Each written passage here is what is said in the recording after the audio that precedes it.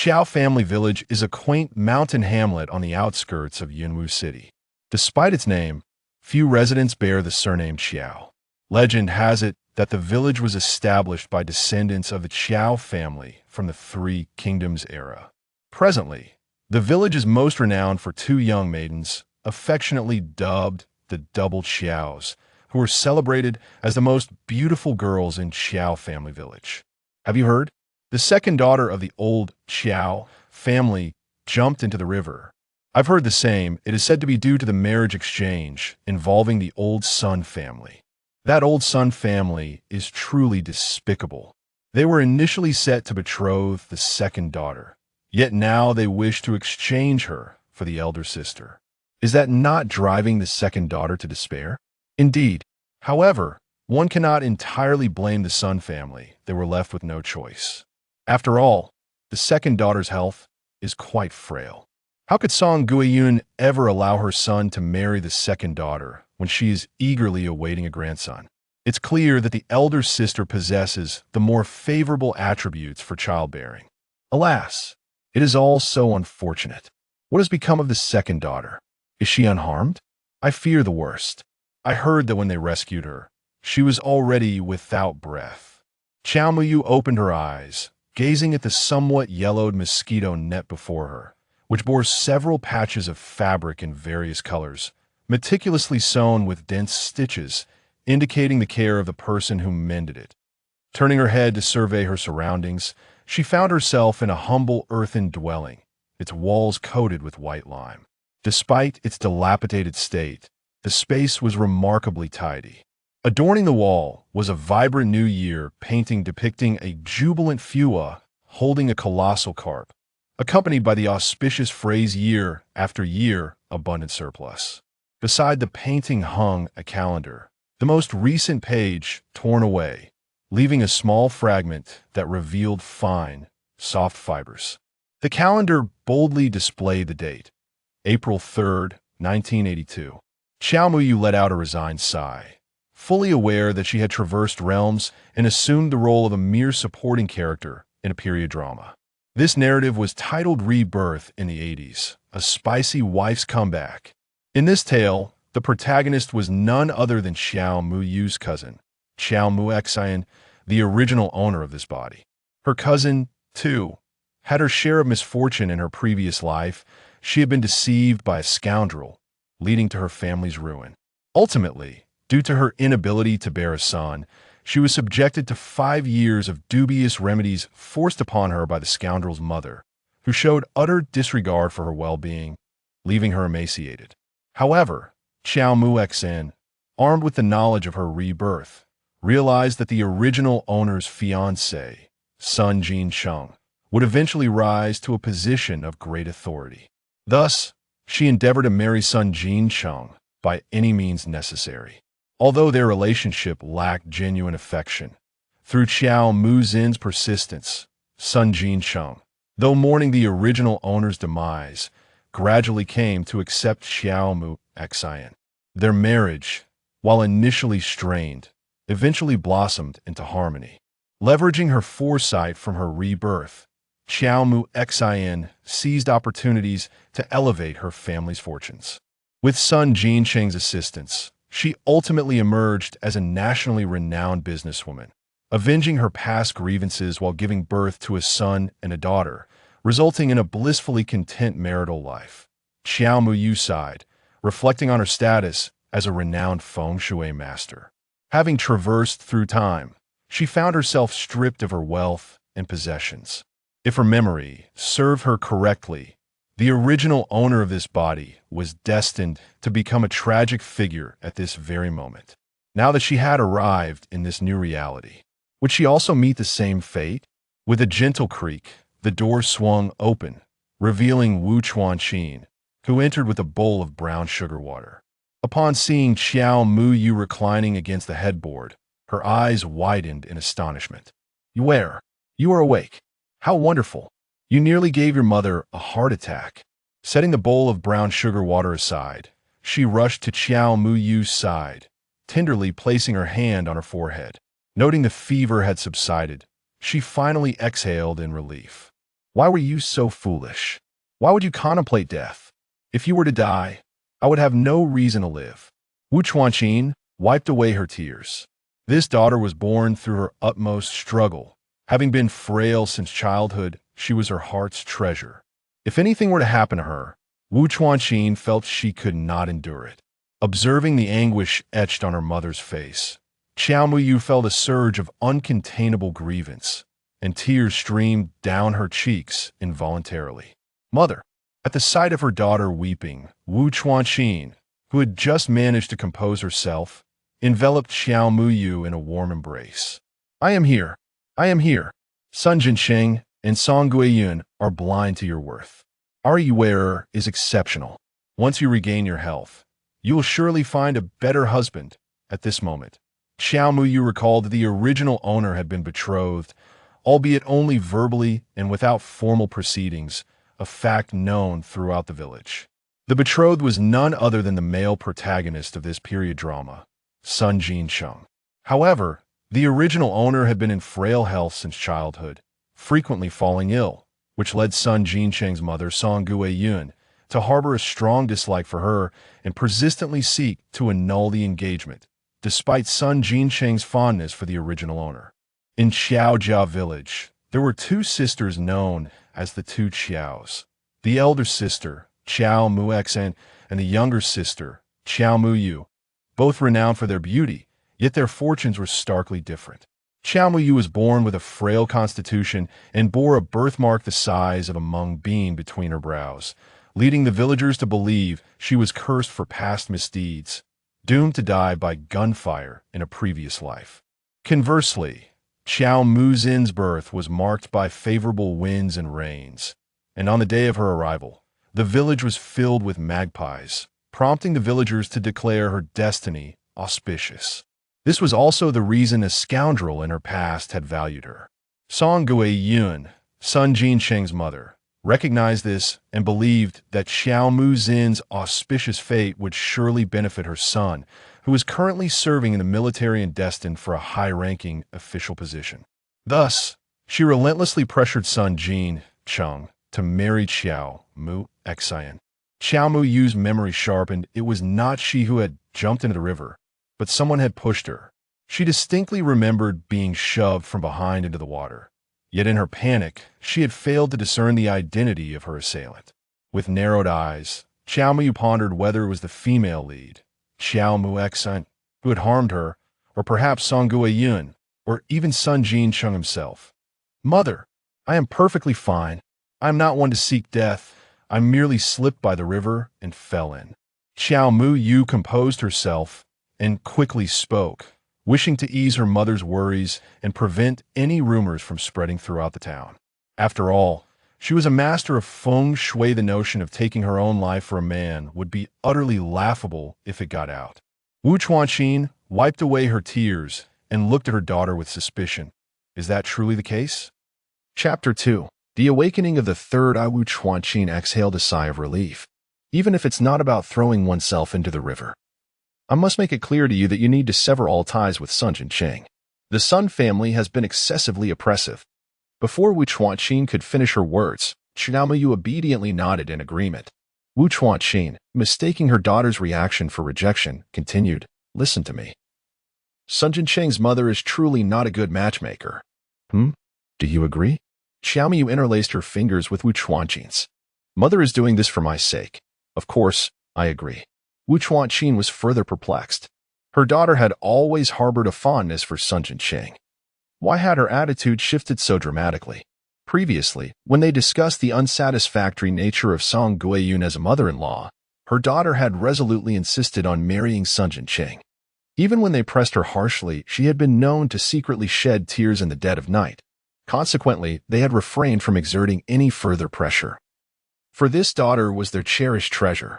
Uncertain whether her daughter was speaking ironically, Wu Chuanqin chose to trust her instincts. Especially seeing that Qiao Muyu appeared to be in good spirits. She lifted a spoonful of brown sugar water and offered it to her daughter's lips. As Qiao Muyu took a sip, the sweetness of the brown sugar water enveloped her senses, bringing a delightful warmth to her heart. "Chuanqin, has the second girl awakened?" A voice, slightly weathered with age, resonated from the doorway. An elderly woman clad in a gray-blue cotton coat entered the room. Xiao Muyu immediately recognized her as Grandma Wu from next door, a close family friend from Wu Village, who had always been exceptionally kind to her, often sneaking her candies and pastries. "Aunt Wu, why are you here? You haven't been well these past few days. You ought to rest more." Wu Chuanqin set down the brown sugar water and approached. Grandmother Wu revealed her hands from behind her back, holding a chicken. "This is for you, my dear you, to nourish your health." Grandmother Wu was also quite indignant. "I have but this one hen. If you don't want it, I shall never come to your home again. Nor shall I ask your Daling to fix my roof. Let the rain drench me to death." Wu Chuanqin was left speechless, while Xiao Muyu stifled a laugh. Grandmother Wu was indeed a playful old soul. Seeing Wu Chuanqin accept the chicken, Grandmother Wu finally smiled, turning her gaze to Xiao Muyu seated on the bed. "How are you, my dear you?" With a cheerful smile, Xiao Muyu replied, "I am well. Grandmother Wu, please take a seat." Grandmother Wu, gazing at the beaming Xiao Muyu, couldn't help but smile back. She had always held a fondness for the second daughter of the Qiao family, who was so sweet and particularly beautiful when she smiled. The young men in the village were all enamored with her, had it not been for her health concerns. She could surely find a man far better than that good-for-nothing Sun Jincheng.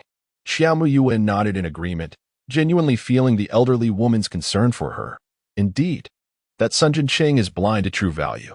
You will find someone far better and infuriate that Song Guiyun.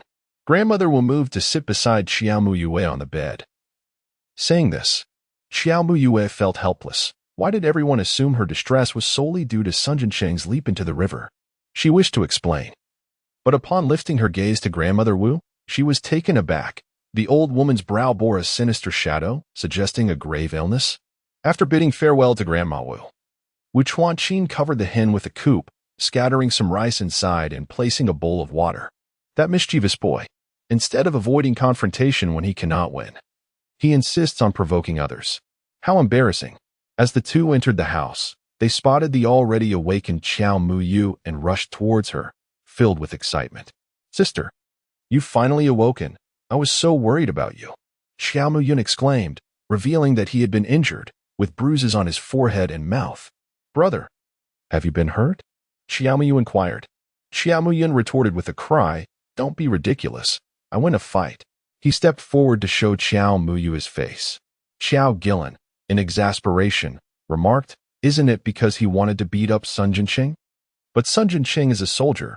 How could he possibly win?" In the end, he didn't even land a hit and ended up falling flat on his face. Wu Chuanqin, both amused and exasperated, contemplated scolding him, but, upon seeing the bruise on her son's forehead, lightly patted his back, saying, "Go wash up and eat. Your father will bring out some medicine for you to apply later."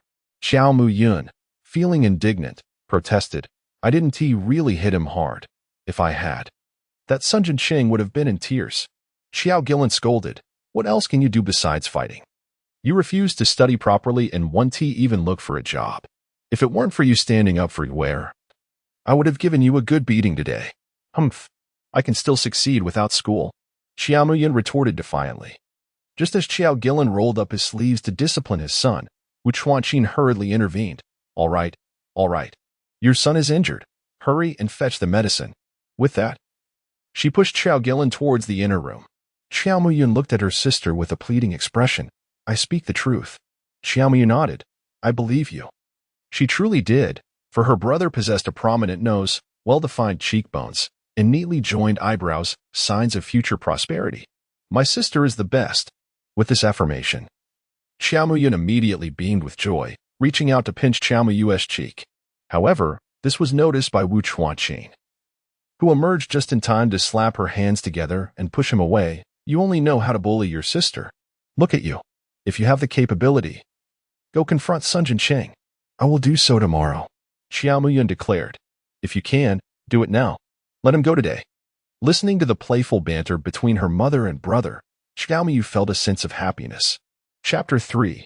Grandma Wu falls ill that night. Xiao Muyu tossed and turned in bed. The illness that had settled between Grandma Wu's brows had intensified throughout the day, and if her predictions were accurate, something would happen that very night. Cautiously, she rose and made her way to the main room. Peering through the crack in the door, she noticed a faint light still flickering in her parents' room. She leaned in closer, straining to hear their voices within. Nonsense.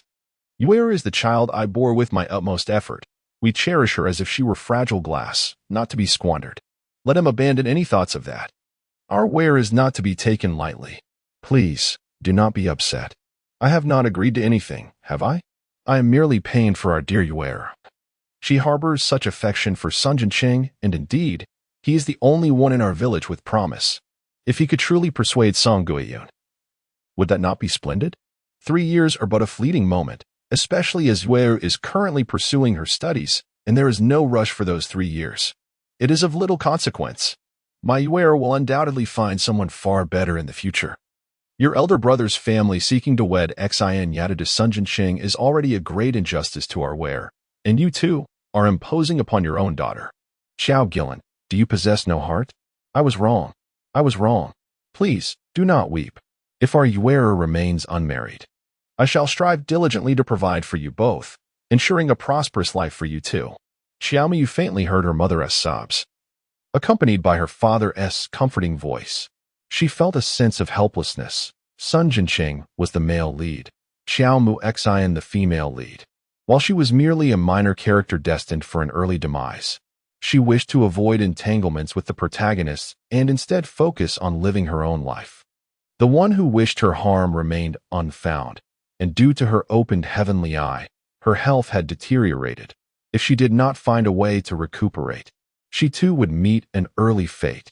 How could she possibly muster the energy to contend with Sun Jincheng? With this thought, Xiaomu tread lightly towards the chicken coop beside the hall. The hen, sent by Grandma Wu, lay within, and upon sensing movement, became agitated, flapping its wings and producing a clattering sound.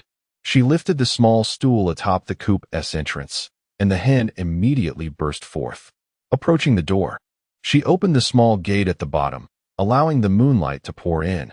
The hen, seeing the light, clucked excitedly before dashing out into the night. Xiao Miwe hurriedly entered her room and closed the door, the commotion from the hen immediately drawing her parents' attention. She then heard her mother, Wu Chuanqin, exclaim, "Gillen, come out quickly and catch the chicken. It has escaped from the coop." Xiao Miwe pretended to push open her door and walked into the living room, asking Mom, "What is the matter?" Upon seeing her daughter, Wu Chuanqin quickly replied, "You should go back inside and lie down. You're not well. And we Wu and T want you to catch a chill. It's just that the chicken sent by your grandmother has run away. So I'm off to find your father to help catch it." Just then, Xiao Gillen emerged, dressed and ready, urging, "Yuer, listen to your mother. Go lie down." Wu Chuanqin nodded. "Yuer is right. I will accompany you." She donned her coat and took out a flashlight, and the two made their way toward Grandmother Wu's house. Xiao Miue stood at the entrance, gazing in the direction of her grandmother's home, contemplating to herself, "It should be about time now." Without waiting for Xiao Miue to respond, she dashed off in haste. It wasn't until the early hours of the morning that Xiao Miue finally dozed off, only to awaken later to find her mother sweeping the living room. She dressed quickly and emerged to see her mother serving porridge and pickled vegetables, her eyes slightly darkened, clearly having lost sleep the previous night. "How is Grandmother Wu?" Xiao Miue inquired. Wu Chuanqin swiftly ladled some porridge into a bowl for her daughter, saying, "The doctor mentioned it was a mild stroke, but thankfully we got her to the hospital in time. Otherwise, it could have been dire. You should eat while it's hot. I still need to take some food to your grandmother." Accepting the chopsticks handed to her by Wu Chuanqin, Xiao Miue felt a sense of relief and asked, "Where's Dad?" Wu Chuanqin answered as she stepped out with the porridge in hand. Upon hearing that Grandma Wu was fine, Xiao Miu felt a significant lift in her spirits, even indulging in an extra bowl of porridge. After finishing her breakfast, she washed the dishes and poured the leftover water into the courtyard. The chickens in the yard flapped their wings, eagerly searching through the water for grains of rice. "Is anyone home?" A voice rang out from the courtyard as Xiao Mu was tidying up in the kitchen. She set down the broom and stepped outside. "Yes." Upon recognizing the person in the courtyard, her brows furrowed slightly. It was Sun Jincheng. Despite having encountered many handsome men, Xiao Muyu couldn't help but acknowledge that Sun Jin Chung was indeed impressive, with his thick brows, bright eyes, and a tall, upright figure clad in military attire that accentuated his appeal. No wonder the protagonist of the book, Xiao Mu-Xian, went to great lengths to marry him. It was also no surprise that the original owner of her body held such affection for him. Sun Jin Cheng's eyes brightened upon seeing Xiao Muyu. "Where? Are you all right? I heard you fell into the water yesterday and was quite worried, so I came to check on you first thing this morning." Xiao Muyu smiled faintly. "You certainly were worried, coming over today after hearing the news yesterday. Perhaps Sun Jin Chung has some feelings for Xiao Muyu, but not to an extent that truly merits the original owner's affection." "I'm fine." Sun Jin Chung hurried over, reaching out to grasp Xiao Muyu's hand, but she retreated a few steps to avoid him. Sun Jin Chung was taken aback. "Where? Are you angry? You've already agreed to be engaged to my cousin, so we should maintain some distance." Upon hearing this, Sun Jincheng appeared deeply hurt. "It is you I cherish, not your cousin. It is my mother who coerces me. She threatened to hang herself with a rope, leaving me with no choice." Xiao Muyu's heart was filled with derision. "So, am I to forgive you? Should I then wait for you?" The title of brother-in-law rendered Sun Jincheng incredulous as he gazed at Xiao Muyu. Chapter 4. Xiao Mu-Xian. "Please do not be angry. I promise you, if you wait for me for 3 years, I will undoubtedly marry you." Sun Jincheng presumed Xiao Muyu was upset, hence her use of the term sister-in-law. He attempted to approach her once more, but Xiao Muyu furrowed her brows, her smile fading. She evaded him, preparing to clarify her stance. "I am no longer the Xiao Muyu of the past. In my youth, I was naive. Though our families spoke of an engagement, it was never formalized. Thus we hold no bond. Now that you are about to be betrothed to my cousin, I genuinely wish you both well. Since you are already her fiancé, let us not dwell on the past." Sun Jincheng shook his head, unable to believe Xiao Muyu's words, dismissing them as mere expressions of anger. He hastily replied, "This engagement is not binding. I am not familiar with Xiao Mu-Xian. Please do not misunderstand." Before he could elaborate further, a broom was swung at him, and he swiftly dodged. Xiao Muyun, having missed her target, approached again with the broom raised. "You dare to come looking for my sister? Do you take me for a fool?" As Sun Jincheng continued to evade her, he implored, "I truly care for you. Please allow me to speak with her." Upon hearing this, Xiao Muyun's expression darkened further, and she rushed forward. Xiao Mai entered the kitchen, carrying a basin of water, and splashed it directly onto Sun Jincheng, who instantly became a drenched chicken. Xiao Muyun let out a cry, dodging the water, and then burst into laughter, exclaiming, "Well done, sister." "Sun Jincheng, are you trying to drive me to my demise? If you continue to make a scene, do you wish for the entire village to witness my humiliation? Or perhaps you hope for your mother to storm over and create a ruckus? Where do you leave my cousin's dignity?" Xiao Mai scolded sternly. Soaked to the skin, Sun Jincheng felt a pang of hurt upon hearing Xiao Mai's words, then sighed. "You believe me or not, I only want you." With that, he turned and walked away. Xiao Mai sighed in relief, while Xiao Muyun stepped forward, saying, "Sister, don't be disheartened. I will find you someone better." "All right." Xiao Muyun chuckled, feeling much lighter after venting her frustrations. Good news seldom travels far, whereas bad news spreads like wildfire. Just as Xiao Mai began cooking, the gossip quickly spread throughout the village. At the eastern end of Xiao family village, Chun Shuiying overheard the rumors, particularly the subtle mockery from the villagers, which left her feeling quite vexed. She spat in disgust, thinking, "The Sun family truly lacks awareness. Having already engaged with my daughter, they still dare to provoke the second family.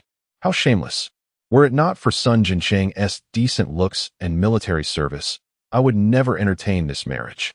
Upon returning home, she slammed the vegetable basket down and yelled towards the inner room, "Eldest daughter, come out and pick the vegetables." Xiao Muxin emerged from the inner room, her face etched with impatience. "I still have homework to do. Let my brother pick the vegetables." She felt that her mother displayed a blatant preference for her son, treating her like mere grass while cherishing her brother Xiao Muhua as if he were a precious gem. Chun Shuiying slammed down the ladle with fervor. What business do you have with books, you little girl? Knowing a few characters is sufficient. Your brother must study diligently to attend university. As for you, focus on preparing for marriage. Xiao Muxin could not be bothered to argue. She had discerned her parents' bias in her previous life, an unwavering preference for boys over girls. She walked directly into the inner room and locked the door. She had no intention of being a housekeeper. This lifetime, she was determined to excel academically and rise above. This daughter, who had once been docile and obedient, now seemed transformed, standing her ground against her parents. With an abrupt motion, Xiao Muxin flung open the door and fixed a cold gaze upon Chun Shuiying. What did you say? Chun Shuiying, startled by her daughter's frigid stare, involuntarily replied, I said your fiancé ran off with someone. At this revelation, Chun Shuiying's anger flared. What else could it be? Early this morning, I went to confront the second family's girl, only to be chased away by their eldest with a broom. My reputation is in tatters. You must bear the blame for insisting on marrying Sun Jincheng. Are there truly no other men in the vicinity? Focusing solely on that Sun family man. What kind of mother-in-law is Song Guiyun? It infuriates me. Xiao Moyue? Xiao Muxin suddenly grasped the crux of the matter. Is Xiao Moyue alive? Chun Shuiying replied curtly, alive, vibrant and lively, still cooking at home. Yet one cannot help but wonder what has transpired at the residence of the second child. Early in the morning, I rushed to attend to Granny Wu, leaving your grandmother unable to locate anyone, and the frustration has been directed towards me. Xiao Muxin was taken aback. Granny Wu is still alive? Chun Shuiying jabbed Xiao Muxin's forehead with her finger. Have you lost your wits from all that studying? What nonsense about being alive or dead? She is perfectly fine. Granny Wu was simply taken to the hospital, and she is not dead. A tumult of emotions surged within Xiao Muxin. She paid no heed to Chun Shuiying's prodding. How could they both still be alive? She distinctly recalled that in her previous life, both individuals had perished on the same day. Xiao Miyu had drowned and succumbed after a night of illness, while Granny Wu had passed away at home the following day. The village had whispered that Xiao Miyu was indeed cursed, taking those around her to their graves. She had thought that Xiao Muyu's death would compel Sun Jincheng to resign himself to their engagement. Yet here she was, confronted with the impossible truth of their survival. Why was it different this time? Could it be that her rebirth had altered the course of events? A wave of trepidation washed over Xiao Muxin as she set aside her book and exited her home. She needed to ascertain the truth of Xiao Muyu's fate. You impudent girl, where do you think you're running off to? Hurry and gather the vegetables. Chun Shuiying shouted after Xiao Muxin's retreating figure. However, Xiao Muxin paid no mind, dashing out of the yard in an instant, leaving Chun Shuiying fuming and stamping her feet. This daughter truly was a source of exasperation.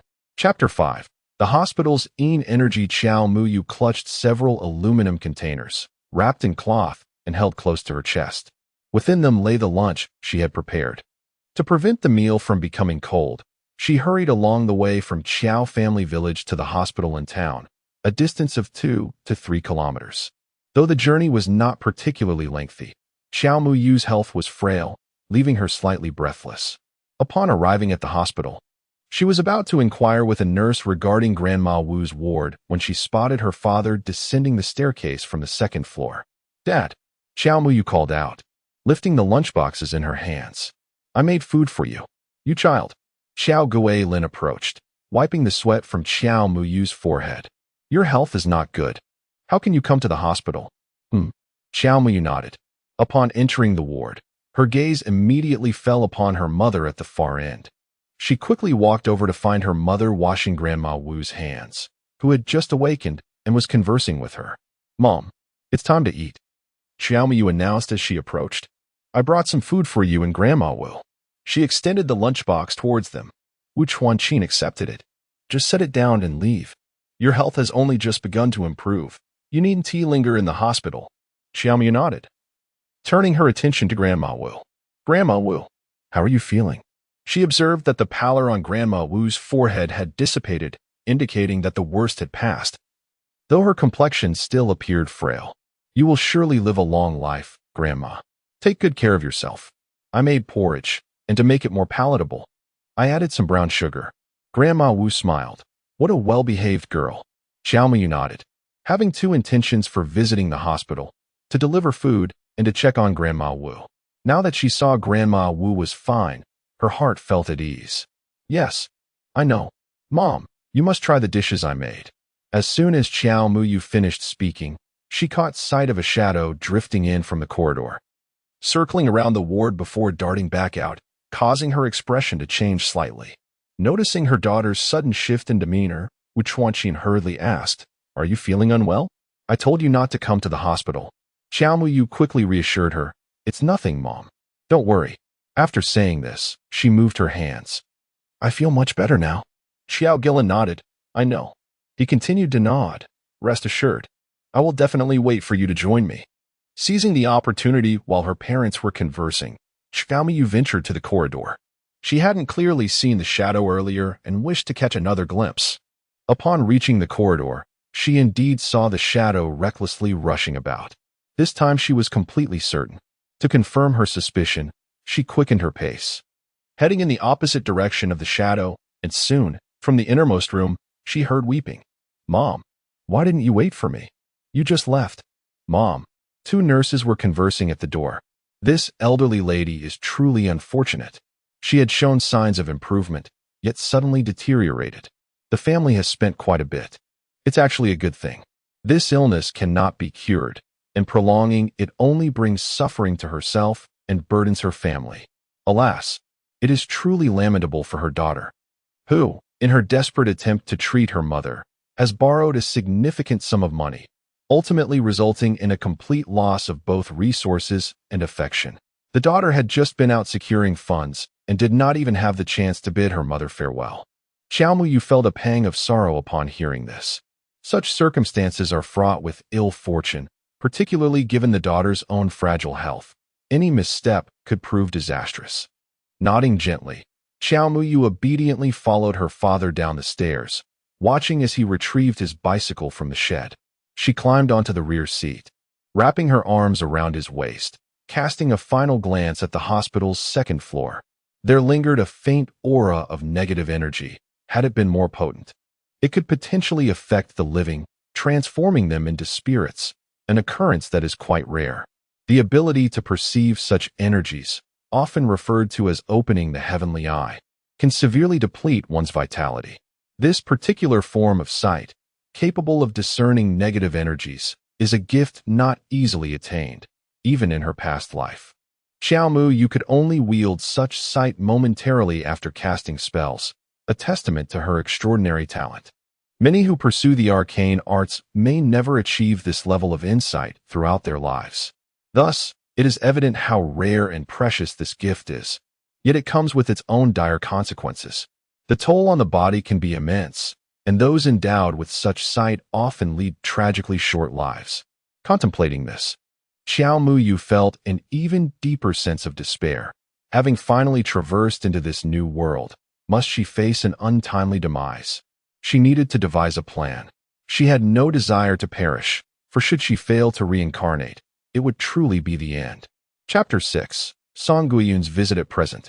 Xiao Mu's body has reached the age of 16. In the original narrative, she met her demise at this very age. However, due to my unexpected journey into this realm, I have interrupted this predetermined fate and prolonged my existence. Yet, this extension can only last until the age of 18, after which I shall inevitably perish. The sole means of altering my destiny lies in defying the heavens. To alter one's fate is no trivial matter. Upon reflection, Xiao Mu discerned two possible pathways. One is to borrow fortune, and the other is to augment it. Borrowing fortune entails forming a marital union with an individual of extraordinary luck, thereby allowing me to draw upon their auspicious energy to transform my own fate and extend my life. This approach bears minimal consequence for myself, but may impose significant repercussions upon the other party, potentially even leading to catastrophe. Hence, unless absolutely necessary, Xiao Mu is reluctant to pursue this option, especially considering that such fortunate individuals are exceedingly rare, akin to finding a needle in a haystack. As for augmenting fortune, the concept is quite straightforward. It involves enhancing one's own luck to extend life. In ancient times, the notion of accumulating virtue through good deeds was widely acknowledged as a simple method of increasing one's fortune. Although performing good deeds would indeed benefit Xiao Muyu, the effect remains limited. Unless one were to engage in a monumental act of charity, such as saving an entire populace, the impact would be akin to a drop in the ocean, given the nature of her unfortunate fate.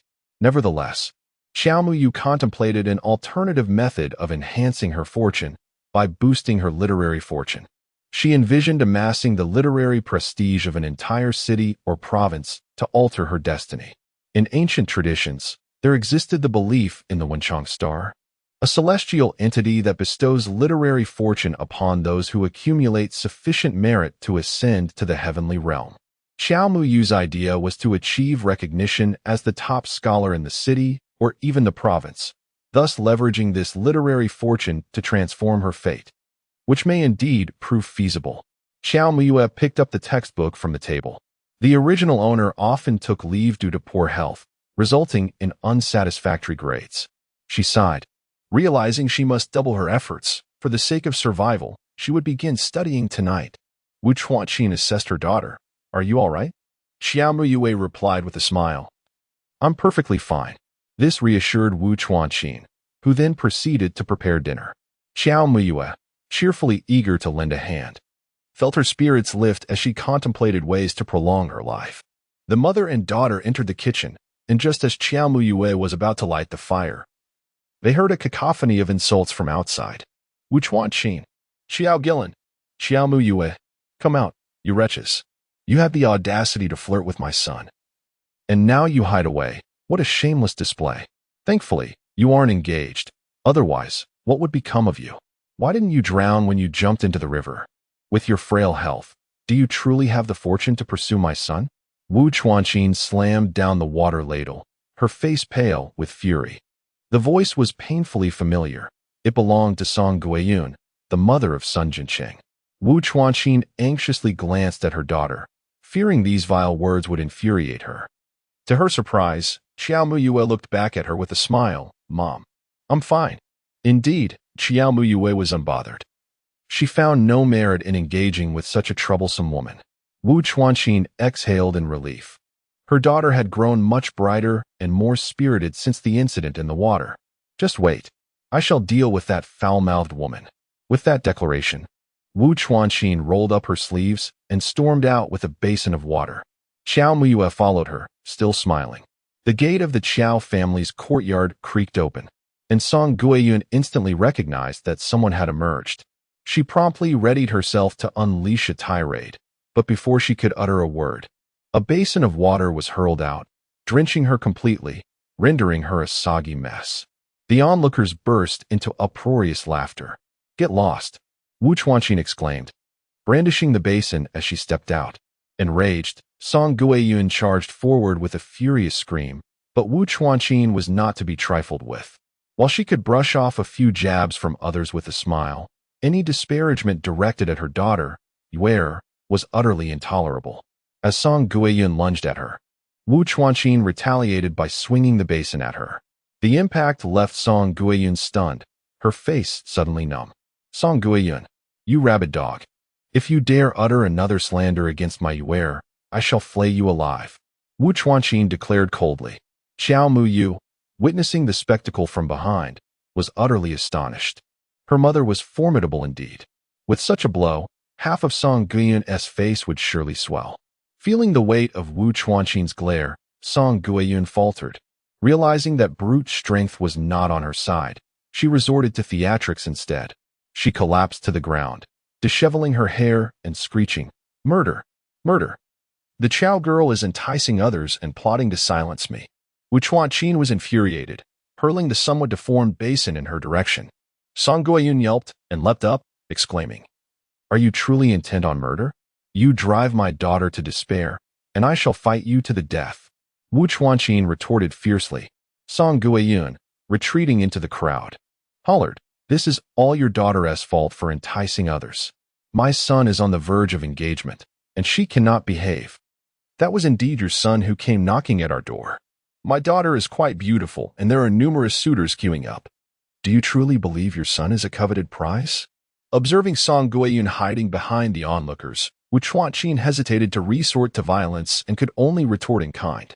My son has already been admitted to a military academy, and in 3 years, upon graduation, he shall be promoted. Even the daughters of high-ranking officials would be eager for his hand, let alone your frail child. Song Guiyun wore a smug expression. Humph. His feet are his own.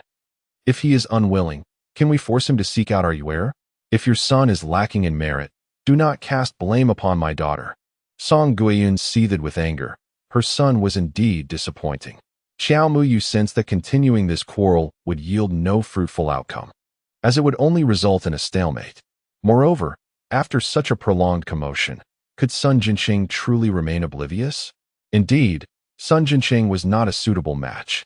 The gathered crowd observed as Xiao Muyu stood gracefully at the entrance, her hair styled in twin braids, clad in a simple yet elegant cotton coat that surpassed the attire of the other village girls. Her eyes sparkled with life, seemingly possessing a voice of their own, perhaps due to an extra touch of vitality today, making her more enchanting than usual. Several young men were left mesmerized, and even Song Guiyun could not deny the undeniable beauty of Xiao Muyu. Chapter 7. A visit to the ancestral home who truly lacks face? Is it not you who is devoid of dignity? My son Jinqing is a fine young man destined for greatness, Song Guiyun proclaimed. Xiao Muyu replied, I have made my stance clear to Sun Jinqing. He is his own person, and I am mine. We have never been intertwined, and in matters of marriage, neither of us impedes the other.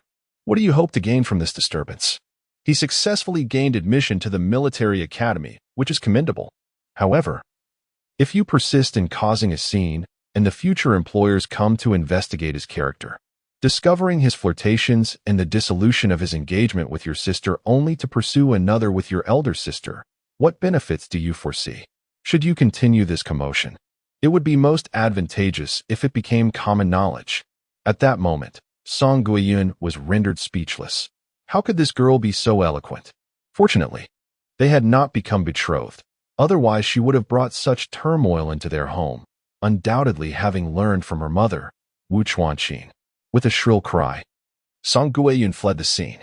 Sun Xiang looked at Wu Chuanqin and Xiao Muyu and remarked, Sisters of the Wu family, I sincerely apologize. My wife is rather foolish. Please do not take offense. Wu Chuanqin replied with a smile, It's quite all right. Xiao Muyu remained silent, amusement flickering in her eyes. Sun Xiang had long been amidst the crowd, reveling in the spectacle, only stepping forward due to the potential repercussions for his son's future. Otherwise, he would have remained to enjoy the scene, hardly a commendable character. After speaking, Sun Xiang smiled and hurried off in pursuit of Song Guiyun. As the excitement dissipated, the crowd began to disperse. A few young men lingered, their eyes fixed on Xiao Muyu, prompting Wu Chuanqin to cast a disapproving glance in their direction before ushering her daughter indoors. Mother, you are magnificent, Xiao Yuyun exclaimed as they entered. Wu Chuanqin shot him a stern look. You useless boy. Your sister is being bullied, and you do not even think to protect her. I cannot strike a woman. Had it been a young man, I would have seized my weapon and confronted him directly. Xiao Yuyun retorted with a grin, stepping forward to offer his mother a massage. Mother, you've worked hard. Allow me to pamper you. Xiao Gillen chimed in. Indeed, it has been a tiring day. Please, let me prepare dinner tonight. With that, he rolled up his sleeves and began to wash the rice. Wu Chuanqin cast a disapproving glance at the father and son, exclaiming, You two are always trying to deceive me. Dad, I'll assist you. Xiao Muyu chimed in, beginning to gather vegetables as well. Xiao Gillen rose and replied, Very well. Curiously, Xiao Muyu inquired, Where are you headed? Wu Chuanqin shot a glare at Xiao Gillen, saying, Isn't it obvious? Your grandfather and grandmother are dividing the land. If it weren't for my concern about your father's naivety, I wouldn't even consider going. Upon mentioning this matter, Xiao Muyu understood well. Her paternal grandparents had 3 sons. The eldest, Xiao Guiming, who is the father of the female protagonist Xiao Muxin. The second, Xiao Gillen, her own father, Both were genuine farmers who had always lived in Qiao family village. The youngest, Qiao Guishan, had pursued education for a few years and later obtained a teaching certificate, securing a position at a school in the town. Due to the stable job of the youngest, he did not require any share of the inheritance, instead promising to provide a portion for their support. Consequently, the land and ancestral home would be divided between the eldest and the second. Previously, during the distribution of the ancestral home, the eldest had taken advantage, much to Wu Chuanqin's displeasure. Thus, she was determined to accompany them for this land allocation. "I'll join you as well," Xiaomu declared. Wu Chuanqin shook her head. "It's late. You might catch a chill." After some consideration, she relented. "Fine, you can come along." "And you?" she casually inquired of her son. Xiao Moyin smiled. "I have arranged to meet Xiao San at the village entrance to see if we can catch some wild chickens." Upon hearing this, Xiao Gillen scolded. "Always up to mischief. If you don't find a job next month, I'll break your legs." With that, Xiao Moyin dashed out. Xiao Moyu chuckled softly, acknowledging her brother's capricious nature, yet recognizing the necessity for him to cultivate a sense of stability, lest he be led astray by the influences of society. "Never mind. I'll set that aside for now," Wu Chuanqin remarked. Xiao Guilin, feeling helpless, pondered how this son could truly vex him, while his daughter remained the most considerate. As dusk approached, the trio made their way towards the ancestral home. Xiao Muyu insisted on accompanying them, eager to discern certain matters. It was reasonable to surmise that her innate abilities must have some ancestral connection. Having discreetly observed her parents' features, she noted they did not possess the countenance of the affluent, being rather ordinary individuals. Thus, she hoped to uncover any clues during their visit to the ancestral abode. Upon their arrival, the elderly couple awaited them in the main hall. Spotting Xiao Muyu, the matriarch waved, calling out, "Yuer, come here. Your third uncle has brought you some white rabbit candy." With a bright smile, Xiao Muyu greeted, "Grandfather, grandmother." In her memory, the elderly couple of the Qiao family were exceptionally warm-hearted, never causing strife among the three daughters-in-law, who were all quite dutiful. The grandparents treated their numerous grandchildren with equal affection. Xiao grandmother rummaged through her pocket and produced a small cloth pouch adorned with a butterfly knot. Carefully, she untied the ribbon and revealed several pieces of the coveted white rabbit milk candy. "Try it and see if it's sweet," she urged, handing one to Xiao Muyu. Accepting the candy, Xiao Muyu unwrapped the paper, placing it in her mouth. The rich, milky flavor and delightful sweetness made her squint with pleasure as she exclaimed, "So sweet. Grandmother, you are truly wonderful." Xiao grandmother chuckled. "I'll give you another one, but don't let your brother see." As she spoke, she produced another item and tucked it into Xiao Muyu's shirt pocket. "Mother, don't indulge her," Wu Chuanqin interjected. Xiao Laotai remained unfazed. "She is my granddaughter. I shall indulge her." Xiao Lao Tu and Xiao Guilin chuckled nearby. At that moment, a voice resonated from the courtyard. "I heard the laughter of my second sister-in-law from outside. Is there some delightful news?" The crowd turned to see Xiao Muyu's aunt Chen Chuiying and her uncle Xiao Guisong approaching, accompanied by a girl of similar age to Xiao Muyu, who was none other than Xiao Muxian. Chapter 8. Division of Land. Xiao Muxian was aware that her parents and her second uncle and aunt were coming to her grandmother's house tonight to divide the land. Initially, she had no intention of attending, but after failing to find Xiao Muyu during her visit earlier that day, she thought perhaps Xiao Muyu might come as well, so she decided to give it a try. Indeed, upon entering, she spotted Xiao Muyu nestled in her grandmother's embrace. "Elder brother, elder sister-in-law, you've arrived," Wu Chuanqin greeted them. Xiao Guilin echoed the salutation. Xiao Guisong and Chen Chuiying respectively called out to their parents. "Xian heir is here. Grandmother has some white rabbit milk candy for you. Have a piece." Xiao Laotai smiled and handed her a piece of candy. Xiao Muxian exclaimed, "Grandfather, grandmother." Upon seeing this, Xiao Lao Tu remarked, "Since you are here, let us proceed to the main room for the division." Rising, he led the way, and everyone followed. Xiao Muxian accepted the white rabbit milk candy from her grandmother and promptly pocketed it. She had consumed enough of these delights in her past life to find them excessively sweet. She stole a glance at Xiao Muyu and could not help but concede that Xiao Muyu indeed deserved to be known as one of the double Xiaos alongside her. With delicate features and fair, tender skin that seemed to radiate light beneath the lamp, it was evident that she would only grow more beautiful with time. It was no wonder that Sun Jincheng was utterly infatuated with her when she had married that scoundrel in her past life. She had heard that Sun Jincheng remained unmarried, still harboring thoughts of this girl. "What are you looking at, cousin?" Xiaomu Xian pondered, distracted by her thoughts. When Xiaomu inquired beside her, startled, she turned to face Xiaomu, who was gazing at her with eyes ablaze, shimmering with an almost ethereal light as if they could see right through her innermost thoughts. The red birthmark on her brow added an unsettling aura, compelling her to instinctively avert her gaze. "It's nothing. I heard you fell into the water. Are you feeling better?" Xiaomu felt a throbbing sensation in her forehead.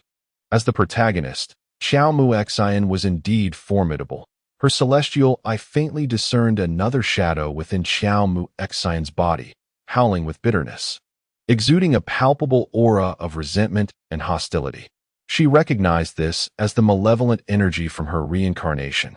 The intensity of this dark energy was overwhelming, and Xiaomu hoped that Xiaomu Xian would adhere to the trajectory laid out in the original narrative. In the original story, although Xiaomu Xian had resorted to manipulation for revenge, she had not caused any significant harm. Thus, it was best to proceed normally. Any deviation could unleash unforeseen consequences from this ominous energy. Certainly, Xiaomu had no intention of provoking her cousin. She did not wish to interfere in her cousin's quest for vengeance. However, if this cousin were to trouble her, she would not hesitate to impart a lesson. After all, the other party had merely been reborn, while she had read novels about rebirth, possessing knowledge that surpassed her cousin's own. "You sisters have your conversation. I shall go speak with your parents," Elder Qiao announced, rising to move towards the main room. "Indeed," Xiaomu replied with a smile, nodding her head. Xiaomu Xian echoed her response. Yet the sight of Xiaomuyu's beaming face was particularly irksome to her. "Muyu, you do not resent my engagement to Sun Jincheng, do you?" Xiaomu Xian inquired, closely observing Xiaomuyu's expression, hoping to glean some insight from her demeanor. Xiaomu maintained her cheerful facade, replying, "This has nothing to do with me. My family and the Sun family are not truly engaged. It was merely a jest. I have no affection for Sun Jincheng, so please do not take offense, dear cousin." A cold smile crept into Xiaomu Xian's heart. This foolish girl. You do not fancy Sun Jincheng? Little do you know the remarkable person he is destined to become. There will come a time when you will regret your indifference. In fact, she now wished for her cousin to live a long life, for in 10 years' time, regret would surely gnaw at her insides. "Hearing you say that puts my mind at ease, for I had been worried you might be upset." Xiaomu chuckled lightly, just by observing Xiaomu Xian's countenance. She could infer the thoughts swirling within her mind. Yet, she remained unfazed. However, her cousin's smug demeanor was quite irksome. She had perceived the character flaws while reading novels, and they were even more pronounced in reality. Nonetheless, given her cousin's unfortunate past life, she chose not to hold it against her. "Dear cousin, please sit for a while. I shall take a stroll after my meal to aid digestion," said Xiaomu, rising to wander around the ancestral home. This ancestral residence, reputed to be over a century old, was erected when the ancestors of the Qiao family first settled in Qiao village. Its antique charm was evident. Yet years of neglect had led to leaks in certain areas. In her memory, the three brothers of the Qiao family had always desired to build a new house for their elderly parents to retire in, but the couple had steadfastly refused, choosing instead to remain in the ancestral home. Watching Xiaomu retreat in distress, Xiaomu Xian felt a sense of triumph. She had always suspected that Xiaomu was merely putting on an act. It was clear that she harbored feelings for Sun Jincheng, whose imposing stature was far superior to that of the scoundrel from her previous life. As Xiaomu meticulously examined the layout of the ancestral home, it became apparent that their forebears had indeed consulted a skilled feng shui master. The house faced south, the entrance revealed auspicious colors, and it lacked kitchens, toilets, and mirrors, thereby fostering tranquility and nurturing one's spirit. The principle of having auspicious sights upon entering, while avoiding direct views of kitchens, toilets, and mirrors, was a significant aspect of feng shui. The Qiao ancestral home adhered strictly to these principles, explaining the harmonious marriages and thriving offspring of the Qiao family. However, Xiao Miyu felt a twinge of disappointment. It seemed that the ancestral home was not the key to her awakening. If it were, she would not be the only one to have gained such insight. There must be other factors at play. Brother, which one do you truly desire? Is it you who draws lots, or is it Exionaire? Xiao Miyu heard her father, Xiao Guilin, expressing his irritation from the main hall. She hurried a few steps into the main room, where at that moment, the couples of Xiao Guilin and Xiao Guisong were gathered around a table. Xiao Laotu and Xiao Laotai sat on the kong, and on the table lay several crumpled paper balls arranged in various shapes. Her father wore an expression of anger as he glared at the three members of Xiao Guisong's family. Xiao Miyu quietly approached and tugged at her mother's hand, inquiring, "Mother, what is the matter?" Wu Chuanqin, equally incensed, briefly explained the situation upon hearing her daughter's question.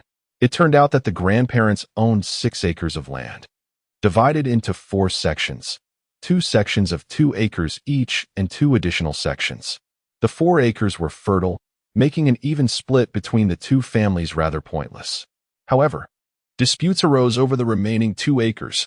One was a fertile plot at the foot of the mountain, while the other was a less productive plot halfway up. The elderly couple decided that the brothers would draw lots, hence the several paper balls were made. Whoever drew the one marked with a circle would claim the fertile land. The 2 brothers were to take turns drawing, and just as Qiao Guisong had finished his turn, it was supposed to be Qiao Guilin's turn next. Unexpectedly, Qiao Muxin seized the opportunity and drew first, fortuitously selecting the very paper marked for the fertile land, which explained Qiao Guilin's furious demeanor. Chapter 9. Cheating Second Brother. Though it was my daughter who drew it, it can still be considered my luck. Qiao Guisong chuckled, clearly in high spirits after winning the fertile plot. We agreed to take turns drawing one at a time. If it weren't for Sheener snatching that one, I would have intended to draw it myself. Qiao Guilin's expression darkened as he spoke the truth.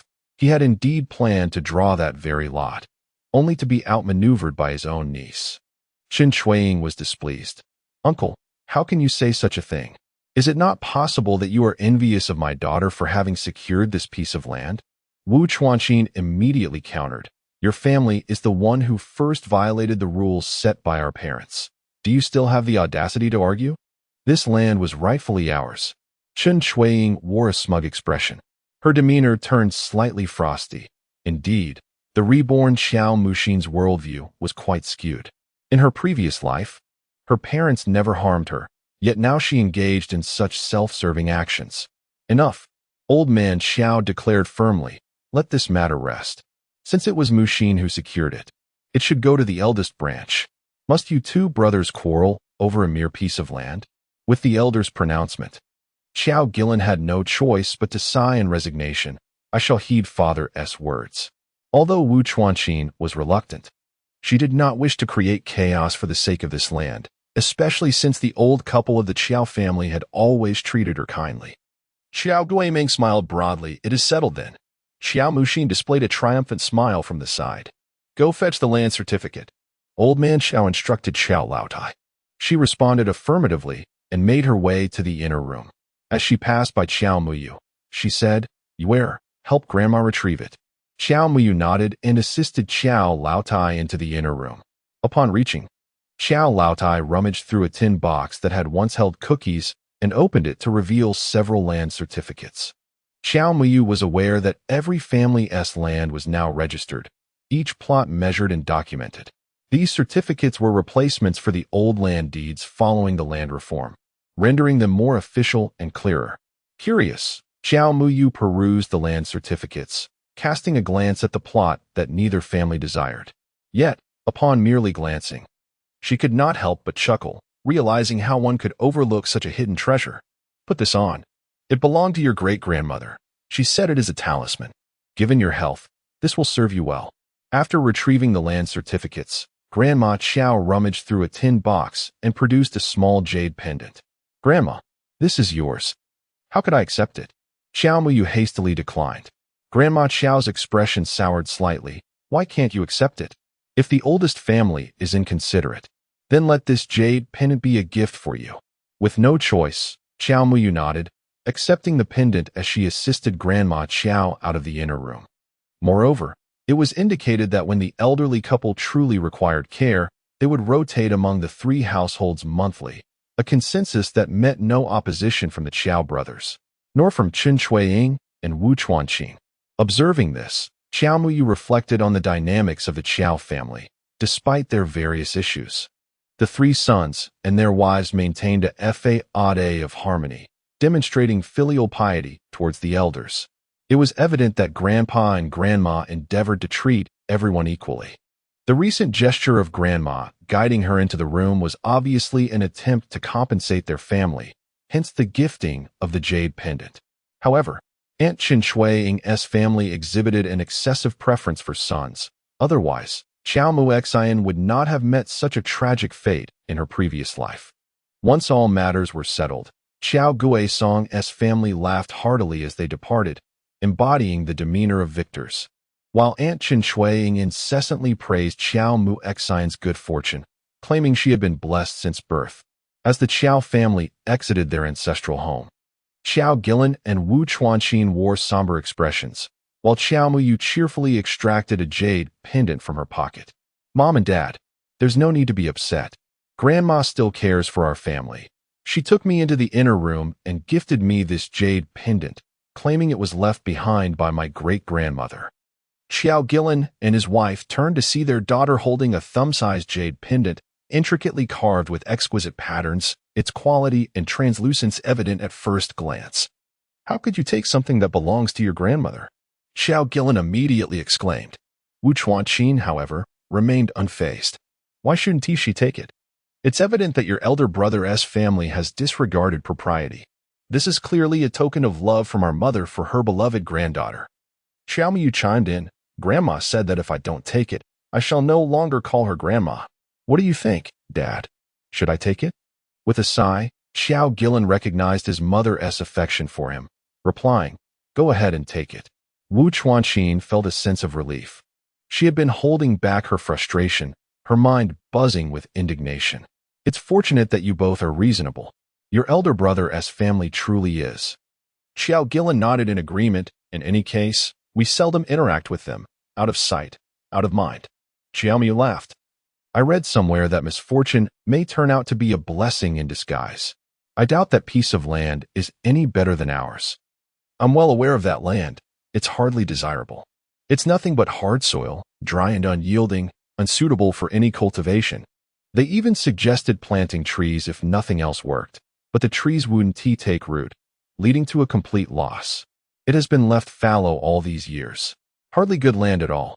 Wu Chuanqing sighed, acknowledging that it was of no use to dwell on the matter since circumstances had already unfolded in such a manner. Moreover, there were indeed 2 parcels of prime land involved. Xiao Muyu found amusement in her heart. Clearly, cultivating crops was out of the question. She glanced at the land certificate, noting the indicated coordinates, and with the recollections of the hillside etched in her memory.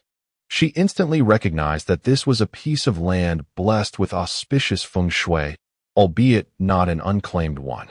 The soil in that field was compacted earth, meticulously forged through countless compressions, rendering it impermeable to water yet devoid of breathability, ensuring that nothing could thrive in it. Xiao Muyu remarked that such matters should not be spoken of in their entirety, merely hinted at.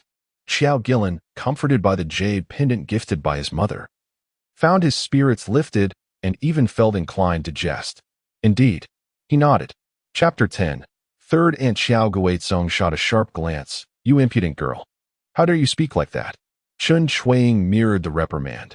Child, your father is merely attending a social gathering. Xiao Muxin chuckled lightly, having offered a well-meaning reminder. Since her mother appeared unconcerned, she decided to disregard the matter. At worst, she would earn her own tuition and, after university, distance herself from this family, preferring to avoid engaging with her parents. Forget I said anything. With that, Xiao Muxin retreated to her room, locking the door behind her. She recalled from her previous life that in just a couple of days, her third uncle would host a gathering. Having recently been appointed as the vice principal of the Central Middle School in Xiangatown, their family's finances had been squandered by her father, leaving them unable to afford the customary gift money, ultimately leading to a humiliating experience of borrowing from the entire village. Chun Shuiying immediately scolded, "That ungrateful girl. I wonder what has come over her, behaving so disrespectfully." Xiao Guisong was indifferent to the affairs of that troublesome girl. After rummaging through the room for a while, he simply exited. When Chun Shuiying entered, she discovered her bookkeeping ledger, which she used to keep track of the money she collected, carelessly tossed onto the bed, devoid of a single cent. With the dawn's embrace, Xiao Muyu stretched languidly, washed up, and had breakfast, only to find Wu Chuanqin gathering eggs into a bamboo basket. "Mother, what are you doing?" Wu Chuanqin counted the eggs in the basket and, after finishing, shot a glare at her daughter. "Fortunately, you didn't disturb me, otherwise I'd have to recount them." Xiao Muyu chuckled softly. "There was a copy of the deed from yesterday's division of property meant for your third uncle. I'm headed to the town to deliver it. Your uncle and aunt have always treated our family well, and since we have a good number of eggs, I thought I'd bring them some." Wu Chuanqin pondered for a moment before agreeing, pleased to have company along the way. After gathering the eggs, they also picked some tomatoes and eggplants from the backyard. Although these items could be found in town, Wu Chuanqin felt more at ease with those grown on their own land. The mother and daughter, carrying their bounty, made their way to the tenement building near Shanghai Central Junior High School.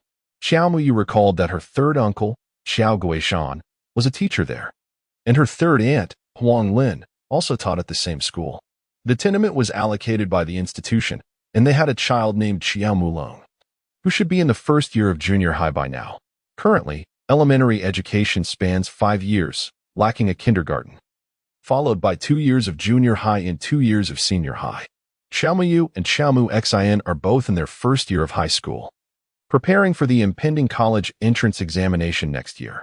However, the original owner often took leave due to poor health, resulting in mediocre academic performance. Contemplating this, Xiaomu felt a profound sense of despair, especially since she had hoped to alter her fate with the help of Zhang Wenyun. Upon knocking on her uncle's door, it was Qiao Mulong who answered.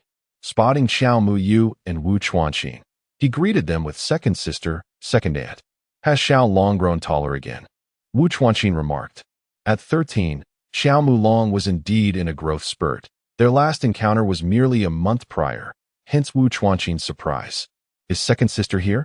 Huang Lin called from the kitchen, peeking her head out. "Second sister, wait for me. Let me wash this bowl first. These two don't bother to tidy up after their meal." Wu Chuanqin replied courteously, "No rush, no rush." Huang Lin was efficient. In a matter of moments, she had cleaned up and stepped out. Upon seeing Xiao Muyu behind Wu Chuanqin, she immediately became warm and welcoming. "Where has come to? It's been ages since you've visited. Your second aunt has missed you dearly." "Hello, second aunt." Xiao Muyu greeted sweetly. Observing her demure demeanor, Huang Lin felt her heart melt. She approached and took Xiao Muyu's hand, then turned to glare at her son. "You didn't even offer a glass of water to your second aunt and second sister. And wash a couple of apples while you're at it. You're behaving like a wooden block. Hurry up." Irritated, Xiao Mulong reluctantly rose from his desk, heading to fetch water for the two women. Huang Lin immediately greeted Xiao Muyu and Wu Chuanqin with a smile, observing Wu Chuanqin carrying eggs and vegetables. With a look of reproach, she exclaimed, "You could have just come without bringing these. It would have been better to leave them for you. Look how thin she has become." Wu Chuanqin retorted. "Where has she become thin? My daughter has clearly been gaining weight recently." Xiao Muyu offered an awkward smile. Indeed, this third aunt was excessively enthusiastic. However, it was understandable, as this third aunt had always desired a daughter, yet she was surprised to have only given birth to Xiao Mulong, a single boy, failing to fulfill her wish. Xiao Mulong had been raised as if he were a daughter, adorned in little dresses and braids, which had almost become a psychological burden for him. In previous years, the third aunt had yearned to have another daughter, but after many years without news, she had given up. "This is all from our own home. We still have plenty. I thought, although you can buy things in town, nothing compares to the freshness of homegrown produce, so I brought a little along. Wu Chuanqin explained. You're just in time. We shall have lunch together, especially since I have no classes this morning. Huang Lin accepted the items. Although they were not of great value, they brought her joy. She then took out the division agreement and handed it to Huang Lin. Huang Lin had previously discussed the matter of inheritance with Qiao Guishan, and she had no objections regarding the specifics of the division and support, as the elderly couple often did not receive care from them. Thus, they did not take anything from the family. Huang Lin glanced at the document, tucked it away, and declared, "We must eat. It's a rare occasion for Yuer to visit, so we simply must have a meal. Otherwise, dear third aunt, I might just get upset." Wu Chuanqin could only respond with a resigned agreement. "You little rascal. Why is it taking so long for you to wash an apple?" Huang Lin called out to Qiao Mulong in the kitchen. Qiao Mulong emerged, holding 2 freshly washed apples. Coming. Auntie, here are the apples." "Thank you, Auntie." Xiaomu took an apple and began to nibble at it. Out of the corner of her eye, she noticed something that caused her expression to shift slightly. How did that thing come here? Chapter 11. Wishes Come True. Xiao Muyu spotted the ominous presence at her aunt's bedroom door. It was the same dark energy she had encountered at the hospital. She was certain she had not mistaken it, for she possessed the gift of clairvoyance. Seizing a moment while her aunt and mother engaged in conversation, she quietly approached Xiao Mulong, who was diligently working on his homework, and pulled out a chair to sit beside him. "Is something the matter?" Xiao Mulong asked, furrowing his brow as he regarded his second sister. His impression of her had never been particularly favorable, though she was beautiful. She appeared so fragile that a mere gust of wind could sweep her away. Whenever he visited Qiao family village, she would sit in a corner, looking meek and despondent. Initially, he had considered playing with her, but her persistent rejections had gradually extinguished his interest in conversing with her. Qiao Muyu was unfazed by Qiao Mulong's aloof demeanor. With a smile, she pointed at the complex math problem he was grappling with. "Would you like me to help you?" Qiao Mulong regarded her with skepticism. "Can you really? This problem is a competition question that Huang Lin specifically selected. Not even our math teacher might be able to solve it." Xiao Muyu chuckled lightly. "Underestimate me, will you? Just watch." With that, she picked up a pen, some scrap paper, and a ruler from the table. This problem, in truth, harbors a trap. While it appears to consist of an equilateral triangle and a quadrilateral, they are, in fact, scaling. One must draw auxiliary lines. As she spoke, she began to sketch, subsequently documenting the steps to the solution. Observe this, and thus, one can derive this degree. And then, such deductions lead us to this angle. Qiao Mulong discovered that the perplexing problem that had troubled him for an entire morning seemed to be as simple as 1 + 1 in the hands of his cousin, who effortlessly arrived at the answer in mere moments. Wait, this knowledge surpasses the scope of your second-year curriculum. Allow me to elucidate it using the concepts you are currently studying. Qiao Moyue resumed her calculations, just as Qiao Mulong was about to protest that it was unnecessary. After all, this problem was not meant for second-year students, but rather for first-year students, intended solely because their mother wished to challenge him before he could voice his thoughts. He observed his elder sister once again engaging in a flurry of operations, simplifying the figures and designating angles. See, this clarifies everything, and thus the answer emerges. Just as before, with a beaming smile, Qiao Moyue felt relieved that she had not faltered, fortunate indeed that she was adept in the arcane arts, skilled in astrology and divination, and proficient in various disciplines. Mathematics was her forte. Even university-level problems seemed trivial to her. "Elder sister, you are remarkable. This problem would take my father quite some time to solve, let alone 2 consecutive methods." Qiao Mulong suddenly realized that this elder sister was entirely different from his previous impression. Though her face remained the same, she exuded a vibrant energy, a palpable liveliness. And even her speech was comforting, as if her entire being radiated light. "Of course, if you encounter anything you don't understand in the future, feel free to seek my assistance." Qiao Muyu chuckled. Qiao Mulong nodded vigorously. Qiao Muyu smiled, realizing that the 13-year-old was indeed quite gullible. As the plan seemed to be nearing completion, she promptly inquired, "Have there been any recent occurrences in your vicinity?" Xiao Mulong, somewhat puzzled by the abrupt topic shift, pondered for a moment before replying, "I haven't heard of anything else, but I know that an elderly lady downstairs has passed away. Her daughter is a colleague of my mother.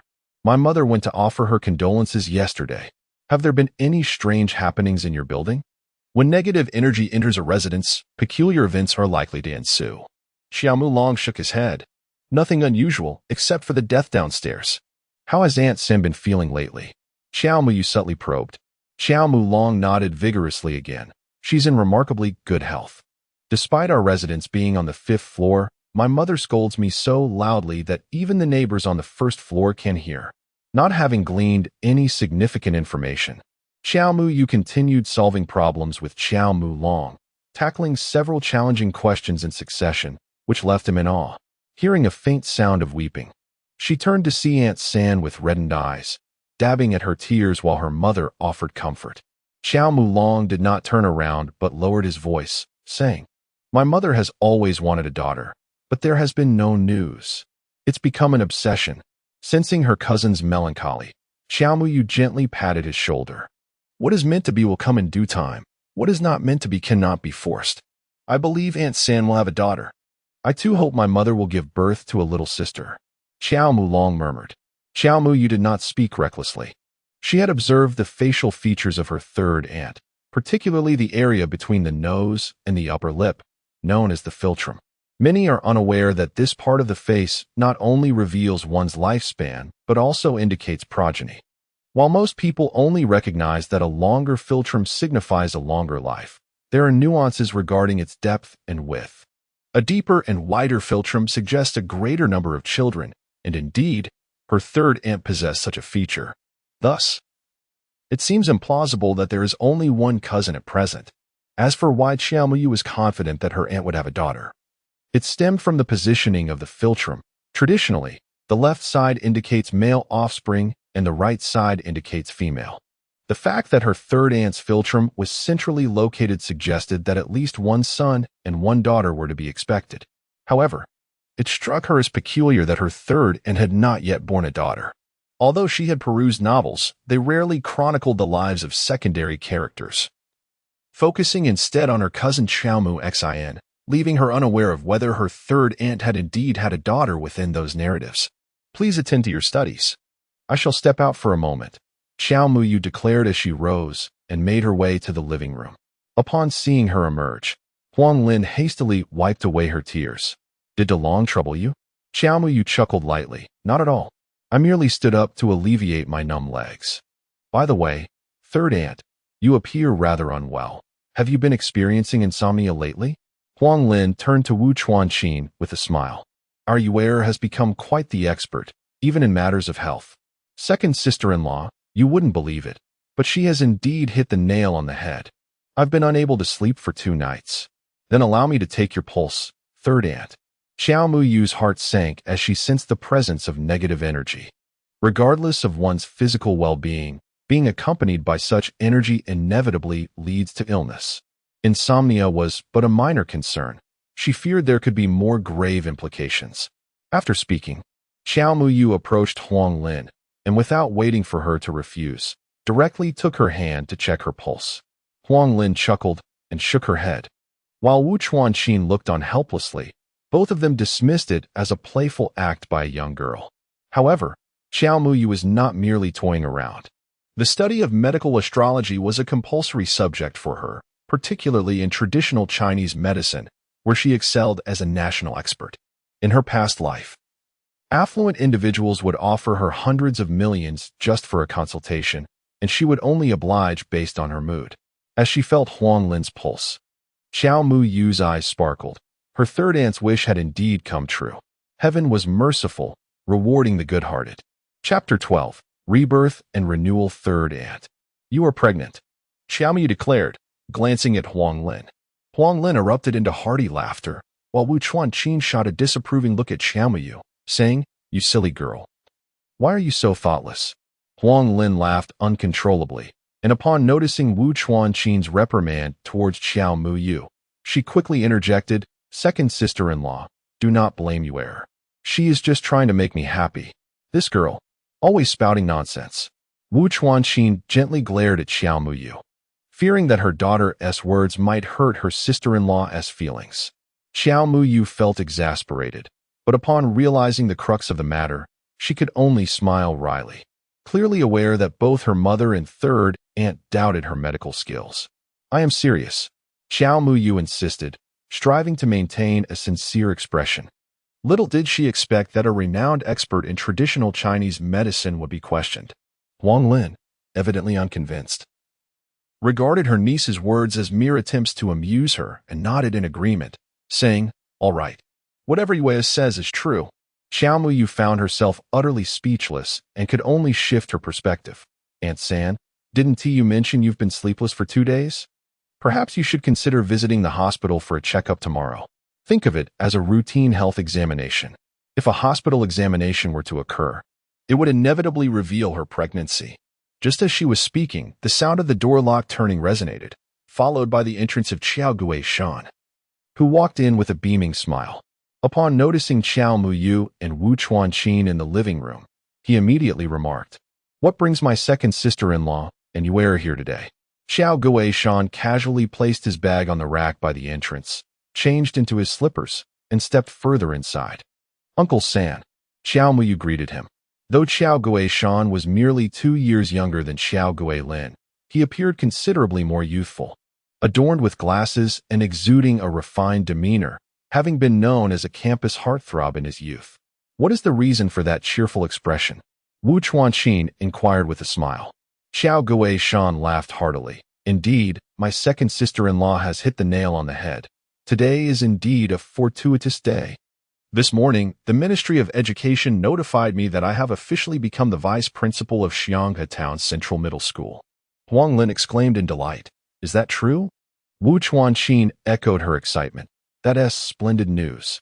Xiao Muyu added, "Congratulations, Uncle San." Xiao Guishan nodded appreciatively. "Thank you. Thank you." Huang Lin promptly said, "Second sister-in-law, you and Yue wait here. Let us celebrate with a special meal today. I shall go buy some ingredients right away." She then set about preparing the meal, with Wu Chuanqin assisting in the kitchen. Before long, they gathered for dinner, which extended into the afternoon, lasting until 2 o'clock. During the meal, Xiao Guishan proposed that they gather the family for a feast at Lu's restaurant tomorrow to celebrate and enjoy each other's company. Huang Lin was undoubtedly supportive, and Wu Chuanqin was certainly willing as well. The relationship with her younger brother had always been amicable, and now that he had achieved success, she felt genuine happiness for him. In the afternoon, after Huang Lin left for school, only Xiao Muyu and Xiao Mulong remained at home. Xiao Mulong began to sift through numerous challenging math problems, and once again, Xiao Muyu showcased her prowess, leaving her cousin utterly astonished. In just one afternoon, Xiao Mulong had completely become an admirer of Xiao Muyu. During this time, Xiao Muyu observed that the ominous presence continued to linger in the bedroom of her third aunt, devoid of any other disturbances. By evening, Huang Lin instructed Xiao Guishan to share a room with Xiao Mulong, while she herself took Xiao Muyu to the master bedroom. However, Xiao Muyu felt uneasy, prompting Huang Lin to present a newly made quilt, saying, "This quilt is prepared for that rascal DeLong. You may use it for now." Xiao Muyu gratefully responded, "Thank you, third aunt." The father and son exchanged glances, feeling helpless at Huang Lin's evident joy, and obediently retreated to the cramped little bed in the secondary room. That night, Huang Lin held a conversation with Xiao Muyu as they drifted into slumber, gently caressing her small face. Xiao Muyu felt a wave of embarrassment but recognized that her third aunt genuinely adored girls. Nevertheless, the enthusiasm was somewhat overwhelming. So Xiao Muyu pretended to be weary and feigned sleep.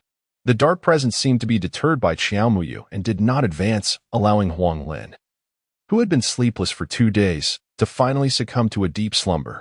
In the latter part of the night, the audacity of the ominous presence appeared to increase. It cautiously approached the bedside, hovering directly above Huang Lin before ultimately settling at her abdomen. In the darkness, Xiao Muyu suddenly opened her eyes, yet her breathing remained unchanged.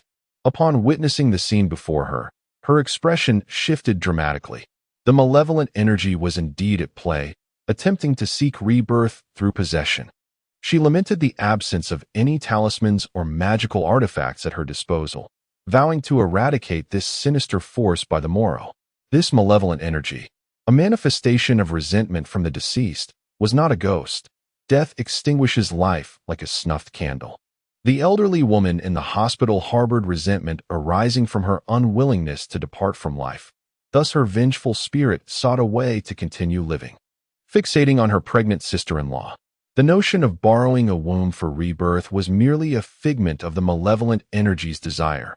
Moreover, this dark force could adversely affect the fetus, potentially leading to miscarriage, and even if the child were born, it would likely face premature death.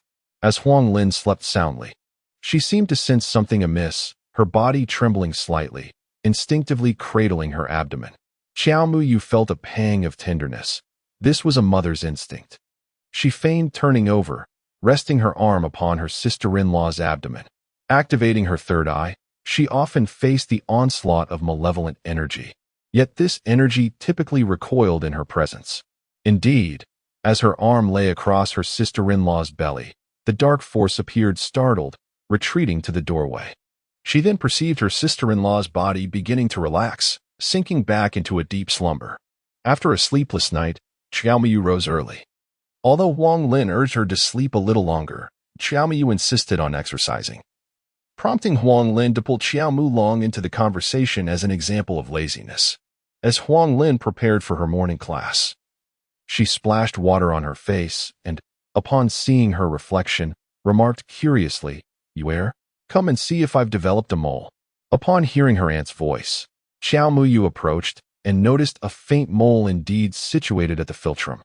She distinctly remembered that it had not been there when she had read her fortune the previous day. A mole in the middle of the philtrum signified a transformation for the fetus, causing a weighty sensation to settle in Xiao Muyu's heart. She resolved to dispel this ominous energy today. It might just be a trivial matter, Xiao Muyu remarked. Nodding in agreement, Huang Lin, unable to resist, affectionately patted her fair, tender little face. Once her aunt departed, Xiao Muyu promptly set out. Chapter 13. Purchasing yellow paper, she recalled a street behind the Central Middle School in Xianghe, known as Widow Street, which specialized in selling firecrackers, joss paper, and various Buddhist icons. It was likely that yellow paper and red cinnabar would be available there. As she made her way to Widow Street, it was still early, around 7 in the morning, with only a few shops open. Xiaomiyu entered a store called De Yuan. "What would you like to purchase, young lady?" inquired the proprietor. A man in his 30s clad in a Zhongshan suit, casually juggling 2 walnuts in his hands. Xiaomiyu glanced around. The merchandise was quite eclectic. On the eastern wall, various Buddhist statues were displayed, while the western wall showcased peach wood swords and bagua mirrors. In the center, a collection of books, including various compasses, was neatly arranged. "Do you have red cinnabar and yellow paper?" she asked. Old Wu laughed heartily. "If I don't have it in my shop, then it simply does not exist in the entire Xianghe town. Wait a moment, I'll retrieve it for you." With that, he turned and entered the back room. Wu Laosi was not speaking in vain. His reputation indeed resonates throughout the entire Xianghe town. He excels in the art of feng shui and finding ancestral graves. However, due to recent strict regulations, he rarely takes on clients unless offered a higher fee. Just a few minutes after entering, he emerged with a small box of vermilion and a stack of yellow paper. Xiao Muyu glanced at the materials. The vermilion was of good quality, and the yellow paper exhibited the proper hue and texture. "How much?" she inquired. Wu Laosi replied with a smile. "Since you are the first customer of the day, I shall offer you a discount, just 1 yuan, and I will even include a pin as a gift." Nodding in agreement, Xiao Muyu noted that the proprietor was indeed reasonable. She retrieved a yuan from her pocket and handed it over, subsequently taking the vermilion and yellow paper. Preparing to leave. "Young lady, in business, one should refrain from unnecessary chatter, but seeing your youth, I must advise you, steer clear of these mystical trinkets. Focus on your studies and aim for a university." Wu Laosi, noticing Xiao Muyu's fair complexion, felt a twinge of compassion. Unwilling to see such a beautiful girl veer off course, thus offering his counsel. Xiao Muyu smiled softly, understanding that the proprietor was concerned she might be deceived, and replied, "Thank you, sir." As she reached the door, she suddenly turned to Wu Laoxi and said, "Sir, if a significant business opportunity arises today, it would be wise for you to remain indoors. The outside world is rather tumultuous." Without waiting for Wu Laoxi's response, she swiftly departed. Wu Laoxi, feeling somewhat helpless, couldn't help but feel a flicker of resentment. How could this seemingly innocent girl cast such a curse upon him? Truly, it was a case of good intentions being misconstrued. The doorbell chimed, and Wu Laoxi lifted his head to see a man in a suit entering. "Are you a boss?" he inquired, raising an eyebrow. "Our employer wishes to seek your assistance in examining a burial site, if it is convenient for you." The suited man spoke with an air of politeness. Wu Laoxi hesitated for a moment. "If the examination is successful, our employer is prepared to offer you a reward of 1,000 yuan. "No problem at all." Wu Laoxi promptly set aside the walnut he was holding and casually grabbed a compass from the shelf behind him. "Let us go." Today, she intended to craft 2 talismans, one to gather Yin energy and the other to dispel it. The talisman for gathering Yin was specifically designed to harness Yin energy, while the talisman for dispelling it was meant to drive away such energies. Both were fundamental talismans, which allowed Xiao Muyu to complete them with a single stroke of her brush. Taking the talisman for gathering Yin, Xiao Muyu inhaled deeply and performed the necessary hand gestures. The talisman, seemingly without wind, soared into the air. The Yin energy in the bedroom became agitated, attempting to flee, but it was swiftly absorbed by the talisman. After absorbing the Yin energy, the talisman gradually descended into Xiao Muyu's palm. "Done," she exclaimed, stowing the talisman in her pocket. The Yin energy would dissipate within 3 days. Xiao Mulong appeared bewildered. Yet Xiao Muyu found it peculiar that the mole on San Ant's face had darkened since morning. This did not bode well. Was the resolution of the Yin energy insufficient? Never mind. She dismissed the thought. A few extra moles were inconsequential. Huang Lin remained unconcerned. "San Ant, this is the fertility talisman I procured for you at the temple. Allow me to gift it to you." Xiao Muyu produced the talisman for dispelling Yin, wrapped in red cloth. Huang Lin did not take it too seriously. She accepted it and casually placed it in her pocket. Our wearer is truly well behaved. Far more obedient than that little rascal. Xiao Mulong, overhearing this, felt no irritation. He chuckled. "Indeed, my second sister is exceptionally good and remarkably clever." Huang Lin was somewhat taken aback, as her little imp seldom praised girls, making today's commendation of Yuer a rare occurrence. "Well then, it's getting late. Let us proceed to the restaurant." The 3 of them excitedly stepped out. Huang Lin and her son were still basking in the joy of Xiao Guishan's promotion. Yet Xiao Muyu wore a frown, pondering why her third aunt's pregnancy might not be sustainable. She was utterly at a loss. The trio soon arrived at the restaurant, where the waiter guided them to a private room on the 3rd floor. Meanwhile, on the 1st floor, Wu Laoxi, with a flushed face and a thick neck from drink, stumbled out of his room. Out of the corner of his eye, he spotted Xiao Muyu ascending to the 2nd floor, immediately recognizing her as the girl who had visited his shop that morning. She had warned him against undertaking any significant business today, citing safety concerns, which he dismissed as nonsense. As he fondled a hefty stack of cash in his pocket, he mused that had he not ventured out today, he would not have earned the 1,200 yuan. His luck had led him to a promising venture, where the proprietor generously handed him 1,000 yuan and even offered an additional 200, as well as splendid hospitality. How could venturing out possibly be unsafe? Feeling somewhat emboldened, Wu Laoxi exited the Liu family restaurant, relieved that his home was merely across the street. He confidently crossed the road, the sky having darkened considerably, and the streets were sparsely populated. Suddenly, a motorcycle surged forth from the shadows. Startled, Wu Laoxi stumbled and fell to the ground. A figure leapt from the back of the motorcycle and rushed to Wu Laoxi's side, delivering a crushing blow that rendered him unconscious. The assailant rifled through Wu Laoxi's belongings before hastily departing on the motorcycle, disappearing into the night like a wisp of smoke. Chapter 14. Chun Shuang stirs trouble. By the time Qiao Muyu and her aunt arrived at the private room, laughter and merriment echoed from within. The server opened the door, and the three entered to find a large family gathered around a grand round table. Huang Lin beckoned to Qiao Mulong to call others, and Qiao Muyu followed suit, taking a seat beside her mother, Wu Chuanqin. No sooner had she settled in than Qiao Muyu felt a searing gaze upon her. Casually glancing over, she was surprised to find it was Qiao Muexian. Sensing Qiao Muyu's scrutiny, Qiao Muexian quickly averted her gaze, feigning indifference. Qiao Muyu paid little mind to this, her eyes sweeping over her uncle's family, landing on her aunt Chen Chuiying, whose eyes were red, as if she had been crying.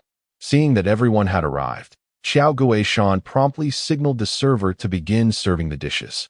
Laughter erupted among the guests, and Xiao Guishan eagerly suggested that such a lively gathering warranted a drink. Xiao Guishan quickly ordered the wine, which drew a few grumbles from the elder Xiao family members. However, considering the day's festive nature, they refrained from protest. Qiao Muyu pondered the situation. No wonder her aunt looked as though she had been weeping, yet this matter bore no relevance to her. Why then did Xiao Muexian fixate on her the moment she entered? At this moment, a sense of panic surged within Xiao Muxin. She recalled that in her previous life, on this very day, her third uncle had hosted a gathering, with her third aunt arriving later, having hurried from the hospital. Subsequently, it was revealed that she had suffered a miscarriage due to neglecting her rest, unaware of her pregnancy. Originally, Xiao Muxin had planned to attend Xianghe Central High School after completing her junior high studies. Although her third aunt bore her no fondness, it mattered little, for in 2 years, her third aunt would pass away. Once Qiao Mulong departed, her third uncle would be left alone. And as long as she took good care of him, he would undoubtedly come to regard her as his only remaining kin. Thus, when her third aunt entered earlier, Xiao Muxin scrutinized her closely. Her third aunt's complexion was rosy, showing no signs of having suffered a miscarriage, while others were oblivious. Xiao Muxin noted that her aunt's abdomen had subtly rounded, unmistakably indicating pregnancy. Contemplating the shifts that must have occurred, Xiao Muxin could only attribute them to Qiao Muyu. Since her rebirth, events had unfolded in alignment with her prior existence. Her father's gambling had depleted their finances, leading to a division of the family. While her third uncle was promoted, everything seemed to align with her expectations.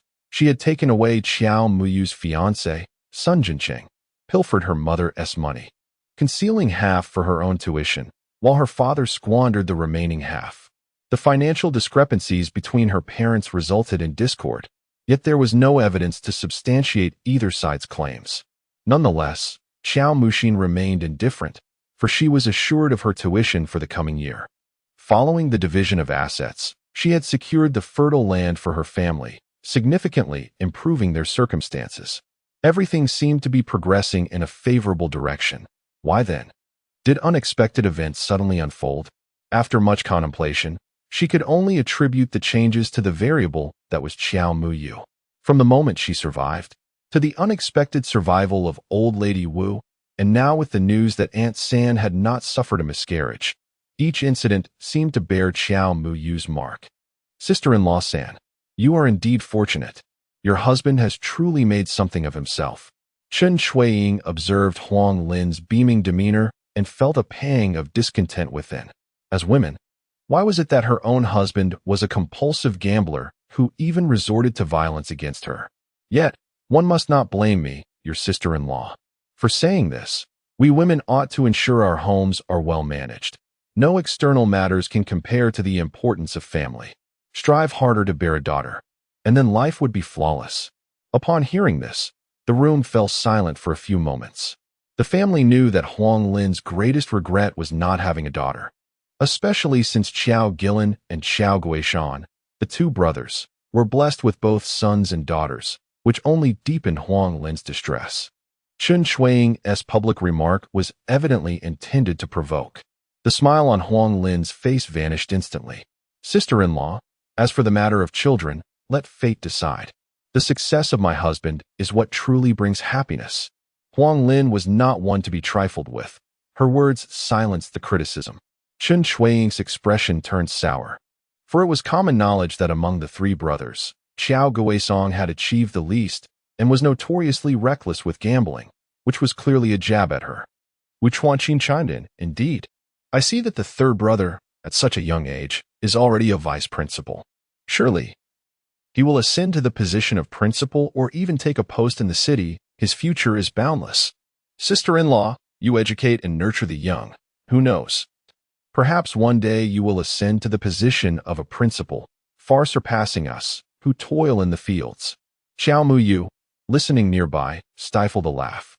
Aunt San's words were a direct jab at Aunt Da, mocking Uncle's gambling habits while simultaneously deriding Aunt Da for her agricultural labor, questioning her right to instruct someone in the teaching profession on how to lead a life. Indeed, Chen Shuiying's countenance darkened, and just as she prepared to retort, Elder Qiao tapped her chopsticks. "No amount of sumptuous food can silence you. If you cannot speak wisely, remain silent." Xiao Muxian was equally displeased with her mother, feeling that she truly lacked the poise to be in such company, lamenting her fate of being born into this family. Chen Shuiying felt a pang of grievance as neither her husband nor her daughter came to her defense, a wave of resentment rising within her. "Mom, I need to use the restroom," cried 9-year-old Xiao Muhua, tugging at Chen Shuiying's sleeve. "What do you mean you need to go? Can you not hold it for a moment?" Chen Shuiying shouted, causing Xiao Muhua to burst into tears. Chen Shuiying swiftly yanked Xiao Muhua and headed out to find the restroom, leaving the entire private room steeped in awkwardness. Xiao Muxian's expression soured. She despised being part of such a family and yearned to distance herself from it, wishing that someone as remarkable as she was could have a father worthy of her. Wu Chuanqin broke the tension. "Yesterday, sister-in-law mentioned she has been sleepless for 2 days. Perhaps she should visit the hospital tomorrow. I happen to be going to pick Aunt Wu up from her discharge." Xiao Guishan chimed in. "Second sister-in-law, please persuade her. I urged her to get a checkup yesterday, but she refused." Huang Lin added with a smile, "I shall go tomorrow. Yuera advised me yesterday as well, and I trust her judgment. Huang Lin in our family has a fondness for the moon." Xiao Guishan chuckled. Huang Lin grasped Xiao Muyu's hand, exclaiming, "Indeed. How could one resist such a charming moon?" Beside them, Xiao Muyu smiled, yet her gaze remained fixed upon Xiao Muxian. Upon hearing San Ani mention a visit to the hospital for a checkup, Xiao Muxian's expression shifted dramatically, and Xiao Muyu immediately grasped the gravity of the situation. Chapter 15. An unexpected turn at that moment, Xiao Muxian began to panic. If San Auntie were to undergo a medical examination, it would inevitably reveal her pregnancy. In that case, she would certainly take care of her health, unlike in her past life where relentless labor led to a miscarriage. What if she actually bore a daughter? Would a healthy San Auntie still succumb to despair? If San Auntie remained alive, would San Uncle still be consumed by his work, ascending to the position of director of the Education Bureau? Even if he were to attain that position, his affections would undoubtedly be directed towards San Auntie and the child she carried. Perhaps he might even show favor to that wretched Xiao Muyu. But how could he possibly care for her? With these thoughts, Xiao Muxian's anxiety intensified. She could not allow such an outcome. A sudden idea emerged in her mind, prompting her to rise quietly and slip out of the private room unnoticed by the others. Xiao Muyu, who had been observing her, also stood up, casually mentioning a trip to the restroom before exiting the room. The others remained oblivious to their departure. Upon stepping outside, Xiao Muyu spotted Xiao Muxian sneaking towards the staircase leading to the second floor. Cautiously, she followed, concealing herself behind a wall adjacent to the staircase. The original text had scarcely elaborated on the matter of San Auntie's demise, merely noting it in passing, which is why Xiao Muyu had not paid it much mind until now. Upon recalling the moment when Xiao Muxin's expression drastically changed upon hearing that her aunt was to undergo a medical examination, Xiao Muyu quickly grasped the implications. However, now that her aunt had arrived, the ominous aura had dissipated. Her aunt had not suffered a miscarriage. Xiao Muxin must have realized that her aunt was indeed pregnant. which instigated her fear that should her aunt remain unaware of the pregnancy and avoid miscarriage, her future manipulations of her uncle would be thwarted.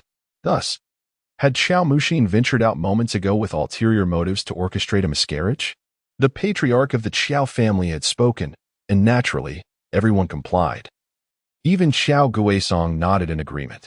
Huang Lin eagerly expressed her desire for Qiao Muyu to stay longer, proclaiming, "What is the harm? Yu can stay for as long as she wishes."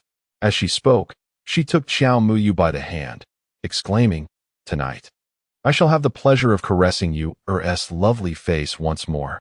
Come along." With the matriarch's directive, the gathering rose. "Brother, support grandmother." Qiao Muyu instructed Qiao Muyun to assist the elderly matriarch. Given grandmother's advanced age, she required support, while Qiao Muyu needed to keep watch over her aunt, thus remaining occupied. Qiao Muyu nodded, preparing to lend a hand, when suddenly Qiao Muxin squeezed through, asserting, "I shall assist grandmother." With that, she guided the matriarch out of the private room. The group followed suit, with the men lagging behind due to their indulgence in drink, while several sisters-in-law led the way. As they turned a corner toward the staircase, Qiao Muyu felt her nerves tense. The staircase, a simple wooden structure, was flanked by slender wooden beams and vines serving as a safety railing. As they descended slowly, Qiao Muxin unexpectedly slowed her pace ahead. When Huang Lin reached her side, Qiao Muxin suddenly jostled inward, causing grandmother to take a step closer. Huang Lin was suddenly jostled, losing her balance, her entire weight resting upon the railing. At that moment, the railing emitted a creaking sound as the vine that secured it suddenly loosened, causing the railing to plummet. Huang Lin gasped in horror, on the verge of falling. Qiao Muyu felt a jolt of alarm. Indeed, Qiao Muxian had meddled. Fortunately, she had been vigilant and, with swift reflexes, managed to grasp Huang Lin. However, the force of gravity proved overwhelming, and her own strength was insufficient to prevent them both from descending. The crowd gasped, scrambling in a frantic attempt to rescue them. But it was already too late. In that critical moment, Qiao Muyu's singular thought was to protect the child, so she braced herself, shielding her aunt's abdomen and twisting her body to land on her back. A sharp pain shot through her as they fell to the ground floor, startling everyone in the dining establishment. Wu Chuanxin and Xiao Muyun cried out in alarm. "Yuer? Sister." Xiao Muyun took the lead, leaping down the stairs to check on Xiao Muyu's condition. Wu Chuanxin hurriedly pushed through the crowd, rushing over, and upon seeing her daughter still conscious, she immediately embraced Xiao Muyu, weeping, "You nearly gave your mother a heart attack." At that moment, Xiao Muyu felt as though her entire body were falling apart. Yet she reassured herself that she was fine, having employed some technique to mitigate the impact. It hurt, yet her bones were unharmed. "I'm all right. Look after Aunt San," she exclaimed. "Silly girl, are you hurt?" "It's all Aunt San's fault for being careless," Huang Lin shouted. "Guishan, quickly take Yuer to the hospital. Hurry." On the staircase, Qiao Muxin's expression darkened upon witnessing Huang Lin's continued cries for help. Her plan had failed. Cursed Xiao Muya. The few men trailing behind, startled by this unforeseen turn of events, quickly sobered and hurried downstairs, urgently escorting Xiao Muya and Huang Lin to the hospital. Chapter 16. Truly pregnant. What had begun as a joyous family dinner now transformed into a scene of despair as they anxiously awaited outside the emergency room. Only Qiao Muxin maintained a calm demeanor, silently wishing for Huang Lin to miscarry, regardless of whether Qiao Muya was in danger. Qiao Laotai sat nearby, her face etched with regret. "It's all my fault.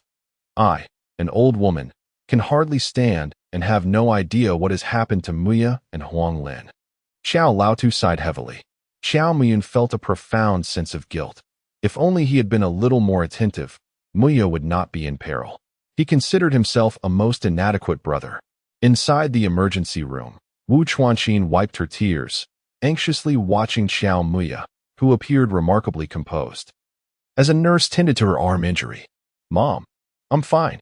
Didn't the nurse just say it's merely a minor scrape?" At that moment, Wu Chuanxin felt as though her heart was suspended in midair. "You little rascal, I must have owed you in my past life. This lifetime, my heart is utterly torn. Seeing her mother so distressed, Xiao Muya felt a pang of guilt. The nurse, after finishing the bandaging, instructed her, "Be careful not to let the injured area come into contact with water. We need to wait for the doctor to review the x-rays before determining if there are any serious injuries. It would be best to stay in the hospital for observation overnight." Wu Chuanqin nodded eagerly, acknowledging the situation. Xiao Muyu glanced at the small door beside her. Her third aunt had been inside for quite some time and must have realized her pregnancy by now. Suddenly, the small door swung open, revealing Xiao Guishan supporting Huang Lin as they emerged, both radiating a sweet happiness. One could faintly discern the redness at the corners of Huang Lin's eyes, clearly indicative of tears shed. She delicately placed her hands over her abdomen. Wu Chuanqin hurriedly approached to inquire, "How is it? Are you hurt?" She quickly added, "We are all relatives. It cannot be that serious." "Second aunt, I'm pregnant," Huang Lin exclaimed, her voice trembling with emotion. "The doctor just told me that if it weren't for Ware, I would certainly have miscarried this time. Ware is the savior of the child in my womb. Our whole family must thank her." Tears streamed down her face, a manifestation of overwhelming joy. She had longed for this child for 10 years and was finally pregnant. "This is wonderful news," Wu Chuanqin exclaimed, astonished. "Congratulations to uncle and aunt. Truly a dream come true. I will have more cousins." Xiao Muyu noticed that the birthmark on her third aunt's face had vanished, signaling that this ordeal had passed, and this pregnancy was secure. "If Yuer says it's a girl, it will surely be a girl. Yuer is indeed aunt's little lucky star." Huang Lin stepped forward to embrace Xiao Muyu, recalling the fertility talisman that Xiao Muyu had given her earlier. She retrieved it from her pocket, cradling it in her hands. "The talisman you gave me is truly miraculous." Xiao Guishan stood nearby, chuckling with delight. At that moment, Wu Chuanqin hurried to summon the family. They all rushed in, and upon learning of Huang Lin's pregnancy, they were filled with astonishment and joy. Old Lady Qiao exclaimed, "Heaven bless us," while Old Man Qiao patted Xiao Gishan's shoulder heartily, saying, "You have made something of yourself." Xiao Gilin chuckled from the side. "Third brother, this is a double blessing, promotion and a new addition to the family." Xiao Muxin wore a sullen expression, casting a fierce glare at Xiao Muyue. This look did not escape Xiao Muyue's notice, feeling Xiao Muxin's intense gaze. She sensed a piercing scrutiny that unnerved her, prompting her to hastily turn her head away as if nothing had transpired. Xiao Muyun approached Xiao Muyue, concerned, "Yuer? Are you all right?" Xiao Muyue shook her head, "I'm fine." At that moment, Xiao Mulong stepped beside Xiao Muyue, his eyes reddened as he embraced her. "Thank you, second sister. From now on, you will be my true sister. I will do whatever you say." Huang Lin, both amused and exasperated, patted Xiao Mulong's head. "You silly child. Of course, your second sister is your true sister." Xiao Mulong shook his head. "That's not what I meant. I meant that whatever second sister asks of me, I will comply. I will be her devoted servant." Laughter erupted among the crowd. Xiao Muyue joined in the mirth. Yet her eyes held a glimmer of coldness as she regarded Xiao Muxin. Why would this woman go so far as to harm her own kin? It was truly a sign of madness. Previously, when she had seized their family's land, it seemed merely a matter of greed, but now she had directly caused harm. Even if Xiao Muxin had suffered in her past life, it was inexcusable to harm the innocent. Xiao Muyue wished to expose Xiao Muxin's true nature, yet lacked evidence. After all, there were no surveillance cameras in existence. Nevertheless, she was determined to teach Xiao Muxin a lesson. Upon this realization, Xiao Muyu discreetly tore the in-gathering talisman within her embrace. A surge of dark energy erupted from the talisman as she formed a delicate incantation with her fingers, channeling the malevolent essence into her palm. Seizing the opportunity while others remained oblivious, she directed her fingertip towards Xiao Muexine, allowing the dark energy to penetrate her forehead. This essence, having been contained within the talisman, posed no significant threat and would dissipate within 3 to 4 days. Yet, by infiltrating Xiao Muexine's being, it would undoubtedly cause her considerable distress. Lost in her thoughts, Xiao Muexine suddenly shivered, acutely aware of a significant drop in temperature surrounding her. As if the atmosphere had chilled, she instinctively wrapped her arms around herself. Blockading her ears, she climbed into bed, cocooning herself under the covers, indifferent to the world outside. For she needed to rest early in anticipation of tomorrow's classes. As she drifted into a hazy slumber, an unsettling cold enveloped her limbs, transporting her into a shadowy realm. In that moment, she beheld her shameless mother-in-law, alongside her unworthy husband and his mistress. The couple reveled in their affection, while the mistress brazenly incinerated her garments and appropriated her jewelry and home. Consumed by indignation, she let out a furious cry, yet her voice echoed in vain. Falling upon deaf ears, the echoes of various scornful voices filled her ears, accusing her of being a hen that could not lay eggs, a waste, a piece of garbage, and that she should have died long ago. She felt on the verge of collapse once more. At that moment, the scene shifted again, transporting her to her final moments. Lying in bed, feeling warmth ebbing from her body, sinking into an abyss of unending darkness. Despair enveloped her. She screamed, yet it was in vain. Chapter 17. That man stood out in the crowd after a sound and restful sleep. When Xiao Muyu opened her eyes, she found that daylight had already flooded the room. Her mother was dozing at her bedside, dark circles beneath her eyes revealing yet another night of sleeplessness. She gently rose from her bed and covered her mother with the blanket. Dressed, she stepped out of the hospital room and into the courtyard outside, inhaling deeply and stretching, feeling an unusual sense of comfort. "Why are you here in the hospital as well?" a sudden voice called out from behind her. Turning to see Wu Laoxi, she noticed his embarrassed expression. "Haha, I had an unfortunate mishap and got knocked over." Xiao Muyu chuckled. "So you've been out?" Upon hearing this, Wu Laoxi's face displayed astonishment. "You truly hit the nail on the head. There was indeed a blood calamity. Young lady, you have an uncanny intuition. I am Wu Jiangwo, known as Wu Laoxi in the underworld," he continued, instinctively reaching for a business card in his pocket, only to realize he was still dressed in a patient-esque gown, leading to an awkward continuation of his introduction. "I primarily work in the funeral industry. What is your name, young lady?" With a smile, Xiao Muyu replied, "I am Xiao Muyu, just a student." "Are you?" Wu Laoxi blinked, wearing an expression that suggested a mutual understanding. Nowadays, discussions of feng shui and destiny are often dismissed as feudal superstition, leading most individuals to refrain from openly admitting their involvement in such practices. Xiao Muyu neither confirmed nor denied, merely responding with a mysterious smile. "Mr. Wu, it would be wise to limit your encounters with things that emerge from the depths. Otherwise, you may face the peril of sudden death." Wu Laoxi was taken aback. Yet upon observing Xiao Muyu's serious demeanor, devoid of any jest, he felt a twinge of apprehension, particularly as this young lady had accurately discerned his secret, his dealings with subterranean matters. Doubts crept into his mind. "Is this for real? We have only met twice. Once you warned me of impending bloodshed, and the other time, you foretold my potential demise. My heart can hardly bear such stress." Xiao Muyu shrugged, indicating that she spoke the truth. Her words were spoken out of genuine concern. Had it been in a past life, she would have been indifferent to such individuals. Although Wu Laoxi presented himself as a shopkeeper and spoke of the funeral industry, Xiao Muyu saw through the facade. He was likely intertwined with grave robbers. An aura of dense energy enveloped him, evidently emanating from the funerary objects he frequently encountered. Funerary items, intended as burial accompaniments, harbor the essence of corpses, cultivating an atmosphere of energy over time. Wu Laoxi's frequent proximity to these objects had undoubtedly imbued him with this malevolent energy, and if left unchecked, it would inevitably lead to his untimely end.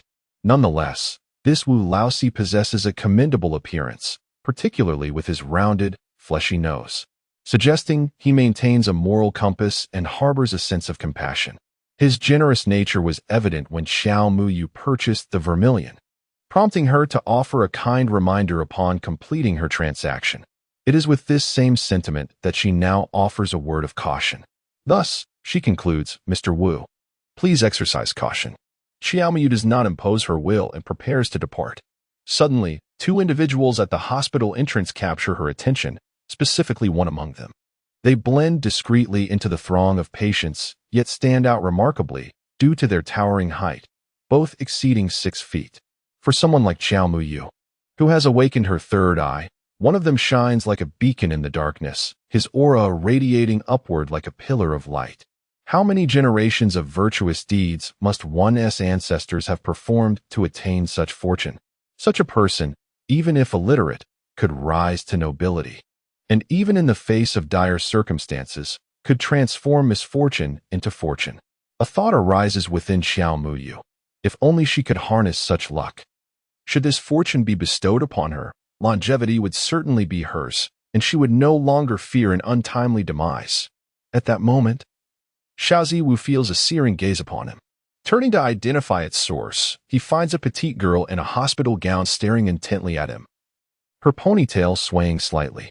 With delicate features and a fair complexion, her cherubic face evokes an irresistible urge to pinch her cheeks. Lu Jianjun, noticing that his companion seemed somewhat out of sorts, followed his gaze and beheld a demure young lady, resembling a delicate little rabbit, observing them. He nudged Xiaoziwu with his elbow, remarking, "It is one thing to admire the young lady, but must your gaze be so brazenly intense? Look at yourself. You frightened her." With that, he proceeded towards the hospital.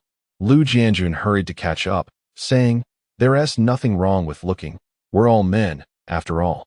It's quite extraordinary that a reclusive ascetic like yourself has developed a mortal interest. If your father were to find out, he might celebrate with firecrackers." Lu Jianjun lamented. "Please, spare me. I was merely joking. Don't take it to heart." Seeing Xiaoziwu remain unyielding in his stride, Lu Jianjun rushed to follow. "I was just kidding. Don't take it so seriously." The group stood at the hospital entrance, awaiting a vehicle. Xiaomu observed a man sneaking into the hospital, his neck hunched as if hiding.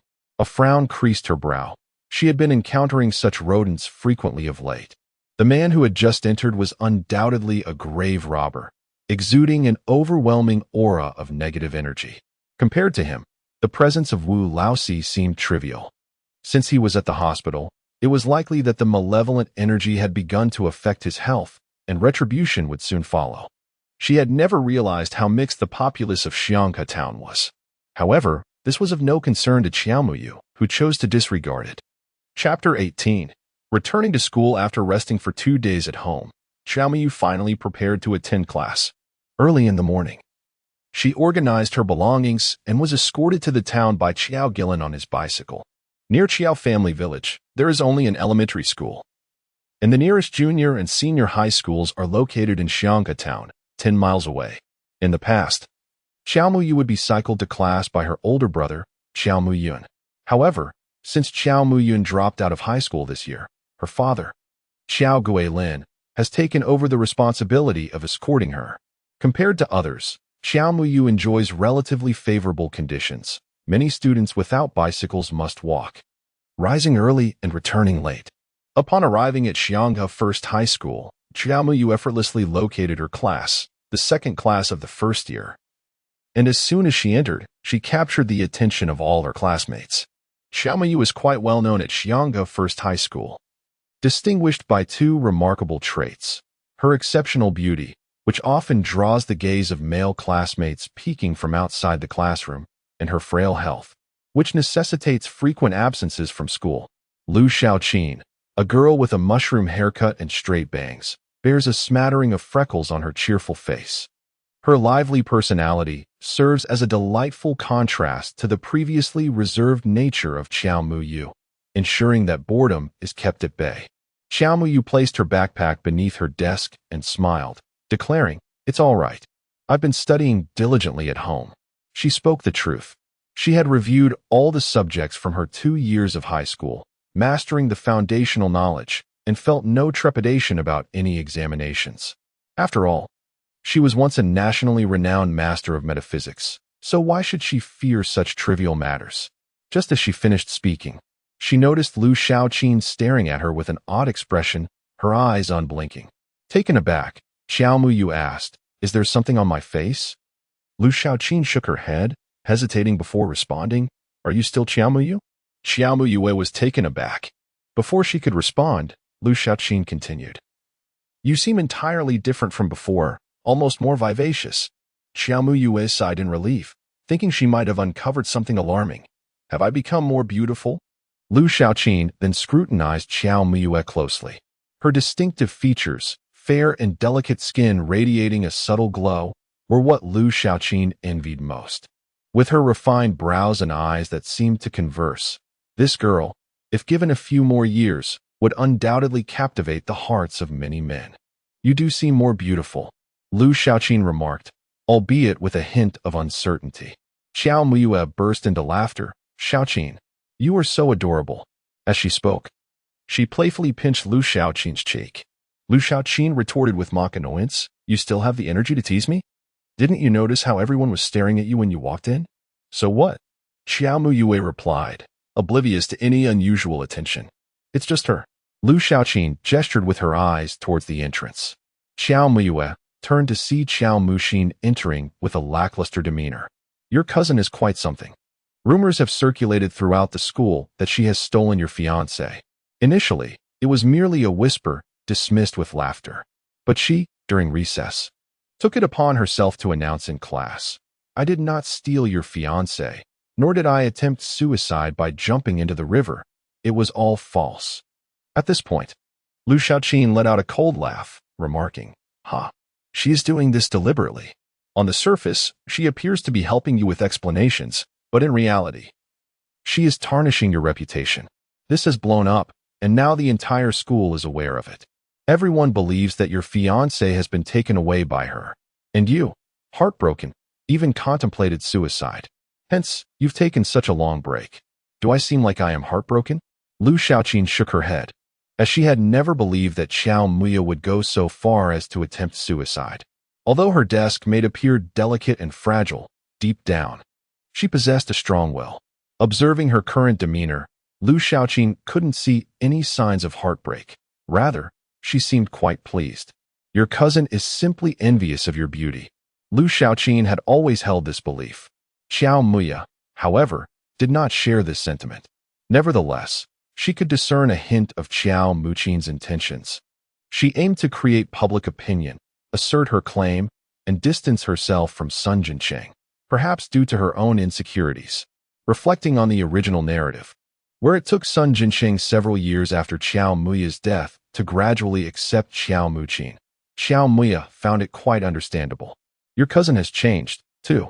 She used to just play around with the boys in class, but recently she has been wandering through other classes and orchestrating various chance encounters. I've run into her several times. Her acting is nowhere near as convincing as when I threw a tantrum, Lu Xiaoqin added.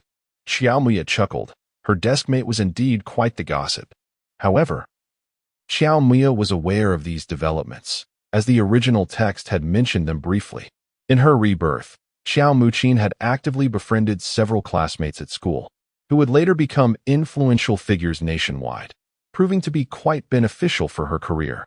As two individuals were engaged in conversation, Xiao Muxin noticed Xiao Muyue and approached her with a facade of sisterly affection, inquiring, Are you feeling better, dear? Lu Xiaoqin rolled her eyes in disdain and turned away to converse with someone else. Xiao Muyue, with a cold smile, retorted, Could you please refrain from your theatrics? I'm perfectly fine.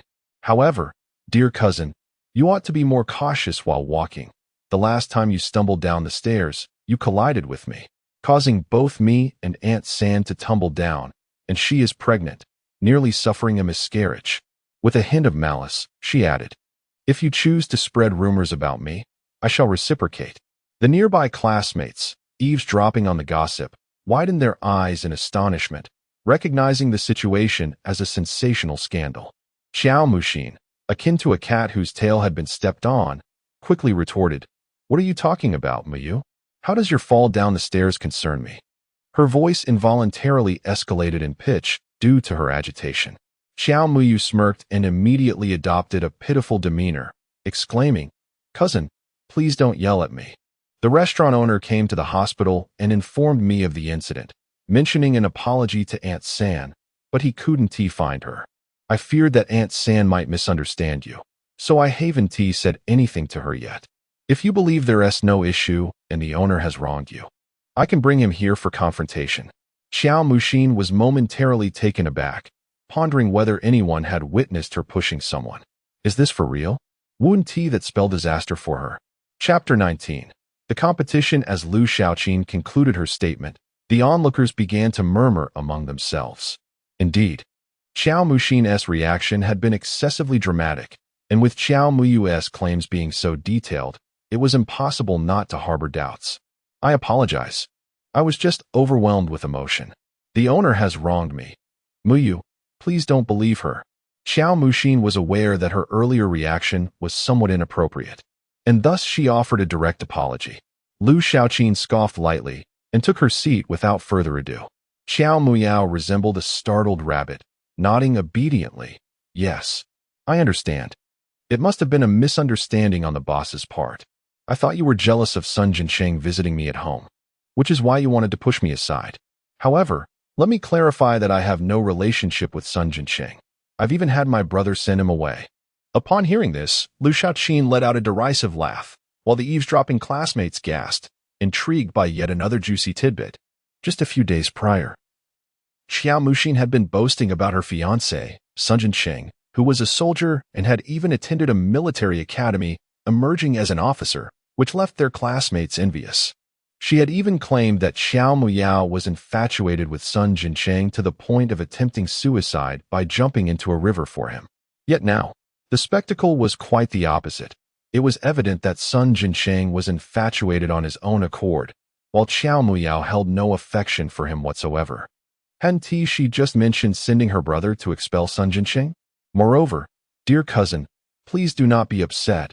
I want to mention this to Aunt San, lest she misunderstand, for we are all relatives, a family." With a demeanor that appeared to consider Xiao Muxin's feelings, combined with her gentle and demure presentation, Xiao Muyao left the onlookers in awe, perceiving her as a truly kind-hearted young lady. As for Xiao Muxin, she found herself at a loss for words, caught in a quandary that made it impossible to respond. Every word from Xiao Muyao was undeniably true. Continuing down this path, should she summon Xiao Muyun and confront the restaurant owner, it would lead to her utter humiliation. What does the moon say? We sisters are well acquainted. How could there be any misunderstanding? Your brother-in-law merely seeks your assistance. There is no need for discretion. It is all mere gossip. Xiao Muxin chuckled dryly, inwardly cursing Xiao Muyue for her newfound eloquence. It was truly infuriating, as all her recent misfortunes seemed to be entangled with her. Xiao Muyue graciously thanked Lu Xiaoqin, who regarded the now-seated Xiao Muxin with disdain, thinking, "She's merely putting on a facade. I have never liked her." Xiao Muyue's intent was simply to teach Xiao Muxin a lesson. In her past life, she had suffered at the hands of others, and while she could seek revenge against those who wronged her, what grievance had her family as third and cause to warrant Xiao Muxin's incessant provocations? At that moment, their mathematics teacher, Mr. Chun, entered with a stack of papers. Xiao Muyue and Lu Xiaoqin fell silent. Today's examination was a preliminary test, as the city was hosting a mathematics competition for middle school students, and our school was also to participate. The top 5 students would have the opportunity to compete at the city level, and winning this competition could yield bonus points for the college entrance examination. Therefore, everyone should carefully read the questions and strive for excellence. After Mr. Chin finished speaking, he began to distribute the papers. Xiao Muyue's eyes brightened. How had she not considered this strategy? Such an examination, imbued with honor, was the most effective means to enhance one's academic standing. Upon receiving the test paper, a collective wail arose from the class, as the questions were incomprehensible. Xiao Muyue swiftly reviewed the questions. This was manageable. Teacher Chin was not surprised by the lamentations of the students. He had already encountered this question himself. It was evident that even the teachers could falter on such a perplexing problem, which was clearly of a different caliber compared to regular examinations. Thus, he held no expectations, merely treating it as an experiment. After more than 40 minutes of relentless effort, Xiao Muyu finally completed her answers. deliberately making a few mistakes to avoid drawing too much attention. Observing Lu Xiaoqin and others still fervently scribbling away, she rested her head on the desk for a moment. Noticing Qiao Muyu's posture, Teacher Chen refrained from voicing his concerns, though his brow furrowed slightly. This student had been unwell and frequently absent, and he could not press the issue further. He did not anticipate any remarkable performance from her. As long as she did not disrupt the class, that would suffice. With this thought, he turned his gaze towards Qiao Muxian, who had been making rapid progress in her studies, her grades soaring. The disparity between the two sisters was quite pronounced, and he hoped Qiao Muxian would provide him with a pleasant surprise. With the school's commendation evaluations approaching, if any students excelled in competitions, he was certain that this year's accolades would be his. An hour and a half passed swiftly, and Teacher Chun began to collect the papers. The classroom was filled with various exclamations of despair, as many had barely managed to answer a few questions. Qiao Muxian frowned as well. The problem was exceedingly difficult. Although she had been reborn, it did not guarantee her mastery of the questions. In her past life, she had merely graduated from high school, and it was clear that even high school students would struggle with such challenges. It seemed she would only be able to scrape by with a passing mark. At that moment, she turned her head and saw Qiao Muyu yawning as she sat up, appearing as though she had just awakened from slumber. With a derisive laugh, she mused that despite her sharp tongue, she was still just a fool. Even if they lived through this lifetime, they would ultimately be separated, one destined to rise above, while the other remained a humble farmer, toiling in the fields. Lu Xiaoqin glanced at Qiao Muyu and remarked, "I noticed you dozed off after tackling a few questions. Were they particularly challenging? I only managed the multiple-choice questions, and even then, I just guess." She concluded with a look of frustration. Qiao Muyu chuckled softly. "Not difficult at all. I completed them." Lu Xiaoqin's eyes widened in disbelief, her expression incredulous. "You must be joking." However, she suspected that even the teachers might not believe in their chances for accolades. So perhaps it was best to first secure a solid start in mathematics. School announcement. School announcement. This afternoon, there will be a historical lecture presented by a university from City B in the auditorium. Students interested are welcome to attend during the lunch break. As Qiao Muyu and Lu Xiaoqin linked arms, having just finished their meal in the school cafeteria, they heard the voice of the announcement. Lu Xiaoqin scoffed. "I have no intention of attending. History is as incomprehensible as ancient texts. Are you going?" After a moment's thought, Qiao Muyu nodded. "I'll attend for a while." They parted ways in the middle of the playground, one heading to the auditorium and the other retreating to the classroom for a nap. Upon arriving at the auditorium entrance, Qiao Muyu was taken aback to see two familiar figures, those same individuals she had encountered a few days earlier at the hospital. Chapter 20. The third encounter. As Qiao Muyu approached the entrance of the auditorium, she noticed two individuals stationed at the door. Casually glancing at them, she caught sight of the taller boy, who was also looking in her direction, prompting her to hurriedly lower her head and step inside. Xiao Ziwu furrowed his brow, feeling a sense of familiarity with the girl. Meanwhile, Lu Jianjun also spotted Qiao Muyu and leaned closer to Xiao Ziwu, whispering, "You really have a connection with this girl. This marks your second encounter. Shouldn't you introduce yourself? She is truly stunning, and in my well-trained eye for beauty, I can assure you that in 2 more years, she will undoubtedly blossom into an enchanting beauty." Lu Jianjun inquired with a mischievous grin. Xiao Ziwu frowned. "Enough of that. Do not entertain such frivolous thoughts. She is still a child. You make it sound as though I am a creepy uncle. Come on. We are merely university students, only 4 or 5 years her senior at most." Lu Jianjun retorted. "We are here on a mission. If you continue to indulge in such distractions, leading to our failure, you shall bear the consequences."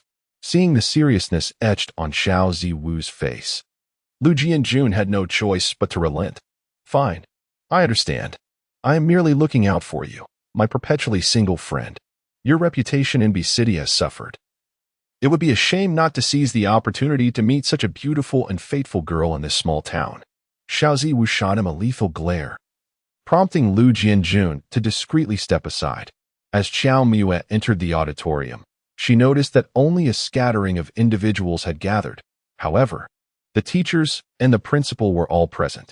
She selected a seat with a good view, and by the time the event began, a considerable number of seats remained unoccupied. Xiao Muyue observed the principal apologizing to an elderly gentleman beside him, to which the elder shook his head, indicating that it was of no consequence.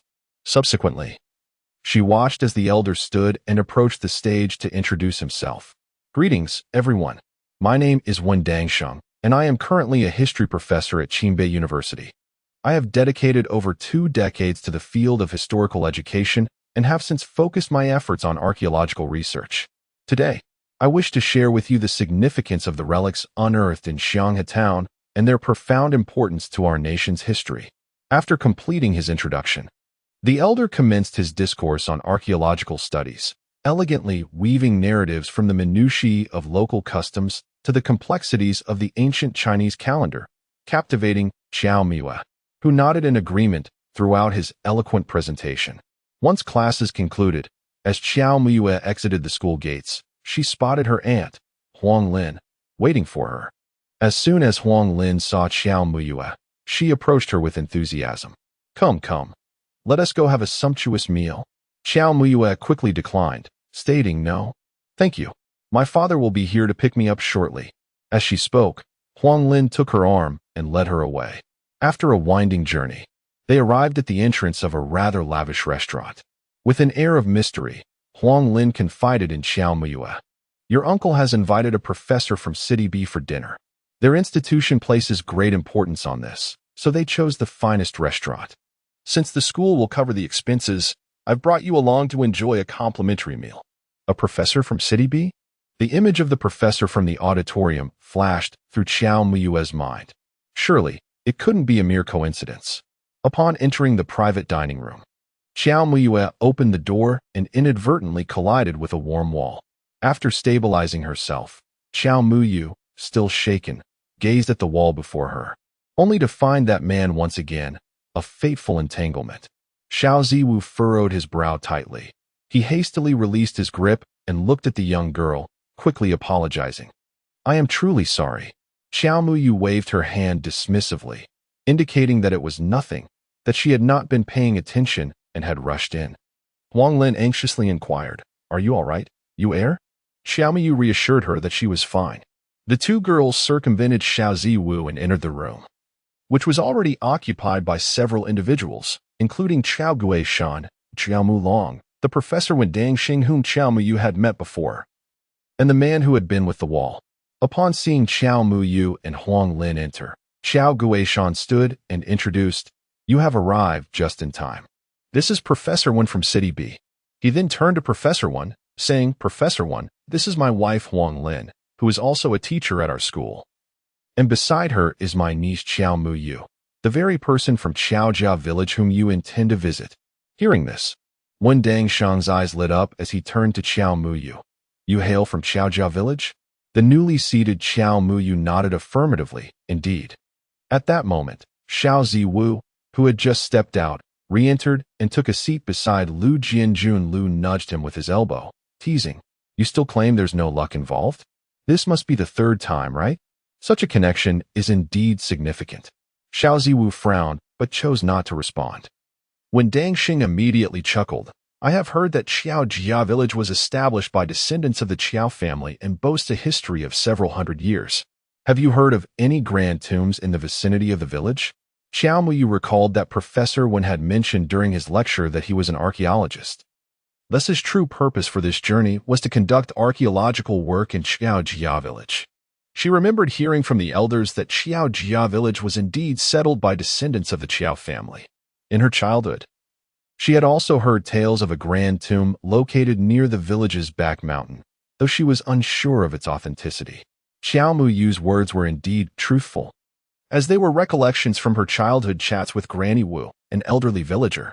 Professor Wen did not expect the young girl to possess any substantial knowledge. Yet hearing her speak in such a manner undoubtedly brought him joy. Although it was merely a rumor, it nonetheless lent credence to certain speculations. At that moment, Huang Lin abruptly turned to inquire about the 2 individuals accompanying them. Professor Wen realized he had forgotten to introduce them.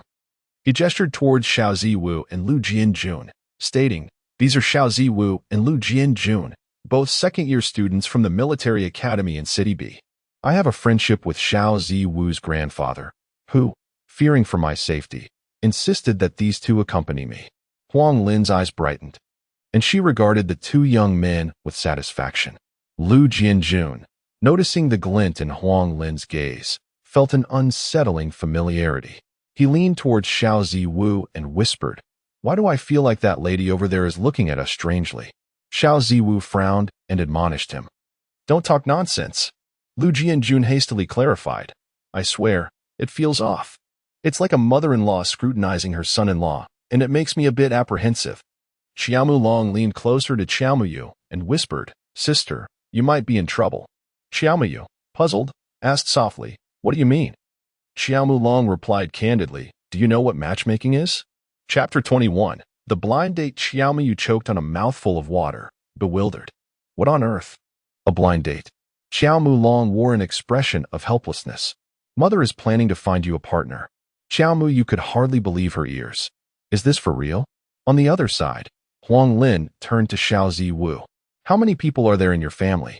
Do you currently have a girlfriend?" Xiaomu facepalmed. It truly was a blind date. She sighed, feeling so awkward she could almost use her toes to carve out a 3-bedroom apartment. Undeterred, Xiaomu Long boldly remarked, "Sister, to be honest, I think he's far better than Sun Jincheng." Upon hearing this, Xiaomu glanced at Xiao Ziwu. With broad shoulders and a narrow waist, sharp brows and bright eyes, standing at least 185 meters tall, he was undeniably a striking presence. Not only did he surpass Sun Jincheng, but even among the high-born youths and celebrity idols she had encountered in her past life, few could outshine him. Yet, that was not the crux of the matter. The essence lay in the fact that this man possessed an exceptionally strong fortune and a unique fate. Her own early demise would not align with his destiny, and forcing a match would drain his fortune, potentially jeopardizing his life. If he were to find himself in peril, she certainly did not wish to be the cause of his misfortune. There had always been talk of husband-killing or wife-killing fates. In truth, it was not about harming spouses, but rather about incompatible destinies. Forcing such unions would only harm one of the parties involved. Hence, ancient practices often included calculating birth charts to determine compatibility. "Be quiet." Xiaomu shot a glare at Xiaomu Long, prompting him to chuckle heartily. "You're in your second year. Isn't it time to consider a girlfriend? Has your family not urged you? Would you mind if your girlfriend is from out of town?" Huang Lin inquired once more. Upon the utterance of these words, all present comprehended the situation. Lu Jianjun wore a peculiar smile, while Professor Wen remained silent yet amused. The grandson of his old friend had caused much consternation for the elder, who was at a complete loss, surrounded by no female companions, leaving him perpetually forlorn at home. Xiao Ziwu, maintaining his impassive demeanor, uttered 2 words, "Do you mind?" Huang Lin's expression stiffened, and Xiaomu felt an overwhelming desire to vanish. Professor Wen, feeling the awkwardness, could only attempt to alleviate the tension. Ziwu's temperament is simply like that. He grew up in the compound and is rather straightforward. The gathering shared a chuckle, easing the discomfort. "Professor Wen, I just recalled that a few years back, after a torrential rain, some coins washed down from the back mountain." Xiaomu hastily interrupted the farce, forcefully steering the conversation. "Is that true?" Professor Wen immediately turned his gaze to Xiaomu, inquiring if there were any more details. Indeed, the attention of the group shifted entirely to this topic, and Huang Lin, having been momentarily rebuffed, was now disinclined to pursue further discord. This afternoon, upon seeing the young man beside Professor Wen, she felt a spark of recognition. He was far superior to Sun Jincheng and would make a suitable match for her daughter Yuer. Consequently, after conferring with her husband, she decided to bring Xiao Muyu along. To be precise, Xiao Guishan had no grounds to object. As Huang Lin put it, Professor Wen was visiting Xiao family village, and it would not be out of place for him to meet someone from there. To her surprise, the young man was as wooden as could be. In the village, children often ventured into the mountains to search for coins, though it was a rare occurrence. However, 2 years prior, Someone had come to collect scrap and took away those coins. Xiaomiyu pondered for a moment before speaking. 2 years prior, individuals had exchanged brown sugar for those copper coins, and it was not only in their village, but also in neighboring ones. Professor Wen exclaimed in dismay, his expression one of profound regret. What a waste. That represents history. I must hasten to Chaojia village to locate the grand tomb before some ill-intentioned tomb raiders lay their hands on it. It would indeed be a loss for our nation. Upon hearing this, Professor Wen sighed, entirely devoid of appetite, while Xiaomiyu felt quite content. She gazed at the table laden with sumptuous dishes. Although the blind date was somewhat awkward, the food was undeniably delightful. Your future little wife does not exhibit the best table manners, Lu Jianjun whispered to Xiao Ziwu, casting a sidelong glance. Xiao Ziwu observed Xiaomiyu happily devouring a chicken leg, clearly relishing her meal, the corners of her mouth lifted in a smile. Contrary to Lu Jianjun's comment about her manners, she appeared rather endearing.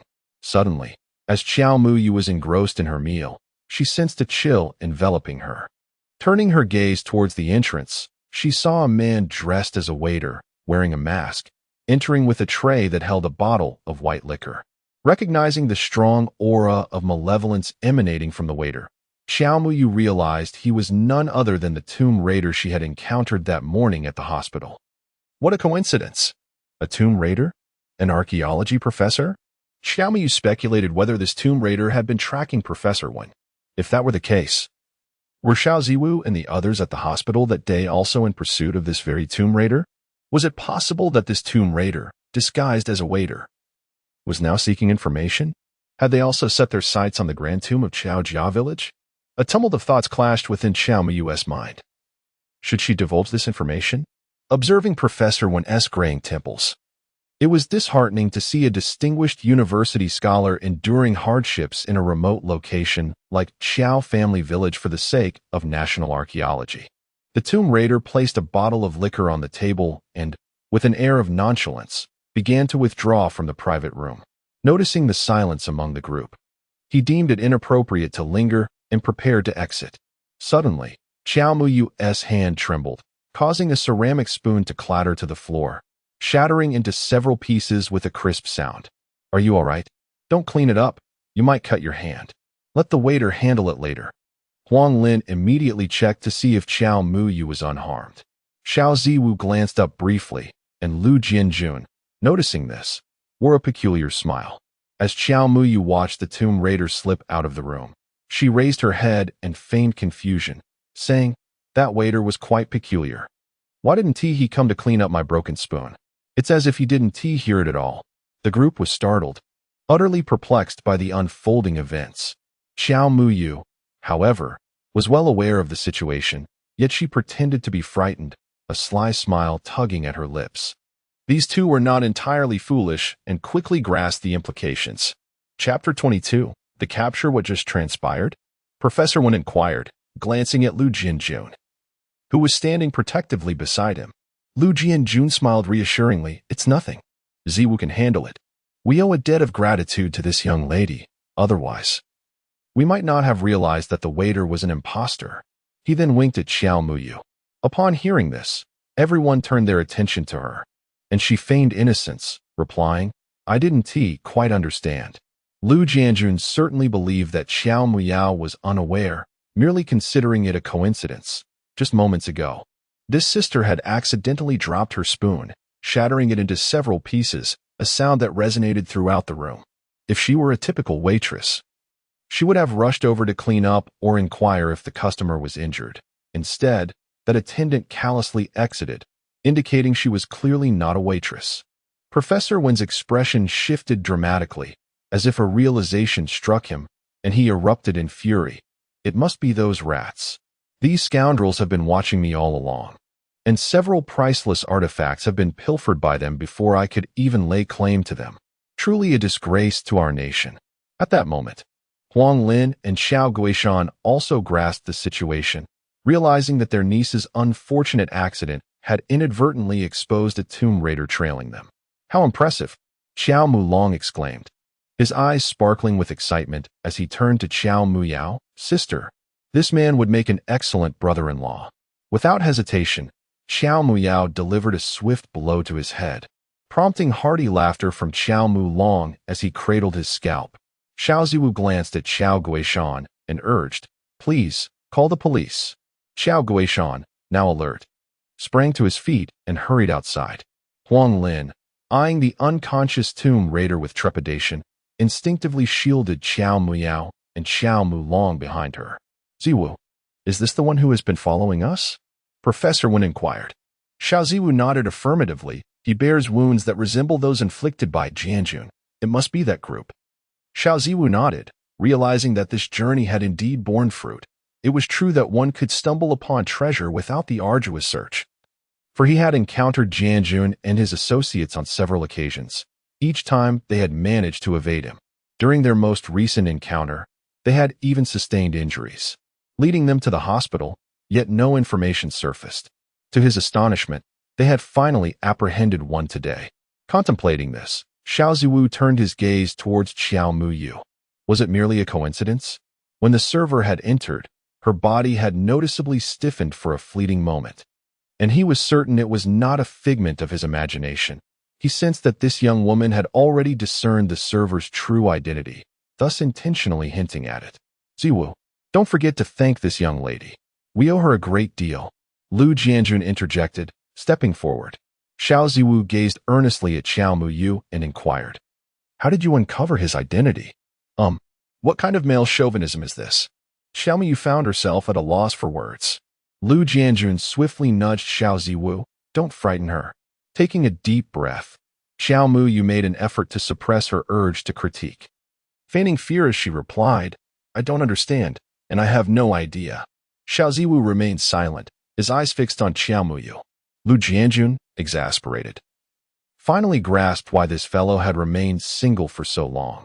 How could one treat a lady in such a manner? Did he not see that the young beauty was on the verge of tears? "Ziwu, enough already. Professor Wen is watching." Xiao Ziwu continued to gaze at Qiao Muyu, contemplating for a moment before nodding. Understood. After speaking, Huang Lin stepped aside, still holding onto the tomb raider. She protected Qiao Muyu, her expression rather grim. In a hushed tone, she advised Qiao Muyu to steer clear of such men in the future, suggesting that even Sun Jincheng was preferable. She pointed out that the man beside him had a decent disposition, albeit a bit slick-tongued, which made her suspect he was not entirely trustworthy. Although Huang Lin spoke softly, both Xiao Ziwu and Lu Jianjun possessed remarkable hearing and naturally caught her words. Lu Jianjun looked at Xiao Ziwu with an innocent expression, lamenting that it was all his fault for making him feel disparaged as well. Xiao Ziwu appeared unfazed. 10 minutes later, Qiao Guishan arrived with several police officers to take the individuals away. Professor Wen presented his credentials, and upon realizing he was a university professor, the officers became noticeably more courteous. After Professor Wen recounted the events, the officers were filled with righteous indignation. Yet they still had to follow protocol and took the group for questioning. Qiao Muyu, Qiao Mulong, and Huang Lin were permitted to leave, while Qiao Guishan had to remain to accompany Professor Wen. "Captain, that man is truly formidable. He lifted such a heavy person with one hand." "Lower your voice. That fellow seems to have a significant background. Be cautious with your words." "Mom," Qiao Muyu called as she approached. Wu Chuanqin hurriedly inquired, "How was dinner?" "Your third aunt mentioned something about a blind date. How did that go?" Qiao Muyu felt speechless and didn't wish to address the matter, so she feigned ignorance. "I don't know. We just had dinner. However, my third aunt did chat with them, though her expression was not particularly pleasant." As soon as Qiao Muyu entered the house, she heard her father's booming voice. "You say you spend all day idling about. What do you actually intend to do? Are you preparing to become a wastrel? Is this yet another scolding from father directed at my elder brother? Tomorrow, he will go to the factory for odd jobs. I have already asked the village head to speak with the steel plant on his behalf. He will start as a temporary worker, with a chance for a permanent position in the future." "I refuse to go," Qiao Muyun retorted, provoking an even louder roar from Qiao Guilin. "If you want to go, what do you intend to do?" "Regardless, I will not go." Qiao Muyun fell silent, infuriating Qiao Guilin to the point of picking up a broom to strike him, just as Wu Chuanqin entered. She hurriedly stepped forward to seize the broom. Teach him properly. Why resort to hitting a child? Xiao Guilin pointed an accusing finger at Xiao Muyun, exclaiming, "Can this be taught properly? He practically wishes to drive me to my grave." Xiao Mu stepped forward to take Xiao Muyun away. Realizing that both their father and brother needed time to cool off, the two retreated outside the courtyard, leaning against the wall as they sat down. "Brother, do you wish to enlist?" Chapter 23. Old Man Lu. Upon hearing this, Xiao Muyun gently nodded. It was indeed his dream. Xiao Muyu was not surprised. The family had, to some extent, guessed at his brother's aspirations, though their father was not particularly supportive. "Son Jinqing only enlisted because our family is impoverished," leading him to leave school. However, he is quite intelligent, and, even in the military, he diligently studied and gained admission to a military academy. Yet, this is the script of a male protagonist, and Xiao Muyu knew her brother well. He was not cut out for academic pursuits, often dozing off while reading. Thus, the path of a soldier was not viable. Moreover, the risk of injury in the military was a significant concern for their parents, who truly wished to shield their son from harm. "Brother, tomorrow, accompany me to unearth treasures. If we find some, you can enlist." Xiao Muyu resolved to assist her brother in realizing this dream. With a wry smile, Xiao Muyun remarked, "Dear sister, though I may not excel in my studies, my intellect is certainly intact." Xiao Muya stood up and retorted, "Believe it or not, if you unearth a treasure, you could surely enlist." With that, she turned and entered the house. Xiao Muyun's expression shifted, and he gritted his teeth. "Brother will heed your words, but do not deceive me." He hurriedly followed her inside. The next day, upon returning home from school, Xiao Muya was greeted by the sight of Xiao Muyun standing at the door with a shovel in hand. She set down her backpack and said, "Follow me." Every day after school, which concluded around 3 o'clock, the sun still hung high in the sky. As they walked along the ridge, they observed the villagers toiling in the fields. The siblings turned this way, and then until they arrived at the mountainside next to the rear hill. "Sister, where are you headed?" "While there may be a few coins in the back hill, they only wash out after a heavy rain. You cannot possibly be suggesting that I dig for such treasures." Xiao Muyun thought it madness to believe his sister's words. Xiao Muya laughed and pointed to a patch of land before them. "No need to go to the back hill. We can dig right here." Xiao Muyun regarded the plot with suspicion. "Whose land is this? It appears to be wasteland. Wouldn't we be scolded for digging aimlessly?" "This land was allocated to our family when grandfather and grandmother divided their estate a few days ago. Rest assured, there will definitely be surprises," Xiao Muya assured him. Resigned, Xiao Muyun stepped into the field, thinking that since he was already there, he might as well amuse his sister.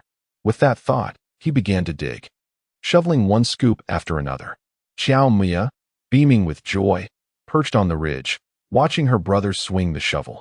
Suddenly, an elderly voice called from behind them, "What are you two siblings doing here?"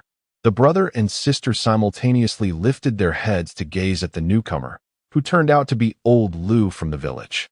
He had been a childhood companion of their grandfather, resulting in a cordial relationship between the two families. "Old Lu," the siblings called out, "I'm here with my brother to unearth treasures," Xiao Muyu declared. Old Lu surveyed the plot of land and assumed Xiao Muyu was merely jesting. "Is this land allocated to your family by your grandfather? There is no need for you to plow it. Crops cannot thrive here." Being familiar with their family circumstances, he quickly deduced that this land was a division granted to them. Yet upon witnessing Xiao Muyun digging, he thought they were merely tilling the soil. Xiao Muyu chose not to correct him. Observing old Lu balancing 2 wooden buckets of water on a shoulder pole, she shifted the conversation. "Old Lu, are you off to water the trees again?" Old Lu set down the pole and wiped the sweat from his brow with a towel draped over his shoulder. "It hasn't rained for many days. The saplings on my few acres are parched. If I don't water them, they might perish." Xiao Muyu looked toward the saplings in the adjacent fields, noticing their drooping leaves and desiccated appearance. She then glanced skyward. The vast expanse was devoid of clouds, confirming that it had indeed been many days without rain. However, she discerned that precipitation was likely imminent in the coming days. "Do take care of your back. I believe it will rain soon. Perhaps you should take a rest," Xiao Muyu urged. Old Lu shook his head. I cannot place my hopes on the heavens anymore. These saplings are precious. In 2 months, they are to be sent to the Gobi Desert, and we cannot afford any mishaps. With that, he hoisted the pole once more and ambled away, the bucket swaying gently as he went. Xiao Muyun gazed at the swaying figure of old man Lu and sighed, pondering what would become of him once he learned of Uncle Chun's predicament. Xiao Mai, equally troubled, reflected on the fact that old man Lu had but one son named Lu Chun, affectionately referred to as Uncle Chun by the villagers. Lu Chun had excelled academically, gaining admission to a prestigious forestry university. Upon graduation, he ventured directly to the Gobi Desert for work, purportedly to assist in the greening of the nation's arid landscapes. However, the villagers harbored a quiet disdain for Uncle Chun, whispering behind his back that it was a shame for a promising university graduate to toil in the desert planting trees instead of pursuing a career in a bustling city. Last year, the village chief received a telegram from the Gobi Desert Greening Station, indicating that Uncle Chun had been missing for several days due to a sandstorm. And when he was eventually found, he was on the brink of death. He has since remained in a coma in the hospital, with the grim possibility of becoming a vegetative state. The village chief, fearing the toll such news might take on old man Lu's frail constitution, chose to withhold this information, hoping that perhaps Uncle Chun would awaken in due time. Yet, a year has passed without any sign of recovery, and apprehension looms. Xiao Mai and Xiao Muyun were aware of this situation because they had overheard the village chief discussing it with their father, who had suggested that it would be best to conceal the truth for the time being. This realization further elucidated why their father was so reluctant for their brother to enlist in the military. As Xiao Mai scrutinized the gathering, her gaze fell upon Xiao Muxin, who was present alongside several others. Among them, a particular man caught her attention, a man clad in a green military uniform, impeccably groomed with hair slicked back with wax. Unmistakably not a local villager. Chun Jiangwo truly felt fortunate. He never expected such a wealth of beautiful young women in this small, dilapidated village. It seemed he had indeed arrived at the right place. Beside him, Xiao Muxin sensed the spark in Chen Jiangwo's eyes upon seeing Xiao Muyu, and a tinge of displeasure washed over her. My brother is tilling the land. Xiao Muyu glanced towards the village head, Xiao Changxing. Xiao Muyu noticed Chen Jiangwo's gaze fixated on his sister, and he found it quite distasteful. He stepped forward to shield his sister, addressing the village head. Village head. Who is he? Xiao Changxing gestured towards Chen Jiangwo and explained to Xiao Muyu and Xiao Muyun. This is Comrade Chen Jiangwo, a recent university graduate. In these times, we emphasize scientific farming. Comrade Chen Jiangwo has been specially invited by the township government to provide guidance and assistance to our village. You ought to treat him with respect. Xiao Muyu nodded in acknowledgement. It seemed that in the original narrative, there existed a character like this. A devoted admirer of the female lead, Xiao Muxin, who later assisted her through several crises in the village before being written out. Merely a background character. Xiao Muyu, what is your attitude? Comrade Jiangwo is a university student, specially invited by the township government. You ought to be more courteous. Suddenly, a sharp female voice pierced through the air. Xiao Muyu turned towards the sound and was taken aback to find a familiar face, Sun Jincheng's sister, Sun Qian. In her recollection, this Sun Qian was quite headstrong and domineering, much like her mother, Song Guiyun, and she often bullied the original protagonist, leveraging the latter's fondness for Sun Jin Cheng to create various troubles. Xiao Muyun, tall and imposing, wielded considerable influence in the village due to having dropped out of school and mingled with the local populace. When he bellowed, Sun Qian immediately wilted under the pressure. However, in front of the crowd, she felt her pride at stake and directed her ire at Xiao Muyu, exclaiming, Xiao Muyu, your brother is threatening to hit me. Aren't you going to say anything? Xiao Muyu retorted with a cold smirk. What should I say? Hit harder? Laughter erupted throughout the gathering. Sun Qian's face flushed with rage as she pointed accusingly at Xiao Muyu, threatening, just you wait, as long as I'm around. Don't even think about visiting my home or seeing my brother. With that, she wore a smug smile, anticipating that Xiao Muyu would back down. In the past, Such threats had always compelled Xiao Muyu to yield, and Sun Qian had often secured her coveted red strings and snacks through similar intimidation. Xiao Muyu glanced at his sister with concern. Although she claimed to disdain Sun Jinqing, he still felt apprehensive. Xiao Muyu regarded Sun Qian with a perplexed expression and retorted, "If you're not thinking straight, perhaps you should consult a doctor. I have no ties to your Sun family, and even if you begged, I wouldn't go. I can't stand your brother, that mama's boy." Sun Qian was truly on the verge of tears, bewildered by Xiao Muyu's audacity. Meanwhile, Xiao Mu Xin, overhearing her disparaging remarks about Sun Jincheng, felt a twinge of discomfort. After all, he was her fiancé, and she knew he had a promising future ahead. She mused that Xiao Muyu would surely regret her words in due time. Nevertheless, Sun Qian was destined to become her sister-in-law, and Xiao Mu Xin felt compelled to intervene. With that thought, she spoke up. Please choose your words more carefully. We are all from the same village." "Then why does Sun Qian speak so harshly? Why don't you stand up for me? It seems you still bear the surname Xiao, as you have yet to marry." Xiao Mu scoffed. Xiao Mu Xion's face flushed with embarrassment, regretting her own loose tongue. Meanwhile, Xiao Mu Yun could only applaud her younger sister's eloquence in the verbal sparring. "Let us all refrain from speaking too much. There is no malice intended." Qin Jiangwo, involved in the matter, stepped forward to mediate.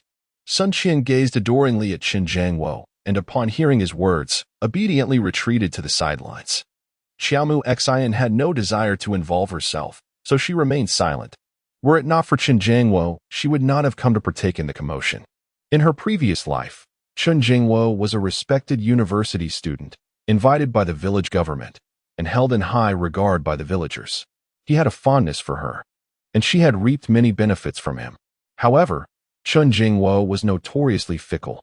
In her former life, she had merely indulged in a fleeting dalliance with him, and when a rogue appeared, she promptly discarded Qin Jiangwo. Noticing that Sun Qian and Xiao Mu Xian had ceased their conversation, Qin Jiangwo felt a swell of pride in the charm he had displayed. He remarked on the freshly turned soil beside Xiao Mu Yun, "This land is unsuitable for crops.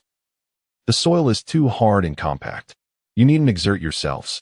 He then cast a brazen glance at Xiao Muyu, thinking how wild and beautiful she was, contemplating what it would be like to possess her. Xiao Muyun frowned. Qin Jiangwo's gaze was too lascivious, making her wish to gouge out his eyes. "Mind your own business. Just go away if you have nothing to say." Qin Jiangwo appeared quite embarrassed, and Xiao Changsheng hastily reprimanded. "What kind of talk is this? Comrade Jiangwo is only being well-intentioned." Qin Jiangwo quickly replied, "It's nothing serious. Let us explore elsewhere. With this brother around, it is not easy to make a move. The days ahead are long and ample opportunities await." A group traversed the land of the Qiao family, heading towards the few acres of saplings cultivated by Old Man Lu. "Sister, in the future, keep your distance from that despicable boy. His eyes reveal a sinister character." Xiao Muyun admonished Xiao Muyu, nodding in agreement. Xiao Muyu perceived that although the original narrative did not elaborate, Qin Jiangwo was indeed a vile individual. His thin lips and small mouth suggested an insatiable desire, and his demeanor and gaze were excessively frivolous, clearly indicative of lewdness. The darkness in the space between his eyebrows signified recent trouble, evidently linked to a woman. Xiao Muyu deduced that Qin Jiangwo had likely committed a transgression and sought refuge here. Such individuals are bound to repeat their misdeeds and ultimately meet their demise at the hands of a woman. "I shall maintain my distance," Xiao Muyu declared. "Comrade Jiangwo, what do you think of the saplings on these few acres?" Xiao Changsheng inquired, gesturing towards Old Man Lu's saplings. This was his pride. As every year, Old Man Lu sent numerous saplings to the Gobi Desert. As the village chief, he received recognition from the township government, and at every town meeting, he was lauded by the leaders. Hence, he had brought Qin Jiangwo to inspect these saplings, hoping the urban university student would appreciate the merits of Qiao family village. Observing the saplings before him, Qin Jiangwo frowned and remarked, "These saplings are not well cultivated. Who is responsible for this? The leaves are wilting, and the soil is cracking. At this rate, these saplings will perish by the majority." Chapter 25. This is his hope's son. Qian gazed at the saplings in the field. And indeed, they appeared as Chun Jiangwo had described. Comrade Jiangwo truly exemplified the astuteness of a university student, discerning the issue at a glance. Xiao Qiangxing wore an expression of embarrassment. He had intended to impress the university students, but found himself in an awkward predicament instead. He called out to the elder Lu, who was watering in the distance. "Elder Lu, come over here and see what you are doing." Upon hearing the village chief's voice, Elder Lu straightened his back and, spotting the chief and others, promptly set down his bucket and approached them. Bathed in the admiring gazes from those around him, Chen Jiangwo felt a sudden surge of pride. He casually pulled up 2 saplings from the ground and remarked, "Look at these 2. Their root systems are beginning to wither, clearly indicating a lack of water. These saplings will not survive." The crowd nodded in agreement, confirming his observations. However, upon witnessing someone uprooting the saplings, Elder Lu rushed over, headbutting Chen Jiangwo and exclaiming, "How dare you pull up my saplings? I will not stand for this." With sleeves rolled up, he charged forward. This unexpected turn of events startled everyone. Xiao Qiangxing, quick on his feet, intervened to block Elder Lu, while Sun Qian and Xiao Muxin helped Chen Jiangwo to his feet. "You old fool, are you trying to rebel? This is a young intellectual invited by the township government. Have you lost your mind?" Xiao Qiangxing scolded fervently. Elder Lu, however, was undeterred, regardless of who it is. "If they touch my saplings, I will fight them to the end." Sun Qian, hands on her hips, pointed at Elder Lu and chastised, "You crazy old man. You have no idea how to tend to trees, wasting these saplings. Comrade Jiangwo is only trying to guide you, and you resort to violence." "Who is he?" He claimed that if I say I cannot, then I truly cannot. After years of planting and gifting saplings, no one has ever told me I am incapable. Old Lu exclaimed in frustration. Chen Jiangwo felt a sharp pang in his chest from a shove, inwardly cursing the old man for his madness. Yet, in an effort to maintain his composure, he forced a smile and said, "Elder, do you know the name of this sapling? Are you aware of how many times it needs watering each year?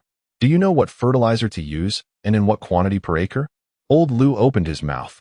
He was illiterate and knew nothing of such matters, but he had followed his son's telegram instructions diligently. Had he truly erred? "You claim to know nothing yet dare to strike?" Comrade Jiangwo is a distinguished graduate of Agricultural University. Sun Qian scoffed. Xiao Qiangxing was equally incensed, exasperated by the stubborn old man. If Comrade Jiangwo were to leave in anger, how would he explain it to the village? Old Lu apologized to Comrade Jiangwo. Old Lu gazed blankly, his eyes fixed on the 2 saplings crushed beneath Chen Jiangwo's feet. Slowly, he crouched down, questioning, "What wrong have I committed in planting these saplings? They have thrived for so many years, how could I be mistaken? Hurry and apologize, stop feigning ignorance." Sun Qian frowned. This is a Populus euphratica, also known as the medicinal material hutong lei. It thrives in arid continental climates, requiring ample sunlight, heat resistance, drought tolerance, salt-alkali resistance, and wind erosion resistance. It needs watering twice a year and 5 kilograms of urea per acre. Xiao Muyu coldly regarded Chen Jiangwo. Am I correct? Xiao Muyin stepped forward to assist Old Lu, his fists itching for a confrontation. This insolent youth was truly asking for it. "What are you doing?" Xiao Chong exclaimed in anger. "What business do these siblings have here?" Chen Jiangwo nodded in agreement. Xiao Muyu stepped closer to Chen Jiangwo, who retreated 2 steps as she crouched down to pick up the 2 saplings that he had just trampled. Holding the saplings, Xiao Muyu gazed at Chen Jiangwo, asking, "Do you know what these are? Do you understand what they represent?" Her eyes fixed on him, she pressed the question again. "Wrong. These are old man Lu's hopes," she stated coldly. Sun Qian interjected furiously. "Xiao Muyu, what nonsense are you spouting? Old man Lu's son has been in the Gobi Desert for 5 years, enduring wind and sand for the sake of the nation's greening efforts.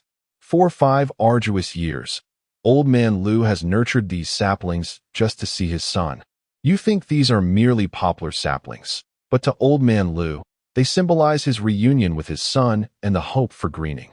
Xiao Muyu approached old man Lu and supported him. "You know that poplars resist drought, salt, and wind. However, If we do not properly simulate the Gobi environment before transporting them, no matter how robust the saplings are, their survival rate will be less than 30% in the Gobi. Yet, after simulating the environment, the survival rate upon delivery increases to 60 or 70%. This is the result of the old man you disdain, a knowledge that your textbooks fail to convey. After finishing her statement, Xiaomu cast a cold glance at the crowd. A profound silence enveloped the scene as everyone exchanged glances. The spring children are still waiting for the saplings.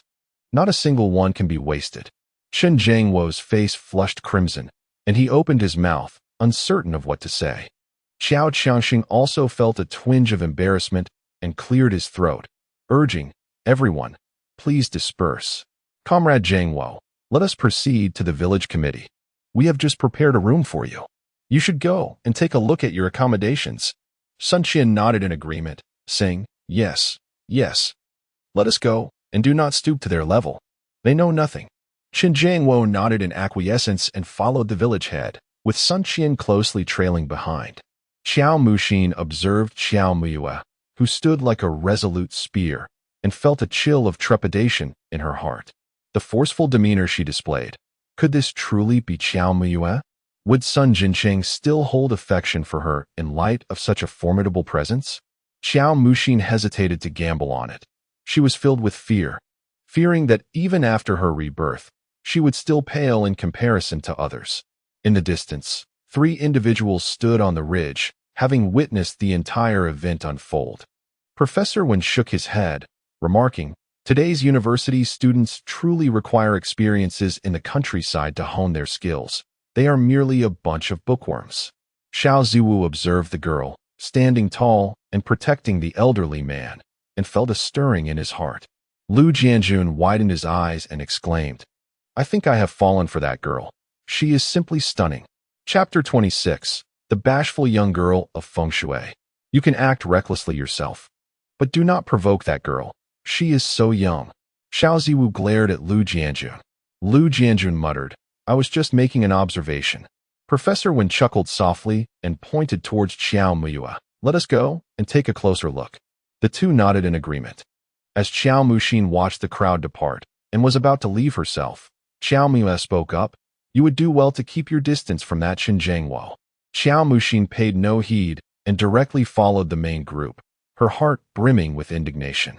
What was Xiao Muyue to dare advise her to steer clear of others? Just a mere child, relying on her eloquence to instruct her on how to conduct herself. Xiao Muyue, witnessing this, chose silence. She was not the type to extend her kindness unnecessarily, having already made a suggestion out of familial consideration. If the other party refused to heed her words, there was no need for further persuasion. Chen Jiangwo was certainly no virtuous character. "Sister, why do you concern yourself with her? She even snatched away your son Jincheng." Xiao Muyun remarked with a frown. Xiao Muyu retaliated with a swift kick. "Sun Jincheng has nothing to do with me. This brother is not worth keeping. He can be discarded." Xiao Muyun yelped and dodged. Just as Xiao Muyu prepared to pursue, she spotted 3 figures approaching.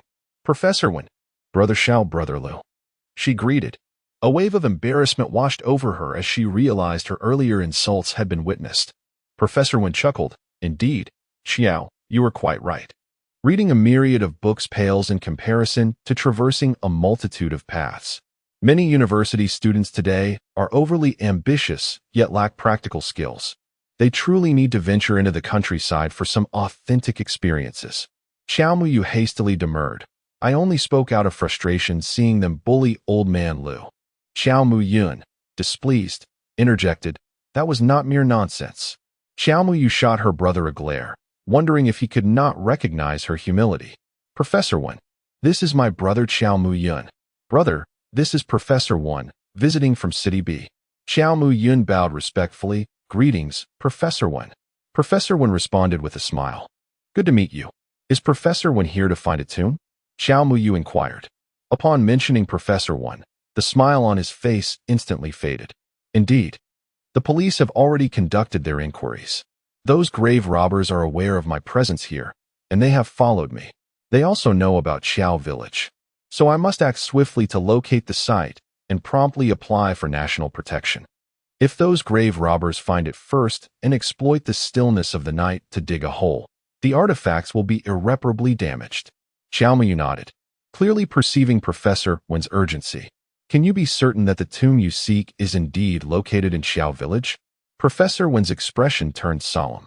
I have examined numerous historical records regarding the two Qiao sisters from the Three Kingdoms period, and there was a younger sister who, along with her clan, migrated to this area. Unfortunately, she died young, leaving no historical account of her. Through extensive research, I deduced that she was buried in Qiao Village. This sister holds significant importance for our study of the history of the Three Kingdoms, and we must ensure her resting place is not desecrated. Xiao Mei, shall we visit the back mountain you mentioned last time? Lu Jianjun suggested, glancing at Xiao Muyu. Her nose turned slightly red, and coupled with her delicate white face, she appeared as an innocuous little rabbit. Professor Wen nodded in agreement.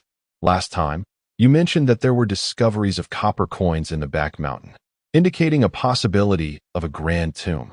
As Xiao Muyu was about to acquiesce, she noticed Xiao Ziwu casting a penetrating gaze in her direction. Reflecting on his previous demeanor after apprehending the tomb raider, she pondered whether he harbored any suspicions about her. After some contemplation, she remarked, "The land behind our house leads to the back mountain, which is rather difficult to navigate. I shall have my brother guide you. He spends his days catching rabbits back there and is far more familiar with the area than I am." Xiao Muyu nodded in agreement. Indeed, the back mountain is not easy to traverse. Professor Wen, however, was indifferent, as he merely required a guide. Enthusiastically, Xiao Muyun led the way, warmly introducing the visitors to Qiao Family Village. Lu Jianjun sighed at Xiao Ziwu. We could have had a beautiful companion, but someone's intimidating gaze has frightened her away. Xiao Ziwu scoffed. What nonsense are you spouting? Lu Jianjun retorted. What nonsense? Just look at Xiao's sister. She is as obedient as a little rabbit. Isn't it you who scared her off? With that, Lu Jianjun clicked his tongue and hastened a few steps to join Professor Wen, leaving his brother to amuse himself at the back. A rabbit? Xiao Ziwu mused, perplexed. How could that cunning, shrewd, and astute woman be likened to a rabbit? Meanwhile, village chief Qiao Changsheng took Chen Jiangua to view the house prepared for him in the village before departing, inviting him to dinner at his home that evening. Chen Jiangwo cast a glance at the residence, a modest red brick house that bore signs of age. Its four walls had been freshly coated with a layer of white lime. Within, there was a simple wooden bed and a wardrobe, alongside a metal washstand adorned with a basin featuring a vibrant red double happiness motif. A green thermos sat nearby, and although the furnishings were quite austere, it was evident that the villagers had invested their hearts into this place. Yet, Chen Jiangwo furrowed his brow, regarding everything in the room with a palpable disdain. Upon noticing two other individuals in the room, he suppressed his contempt and stepped inside. At that moment, Sun Qian was tidying the bed while Qiao Muxin stood by, initially prepared to leave. However, Sun Qian, feeling embarrassed to remain alone, insisted on her staying. Qiao Muxin, contemplating her reliance on Sun Qian to manage Sun Jinqing, chose not to refuse. I truly appreciate your assistance, comrades. I find myself without a cup to offer you a drink, Chen Jiangwo remarked, addressing the two, though his gaze was unmistakably directed at the bystander, Qiao Muxin. Internally, Qiao Muxin scoffed. The Sun family's Sun Qian was spoiled and willful. It was not just that she neglected chores such as cleaning and laundry. She would hardly bother to right an overturned oil bottle at home, all for the sake of attracting a man. Chen Jiangwo, a notorious dandy, saw through Sun Qian's infatuation with him at first glance. Yet, her ordinary looks and her clumsy appearance in that bright red coat, reminiscent of a penguin, were somewhat off-putting. How delightful it would be if Qiao Muxin harbored affections for him instead. She was strikingly beautiful, her eyes particularly enchanting. Although he harbored some reluctance in his heart, Chen Jiangwo could not refuse such a generous offer, for he would rely on others for the more arduous tasks in the future. I extend my gratitude to Comrade Sun Qian. As a newcomer, I am quite ignorant and even made a fool of myself today, he concluded with a downward glance. Feigning a semblance of guilt, though his gaze persistently lingered on Qiao Muxin. Chapter 27. The Mountain Demon. Upon witnessing the remorseful expression on her beloved's face, Sun Qian felt an overwhelming surge of compassion and hastily reassured him. Comrade Jiangwo, you must not think that way. Your intentions were solely for the benefit of that old man Lu. They, like dogs biting El Dambin, fail to recognize a kind heart. You are a university student. They cannot possibly comprehend the depth of your understanding. Chen Jiangwo slightly raised his head to look at Xiao Muxin. Does Comrade Muxin share this sentiment? As someone who had lived through 2 lifetimes, Xiao Muxin saw through Chen Jiangwo's hidden intentions. He was indeed interested in her. Yet, she held no admiration for him. For in her previous life, he had remained stagnant in a rural position, achieving little compared to Sun Jinqing. However, she relished the sensation of being sought after. Comrade Jiangwo is a university student, and naturally, he possesses greater wisdom than we do. So let us not misinterpret his actions. With Xiao Muxin's words, Chen Jiangwo felt a sense of relief. At least his impression had not been completely tarnished. Upon hearing Sun Qian mention Xiao Muxin, an image of a lively young woman flashed in his mind, resembling a budding white rose, her skin translucent and delicate, her eyes sparkling with vitality. Just standing there, she was captivating. If he could win her over, that would truly be a source of happiness. As Xiao Muxin observed Chen Jiangwo's suggestive demeanor, a flicker of understanding ignited within her. Should Chen Jiangwo and Xiao Muyu become entwined, it was inevitable that Sun Jinqing's affections for Xiao Muyu would wane. She decided to stir the pot, encouraging Sun Qian to meddle, for that would surely create a spectacle. Chen Jiangwo's eyes sparkled. Really? Sun Qian shot an irritated glance at Xiao Muxin and hastily exclaimed, "What delicate and fragile nonsense! She is merely a fickle woman, perpetually flaunting that beguiling facade to entice my elder brother. Does she not realize who he is? Is she truly worthy of his attention?" As Sun Qian ranted, Xiao Muyu happened to pass by with a shovel in hand, and Sun Qian glared at her from a distance. Sun Qian yearned to continue her conversation with Chen Jiangwo, but upon noticing his evident fatigue, she felt it inappropriate to intrude further. With a reluctant tone, she bid, "Comrade Jiangwo, remember to seek me out for anything in the future." Chen Jiangwo replied affirmatively, "Certainly." Upon exiting Chen Jiangwo's abode, Sun Qian cast a discontented look at Xiao Muxin. "You are about to become engaged to my brother. Keep your distance from him." With that, she sashayed away. Xiao Muxin scoffed. Recognizing this as a case of a chubby frog yearning for a swan, Chen Jiangwo held no interest in her. A wave of anxiety engulfed her, and as she reached for the wall for support, darkness enveloped her vision, and she fainted. In her final moments of consciousness, a singular thought flashed through Xiao Muyu's mind. Could this be the end? During her unconscious state, Xiao Muyu felt as though she were plummeting into an abyss, surrounded by impenetrable darkness, sinking deeper and deeper. Suddenly, a radiant light seemed to materialize before her, compelling her to pursue it. At that moment, had there been a second person present, they would have witnessed the jade pendant around Xiao Muyu's neck slowly levitating, emanating a gentle glow.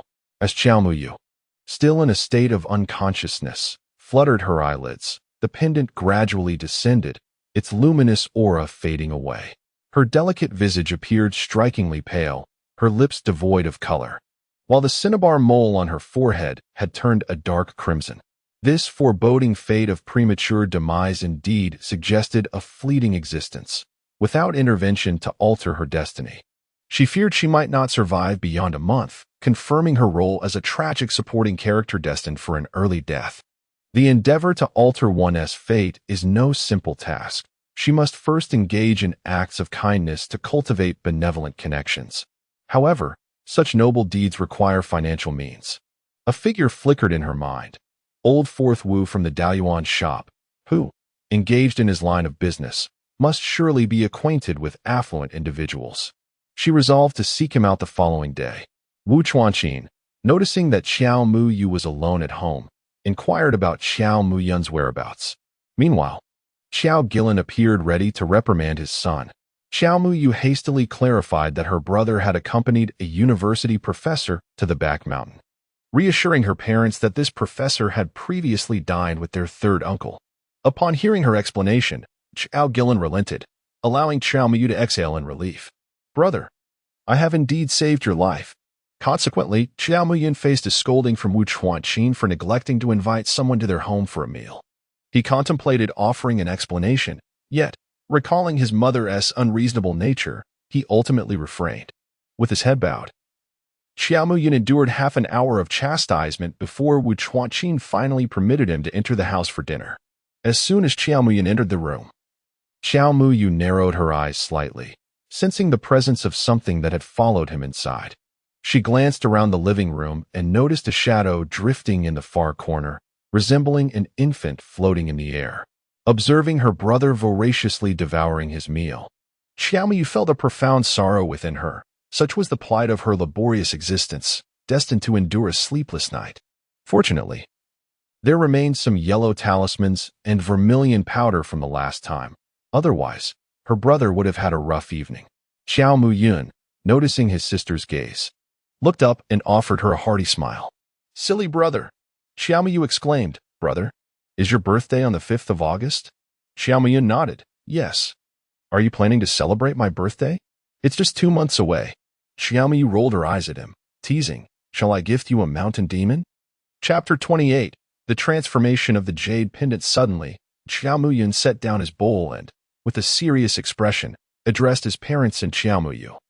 From now on, you must not venture to the back mountain at night. Wu Chuanqin inquired, What is the matter? Xiao Muyun scanned his surroundings before lowering his voice. Just now, while I was at the back mountain, I heard the sound of a child crying.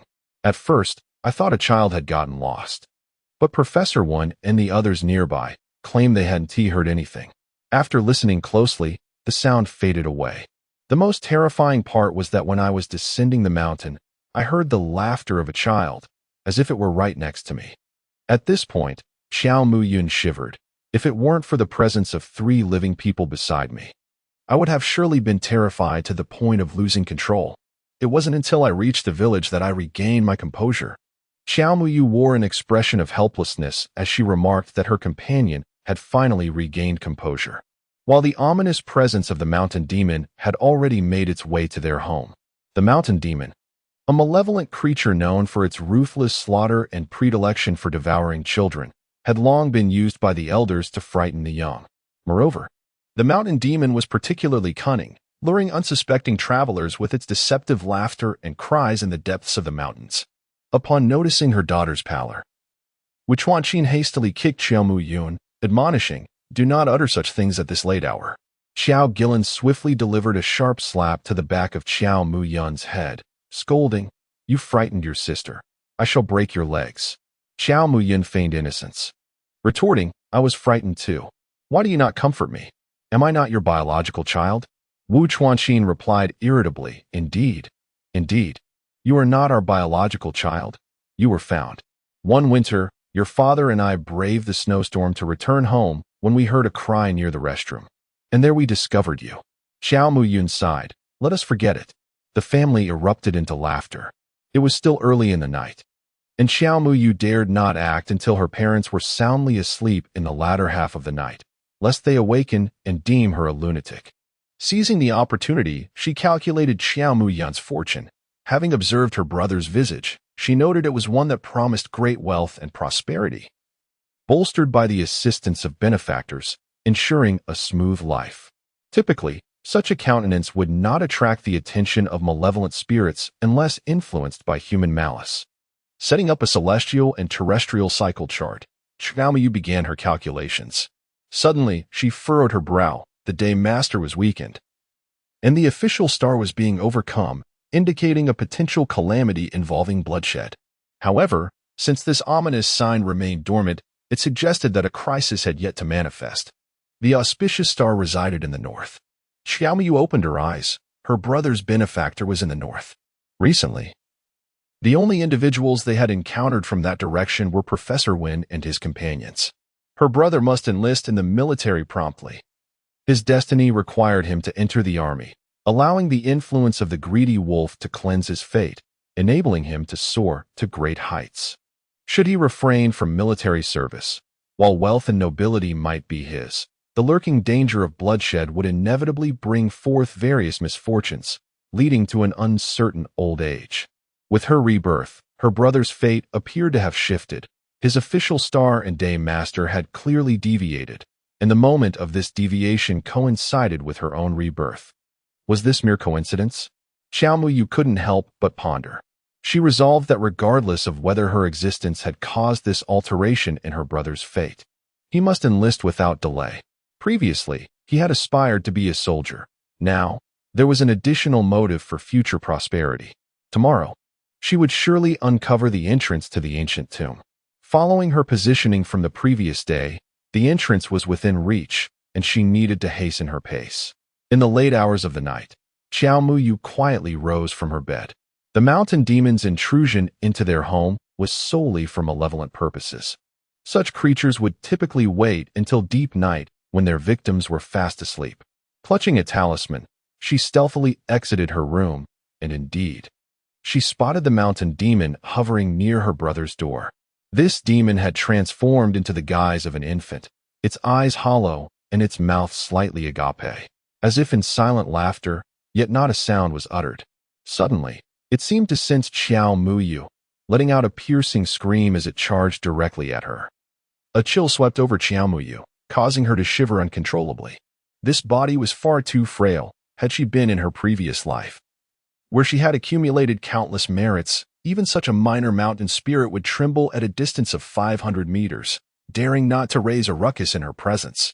As she swiftly rolled away from the attacking mountain demon, which had just appeared with an infantile visage, it suddenly seemed to swell, towering to a height of 2 meters. Its body covered in dark, coarse hair, and its grotesque face emitting a ferocious roar. Fearing that her parents and brother might awaken, Xiaomuyu resolved to end this swiftly. 3 yellow talismans were immediately unleashed, sealing off 3 sides of the mountain demon, leaving it with no retreat as it charged straight at her. This was the moment Xiaomuyu had awaited. 1 yellow talisman unfurled mid-air and affixed itself to the demon's forehead, causing it to plummet from the void. Just as she prepared to dispatch the creature on the spot, a faint light flickered at her chest. The jade pendant given to her by her mother suddenly soared into the air. The pendant detached from her neck and landed before the mountain demon, which now displayed a look of terror, its body quaking uncontrollably. The pendant quietly descended upon the demon, which melted away like snow under the sun, vanishing without a trace, as if the pendant had devoured it. With the demon's disappearance, the yellow talismans gradually fell to the ground. The pendant gently floated back to Xiaomuyu, leaving her startled by this transformation. Could it be that this pendant was a magical artifact? Yet, magical artifacts typically emanate auras of spiritual energy, and this pendant clearly did not. She slowly extended her hand, and the jade pendant, filled with joy, gently settled into her palm. Then, its brilliance faded, transforming back into the initially dull jade. Had she not witnessed it with her own eyes, she would never have believed that this unremarkable piece of jade could have devoured the mountain demon. As she observed a drop of blood silently slide off the pendant, it showed no reaction. Xiaomuyu finally realized her own foolishness. Fortunately, having dealt with the mountain demon, she felt quite fatigued and hurried to bed, for she needed to visit Wu Lao Si the following day. Chapter 29. A visit to Wu Lao Si. Early the next morning, Xiaomuyu awoke feeling somewhat rejuvenated. Her complexion appeared less pallid, offering her a measure of reassurance. Otherwise, her parents would undoubtedly worry and insist she rest at home, jeopardizing her aspirations to excel academically and achieve the status of the top student in the city. After getting up, Xiaomuyu lamented about having endured a night filled with nightmares, recounting dreams of crying children and pursuing monsters that had tormented her throughout the night. Xiaomuyu, however, paid little mind to this and called to her brother to continue digging the pit from yesterday before hastily departing for school. Initially, Xiao Guilin intended to ride his bicycle to escort her, but Xiaomuyu declined, expressing her desire to first visit Wu Lao Si, stating that she would take the bus to school. Upon arriving at Daoyuan's shop, she found Wu Lao Si dozing against the counter. The sound of the doorbell roused him, and upon seeing Xiaomuyu enter, he immediately perked up, exclaiming, "What brings you here?"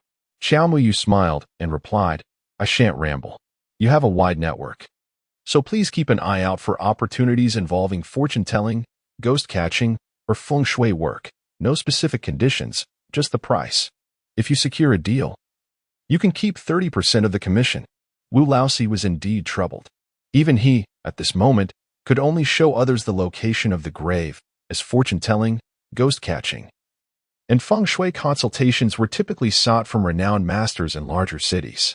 Xiaomi was still quite young, a mere student, even if she possessed some skill. Others might not believe in her capabilities. I will keep an eye out for you, she exclaimed, but such occurrences are rarely seen in our small locality. Xiaomi pursed her lips, thinking, rarely? That's impossible. It has barely been a few days since my rebirth, and my third aunt's home harbors a ghostly presence, while my own abode is plagued by a mountain spirit. Is that considered rare?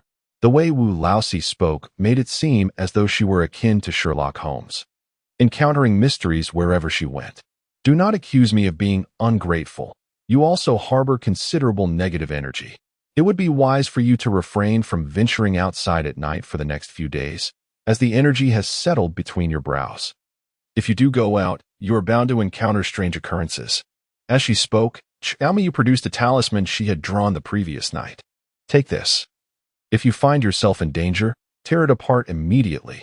Wu Laosi sighed, my dear young lady. We have only met thrice. The first time, you warned me of danger at night, and I ended up with a head injury. The second time, in the hospital, you predicted I would suffer a sudden demise. And now, for the third time, you return with yet another ominous warning. My heart is not in great condition, and I cannot endure this. Despite his protests, he sensibly accepted the yellow talisman from Xiao Muyu and tucked it deep into the pocket of his jacket. Xiao Muyu felt helpless in turn. I do not wish for this either, but you have been unfortunate enough to associate with tomb raiders and have come into contact with numerous cursed artifacts, absorbing far too much negative energy. Even if I did not say anything, misfortune would still find you from time to time. Recently, misfortune has befallen you as you have encountered tomb raiders, a group whose malevolent energy is particularly potent, thus exacerbating the negative aura that already surrounds you.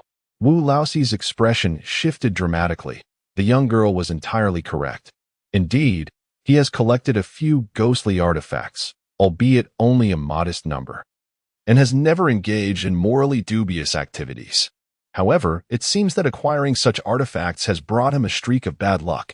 Recently, he has come into contact with a band of tomb raiders rumored to possess valuable items, and he wished to witness them firsthand. Yet, he has yet to see the goods, as the other party appears to have encountered some issues. Xiaomiyu discerned that the tomb raiders Wu Laosi had met were undoubtedly the same ones tailing Professor Wen, which seemed to provide her with an additional advantage. All right, I, Wu Laosi, concede. I shall heed your advice and refrain from venturing out at night. I will close the shop early and retire for the evening. Wu Laosi was indeed frightened, noticing that it was getting late and she needed to head to school. Xiaomiyu reiterated her request for Wu Laosi to expedite his search for business opportunities. Wu Laosi patted his chest, assuring her that he would arrange everything promptly. In haste, Xiaomiyu exited Daoyuan's shop, only to collide with a figure as she turned a corner. She quickly stepped back to avoid a collision. Upon closer inspection, she realized it was a pregnant woman who, having stumbled back, had collapsed onto the ground. Accompanying the woman was a young boy of about 15 or 16, who rushed to squat beside her, exclaiming, Aunt Liang, are you all right? Xiaomiyu hurried forward, intending to take the woman's pulse to assess her condition.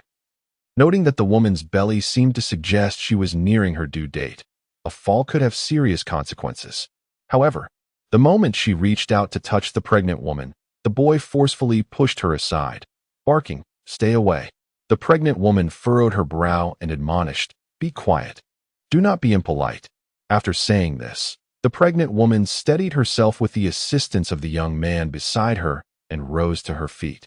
She turned her gaze towards Xiaomiyu and asked, Little girl, are you all right? Xiaomiyu took a moment to assess the pregnant woman, who appeared to be in her 30s, clad in a pristine white tracksuit. Her shoulder-length curls cascaded gracefully down her back, exuding an aura of elegance and charm. Her gentle, introspective gaze and clear, luminous eyes suggested a kind-hearted nature. Indeed, one often perceives the essence of an individual through their eyes. The young man beside her, dressed in a black athletic outfit, possessed striking features, with his sharp eyebrows and bright eyes hinting at youthful defiance. His expression conveyed a certain hostility as he scrutinized Xiao Muyu. "I'm fine. Are you all right?"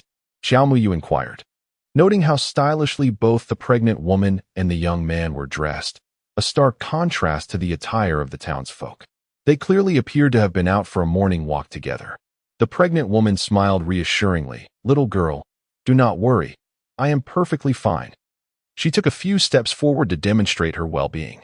With this, Xiao Muyu felt a sense of relief, and the young man beside her also seemed to relax. Observing Xiao Muyu still carrying her backpack, the pregnant woman remarked, "Are you hurrying off to school? You should go quickly. Don't let it delay you." Xiao Muyu nodded in acknowledgement, but just as she was about to depart, her brow furrowed. She halted, reached into her pocket, and produced a yellow talisman, folding it into a triangular shape before offering it to the pregnant woman. "Previously, when my aunt was expecting, she specially went to the temple to seek a protective talisman and even gave me one. I would like you to have this one, Auntie." Before the pregnant woman could respond, the young man snatched the yellow talisman away, exclaiming, "What superstitious nonsense. Who knows if it's even clean?" He prepared to discard it. The pregnant woman quickly interjected, "Stop." The youth paused momentarily as the pregnant woman snatched the yellow talisman from him. Regardless of the circumstances, it was a gesture filled with goodwill. How could one so casually dismiss it? Book pleasure. One must never utter words that wound. He admonished. Apologized to the young lady. Though visibly reluctant, the youth, swayed by his Aunt Liang's authority, begrudgingly uttered an apology to Xiao Muyu. "I'm sorry." The pregnant woman, witnessing this, smiled and carefully tucked the talisman into her pocket. "Thank you, dear girl." In Chapter 30, 95 points, moved by the woman's kindness, she decided to gift her the last protective charm she possessed. Realizing time was of the essence, Xiao Muyu hastened her steps towards school. In the first-year teacher's office, Li Chong was immersed in grading papers. The sight of numerous red crosses filled him with a sense of dread. These were not even the competition papers from the city. Nearly half the difficulty of such assessments, yet very few students had managed to pass. Teacher Li, perhaps it would be better for Class 2 to forego the competition altogether. Class 1 has 2 students who qualify, while sending those with poor performance to compete will only demoralize them, offering no benefits for the college entrance examination and wasting valuable study time. Chen Xian observed Li Chong's furrowed brow with considerable satisfaction. Both were mathematics instructors, one leading Class 2 and the other Class 1, locked in a rivalry. Thus, Li's discomfort brought Chen a sense of joy. Li Chong let out a cold snort, saying, "Teacher Chen, there is no need for you to fret. I still have over 10 papers yet to be graded. Perhaps there are some commendable ones among them. Moreover, our class monitor has achieved a score of 70, which meets the competition standard, and Xiao Muxin from our class has scored 67. Although it falls short of the benchmark, it can still be considered." Chen Xian waved his hand dismissively. "Enough? Enough, do not rush me. I am only looking out for your best interest. This paper scored below 80, and submitting it to the competition would be futile. Our 2 students have both scored 85, and they still have a chance to contend." With that, he smiled smugly, adding, "Do not forget. The registration forms need to be submitted by noon. You might find yourself running out of time. I expect the principal will soon come to collect the registration forms." Li Chong glanced at the clock on the wall, noticing it was already 10:30. Indeed, the registration forms were due. He pondered that apart from the class monitor and Xiao Muxin, no other students in the class had particularly strong math scores. With a sigh, he approached the next paper with a mindset of treating a dead horse as if it were alive. Upon merely glancing at it, Li Chong's eyes brightened. This paper was exceptionally neat, the handwriting elegant, with scarcely any corrections, which put the grader in a good mood. He continued to examine the paper.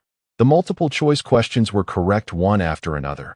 Each ticked response lifted his spirits. As he hastily scanned the short answer section, he noted the handwriting was tidy and the thought process clear. How could he recall that Xiao Muyue's grades had been consistently mediocre last semester? How had she made such remarkable progress now? Without further contemplation, he hurriedly glanced at the answers to the questions behind him. With both of the first two major items correct, he had already secured 60 points. As long as he could achieve 20 points from the subsequent 40 points in the answer section, he would redeem himself. The principal entered the first-year office. The registration forms for the city competition need to be submitted. I just received a call from the city urging us to finalize the participants. Which students from your two classes will be participating? Chen Xian promptly stood up. Principal, our class has two students who can participate, both scoring 85. Historically, those who scored 85 in the test papers have always placed well. Upon hearing this, the principal smiled slightly. Indeed, a score of 85 on the test paper was commendable. He then turned to Chen Chang. What about class 2? Mr. Chen, with his head bowed, remained engrossed in examining the test paper, completely oblivious to the principal's inquiry. Chen Xian smirked disdainfully and immediately interjected. Just a moment ago, Mr. Chen Chang mentioned that they also have two participants. The principal's spirits lifted. Class 2 had consistently lagged behind Class 1. Yet it was surprising that they could muster two participants. With this thought in mind, the principal eagerly asked, what are their scores? Chen Xian noted the principal's displeasure and felt a surge of pride. At that moment, seeing that Chen Chang was still ignoring him, seated at his desk, the principal became even more irate and slammed his hand on the adjacent table. Mr. Chen Chang, where is your registration form? Chen Chang suddenly stood up, laughing heartily. 95. 95. We have a student with a score of 95. Only then did he notice the principal, and he quickly rushed in front of him. Principal, our class has 3 students registered this time, and the top score is 95. The principal was taken aback as he accepted the examination paper from Chen Chang's hands. Upon noticing the prominent red mark of 95, he erupted into laughter. Indeed, 95. Remarkable. Truly remarkable. At that moment, the principal had entirely forgotten his earlier displeasure. This was a test paper. Achieving 85 points would typically secure a position, while 90 points generally placed one within the top 20 in the city. A score of 95 could potentially land a student within the top 10 citywide. Such an achievement had been unprecedented since he assumed the role of principal. Among the numerous high schools in the city, they had consistently ranked at the bottom, and if they could produce a student who ranked among the top 10 in competitions, he would undoubtedly redeem himself at this year's citywide annual meeting. Could he contain his excitement at this prospect? Chen Xian, unable to believe his eyes, approached the principal. Principal, allow me to see this paper that scored 95. The principal generously handed the paper to Chen Xian, who immediately began scrutinizing it, determined to uncover any mistakes. Chen Chang perceived Chen Xian's intent but remained unfazed. He had already reviewed the paper several times and was confident in its accuracy. Indeed, as Chen Xian examined the paper, his expression grew increasingly grim. The principal, not lacking in acumen, recognized the fierce rivalry between the two teachers, although he did not possess a deep understanding of mathematics. Chen Xian's distress indicated that the score was undoubtedly valid. The principal enthusiastically patted Chen Chang on the shoulder. Teacher Chen Chang, well done. If this student performs admirably in the city competition, you shall be this year's excellent teacher. Chen Chang was overjoyed. Principal, rest assured. Chen Chang promptly prepared the registration forms, handing all 3 to the principal. At this moment, the principal chose not to dwell on the 67 who wished to register, acknowledging the existence of 95, and simply regarded the 67 as a mere gathering of enthusiasm. Once the principal departed, Chen Xian remarked in a sarcastic tone, well, congratulations to you. Chen Chang, in high spirits, paid no heed to Chen Xian's tone and directly picked up the examination paper, heading to the classroom.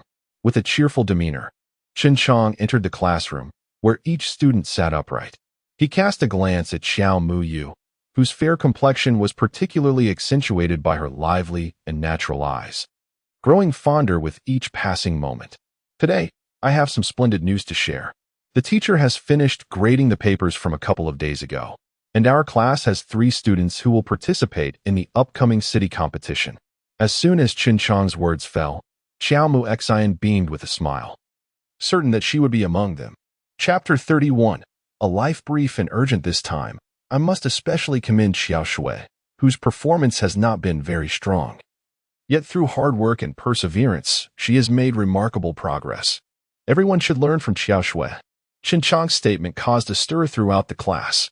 Lu Xiaoqin nudged Xiao Mu Yu with her elbow, saying, "Look at your cousin," with that proud expression.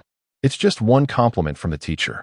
If one didn't know better, they might think she's the top scorer in the city's college entrance examination.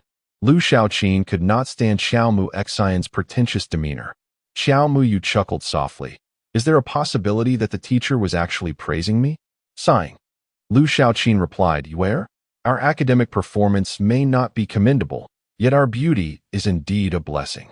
Let those who excel in their studies, like the class monitor, bear the burden of being praised by the teacher. It would be unfair for all the benefits to fall upon us, the aesthetically gifted."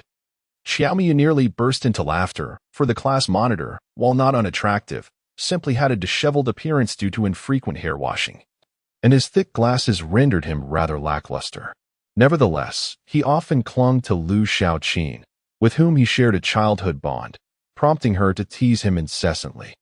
Qin Chang then shifted the conversation, saying, "Moreover, it is not just one Xiao student excelling. Another Xiao student has also improved significantly.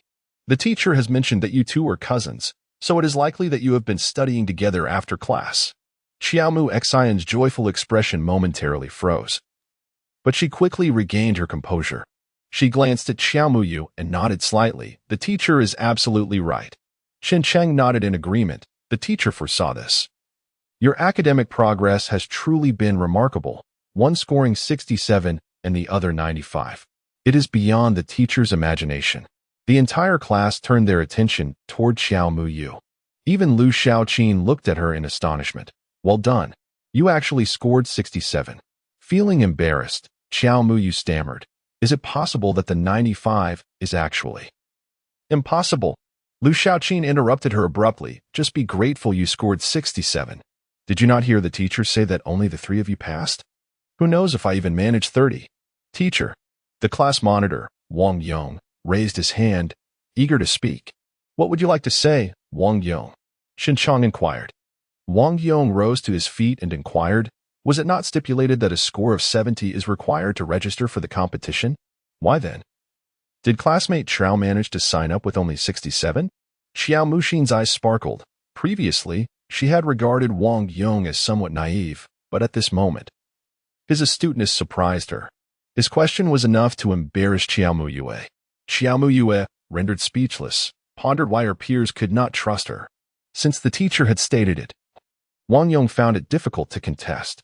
Xiao Muxin thought it a pity. As no objections arose from the classmates, Qin Chang commenced distributing the test papers. Lu Xiaoqin, 35 points. Song Yi, 29 points. One by one, the names were called, and students approached to collect their papers. Lu Xiaoqin glanced at her 35 and felt a strange sense of satisfaction. Wang Yong, 75 points. Upon hearing the class leader's name, a wave of astonishment swept through the classroom. In stark contrast to the scores of 32 and 29, 75 was indeed commendable, yet Wang Yong wore a face of discontent. Xiao Muxin sat up straight. It was almost her turn, and she anticipated the class's admiration. Xiao Muxin, 67 points. A hush fell over the class as Xiao Muxin froze, questioning if she had misheard. 67? Qin Chang, noticing that she remained seated, repeated, Xiao Muxin, 67 points. Please come collect your paper. Xiao Mu 95 points. Qin Chang proclaimed, holding up the final test paper. The classroom erupted in astonishment. They had not expected Xiao Mu to achieve 95 points, as they had assumed it was Xiao Muxin. Lu Xiaoqin, her expression one of disbelief, exclaimed, is it truly possible to score 95 while sleeping? Is there a special technique involved? Should we recite some incantation before sleep? Lu Xiaoqin inquired earnestly. Xiao Mu Yu rubbed her forehead, pondering if this person truly believed such nonsense. Let us applaud these three classmates, Li Chang declared. The entire class erupted into applause. while Xiao Mu-Xian gritted her teeth, furiously crumpling her test paper and stuffing it into the depths of her desk. Throughout the class, Xiao Mu sensed the weight of her classmates' gazes upon her, particularly from Xiao Mu-Xian.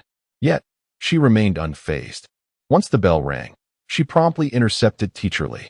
"Teacher Li, when does the competition commence?" Xiao Mu asked. With a smile, Xiao Mu shook her head. "No, I was merely inquiring. Will the results be released next month?" Li Chong nodded, confirming that, according to previous years, the results typically emerge the following month. "Is there something urgent for you?" "Xiao classmate," Li Chong questioned, noticing the urgency in Xiao Mu's demeanor. Internally, Xiao Mu scoffed. Can matters of life not be urgent? However, she merely replied, "It's nothing. I was just asking." After all, she was the unfortunate supporting character destined for an early demise, tirelessly striving for survival unlike the protagonist, who basked in a halo allowing her to participate in competitions despite insufficient scores. She recalled from the book that the protagonist also entered the competition with inadequate scores, where Xiao Mu-Xian would encounter a lovesick second male lead, whose fate would be tragically unfortunate. Chapter 32. Unearthing Secrets. Shul, you were excessively harsh with that girl today. Liang Qin sat on the sofa, gently caressing her belly, feeling the life within her, radiating an aura of motherhood. Ouyang Shul wore an expression of complete indifference, remarking, "If she hadn't dodged quickly, she would have certainly collided with you. Such reckless individuals deserve a measure of punishment." The young lady did not act with intent, and besides, "I am unharmed. You must temper your temper. Otherwise, how will you manage your relationship with your father?" Upon hearing Liang Qin's words, Ouyang Shul's complexion darkened instantly. "I have no father. He is not my father. My mother passed away only 6 months ago, and he is already remarrying? Such a man could never be my father." Liang Qin sighed, lamenting her unfortunate sister's fate, a beauty whose life was too brief. "Then you should transfer here," she suggested. After speaking, Liang Qin stood up, preparing to rest, when suddenly a wave of excruciating pain washed over her, causing her to collapse onto the sofa. Ouyang Shul panicked. "Aunt Liang, what has happened to you?" Liang Qin felt a dampness below. She endured the agony and touched it, discovering her hands soaked. "Oh no, my water has broken." Ouyang Shul's face paled immediately. "What should we do now?" Liang Qin, fighting through the pain, compelled herself to rise and beckoned Ouyang Shul to assist her. "Help me out. We need to call a cab to the hospital." She knew she must remain calm. The due date was imminent, and she had mentally prepared for this moment. Ouyang Shul nodded, supporting Liang Qin as they made their way outside. Upon reaching the roadside, he waved frantically for a taxi. In those days, taxis were not as abundant on the streets, and it took a considerable time before one finally came to a halt. Upon noticing that the passenger was a woman in labor, the driver initially hesitated to assist. However, Liang Qin quickly promised to double the fare, prompting the driver to lend a hand in helping her into the back seat. "Sir, please drive faster," Ouyang Shul urged anxiously as soon as they were inside the vehicle. The driver, wearing a pained expression, replied, "I just started driving a taxi a few days ago. I'm a novice on the road." Liang Qin, suppressing her intense pain, knew she could not afford to panic. She took a moment to calmly address the driver. "Brother, please drive cautiously. Just ensure my safe arrival at the People's Hospital. Watch out." Ouyang Shul shouted, his gaze fixed ahead. Liang Qin gasped in alarm, instinctively clutching Ouyang Shul as a violent impact jolted them. Suddenly, Ouyang Shul noticed a faint glow emanating from Liang Ai's pocket. This light, barely discernible in the daylight, seemed to swell rapidly like a balloon, enveloping them entirely. As he pushed open the contorted car door, he glimpsed the driver, seemingly unharmed but unconscious, while the front of the vehicle had crumpled beyond recognition. Without a moment's hesitation, he scooped up Liang Ai and dashed toward the hospital. Seated on a bench in the hospital's emergency room corridor, Ouyang Shul gazed at the cracked yellow talisman in his hand. Could it truly be effective? Yet, if it were not, why were he, Liang Ai, and the driver unscathed despite the car's mangled state? Suddenly, the sound of a baby's cries pierced the air. Ouyang Shul tucked away the talisman and sprang to his feet. Brother, push harder. We're almost there. Xiao Muyu shouted encouragement from the edge of the field. Xiao Muyun sighed, resigned to her fate as she hastened her actions. Suddenly, the shovel clanged against something, and Xiao Muyun froze, pondering whether she had truly unearthed something. Xiao Muyu, observing intently, recognized that Xiao Muyun had indeed struck something. She quickly gestured for her to come closer and, lowering her voice, exclaimed, "Sister, hurry over, I found something." As Xiao Muyu approached her excited sibling, Xiao Muyun animatedly declared, I think I've genuinely uncovered something. Just now, the shovel hit something. Wait a moment, let me dig a bit more, and I will surely discover what it is. Xiao Muyu promptly interjected, Brother, that is sufficient. Aren't you eager to join the army? This find could be your ticket to enlistment. At the mention of military service, Xiao Muyun shook his head. No way. Our parents would never agree. With a mysterious air, Xiao Muyu assured him, just wait. I will undoubtedly persuade them to let you join.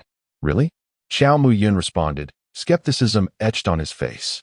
Hey, young man from the Qiao family, are you still digging? A passing villager mocked as they observed Xiao Muyun with a shovel. This land has been barren for years. Not even a weed can grow here. Huh. While others are idling at home, you're just playing around, unlike us who have to work. Xiao Muyun shot them a fierce glare. But the passerby merely chuckled and continued on their way. Brother, let us keep this discovery between us for now, including from our parents. If you trust me, grant me 2 days, and I will surely convince them to let you enlist. Xiao Muyu said earnestly. Xiao Muyun, observing his sister's serious demeanor, scrutinized her intently before finally nodding. Brother believes you. I will wait for you. Chapter 33. Moving out Xiner. Open the door. Mother has steamed an egg custard for you. Upon hearing her mother Qin Shuiying's voice, Qiao Muxin impatiently rose to open the door. I don't want it. Give it to my brother instead. Feigning affection with ulterior motives is often a sign of deceit. Her parents harbored a severe preference for sons, so how could they possibly prepare a delicacy for her? Qin Shuiying, with a fawning expression, insisted, This is specially made for you, and I wouldn't give it to your brother. Hurry and eat it. In a fit of rage, Qiao Muxin hurled the iron box onto the ground, shouting, Where is my money? The money inside the box was what she had painstakingly earned during her spare time after her rebirth, having saved diligently for a long time to accumulate 100 yuan.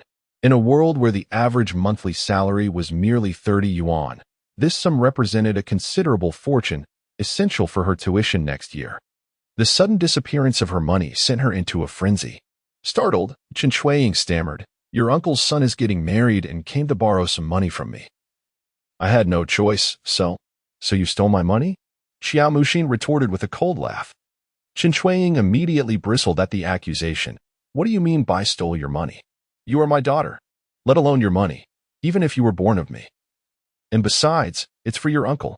Once you're married, you will still depend on your uncle's family.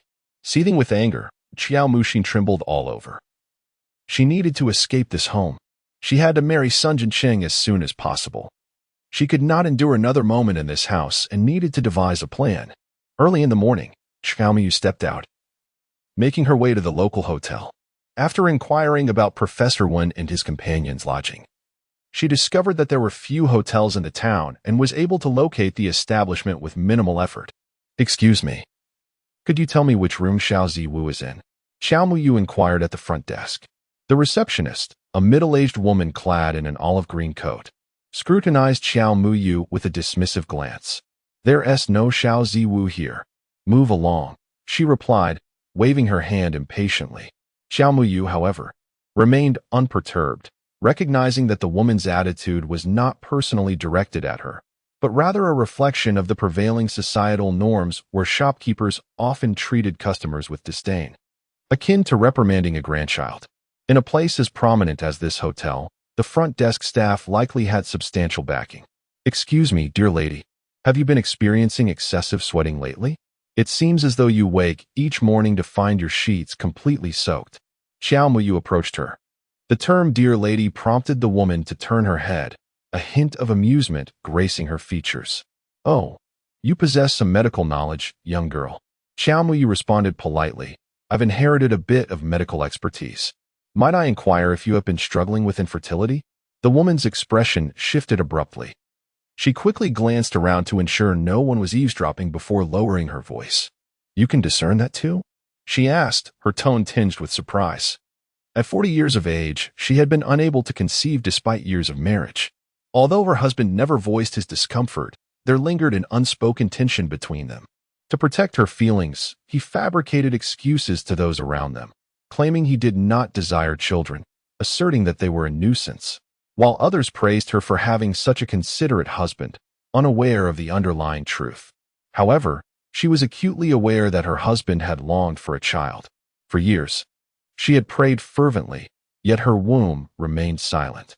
Undeterred by the prospect of embarrassment, she accompanied her husband to the hospital for examinations, only to discover that both were in good health.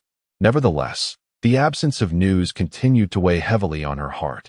Xiao Muyu nodded thoughtfully. In traditional Chinese medicine, we emphasize the principles of observation, listening, inquiry, and palpation. Others may not discern it, but I can detect that the hue of your complexion and the scent of your breath unmistakably reveal the essence of various fertility remedies. At that moment, the woman scrutinized Xiao Muyu with newfound seriousness. The fact that she had been secretly taking medicine without her husband's knowledge was now laid bare by the young girl's perceptive words, deepening her trust. Can you discern the reason for my prolonged inability to conceive? The woman asked, lowering her voice in fear of being overheard. Your constitution differs from others. May I audaciously inquire when you and your husband engage in intimacy each month? Xiao Muyu asked softly. The woman's face flushed. Such a personal question would make anyone, even a close sister, feel embarrassed. Actually, there isn't a fixed time. My husband works in transportation, so his time at home is unpredictable. Thus, I haven't paid particular attention to it. Please extend your hand so that I may take your pulse. Xiao Muyu instructed. The woman promptly offered her hand, and Xiao Muyu began to feel her pulse. Noticing that Xiao Muyu remained silent, her brow furrowed in concentration, an unsettling premonition began to stir within the woman. Unable to contain her anxiety any longer, she finally spoke. Young lady, please say something. How is my health? Xiao Muyu released her grip. Your health is sound, yet your constitution is indeed peculiar. If you trust me, engage in intimacy every 8th day of the month after 8 in the evening. It is imperative that it is precisely at this hour. Is there any significance to this? The woman was somewhat perplexed. Is timing crucial for conception? Others might not require such precise timing, but this particular lady was different. Her progeny had always been akin to drawing water with a bamboo basket, ultimately resulting in naught. This manifested in her physical state as an exceptionally brief ovulation period, lasting merely 2 to 3 hours each month. The stipulation of engaging in intimacy at 8 o'clock on the 8th day was grounded in the belief that this moment held the last glimmer of hope for her. Within the 12 zodiac signs, the womb and the realm of creation shone brightly at this juncture. By timing their union accordingly, divine providence might grant her the chance to fill her vessel, even if the odds were slim. However, to speak of astrological calculations might provoke skepticism from her, as divination and feng shui were often dismissed as superstitions in contemporary society. After a moment's contemplation, Xiao Muyu remarked, Your ovulation occurs at this precise hour. It is, indeed, the most favorable time for conception. If you doubt me, simply experiment with it. There is no harm in trying. Chapter 34. The transaction. The woman pondered and conceded, recalling that her husband would be home on the 8th of this month. Thus they could indeed give it a try. Dear girl, if I truly conceive, I shall be forever grateful to you. Xiao Muyu smiled and shook her head. That is unnecessary. Our purpose in medicine is to heal. Recalling the bitterness of the medicine she had taken, the woman felt a swell of grievance. Very well. I shall refrain from taking it. As long as there remains a glimmer of hope, she is determined to try. The person you are searching for, Xiao Ziwu, is in room 205 on the 2nd floor. The woman whispered again. Xiao Muyu expressed her gratitude and ascended the stairs to the 2nd floor. Upon reaching room 205, she took a deep breath and knocked on the door. Coming, came Xiao Ziwu's voice from within, followed by the sound of footsteps, and then the door swung open. Their eyes met, and Xiao Muyu's gaze widened in surprise. Xiao Ziwu was clad in fitted dark trousers and a white shirt. Though the buttons of the shirt were undone, draping loosely over him and revealing his toned chest and eight-pack abs. Upon recognizing the visitor, Xiao Ziwu swiftly turned away, presenting his back to Xiao Muyu as he hurriedly buttoned his shirt. I apologize. I thought it was Jin Jun. Xiao Muyu felt her cheeks flush.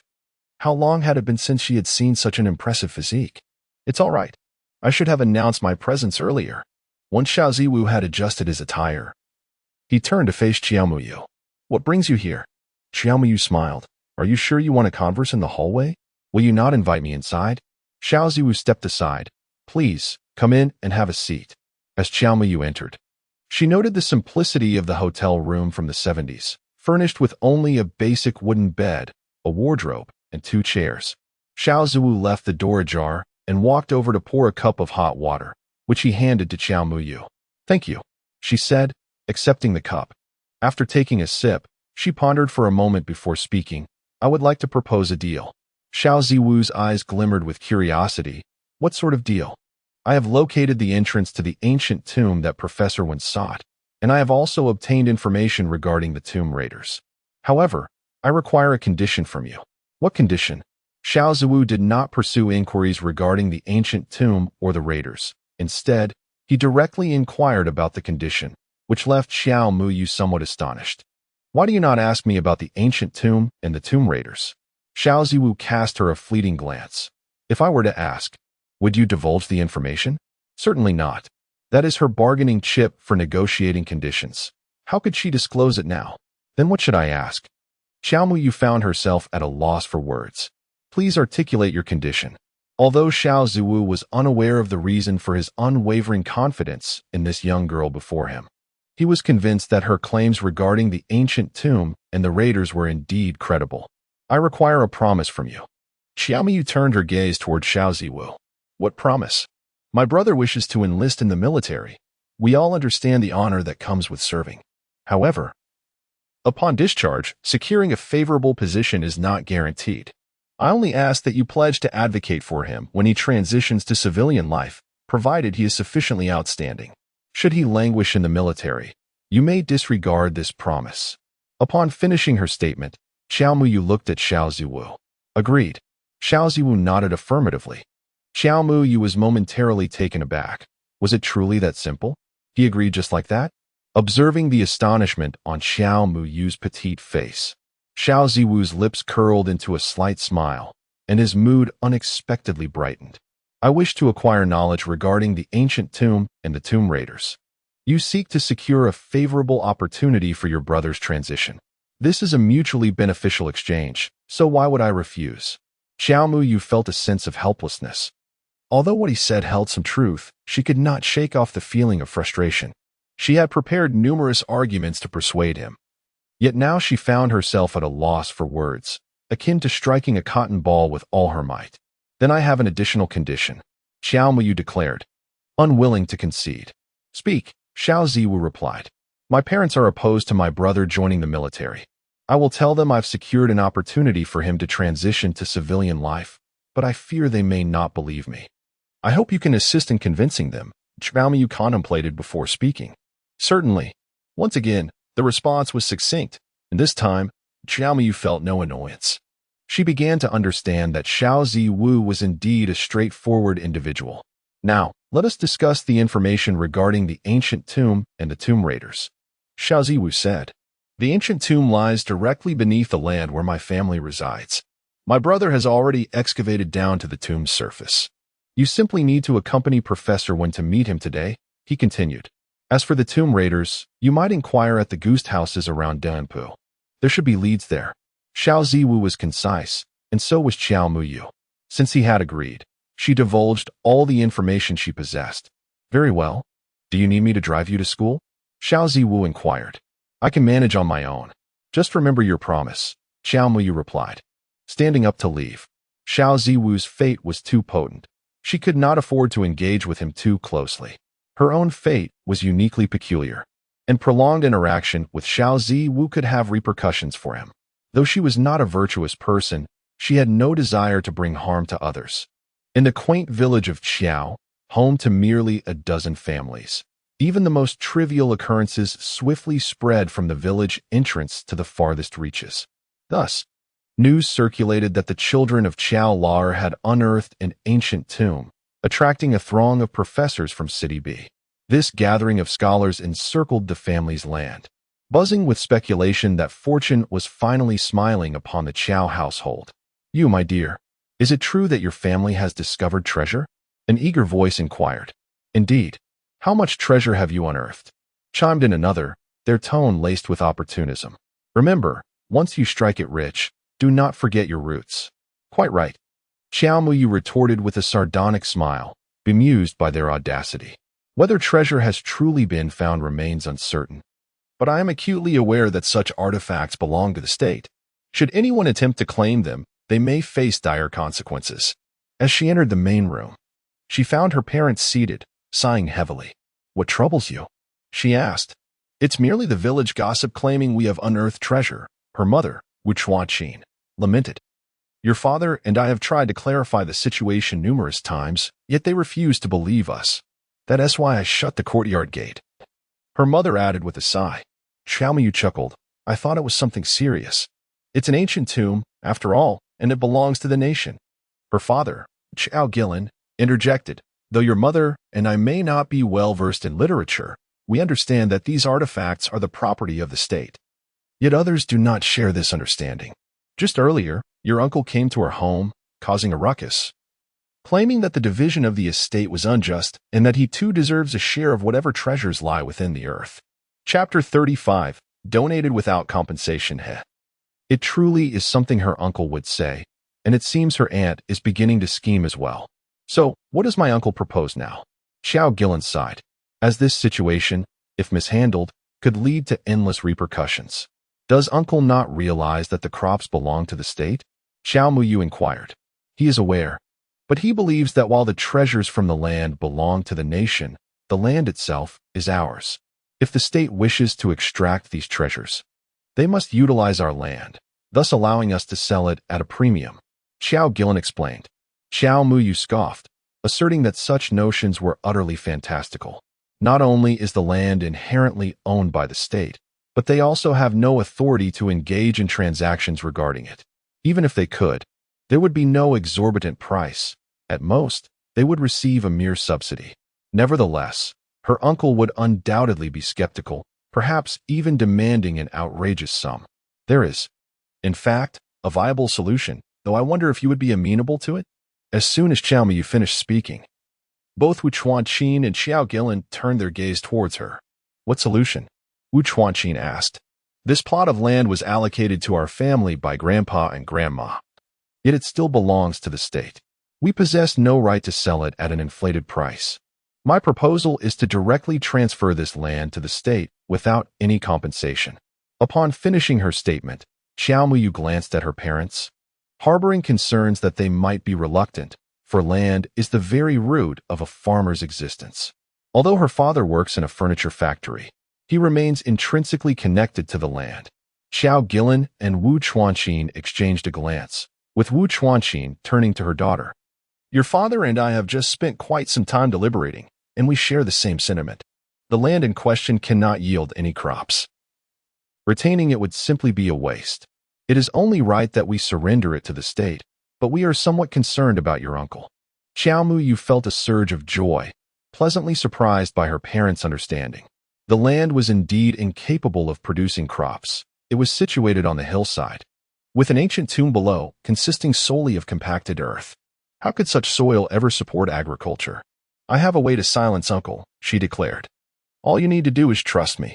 Xiao Gillen inquired, "What method do you propose?" Xiao Miyu smiled mysteriously. "Just wait for the evening. I will provide you with an entertaining spectacle. If you agree to hand over the land to the state, I assure you that I will take care of the rest." Ensuring that both uncle and aunt remained silent, Wu Chuanqin gazed at her daughter, somewhat incredulous. Previously, this daughter had been rather reserved, only engaging in lively conversation with family, while speaking to the villagers in a subdued manner. However, Ever since the incident where she nearly drowned, she seemed to have transformed, becoming much more vivacious. This change delighted Wu Chuanqin, and her daughter's improved health was her greatest joy. Can you really handle this? Xiao Muyu nodded confidently. I promise. But if I accomplish this task, can you agree to one condition? Xiao Gillen chuckled, assuming his daughter was asking for new clothes. Sure. If you can manage to deal with your uncle's family, I will certainly buy you new clothes. Xiao Muyu replied with a smile. I am not asking for new clothes. I desire something else. Anything will do. Xiao Gillen was utterly indifferent. Then it's settled. I shall first take care of the land matter. Upon finishing her statement, Xiao Muyu hurried off to retrieve the land certificate and dashed out the door with great zeal. Wu Chuanqin and Xiao Gillen exchanged a knowing glance, both breaking into smiles as they sensed the delightful transformation in their daughter. Xiao Muyu raced toward their plot of land. It was merely 4 in the afternoon. The sun still high in the sky, and Professor Wen and his team were undoubtedly still at the ancient tomb site. Indeed, when Xiao Muyu arrived at the tomb, she found the area bustling with villagers gathered to witness the spectacle, alongside numerous police officers maintaining order behind a cordon. As Xiao Muyu approached the police line, an officer blocked her path, stating, "This area is restricted. Please do not enter." Xiao Muyu halted her steps, peering inside to see several individuals clad in white attire, meticulously measuring and documenting various items. She then noticed her brother conversing with Professor Wen and others along the path, and called out, "Brother, brother." Upon hearing Xiao Muyu's voice, Xiao Muyun instantly spotted his sister and excitedly rushed over, exclaiming, "Sister, sister, truly a treasure trove. So many precious finds." He then turned to the nearby officer, adding, "This is my sister. She was with me when we discovered the tomb." The officer, upon hearing this, glanced back at Professor Wen, who nodded in recognition of Xiao Muyu. Consequently, the officer permitted her entry. "Greetings, Professor Wen," Xiao Muyu offered, and at that moment, Professor Wen, brimming with enthusiasm, expressed his gratitude, saying, "Thank you so much. I have heard all about it. If it weren't for you, I might not have discovered the tomb entrance so swiftly and would have expended considerable effort in vain." Xiao Muyu politely remarked, "I too learned of your lecture at the university, where the professor discussed the selection of terrain for ancient tombs and the common presence of rammed earth in such discoveries. Ultimately, it is the professor's merit that I have taken notice of these details." Professor Wen, upon hearing this, laughed heartily. "That is also a testament to your intelligence. Most would overlook such nuances." "Professor Wen, may I ask for your assistance?" Xiao Muyu inquired. "Of course. Speak freely. I shall assist in any way I can." Professor Wen replied nonchalantly. Noticing Xiao Ziwu and Lu Jianjun in the distance, Xiao Muyu instructed Xiao Muyun to bring them over. Although puzzled, Xiao Muyun dutifully complied with his sister's request and hurried to summon the two. "Xiao's sister has arrived." Lu Jianjun greeted Xiao Muyu with a smile. Xiao Ziwu nodded in acknowledgement. "Now that everyone is gathered, let us discuss the matter at hand," Professor Wen stated. Xiao Muyu produced a land certificate from her pocket and handed it to Professor Wen, saying, "This is the land certificate for this plot. My parents have decided to donate it to the state without compensation." Professor Wen could scarcely believe his ears. "You mean to say, without compensation?" In the realm of archaeology, encounters with villagers claiming ownership of land were not uncommon. Most would insist that the artifacts unearthed belonged to them, leading to various disputes. Those who approached the matter rationally often sought a fee, but a case of unconditional donation had never been encountered until now. Xiao Ziwu raised an eyebrow in surprise, while Xiao Muyun seemed poised to speak but refrained, respecting his sister's lead. "I assure you, my parents have come to a unanimous decision. It is indeed a donation without compensation," Xiao Muyu affirmed.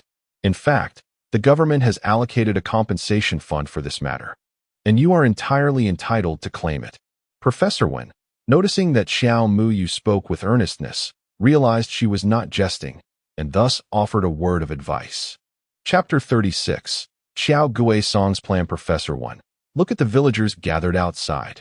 Xiao Muyu gestured towards the onlookers. "They say that fortune should remain concealed. Yet now everyone knows that treasures have been unearthed from our land. How do you think they will perceive our family? However, the villagers may not necessarily believe it. Furthermore, Professor, you might not be aware that I have an uncle notorious for his gambling habits, who delights in taking advantage of others. My grandparents are powerless against him. Now that he has learned of the treasures we have discovered, especially since this land was recently divided among us by my grandparents, he is currently agitating to sell it to you at an exorbitant price to secure a share of the profits. Xiao Muyu elaborated.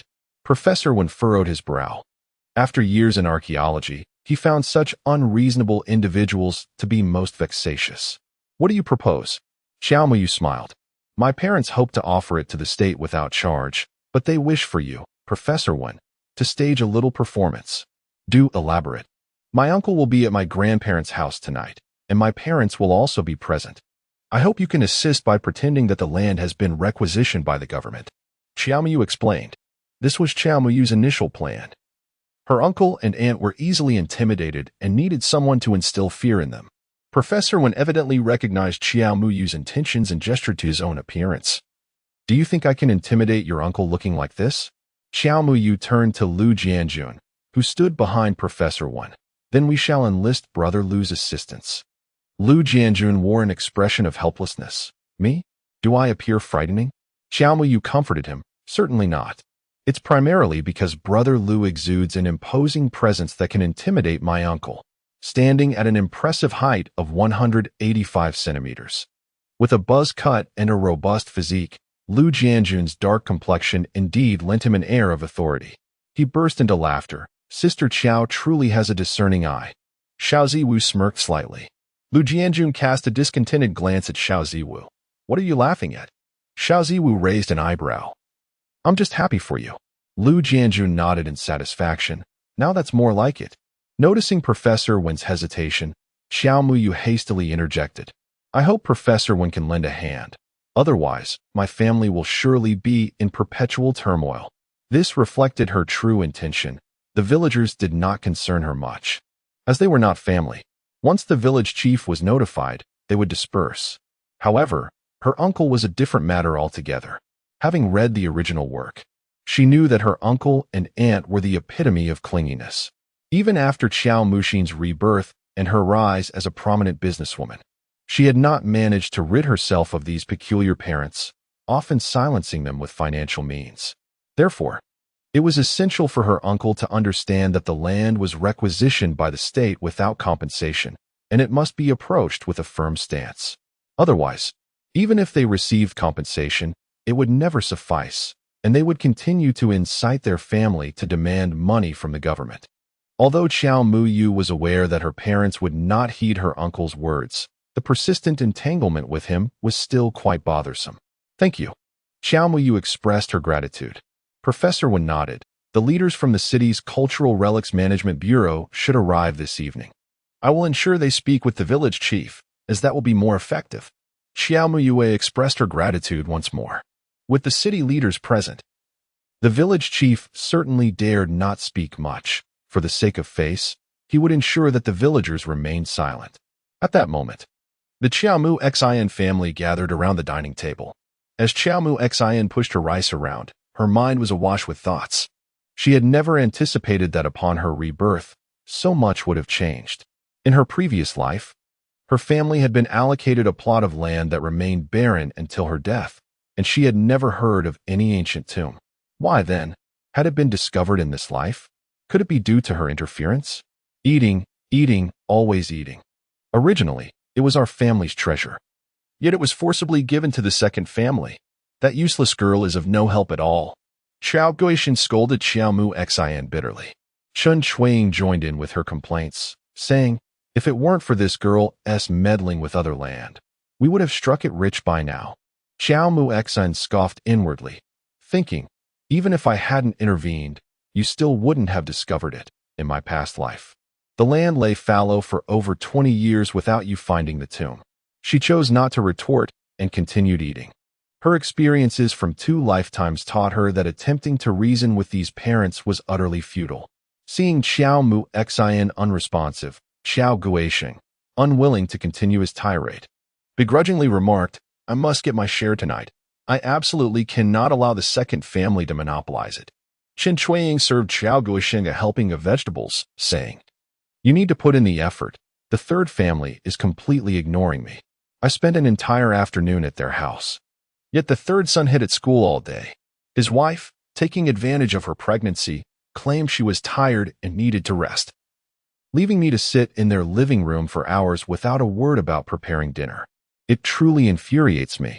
Chen Chuiying recalled the events of this afternoon, her frustration causing her to set down her chopsticks, a feeling of discontent lodged in her throat, neither rising nor falling. Xiao Guisong took a sip of liquor, affirming, "Indeed. In our household, my word is law. The second and third siblings have always deferred to me since childhood. Let us eat quickly. We shall head over together shortly. Tonight, unleash all your pent-up energy," he added. Chen Chuiying nodded, hastily scooping up a few bites of her meal. Xiao Mai sat on her grandmother's bed, leaning against her, while the Qiao family gathered around. Old man Xiao puffed on his dry tobacco, taking a few draws as Qiao Gilan and Wu Chuanqin sat nearby, with Qiao Guisong and Chen Chuiying across from them. Xiao Muxin had not joined them, as Qiao Muyun had already gone to find Professor Wen and Lu Jianjun. After finishing a stick of tobacco, old man Xiao produced more to roll another. Seeing this, Qiao Guisong grew anxious. "Father, don't just focus on smoking. We have matters to discuss." "Indeed, father-in-law. Although we have divided the household, you remain the head of the family. This home still requires your guidance," Chen Chuiying interjected. Old man Xiao turned his gaze to Qiao Mai, subtly signaling his sister-in-law with a slight shake of his head, clearly expressing disdain. Qiao Mai smiled, nestling comfortably in her grandmother's embrace, relishing the warmth and comfort of the moment. "If you ask me, you ought to heed my counsel," old man Xiao remarked, glancing at his eldest son and daughter-in-law. Xiao Guisong quickly nodded. "Father, we shall certainly follow your lead." Chapter 37. The greedy Qiao Guisong. Qiao Muyu raised her eyebrows slightly. Her grandfather and grandmother were indeed quite reasonable. At this moment, she began to understand why her parents, as well as her uncle and aunt, were so sensible. It was because of the good upbringing from her grandparents. If she hadn't read the original story, she might have doubted whether her uncle was truly related by blood. "Dad, what are you saying? How can we just let this go? There are treasures buried in that field. I've heard that one of them could buy a house in town," Chen Chuiying exclaimed loudly. "Exactly. Dad, have you lost your mind?" Xiao Guisong also wore an unhappy expression. Xiao Gilan, upon hearing this, expressed his discontent. "Elder brother, how can you speak to Dad like that?" Old man Xiao directly swung his cigarette at him, but Xiao Guisong deftly dodged. "Dad, hitting me won't solve anything. We must clarify this matter today. Even if those treasures have nothing to do with us, that piece of land still belongs to our family. How can it be said to have nothing to do with the Qiao family?" What Guisong said is absolutely correct. Dad and Mom, you should also consider the well-being of our Xinya and little Hua. Xinya is about to be engaged to the Sun family, and we can't even provide a decent dowry. Little Hua often goes hungry and cold following us around, and she envies the other children in the village playing with their toys. She cries at home for half the night. It's all our fault for being unable to provide. Chen Chuiying began to appeal to their emotions. Old man Xiao's expression shifted, clearly wavering. Qiao Muyu truly wished to applaud her aunt, for it was evident that the couple indulged in idleness, one a gambler, the other financially supporting her family of origin, yet they were the ones who received the most assistance from the grandparents annually, and now they found themselves in the direst straits. The words spoken implied that all blame lay upon the Qiao family, as if their lack of monetary contribution was the reason for their impoverishment. At that moment, Wu Chuanqin could no longer remain silent. She rose and declared, "Elder sister-in-law, I find your words quite displeasing. Our parents have financially supported you the most each year. How much do Hua and Xian you consume? I have heard that your nephews are living quite comfortably. Your brother boasts of having a good sister who provides for his son's bride prices and house building expenses, yet now you lament your poverty. How can you afford to assist your nephews, but not your own son?" Chen Chuiying immediately retorted, "Nonsense. Who is so gossipy? What does my brother's house and marriage have to do with me? If you dare, summon him here for a confrontation." Wu Chuanqin scoffed. I am determined to pursue this matter today. Your Chen family village is not far from here. I shall go find your brother and confront him directly. Let us see if I am indeed speaking falsely." Old man Xiao slammed his hand on the table, exclaiming, "Enough!" He shot a glare at Chen Shuiying, adding, "You know full well what you have done. Just because we, as the elder couple, choose not to speak of your deeds does not imply we are oblivious." Seeing her father-in-law's stance, Wu Chuanqin felt compelled to remain silent and returned to her seat beside Xiao Gillen. "Second brother, you must say something," Xiao Guizong remarked as he turned to Xiao Gillen. Upon their arrival, Xiao Gillen had already discerned that his daughter had made the necessary arrangements. Thus, he could only feign ignorance, stating, "I have no opinion on this matter. I shall defer to the state's decision." Old man Xiao nodded in agreement with his second son. "Indeed, we must heed the voice of the nation." "What do you mean by that?" "The state has no jurisdiction over this matter. We are entitled to reasonable compensation," Xiao Guimeng replied nonchalantly. At that moment, Xiao Muyue inquired, "Uncle, what do you consider to be a reasonable amount for compensation?" Upon hearing this, Xiao Guimeng pondered for a moment before revealing a somewhat troubled expression. "Surely, it should be no less than 5,000 yuan. "What? 5,000 yuan? You must be out of your mind," Old man Xiao exclaimed, promptly striking him with his smoking pipe. His eldest son was indeed excessively greedy. To demand such a sum was outrageous. Xiao Guimeng could not evade the blow, and as he rubbed the spot that had been hit, he retorted indignantly, "What's wrong with 5,000 yuan? I've inquired, and I've heard that the land is filled with antiques, each worth hundreds. So why not ask for 5,000? Xiao Gillen was also taken aback. "Elder brother, that piece of land is merely wasteland. Even 500 would be too much." Xiao Muyue's assessment was spot on. Her uncle was indeed avaricious. Her father worked at a lumber factory, earning a mere 40 yuan a month, and the current housing price in Shanghai town was only 60 yuan per square meter. For the average person today, 5,000 yuan was an astronomical sum. Her uncle's family might not even save a few hundred yuan in a year. Yet he audaciously demanded 5,000, wearing an expression of distress. It was truly absurd. How can it not be worth that? It was once deemed worthless due to its inability to yield crops, but now it is a treasure trove, hence it is worth 5,000. Chen Shuiying immediately retorted, her heart brimming with excitement.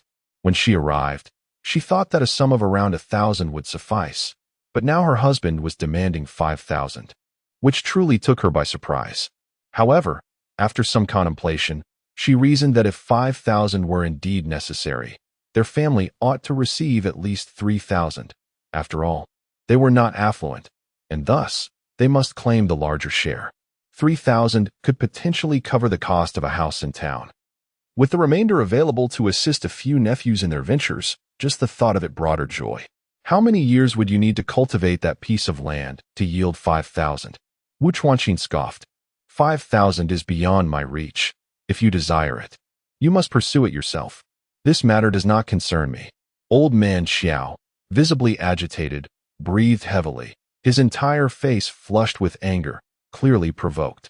Grandma, Xiao hurriedly rose to calm him down. Xiao Muyu sensed that her grandfather's condition was rather serious. She stood and approached him, gently stroking Grandma Xiao's chest and back, simultaneously tapping a few acupressure points to aid in his relaxation. Gradually, old man Xiao's complexion improved. The tension in his chest eased significantly under his granddaughter's comforting touch, particularly with her gentle taps on his back, leaving him feeling considerably better. He managed to muster a smile towards Xiao Muyu, exclaiming, "You girl, I am well again. Grandfather, if you are well, please visit the hospital for a checkup." Just moments ago, as Xiao Muyu had been helping him relax, she had sensed that his blood pressure was alarmingly high, indicating the need for medical intervention to prevent potential complications. "I am aware," old man Xiao chuckled. "Father, if you and second brother do not pursue it, then I shall take it upon myself. As the eldest son of our family, I shall be the one to seek it out." Upon noticing the improved demeanor of the elder, Xiao Guisong mustered the courage to speak. "If you still recognize me as your son, let this land be a gift to the nation. We shall not seek any monetary compensation. However, Xiao Laotu, with a serious expression, replied, "No, that is unacceptable." Xiao Guisong shook his head resolutely, asserting, "I must have the money." Suddenly, an announcement blared from the village loudspeaker, interrupting Xiao Laotu's mounting frustration. It was the voice of village chief Qiao Qiangshan, indicating that such broadcasts were reserved for significant matters, prompting everyone to halt their activities. The leaders from the Municipal Cultural Bureau and the Archaeological Management Bureau had conducted an on-site investigation of the land belonging to Comrade Xiao Gillen. They discovered that frequent farming and irrigation had severely damaged the artifacts within the ancient tomb, and they were prepared to pursue accountability for the situation. Upon hearing this, the expressions of the Qiao family varied dramatically. Xiao Guisong fell silent, while Chun Chuiying tugged at Xiao Gillen's sleeve, signaling with her eyes that they should not wade into this murky situation.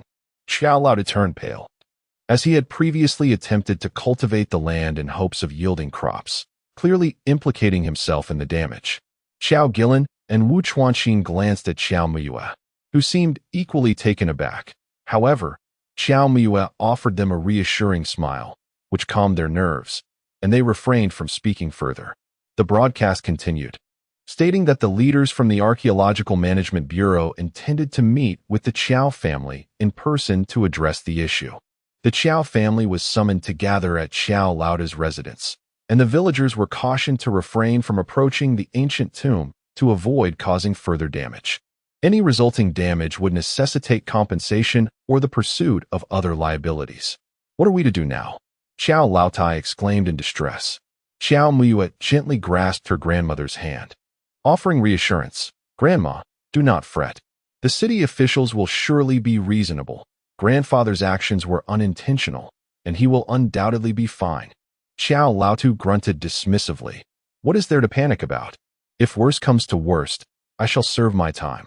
"You stubborn old man," Xiao Laotai exclaimed, stamping her foot in frustration, before turning to Xiao Guisong and Xiao Gillen. "You brothers must come up with a solution. We cannot let your father face trouble." Wu Chuanxin felt a surge of confidence and turned to Xiao Guisong. "Eldest brother, you just asserted quite boldly that you would seek financial assistance from the officials. You should certainly go." Chun Chuiying sprang to her feet indignantly. "Why should my Guisong be the one to go? That piece of land originally belonged to our father. It is now yours, so what concern is it of ours?" Wu Chuanxin wore a mocking expression. "Your sister-in-law did not say such things earlier." Chun Chuiying raised her chin defiantly. "What was said before is irrelevant. The present situation is different." Wu Chuanxin turned her gaze to Qiao Guisong. "What do you think?" "Eldest brother?" Qiao Guisong had long lost his earlier bravado regarding the financial matter. He shrank back, speaking slowly. "Well, I did not anticipate that we would damage cultural relics. At this point, we can simply forego that piece of land. What else can be done? It does not concern me." He adopted a nonchalant demeanor, indifferent to the situation. Xiao Laotai, infuriated, began to strike Xiao Guisong, who quickly dodged away. Xiao Muyue stepped forward to support her grandmother, ensuring she would not fall. Xiao Laotu glared at Xiao Guisong. "There is no need for your assistance. I am still very much alive." At that moment, footsteps were heard at the entrance of the Qiao residence. The crowd turned their heads to see Qiao Muyun entering with three individuals, Professor Wen, Xiao Ziwu, and Lu Jianjun. Upon spotting Xiao Muyu, Lu Jianjun cheekily winked at her. Xiao Ziwu, relying on his handsome appearance, maintained a sullen expression. Xiao Muyu smiled, sensing that the grand performance was about to commence. "Grandfather, grandmother, these are the leaders from the Cultural Bureau." Xiao Muyun introduced the guests. Hearing this, old lady Qiao immediately moved forward, preparing to kneel. "Esteemed leaders, my husband means no harm. Please do not hold him accountable." Xiao Muyu hurriedly supported her grandmother, feeling a surge of guilt as her plans had caused distress to both elders. Professor Wen quickly interjected, "Elder, you exaggerate. We have no intention of arresting anyone." Old man Qiao reprimanded old lady Qiao. "What are you doing? Are you not making things difficult for the leaders?" Turning to Professor Wen and the others, he continued, "It was I who carelessly tilled that land. If compensation or imprisonment is necessary, I, Xiao Laotu, will accept it. But please, do not involve the children. At this moment, Xiaomiu stood up, walked to the side, and filled 3 porcelain jars with boiled water, bringing them to Professor Wen. Esteemed leaders, please have some water. If there are matters to discuss, let us sit and converse leisurely. Old man Xiao nodded in agreement. Yes, yes, let us speak slowly. While saying this, he nudged Xiao Guisong aside to offer seats to Professor Wen and the others. If repairs can be made, we shall find a way to compensate. Xiao Muyu echoed. Lu Jianjun scoffed. Is there no one competent at home? Are we to let a little girl speak on our behalf? Lu Jianjun, after speaking, cast a fierce glance at Xiao Guisong. Upon their arrival, Xiao Muyun had informed him that this uncle was the most troublesome and avaricious. Xiao Guisong was startled and retorted. In our family, my father is in charge. Chen Chuiying quickly nodded in agreement. At his age, what authority does he possess? Lu Jianjun replied coldly. Then my second brother will take charge. Xiao Guisong pointed towards Xiao Gilin. Xiao Ziwu scoffed. What a filial son. Xiao Guisong's face flushed crimson, leaving him speechless. Xiaomiu quietly chuckled to herself, finding the remark quite cutting. Professor Wen shook his head in disapproval, clearly disdainful of such individuals. Wu Chuanqin exclaimed in anger. Eldest brother, you truly have no shame. When it came to asking for money, you were at the forefront, but now that there's talk of compensation and imprisonment, you want Gilin to take the fall. Chen Chuiying immediately interjected, if the land is divided among you, then your family must bear the responsibility. Enough, Lu Jianjun thundered, startling Chen Chuiying into silence. Are you speaking, or are we? Xiao Guisong shot a glare at Chen Chuiying, the meddlesome woman. He forced a smile toward Lu Jianjun and said, Leader, please, you speak. Lu Jianjun pointed at Professor Wen and declared, Our leader believes that your Qiao family, being of decent standing, deserves a chance. After a day of deliberation with the higher authorities, it has been decided that the Qiao family shall compensate a sum of 800 yuan to hire a city professor for repairs, and this matter shall be settled. 800 is quite a sum. Xiao Guisong gasped. Xiao Muyu smirked. Is that considered excessive? I wonder who just demanded 5,000. What? Is your family short on funds?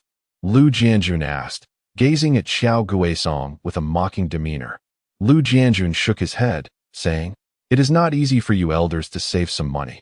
You have sons, don't you? With 2 sons around, let them contribute. I have no money. Xiao Guisong timidly spoke up. I have no money. Then you can spend a few days in jail. Lu Jianjun sneered. Chapter 39. I want to be a soldier, no. I won't sit in jail. Xiao Guisong turned to flee. Chen Chuiying attempted to rush forward, but was immediately halted by Lu Jianjun's piercing gaze, leaving her rooted in place, too frightened to move. Seeing that the situation was escalating and fearing it would frighten her grandparents, Xiao Muyu stepped forward and said, Leaders, may I propose a solution for your consideration? Professor Wen, understanding that the moment had arrived, interjected, Please, go ahead. You mentioned the repair cost of 800. We are willing to accept that. However, my grandparents are in poor health and of advanced age, and they have limited funds. This cost should rightfully be borne by my father and uncle. I have no money. Xiao Guisong attempted to interject, but Xiao Ziwu swiftly silenced him with a sharp grip, causing him pain that rendered him speechless. Xiaomiu continued, thus, my proposal is to allocate our piece of land to the state, which could offset part of the expenses. Since my uncle's family lacks funds, let him work by digging and transporting bricks to cover some of the costs. That way, the 800 would be settled. What do you think? Old Xiao nodded. My granddaughter speaks wisely. What do you all think of this arrangement? Lu Jianjun feigned hesitation as he looked towards Professor Wen, who also pretended to ponder. After a moment, Professor Wen nodded, and Lu Jianjun followed with, It's settled then. Who among you disagrees? Xiao Gilin and Wu Chuanqin exchanged a glance, finally realizing that they had been kept waiting. It turned out that their daughter had fabricated a reason to relinquish the land, leaving both the villagers and his elder brother without grounds for dissent. We, as husband and wife, have no objections. Xiao Gilin declared first. What about you? Lu Jianjun inquired, directing his gaze at Xiao Guizong. At that moment, Xiao Guizhong dared not oppose. Truly, he had no money. Yet he could not refuse the notion of working to settle debts. Reluctantly, he muttered, "In no objections." Old Xiao and old Mrs. Qiao breathed a sigh of relief, considering the matter resolved. Have the leaders had their meals? Old Mrs. Qiao suddenly remembered. We still have some preserved meat at home. I can prepare a dish for you. Professor Wen chuckled. We've already eaten at the village chief's house. Xiao Ziwu released Xiao Guizhong, who promptly stepped back, while Chen Chuiying approached, and the couple prepared to depart. Lu Jianjun stated coldly, "Remember to assemble tomorrow. If you don't come, I'll have you arrested." Xiao Guizhong trembled all over. Quickly nodding, understood. After saying this, he and Chen Chuiying dashed away. Watching the couple flee, old Xiao stomped his foot in frustration. What a coward. A full performance, indeed. Xiao Gillen and Wu Chuanqin hurriedly nodded in agreement, while old Xiao and old Mrs. Qiao expressed their gratitude, leaving Lu Jianjun and Professor Wen feeling somewhat embarrassed, and Xiao Ziwu maintaining a stern expression, revealing nothing. As they exited the ancestral home of the Qiao family, Professor Wen remarked in admiration, "The Qiao residence is indeed a living history, boasting at least 300 years of heritage." Lu Jianjun and Xiao Ziwu had grown accustomed to the peculiarities of Professor Wen, who expressed profound sentiments upon encountering historical architecture. Xiao Muyun was taken aback. Is that feasible? If you truly wish to enlist, then it is undoubtedly possible. Taking a deep breath, Xiao Muyun reflected on his aspirations, resolutely committing himself. As he made his way home to the Qiao residence, the villagers cast curious glances, recognizing the three visitors as officials from the city and whispering among themselves. The Qiao family is in for a rough time. They thought they would prosper, but it seems they are merely unlucky. Who knows what responsibilities they will have to face? It appears quite serious. The Qiao family exchanged glances upon overhearing the gossip. Fortunately, they had managed to conceal the matter, lest it become a source of incessant annoyance. Upon arriving at the Qiao household, Xiao Gillen promptly poured water for the three guests, while Wu Chuanqin urged them to sit and rest. Suddenly, Xiao Muyu knelt before Xiao Gillen and Wu Chuanqin, startling everyone, including Xiao Muyu, who was taken aback by her brother's unexpected action. "What are you doing?" Xiao Gillen inquired. Wu Chuanqin seemed to sense something amiss but remained silent. "Dad, Mom, I wish to enlist," Xiao Muyun declared, his expression resolute as he gazed at them. Xiao Gillen's countenance shifted dramatically, and he stepped forward, ready to strike Xiao Muyun. In a panic, Xiao Muyu rushed to embrace their father, Dad. Fearing for his daughter's safety, Xiao Gillen halted, but, disregarding the presence of others, erupted in anger. "You little rascal, what nonsense are you spouting? Are we lacking food or drink at home? What do you mean by wanting to enlist?" Xiao Muyun stood firm, defiantly meeting Xiao Gillen's gaze. "Dad, even if you strike me today, I shall still enlist. This is my dream, and I fear neither hardship nor fatigue." In a fit of rage, Xiao Gillen hurled a liberation shoe with great force. Yet Xiao Muyun did not flinch, allowing the shoe to strike her. As the shoe flew towards her, Xiao Muyu was inadvertently pushed back, internally lamenting her frail condition, devoid of any strength, and bracing herself for the impending impact with the ground. The crowd gasped in astonishment, and Wu Chuanqin's expression changed drastically. "Where?" In a flash, a figure leaped forward and caught Xiao Muyu. It was none other than Xiao Ziwu. Xiao Gillen, startled, rushed over to check. "You nearly frightened me to death. Is Yue unharmed?"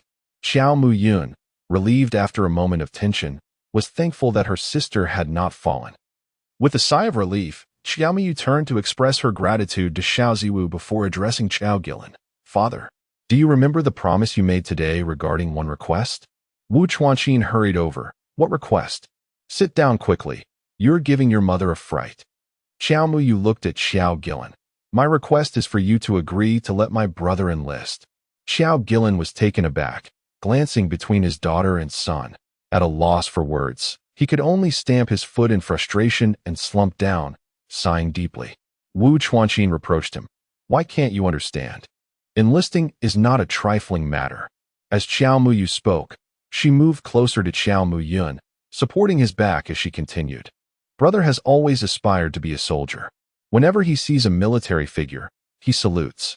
Every day, he secretly runs in the mountains and practices his marching. In the past, when his shoes wore out, you scolded him for running aimlessly, but in truth, he was perfecting his march. I witnessed him fall countless times, returning with bruises, yet you all assumed he had been in fights. He never allowed me to divulge this. These memories were deeply etched in Xiao Muyu's mind. She could feel her brother's passion and longing for military service, which compelled her to advocate for him resolutely. Chapter 40. Xiao Muyun realizes his dream. Xiao Guilin gazed at Xiao Muyu in astonishment, then turned his attention to his son, who knelt on the ground. He had never been aware of these matters. Wu Chuanqin wiped her tears. In truth, she was also privy to these sentiments.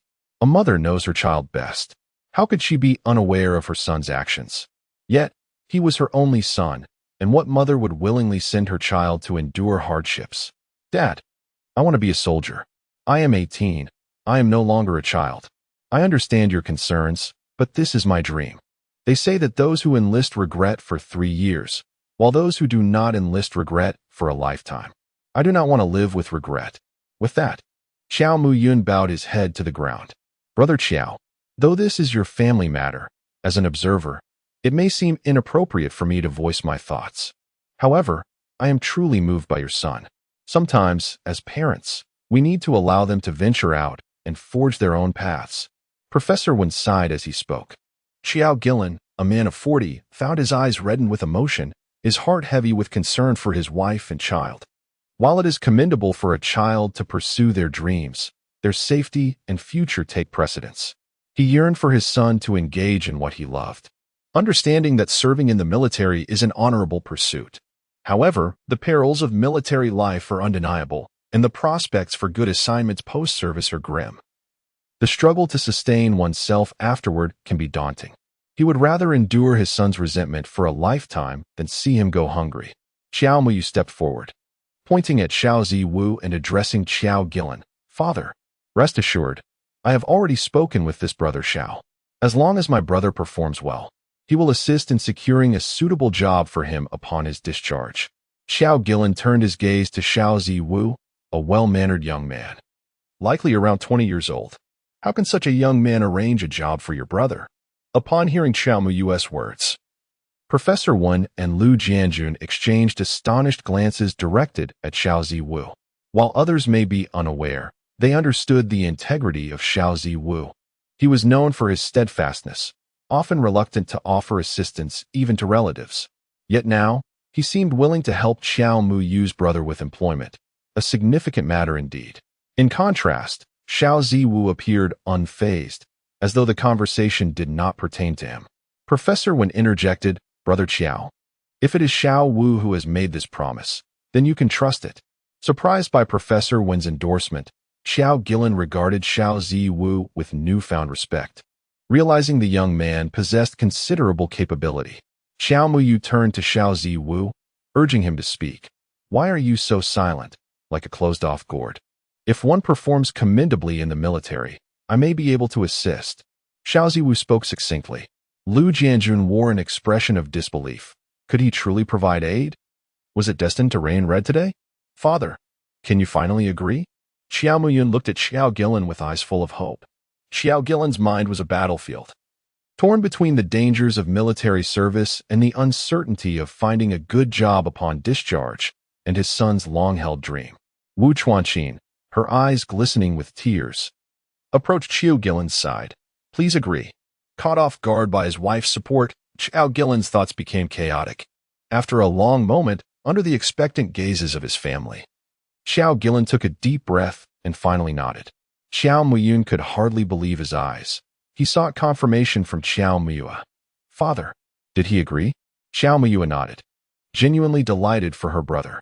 Suddenly, Xiao Muyun sprang to his feet, raced to Xiao Muyua, and embraced her. Sister, thank you, truly thank you. Xiao Muyua smiled in return. You ought to thank father and mother, as well as brother Xiao. Upon hearing this, Xiao Muyun released Xiao Muyua and turned to Xiao Ziwu, bowing deeply. Thank you, brother Xiao. Thank you. And thanks to Professor Wen and brother Lu. He then bowed to Professor Wan and Lu Jianjun as well. Finally, he approached Xiao Gilan and Wu Chuanqin, solemnly expressing, "Thank you, father. Thank you, mother." Wu Chuanqin enveloped her son in a heartfelt embrace, weeping uncontrollably. She truly could not bear the thought of her son going into the military. Xiao Gilan stood nearby, his eyes misty. Xiao Muyu finally breathed a sigh of relief. With her brother enlisting in the military and the Star of Greed entering his life palace, the calamity of bloodshed could be averted, ensuring a peaceful and smooth latter half of his life. With this thought, she cast a glance at Xiao Ziwu, who was indeed a benefactor in her brother's fate, and she felt it essential for her brother to associate more with him. "Thank you." Xiao Muyu expressed her gratitude to Xiao Ziwu. He responded indifferently, "It's merely a transaction." The aloof man elicited a silent scoff from Xiao Muyu. Nonetheless, his straightforward nature was commendable, at least in terms of efficiency. Lu Jianjun, feeling anxious beside them, thought his brother was heartlessly indifferent. How could he be so cold towards a girl? "Sister Qiao, how was my performance today?" Lu Jianjun inquired. Xiao Miyu smiled and praised, "Brother Lu, you acted splendidly." "Thank you for today." Lu Jianjun laughed heartily. "No need for thanks. It is only right, after all. You all have donated the land, with no compensation whatsoever." Without waiting for Lu Jianjun's response, Xiao Muyu approached her parents to comfort her still crying mother. She was not speaking out of turn. Recently, Lu Jianjun's fortune seemed tinged with a rosy hue, indicating budding romance. However, the pallor of that pink suggested it was a bad romance, particularly troublesome when it appeared at the center of fortune. Once entangled, it could lead to mental distress, or worse, physical ailments. Yet, she hesitated to reveal to Lu Jianjun that her divination suggested an ill-fated romance, as he would likely dismiss it with ridicule. Instead, she opted to offer a subtle reminder. If he could avoid it, he should, but if not, there was little to be done. One could only do their best. Lu Jianjun, utterly bewildered, wondered what had just transpired. He turned to Xiao Ziwu. "Did I say something wrong?" Xiao Ziwu wore an expression that seemed to convey, "Do not inquire further." After providing comfort to Wu Chuanqin for a considerable time, she gradually regained her composure. The family bid farewell to Professor Wan and Xiao Ziwu. Subsequently, they convened to deliberate on the decision to enlist Xiao Miyun in the military next month. In this era, enlisting was relatively straightforward, with a letter of introduction from the village and a certificate from the local government. One could report to the recruitment office, where assignments were made at random. Typically, recruits from Qiao village were stationed near City B, where Sun Jinsheng also resided. However, Sun Jinsheng was currently attending military school, distinguishing his status from regular soldiers, as he would soon be promoted upon his return. Xiao Miyun was so exhilarated that he could hardly sleep throughout the night, insisting on practicing marching with Xiao Miyue in the middle of the night, only to be met with a severe reprimand from Xiao Gilan. After much commotion, the family eventually settled down for the night. Chapter 41. A grand undertaking. Early the next morning, Lu Jianjun appeared at Xiao Guisong's doorstep, insisting on taking him to the construction site for excavation work. Faced with the robust and intimidating Lu Jianjun, Xiao Guisong felt compelled to comply, grabbing a shoulder pole to follow along. The village soon learned of the circumstances. The Qiao family had damaged a cultural relic, necessitating expert restoration that would cost 800 yuan, a substantial sum. The second son of the Qiao family offered a parcel of land as part of the compensation, while the eldest son, unwilling to part with money, was left with no choice but to work off the debt. Consequently, as onlookers saw Xiao Guisong sprawled on the ground, none felt sympathy for him. After all, they were all farmers. Carrying a few loads of dirt was hardly a daunting task, given that the second son had already sacrificed a piece of land. The eldest son's apparent laziness over just a few days of labor earned him nothing but disdain from the villagers. "The matter concerning my brother has been resolved, and Xiao Muyu is now determined to address her own crisis. She plans to inquire about Wu Laoxi's situation tomorrow, after 2 or 3 days. There must surely be some news." Within the confines of the People's Hospital, Ouyang Shulu entered the ward, his demeanor forlorn. Upon seeing him, The man in the room gently remarked, "The meals have arrived. You should eat something first." Ouyang Shulu lifted his gaze to find his uncle-in-law tenderly wiping the face of the comatose Aunt Liang. "I will continue searching for her tomorrow. I refuse to believe I cannot find her." Sun Zixian sighed, unwilling to extinguish his nephew's hope. His wife had fallen into a coma due to a traumatic car accident, compounded by childbirth complications.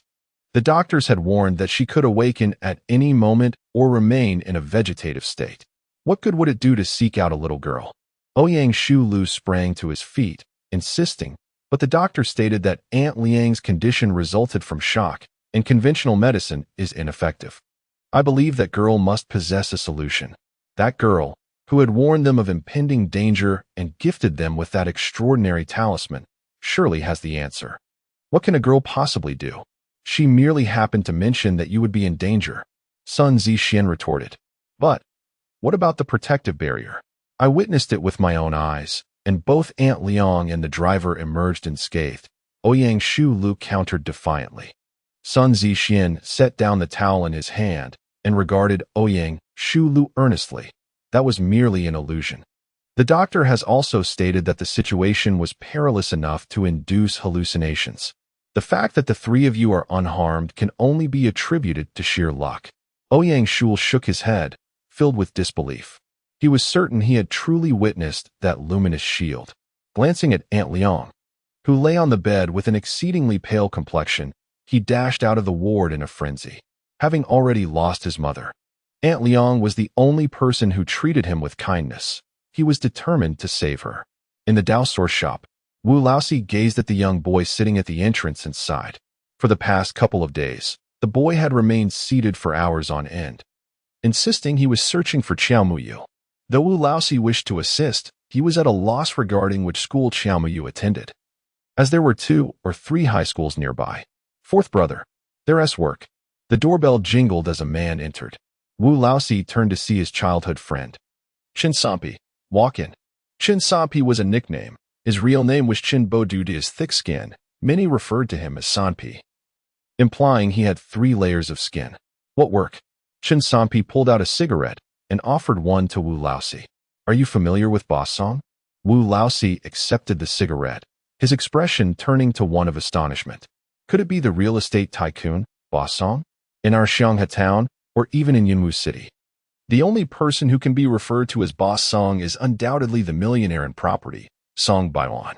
Chin Sampi struck a match, lighting Wu Laosi's cigarette first before igniting his own. Taking a puff, Wu Laosi asked, "What does such a prominent figure want with me?" Leaning in closer, Chin Sampi whispered, "This matter is one only you, fourth brother, can handle." "Are you referring to a grave site?" Wu Laosi inquired. This was indeed his area of expertise, and he had garnered a modest reputation. The thought that such a significant boss would seek him out could only lead him to conclude that it pertained to this very task. Chin Sampi nodded eagerly. "Isn't this your forte, fourth brother? I specifically sought this opportunity for you. If this deal goes through, you can finally close your shop and enjoy a life of leisure." However, Wu Laosi remained somewhat apprehensive. Was it truly possible for such a fortunate event to befall him? Who in the Song family had passed away?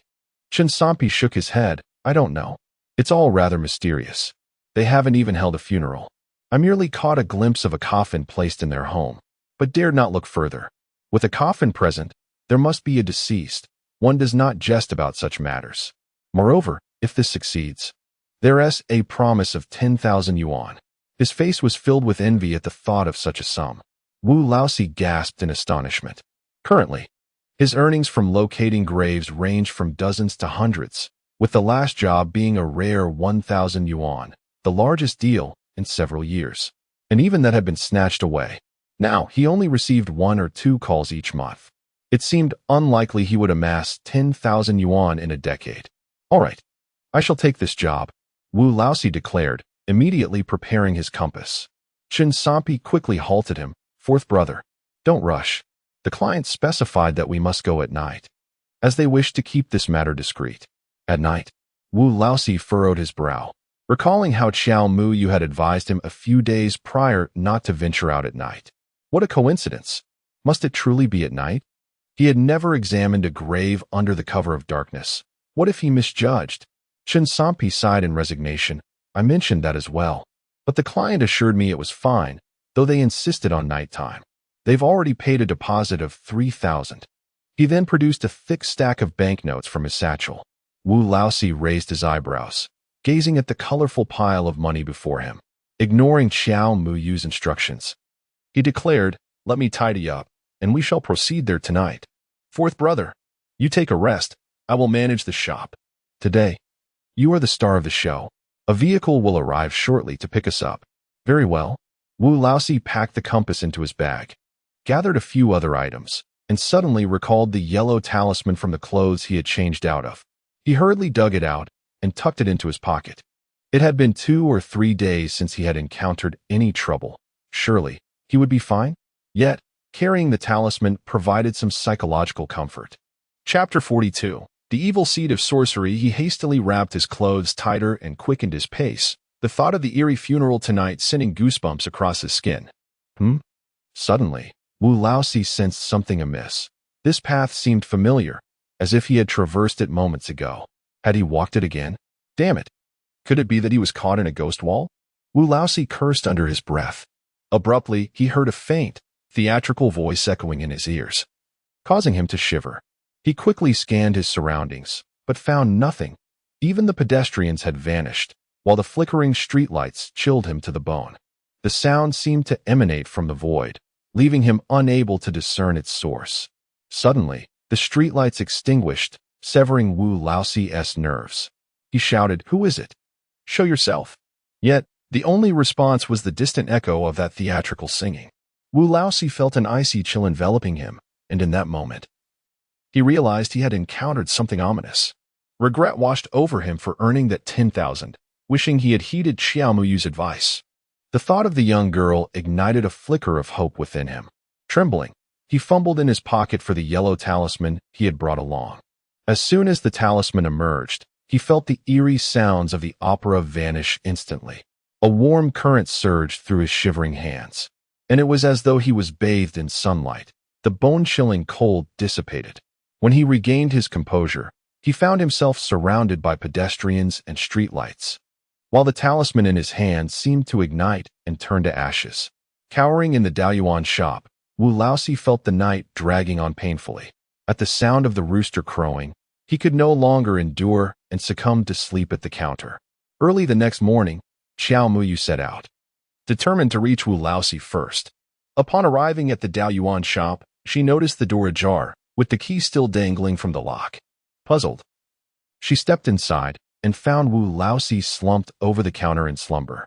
Approaching, she rapped on the counter. "Wake up!" Startled awake, Wu Laosi sprang up, instinctively grabbing the nearby bagua mirror, and began chanting with closed eyes. "Heavenly spirits, earthly spirits, Supreme Lord, manifest your powers." Xiao Muyu, both amused and exasperated, replied, "What on earth are you doing? Are you trying to cast a spell on me?" Only then did Wu Laosi open his eyes, and upon seeing her, tears streamed down his face. "Thank goodness you've come. Had you delayed any longer, I fear I would have perished." As he approached to embrace Xiao Muyu, she deftly sidestepped, saying, "Let us discuss the matter at hand, and refrain from such antics." Wu Laosi wiped away his tears, casting a glance at his kin before pleading with Xiao Muyu. "You are a living deity. It is I, Wu Laosi, who fails to recognize your greatness. Please, I implore you to save me." Upon catching sight of Wu Laosi's face, Xiao Muyu's expression shifted dramatically.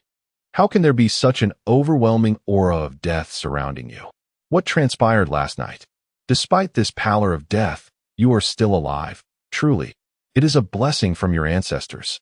Wu Laosi, recalling the events of the previous night, was beset by chills and began to weep anew. There are no ancestral blessings. If anyone is to be credited, it is you, the living ancestor. Had it not been for the talisman you provided, I would have perished.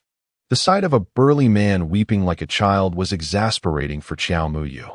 "If you continue to cry, I shall take my leave." Wu Laosi immediately ceased his sobbing. He picked up a stool and obediently sat beside Xiao Muyu. "Last night, I encountered a ghostly wall, such a fierce spirit. I thought I was doomed. Thankfully, I managed to use the yellow talisman you gave me, which spared me from calamity. Xiao Muyu shook her head, discerning that this was merely the tip of the iceberg.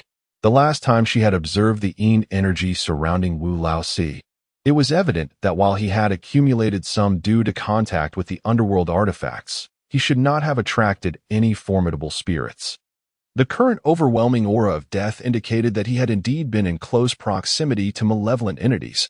Ordinarily, one would not survive such encounters with such powerful spirits. Was there anything else that transpired last night?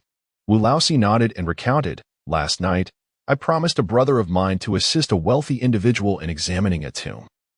Upon reaching this point, Wu Laoxi hastily clarified, "It was not my intention to disregard your advice.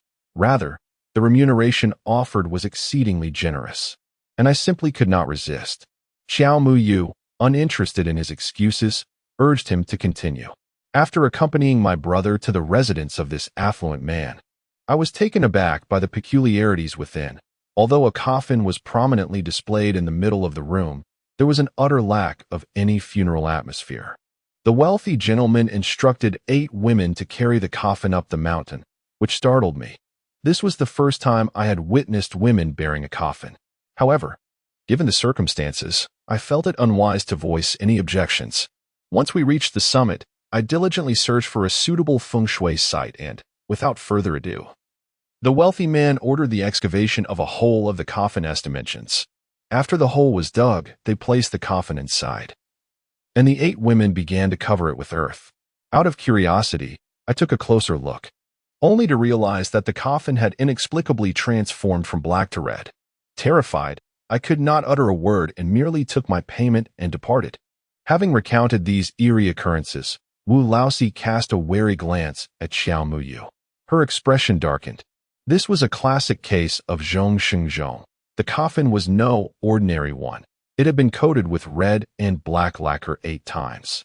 Inside lay the birth details of the individuals sought, and the 8 women, born during the hours of Yin in the lunar calendar, were tasked with transporting the coffin to the auspicious site.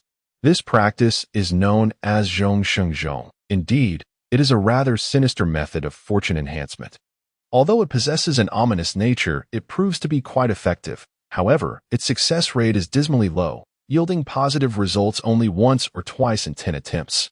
Should success be attained, the individual whose birth date is inscribed within the coffin is destined for extraordinary achievements and abundant wealth.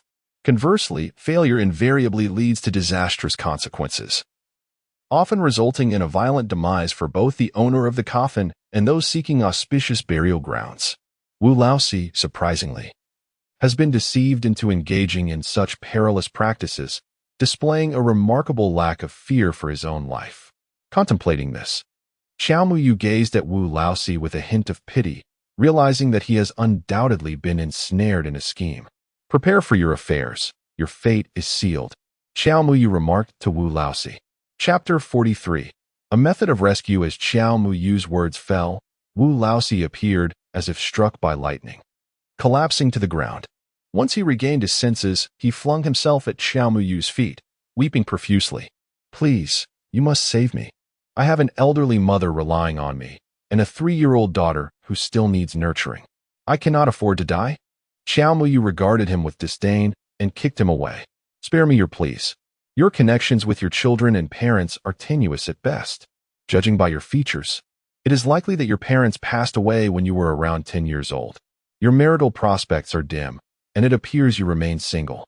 After the age of 40, you may encounter a romantic opportunity. If seized, it could lead to a fulfilling marriage. As for children, it is uncertain whether you will have any in this lifetime." The truth of the deception was unveiled, leaving Wu Laoxi in a state of discomfort.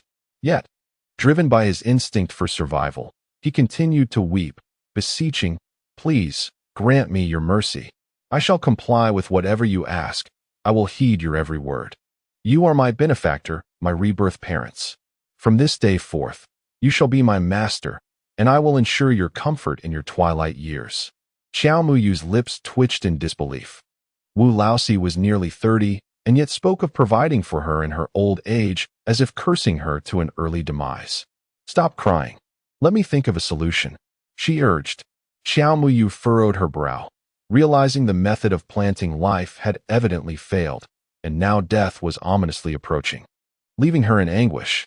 Upon hearing her words, Wu Laozi immediately ceased his tears and sprang to his feet, exclaiming, "Master, please have a seat. Allow me to serve you tea. Whatever you desire, I shall fulfill." Seizing the moment, he directly addressed her as master, prompting Xiao Muyu to frown. "Do not call me master. Such a title bears consequences. If you consider me your disciple, I fear for my own longevity." Wu Laozi forced a smile, feigning ignorance to her warning, and turned to boil water. Having conducted business for years and traveled extensively, he had encountered only one person of Xiao Muyu's caliber. He was resolute in clinging to her coattails. Before long, Wu Laozi returned with a teapot, carefully pouring her a cup. He then inquired cautiously, "You mentioned I am doomed. How so?" Having journeyed and feeling parched, Xiao Muyu took a sip of tea. "You have been ensnared by someone skilled in the art of planting life." Wu Laozi, utterly bewildered, had no comprehension of what planting life entailed. Xiao Muyu set down her cup and proceeded to elucidate the nature of this dark sorcery. Upon hearing Xiao Muyu's explanation, Wu Laozi immediately erupted in anger, exclaiming, "What a scoundrel Qin-sanpai! This rascal dares to deceive me. I shall flay him alive when I see him." Xiao Muyu waved her hand dismissively. "There is no need for curses. That lad cannot escape his fate. If I am not mistaken, he met his demise last night." As soon as Xiao Muyu's words fell, Wu Laozi's complexion turned pale, and trembling, he inquired, "Could it be that he encountered such a thing last night?" Xiao Muyu nodded affirmatively, "Indeed. The cycle of life and retribution ensures that the first to suffer are those who carried the coffin, the geomancers, namely you, and those who introduced you to this venture. Meanwhile, the owner of the birth date inscribed within the coffin, that is to say, Song Bai Wan, would be the last. You narrowly escaped disaster last night, partly due to my talisman, but also because of your years of seeking out burial grounds and the accumulated fortune of your ancestors. Otherwise, evading calamity would have been exceedingly difficult. Hence, when I saw you, I uttered the words, 'May your ancestors bless you.' As for your mention of Qin-sanpai, it is only natural that he could not evade his fate." Wu Laozi's mind went blank, feeling as though the world was spinning around him. His entire body chilled. "What should I do?" he asked, harboring no doubt regarding Xiao Muyu's words, for she had no reason to deceive him. After a moment's contemplation, Xiao Muyu replied, "Take out that 10,000 yuan you have and seek out the nearest orphanage. Donate it all there. The children at the orphanage possess the most vibrant energy. When you make your donation, do so with utmost sincerity, allowing those children to genuinely feel your heartfelt intentions. When they express their gratitude from the depths of their hearts, you shall acquire some fortune, which can serve to shield you for at least 5 days." Upon hearing that it was only 5 days, Wu Laozi was immediately filled with panic. Xiao Muyu shook her head, stating, "There is no way to donate more. This 10,000 yuan is what you earned from planting life. It has already created a karmic bond. Donating more would be futile. What will I do after those 5 days?"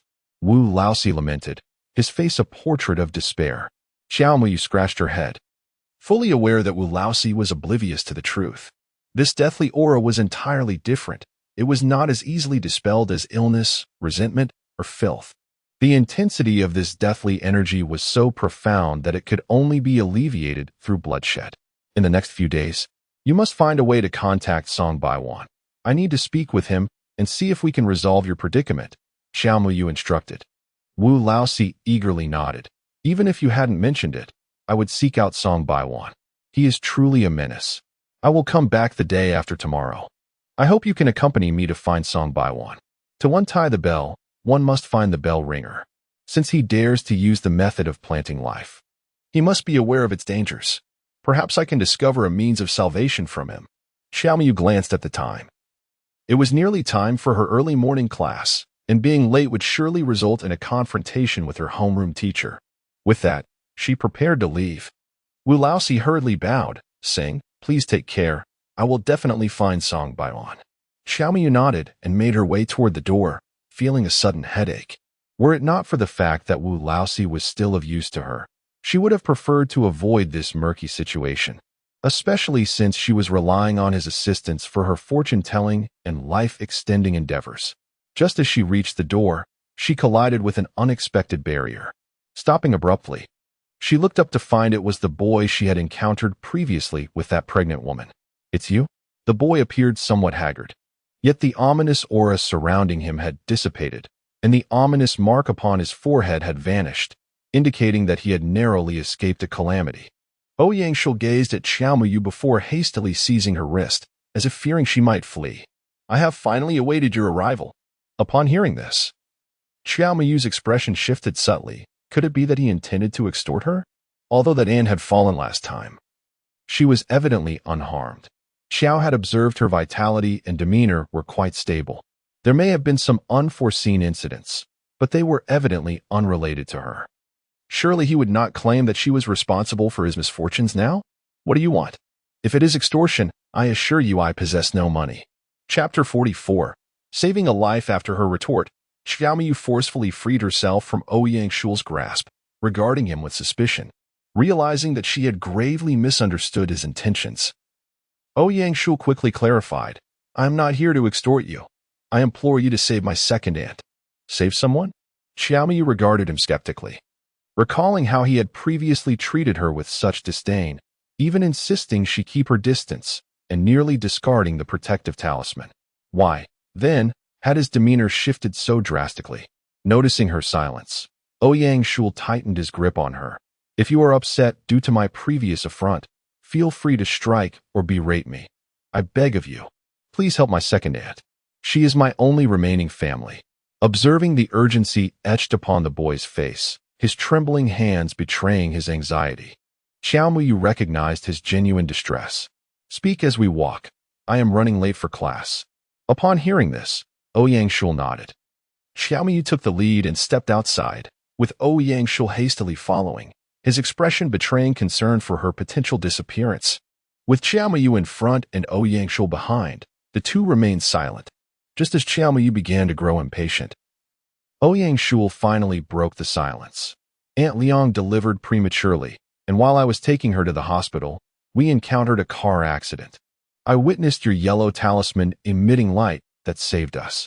My uncle and the doctor insisted I was hallucinating, attributing it to the stress of the accident. But I know it was not an illusion. I could genuinely feel that yellow light. Although the driver and I emerged unscathed, Aunt Liang has remained in a coma since giving birth. The doctors have said she may be in a vegetative state, and there is nothing more that can be done. I can only implore you to save her." Xiao Muyu was taken aback by his words.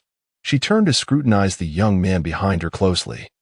His intuition was remarkable, capable of sensing the spiritual energy within the yellow talisman. Individuals of this caliber, while not possessing the innate ability to see through the heavens like the original owner, were nonetheless exceedingly rare. There were reports on television or in the news of people foreseeing accidents involving cars or ships, subsequently refusing to board, only for calamities to unfold, illustrating their heightened intuition. Others have felt discomfort upon entering a room, even sensing negative energy, which also indicated strong intuition. "What did the doctor say?" Xiao Muyu inquired. Upon hearing her question, Yangshuo quickly replied.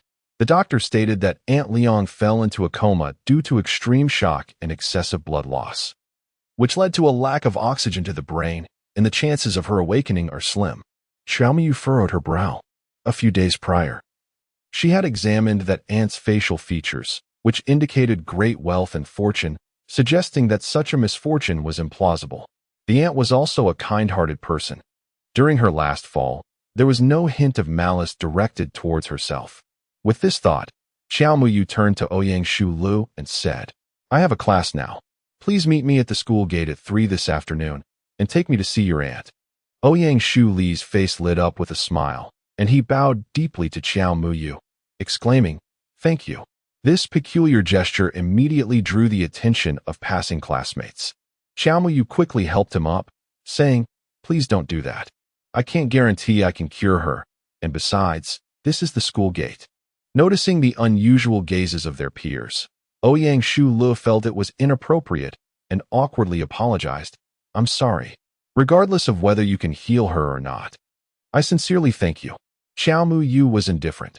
She was not of this era, and handshakes between men and women were commonplace in modern times. Yet they seemed rather intimate in this context.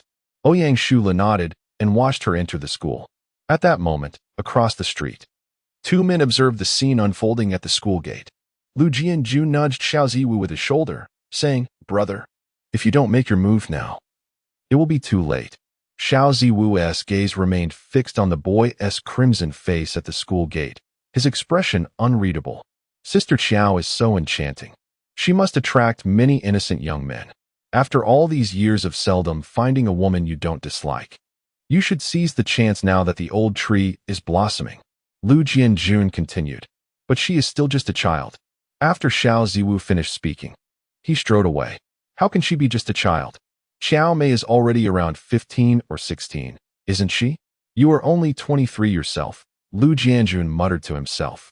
Noticing his brother had walked off, Lu hurriedly called out, Hey, where are you going? Didn't you come to find Xiao Mei? Lu Jianjun quickly followed, perplexed by his brother's strange behavior. Xiao Mu Yu was somewhat distracted during class, her mind entangled in the complexities of planting. This matter seemed almost insurmountable, yet the thought of abandoning Wu Laoxi weighed heavily on her heart. After all, Wu Laoxi could serve as her partner, which was far more advantageous than going solo. Seeking another collaborator would only add to her confusion, and with her life hanging by a thread, time was of the essence. Her absent-mindedness did not go unnoticed by Lu Xiaoqin, who quietly inquired if she was unwell, given that the original owner of this body was often sick. Xiao Muyu merely attributed her state to not having rested well, prompting an exaggerated reaction from Lu Xiaoqin, who rushed to inform Qinchang. Xiao Muyu was unable to intervene, which only deepened her frustration. She had made a commitment to that young man regarding a matter of life and death. She could not afford to let him down. Eventually, after much persuasion, she assured Qinchang that she would not fall ill and would participate in the competition next month, prompting him to finally depart. From a distance, Xiao Mu Xian observed Xiao Mu Yu being surrounded by admirers, her expression slightly sour, yet she refrained from commenting. Instead, she opened her exercise book and diligently began working through problems. She refused to believe she could not surpass Xiao Mu Yu. After all, she too had been reborn. Even if her academic prowess did not match, her foresight allowed her to outmaneuver Xiao Mu Yu effortlessly. As she contemplated, Xiao Muxin suddenly recalled that in her previous life, a significant event would occur within these few days, presenting a remarkable opportunity for wealth. Should she seize this chance, not only could she amass fortune, but she could also forge a friendship with the illustrious Song millionaire. With such a real estate magnate as a companion, her future would undoubtedly be prosperous. Chapter 45. How is he the second male lead? Your cousin seems quite diligent lately, Lu Xiaoqin remarked to Xiao Muxin and Xiao Muxue, pointing at Xiao Muxin, who was engrossed in her practice questions. Xiao Muxue turned to observe Xiao Muxin, noting the smug smile on her face, despite her focus on the workbook, which caused her brow to furrow slightly. Just ignore her. As long as she doesn't provoke me, everything will be fine. Lu Xiaoqin's father worked as a formal employee at the lumber mill in town, earning a decent salary of around 40 to 50 yuan a month. However, with his back injury, the labor had become increasingly strenuous, and he had been contemplating retirement. Hoping Lu Xiaoqin would take over his position, a fact Xiao Muxue was well aware of. Xiao Muxue frowned slightly. Lu Xiaoqin had always struggled academically. In this era, the notion that educating women was futile was deeply ingrained in society. Many believed that a well-raised daughter would ultimately belong to another family. Thus, it was not surprising that Lu Xiaoqin considered dropping out of school. However, in the original narrative, Lu Xiaoqin was merely a minor character. Although Xiao Muxue had read the original work, she was oblivious to Lu Xiaoqin's fate. She scrutinized Lu Xiaoqin's features, hoping to glean some insight. Why are you staring at me? Lu Xiaoqin asked, puzzled. Xiao Muyu pressed her lips together, observing that Lu Xiaoqin's facial features were somewhat unfavorable, indicating that she was ill-suited for an early marriage. If she were to marry young, Her first half of life would likely be fraught with hardship, both in her career and in love. However, at this moment, Xiao Muyu noticed the rosy and slightly protruding corners of Lu Xiaoqin's eyes. These corners, known as the marital palace in facial analysis, serve as a vivid indicator of one's prospects for marriage, suggesting that a union was indeed on the horizon. It was evident that Lu Xiaoqin's family was not only urging her to take over the family business, but may also have been assisting her in arranged matchmaking. Yet, this marriage did not bode well. The rosy corners were accompanied by dark markings, indicating an unreliable partner. Xiao Muyu felt compelled to intervene, as Lu Xiaoqin's latter years could be smooth and prosperous, signifying that there was still an opportunity for change. Upon closer examination, Xiao Muyu noted the disarray at the tail of Lu Xiaoqin's eyebrows, which clearly indicated that she stood at a crossroads of fate. If she made the right choice, everything could transform. If you heed my advice, I suggest you focus on your studies. Even if you cannot gain admission to a prestigious university, securing a position in a vocational college would still be commendable, Xiao Muyu asserted. This was not mere speculation. Despite the dim and lackluster flames of Lu Xiaoqin's literary palace, they burned with remarkable resilience. Xiao Muyu perceived that Lu Xiaoqin's destiny was certainly not tied to the lumber factory. If she persevered in her education, she would undoubtedly carve out a bright future. Lu Xiaoqin sighed. But if I don't take over the family business, my father won't be able to continue. And the formal position will inevitably be filled by someone else. Most likely, it will be my second uncle. As you know, he only seeks to take advantage of our family. Xiao Muyu was acutely aware of her second uncle's notorious reputation for being miserly and his tendency to borrow money without the intention of repaying it. She had no idea how much he had borrowed from Lu Xiaoqin's family, but he had been dragging his feet on repayment for quite some time. This matter had escalated to the point where Lu Xiaoqin's mother had urged her father to sever ties with that side of the family, vowing never to interact with them again. If Lu Xiaoqin did not step up to fill that position, it was inevitable that her second uncle would take advantage of the situation. Was it not possible to sell the position of a formal employee to someone else? With that sum, one could open a small eatery, Xiao Muyu suggested. She had met Lu Xiaoqin's mother, who seemed to possess a knack for making money through small ventures, although she could not scale her business due to the unpredictability of her financial luck. Lu Xiaoqin nodded in agreement, acknowledging it as a viable option. You must not give up on your studies. Although your grades are not exemplary, there is still hope for a diploma.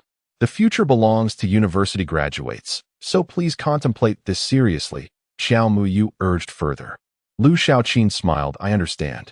I will give it careful thought. Yet, even with her smile, there lingered a hint of melancholy in her eyes. Xiao Muyu chose not to press the matter further, especially as Lu Xiaoqin had not mentioned her own upcoming arranged marriage. Hastening to the school gate, Xiao Muyu considered that the boy must be anxiously waiting for her. In the morning rush, she had forgotten to inquire about his name. Upon exiting the school, she indeed spotted him standing by the roadside, gazing intently at the gate. As soon as he saw her emerge, he dashed over. You're finally out of class. Lead the way, but I must warn you, I can only offer a glance. I may not be able to assist. Xiao Muyu did not conclude the conversation definitively. After all, she had yet to ascertain the specifics of the situation and was uncertain whether she could be of assistance. Ouyang Shula promptly assured her, I understand. Rest assured, if you find yourself unable to help, I will not press the matter further. Upon hearing his words and observing the sincerity etched upon his face, Xiao Muyu nodded and signaled for him to lead the way. Ouyang Shu Lu, filled with delight, hastened ahead, with Xiao Muyu trailing behind. After walking for a while, Xiao Muyu suddenly recalled a question from earlier. By the way, what is your name? Upon uttering this, Ouyang Shu Li's expression shifted to one of melancholy. This name had been carefully chosen by his parents, imbued with their hopes and dreams, only for the circumstances to change drastically over time. Xiao Muyu paused, pondering the name Ouyang Shu Lo. She scrutinized the young man before her, who, although a half-head taller than her, appeared to be roughly her age. Was this truly the secondary male lead from the original narrative? The one destined to command respect in both the underworld and the legitimate realm, who would steadfastly protect the protagonist, Xiao Muxian, and guide her to greatness? It was hard to reconcile the delicate, youthful visage of this boy with the ruthless character she had anticipated. "Are you from B City?" she clarified, recalling that in the original story, Ouyang Shu Lu hailed from B City. Ouyang Shu Lu nodded in response. "I was born in B City, but my roots are actually in Yunwu City." Xiao Muyu acknowledged this revelation. Indeed, this was the secondary male lead. Yet, she couldn't help but wonder why he had appeared at this juncture. She recalled that in the original narrative, the second male lead, Ouyang Shul, was destined to meet the female protagonist, Xiao Muxin, at the mathematics competition next month, falling deeply in love with her at first sight. From that moment on, he became her devoted protector, silently safeguarding her even after she married Sun Jinsheng. "Let us go," Ouyang Shul remarked as he noticed Xiao Muyu lost in thought. "Aren't you participating in the mathematics competition next month?" This question jolted Xiao Muyu from her reverie, leaving her perplexed. "Huh," she thought, struggling to reconcile the details. Chapter 46. The Soul Departed. What's wrong? Ouyang Shul inquired, observing her dazed expression with curiosity. Regardless of whether he was the second male lead, it was of no consequence to him. He decided it was best to see if he could offer assistance.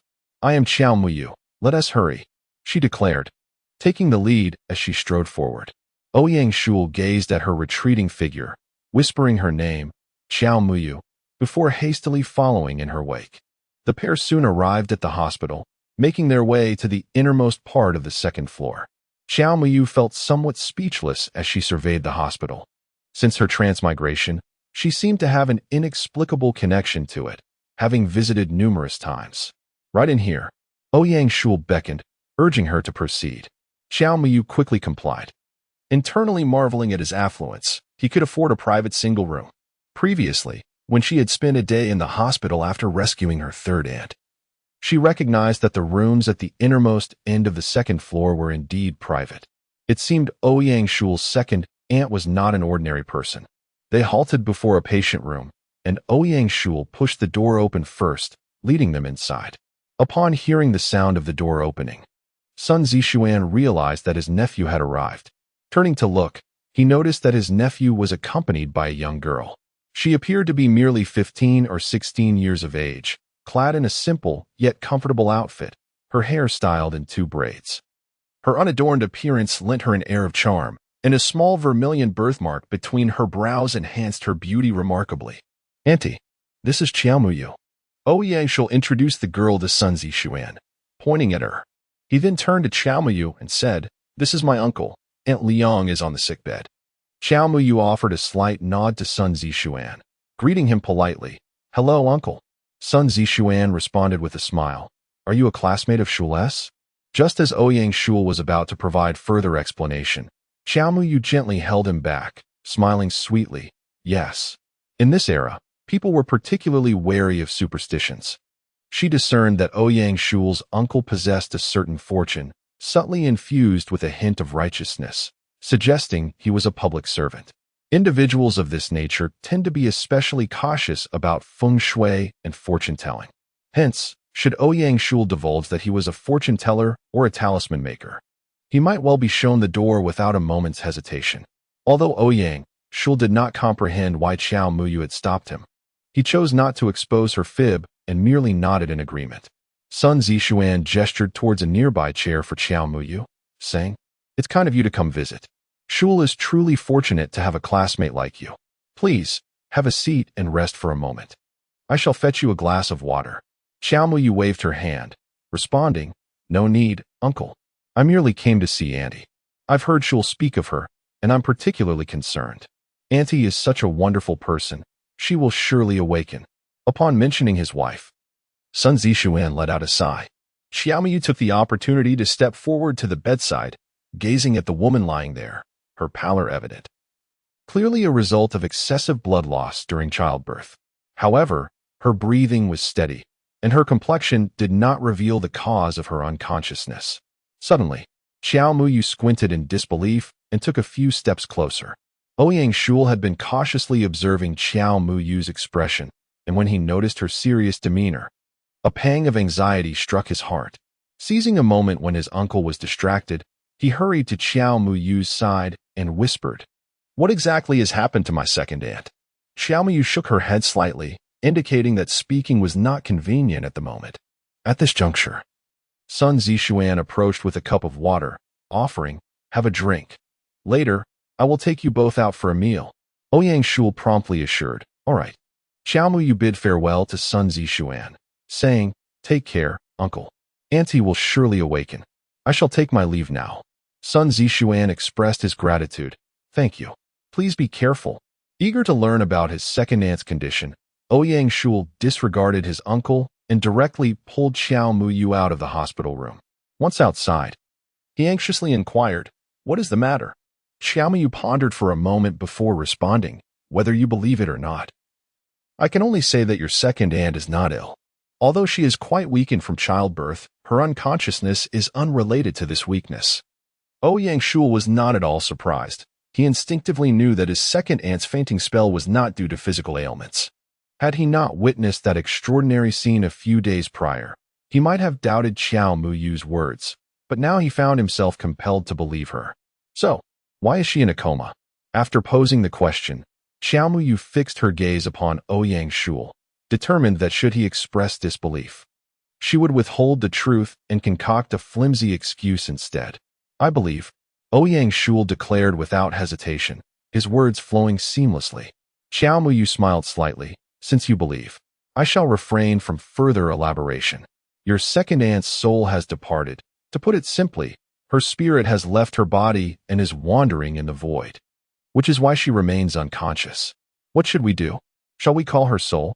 Ouyang Shul asked, his handsome face etched with anxiety. Xiao Muyu's lips curled into a teasing smile. "You surprisingly know about calling souls." At her playful remark, Ouyang Shul felt a rush of embarrassment, his ears turning crimson. "I heard my grandmother mention it when I was young. Something about being frightened and calling for one's soul. I've heard bits and pieces."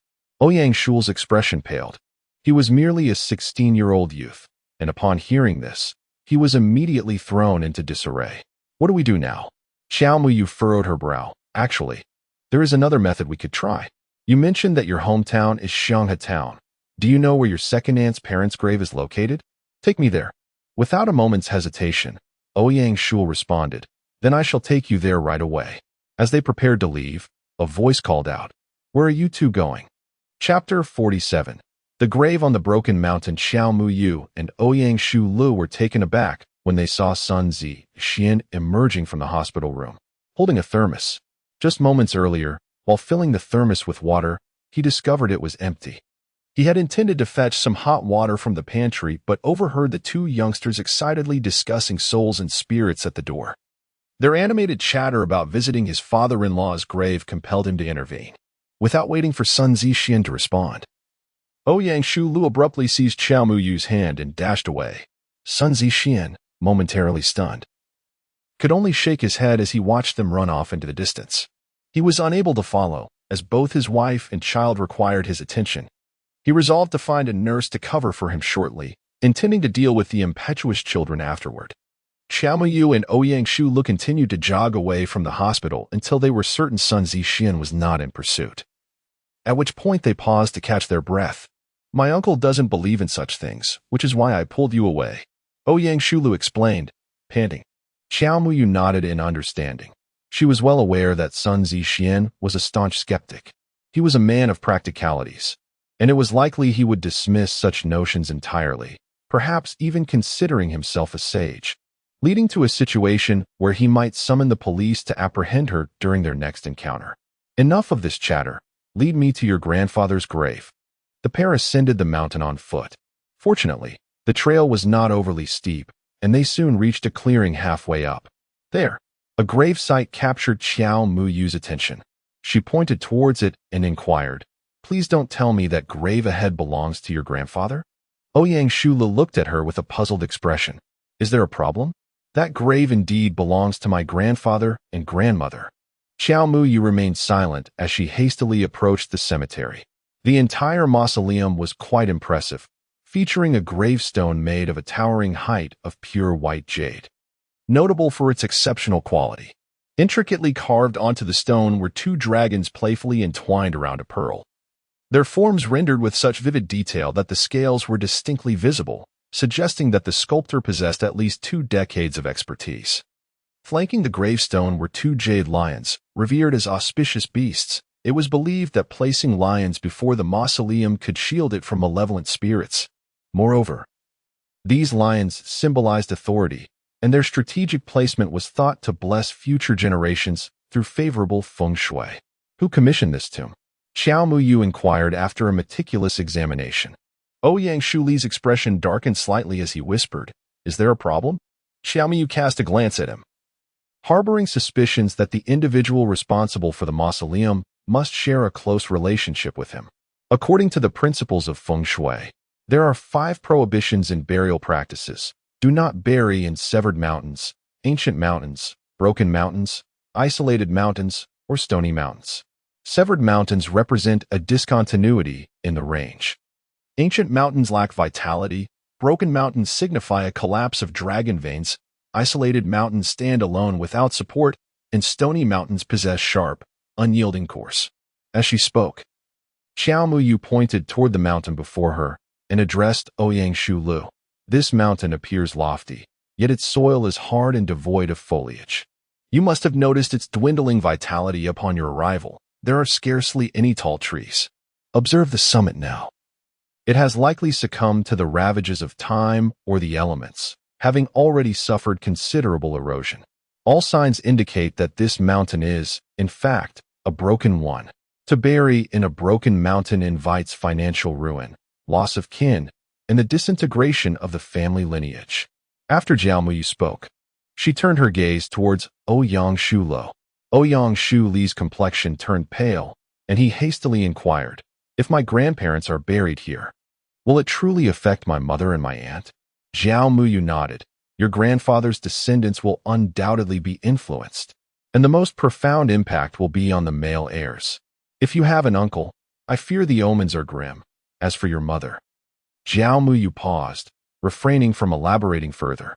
Suddenly, Ouyang Shulu fell to his knees, gripping the ground tightly, his entire body trembling. Why? He repeatedly uttered these words. "Mother, I miss you." Ouyang Shulu suddenly shouted, then broke into tears. He approached the grave, digging up a small handful of soil. Generally, the earth atop a grave should remain undisturbed, particularly by human hands. A slight disturbance could alter the feng shui, potentially jeopardizing the resting place's integrity, while a more severe violation could directly affect future generations. However, this grave's feng shui had already been compromised, which is why she dared to extract a small portion of the grave's soil. Once the grave's occupant was interred, this resting place essentially became their home, merging them with the earth itself. By using a bit of soil from the grave, one could evoke the essence of the deceased, thus attracting the presence of their living relatives. "What are you doing?" Sun Zixin suddenly appeared. Jiao Muyu cupped the soil in her palm and turned to face Sun Zixin. "Shulu, what is the matter? Why are you crying?" Sun Zixin rushed forward upon seeing Ouyang Shulu weeping on the ground. Perhaps Ouyang is simply missing his grandparents, which is why he has broken down in tears. Jiao Muyu offered a brief explanation from the side. Sun Zixuan embraced the weeping Ouyang Shul, then looked at Xiao Muyu with a scrutinizing gaze. "Why is you here, classmate Xiao?" "I came to accompany Ouyang." Xiao Muyu chuckled lightly. "Uncle, my mother died so unjustly," Ouyang Shul suddenly exclaimed, causing a subtle change in Sun Zixuan's expression. Xiao Muyu sighed, pondering whether this young man was compelling his uncle to take him to the police station. "Let us go. My car is parked down the hill. You two should clarify things with me," Sun Zixuan directed at Xiao Muyu. Understanding that the truth could no longer be concealed, Xiao Muyu sighed in resignation. Chapter 48. The cuckoo occupies the magpie's nest. The trio swiftly arrived at Ouyang Shul's grandfather's residence, settling onto the sofa in the living room. At this moment, Ouyang Shul's emotions had begun to stabilize. Xiao Muyu felt somewhat awkward. Casting a glance at Ouyang Shul, she thought how unfortunate it was. Having agreed to help this young man, she found herself in a rather passive position. Had she known, she would have charged a fee. at least earning some profit from the endeavor. Sun Zixuan poured a glass of water for Qiao Muyu and then took a seat opposite them. Speak up. Don't think I'm foolish just because we are classmates. Upon hearing Sun Zixuan's words, Qiao Muyu realized they could no longer keep the matter under wraps. After all, which classmate would rendezvous at a graveyard?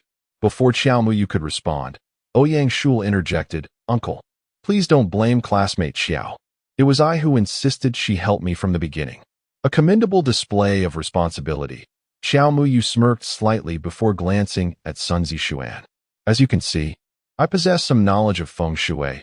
I was the one who delivered the yellow talisman to your late wife last time. Previously, Ouyang Shul and Qiao Muyu had mentioned that Sun Zixuan was aware of the matter regarding the yellow talisman, prompting Qiao Muyu to address it directly. Her tone bore a certain detachment. However, she was not angered, as she discerned that Sun Zixuan was exercising considerable restraint, given his status.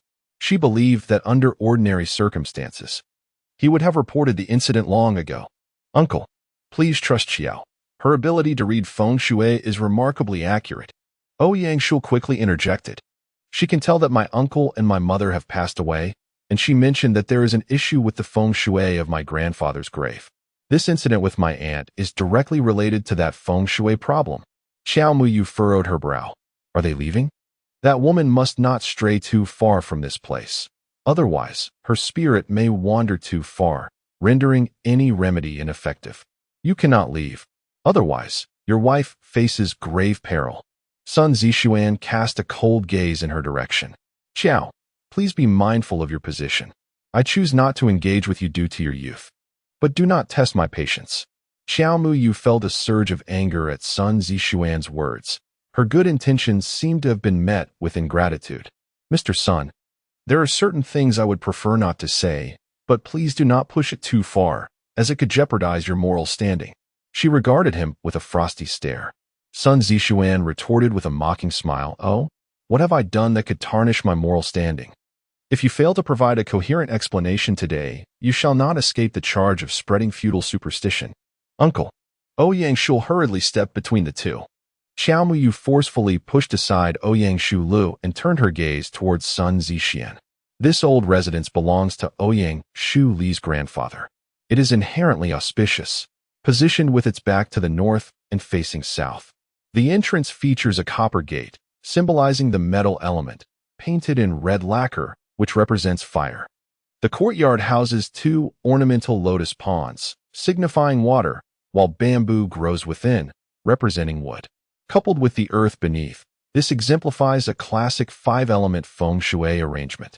The main entrance is adorned with carvings of joyous magpies, emblematic of sages. The harmonious interplay of these elements suggests that the inhabitants of this dwelling will enjoy prosperity and flourishing descendants. It is only natural that among the children of the house's master, one would soar to great heights and achieve remarkable fame. Nonsense. Sun Zixuan retorted angrily. What prosperity could my father-in-law's family possibly have? My brother-in-law passed away unexpectedly, and my sister-in-law recently succumbed to illness. Now, only my wife and Shu Lu remain. Along with my newly born son, 3 descendants at best. There is no correlation whatsoever with flourishing descendants, nor is there anyone destined for great renown. Ouyang Shulu was about to inform Qiao Muyu about his grandfather's family, but was abruptly interrupted by her. Let me finish.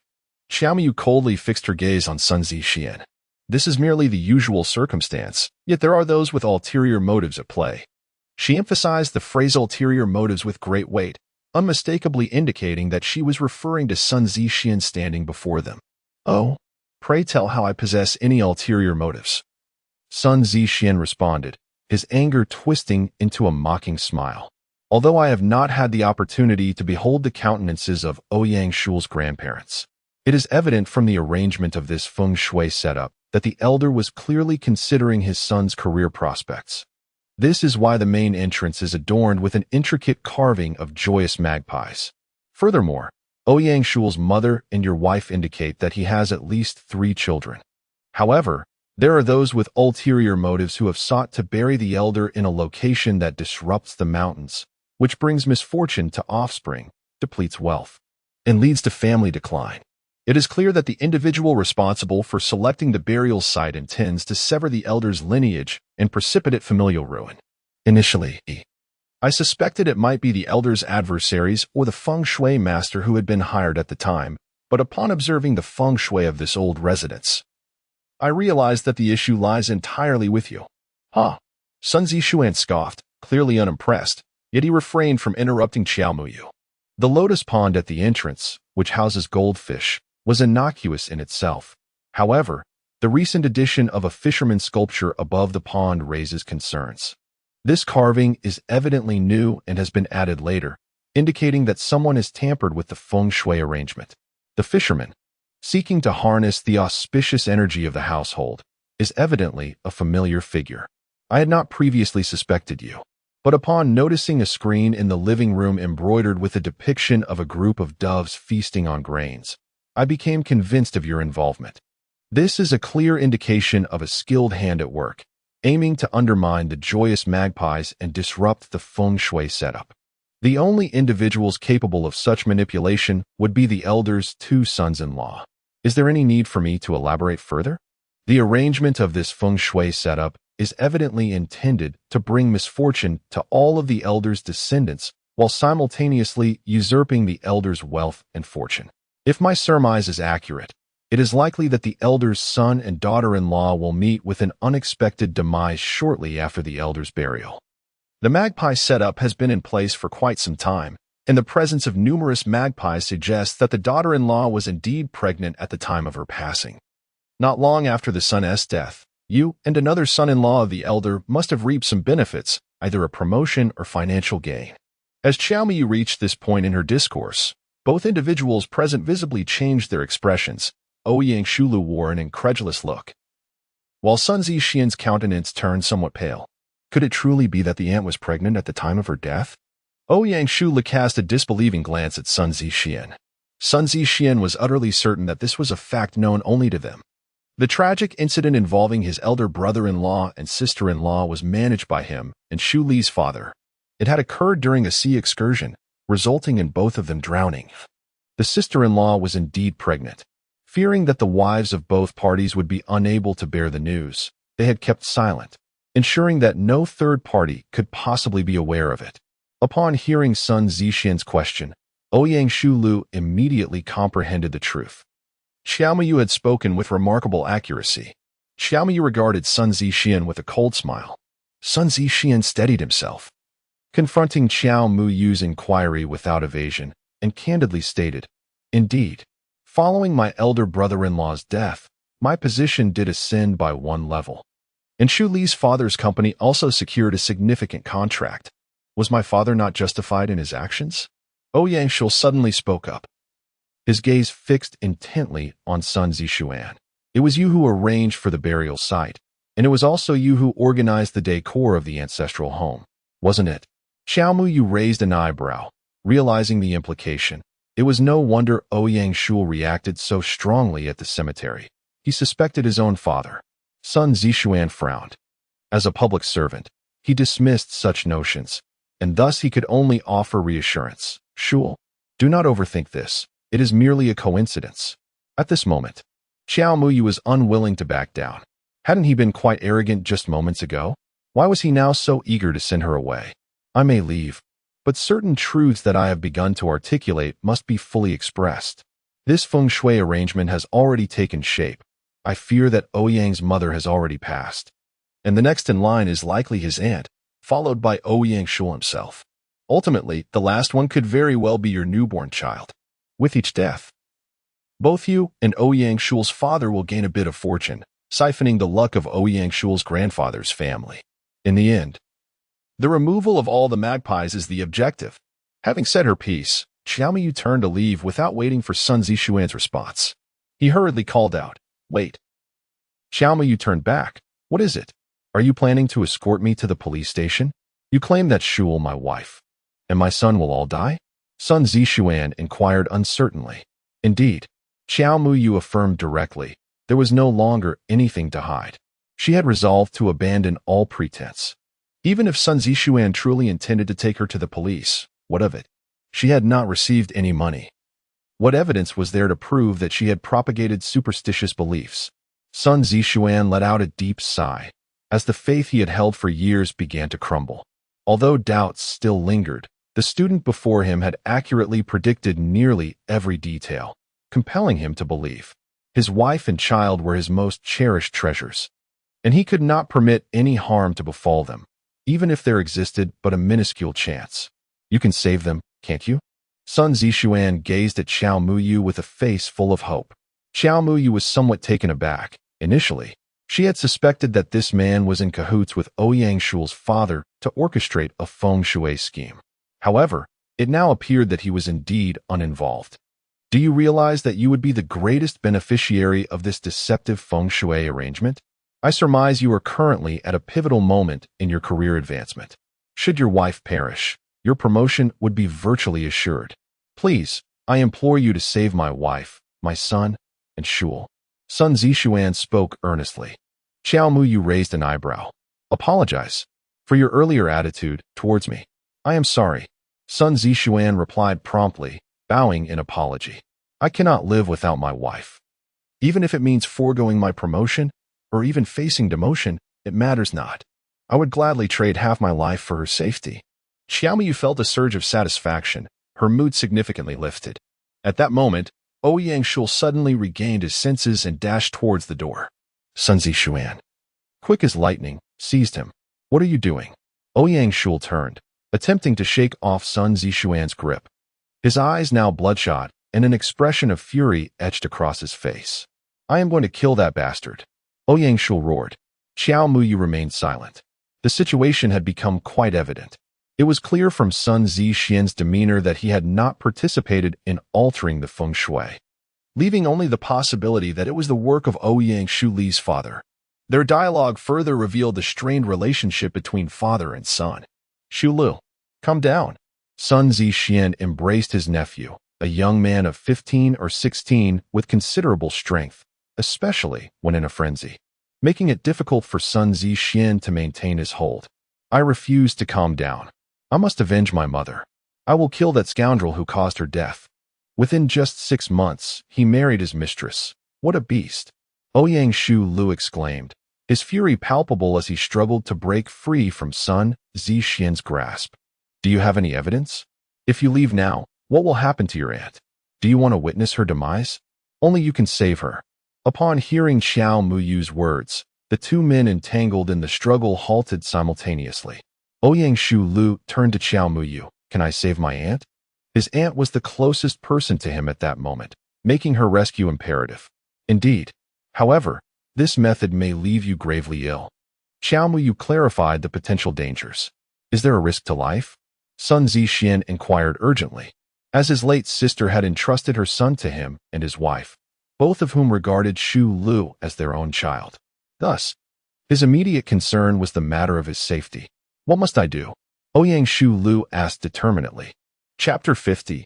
Caution and Vigilance. Xiao Muyu retrieved a handkerchief from her pocket, unfolding it under the watchful eyes of Sun Zixuan and Ouyang Shulu, revealing a handful of soil. Without waiting for the two to inquire, she elucidated. This soil is taken from the grave of Ouyang Shul's grandfather. Typically, soil from a grave should not be disturbed, as it may disrupt the feng shui. However, the feng shui of his ancestral tomb is rather poor, which is why I collected some. Upon finishing her explanation, Xiao Muyu placed the cloth containing the soil into Ouyang Shul's hands. It is most effective for the one calling the soul to be a blood relative.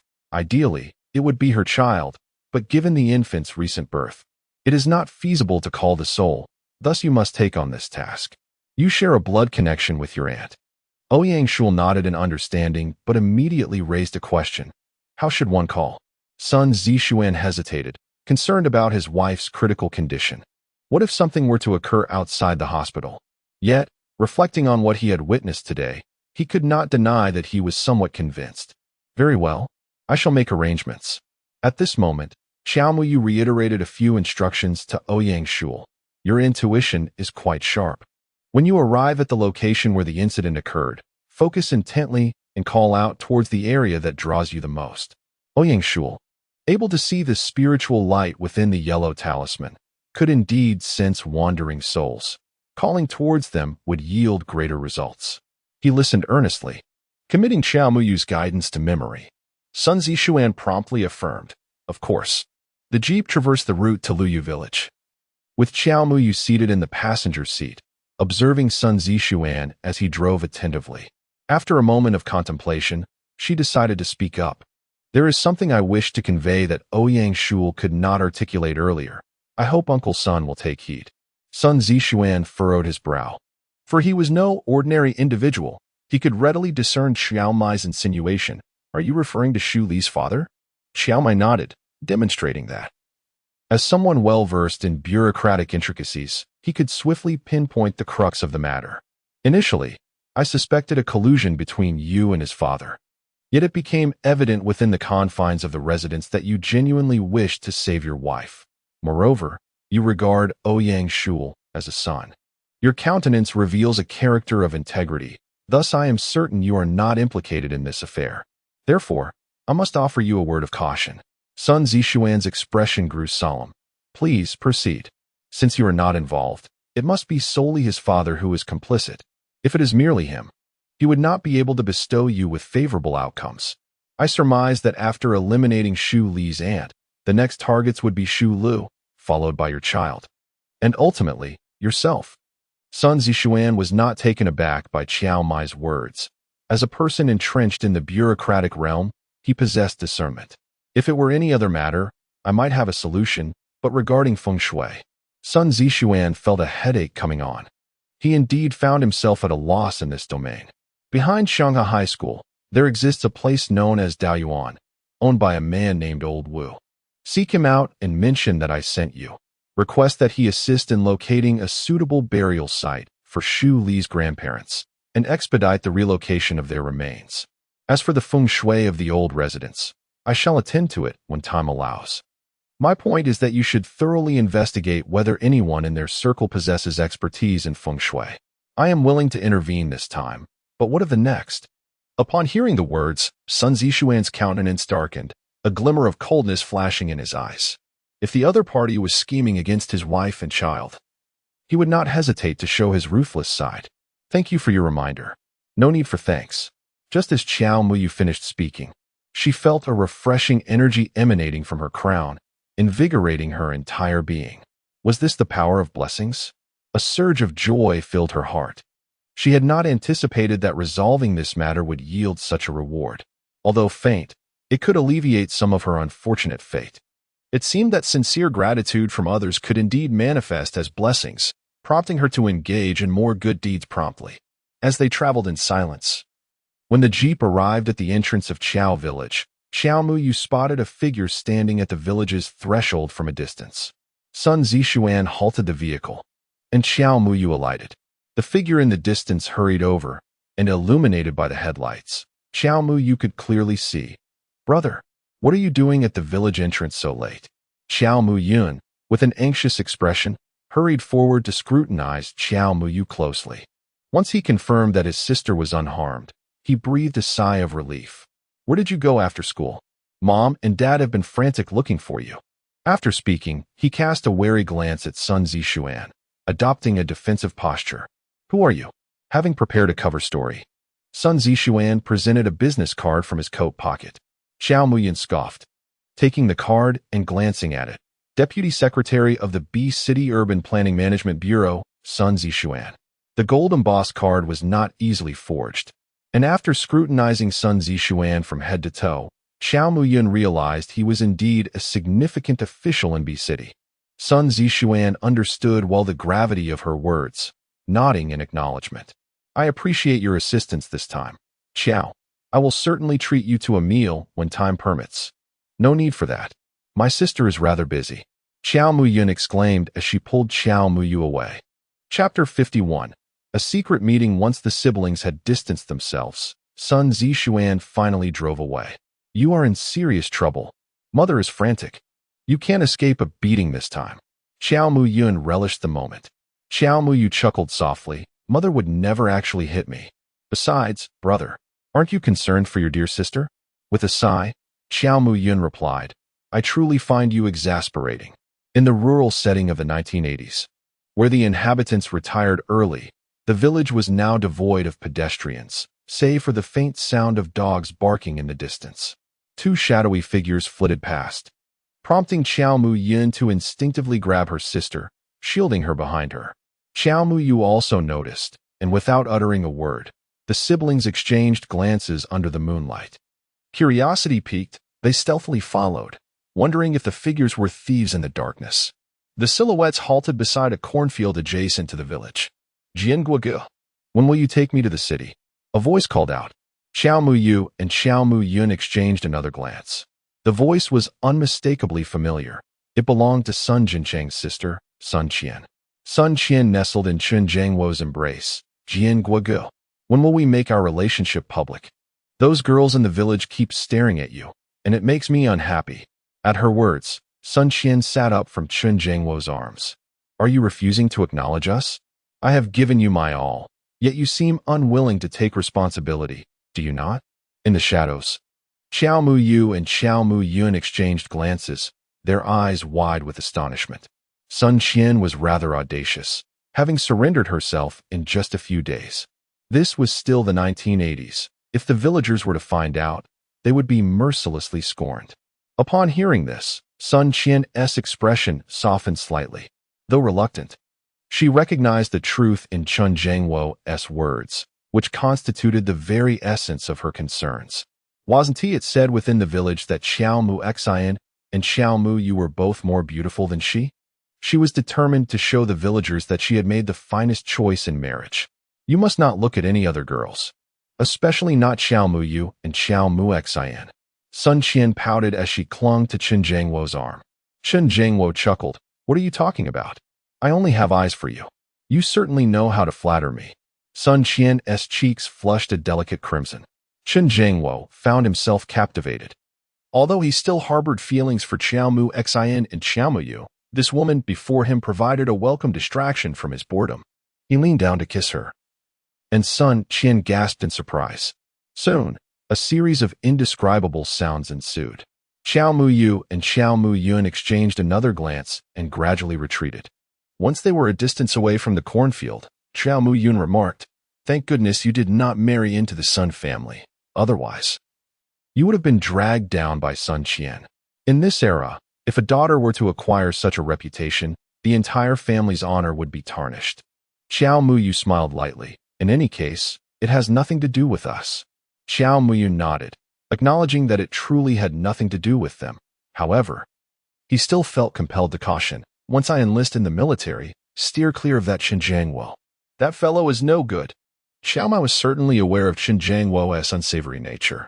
Although the original text did not elaborate on the affair between Chun Jiangwo and Sun Qian, it vividly depicted how Chun Jiangwo, in his attempts to curry favor with Qiao Mu-xin, had wronged numerous girls, each of whom harbored affections for Sun Jincheng. When Qiao Mu-xin discovered this, her jealousy spiraled into madness, prompting Chun Jiangwo to appease her by resolving the issues with those girls. Rest assured, your sister possesses discerning taste. Someone like Chun Jiangwo is hardly worthy of my attention. Qiao Mu-yu nodded in agreement. That's more like it. Just wait for your brother to find suitable candidates in the army. There must be plenty of fine men there, and I shall help you choose one by one. Qiao Mai rolled her eyes. What nonsense are you spouting? Is my sister feeling shy? I've heard that third aunt previously arranged a matchmaking banquet for you, and brother, Qiao Mu-yun jested, observing the mischievous expression on Qiao Mu-yun's face. Qiao Mai playfully punched him. She dared not comment further, simply nodding in agreement as the family finally let her be. After freshening up, Qiao Mai lay in bed, finding herself unable to sleep, uncertain if Ouyang Shul would achieve success. She suddenly comprehended why, in the original narrative, Ouyang Shul ultimately became a heartless and ruthless individual. The root of it all lay with his father. Yet, the original text left unclear the reason that allowed him to escape the fate of being a usurper. However, following her intervention, will the original story be altered? If changes occur, what impact will they have on her? Qiao Mu felt a sense of confusion. But then she recalled that her own fate, marked by an early demise, had yet to transform. After all, she could meet her end at any moment. leaving little room to ponder the original narrative. The future could wait. Presently, she still had the matter of prolonging her life to address, not to mention the pressing issue with Wu Laozi that awaited her resolution. Sun Zixian embraced his wife, feeling the warmth emanating from her body, and he vowed to protect her with unwavering dedication. Suddenly, he sensed a slight tremor from his wife in his arms. Chapter 52. The schemes of Qiao Mu Xian. In the midst of her slumber, Qiao Mu Yu was enveloped in warmth, a surge of benevolent energy awakening within her. Startled, she opened her eyes to behold the moonlight streaming through the window. At this hour, it could only be the work of Ouyang Shu Lu, indicating success. Instantly, Qiao Mu Yu felt a wave of relief wash over her. With the newfound clarity granted by her heavenly insight, she was astonished at how acutely she could perceive this benevolent force. Turning onto her side, she drifted back into slumber. In the darkness, the jade pendant around her neck emitted a faint glow, momentarily illuminating the surroundings before gradually retreating into the pendant itself. Early the next day, Qiao Mu Yu was roused by her brother. After breakfast, as she shouldered her backpack and stepped outside, she spotted Qiao Mu Yun standing in the yard, pushing a bicycle. "Stop looking. Today, I'm taking you to school," he exclaimed. "Let's go?" Qiao Mu Yun patted the back seat of the bicycle, prompting Qiao Mu Yu to climb aboard. He mounted the bike, gave the handlebars a firm push, and with a swift motion of his right foot, they were off. Meanwhile, as Qiao Muxin stepped outside, she was abruptly pulled into a corner. Startled, she was about to call for help when a voice softly murmured, "It's me." Upon recognizing Chen Jiangwo, a flicker of impatience crossed her eyes, yet she managed to maintain a faint smile. "What do you want, Comrade Jiangwo?" Chen Jiangwo displayed a sycophantic grin. "Shiner, I just bought 2 buns from the Baozi shop at the credit union. Keep them for your way to school." As he spoke, he produced 2 buns wrapped in greasy paper from his coat, evidently concerned about them getting cold. Qiao Muxin gazed at the buns in his hands with disdain. "I've already had breakfast." Chen Jiangwo, undeterred by her protest, thrust the buns into her hands. "Shiner, why are you being so polite?" "I'm not being polite." The warmth emanating from the greasy paper made Qiao Muxin feel queasy. If it weren't for Chen Jiangwo's slight utility, she would have spat it out long ago. Suppressing her nausea, she stuffed the buns into her backpack. "I have to go to school. We can talk later." Chen Jiangwo glanced around cautiously, ensuring no one was passing by, before confiding, "I've already managed to win Sun Qian over. It won't be long before she is pregnant. Then I wish Comrade Jiangwo and Sun Qian happiness." Chen Jiangwo grew anxious. "You know I like you. My pursuit of Sun Qian is solely because of you." Qiao Muxin's expression darkened as she adopted a stern demeanor. "Comrade Jiangwo, please watch your words. I haven't asked you to do anything." "Shiner, please don't be angry. I won't say anything more." Chen Jiangwo hastily gestured an apology. Recently, he found himself inexplicably enamored with Qiao Muxin since arriving at Qiao village. A striking contrast to his previous demeanor of flitting through romantic entanglements without the slightest attachment. At that moment, the melodic chime of a bicycle bell pierced the air, and Qiao Muxin's expression shifted. Someone was approaching. She must not allow anyone to witness her with Chen Jiangwo, for the repercussions could be dire if Sun Jinsheng were to learn of it. With that thought, she swiftly shoved Chen Jiangwo into a nearby haystack, then hastened a few steps toward the village entrance, feigning solitude. Just as she arranged everything, Qiao Mu Yu rode past on a bicycle, carrying Qiao Mu Yu beside her. "Good morning." "Where?" "Good morning, Yun Gu." Qiao Muxin greeted the pair. Qiao Mu Yu offered her a smile in acknowledgement, while Qiao Mu Yu, indifferent, pedaled past her, dismissing the notion of competing for his sister's fiancé. Watching them depart, Qiao Muxin's hands clenched tightly, her nails digging into her palms. One day, she would have them kneeling at her feet. Unconcerned for Chen Jiangwo, still hidden in the haystack and possibly injured, she walked away, deeming him nothing more than an unworthy admirer, unworthy of her attention.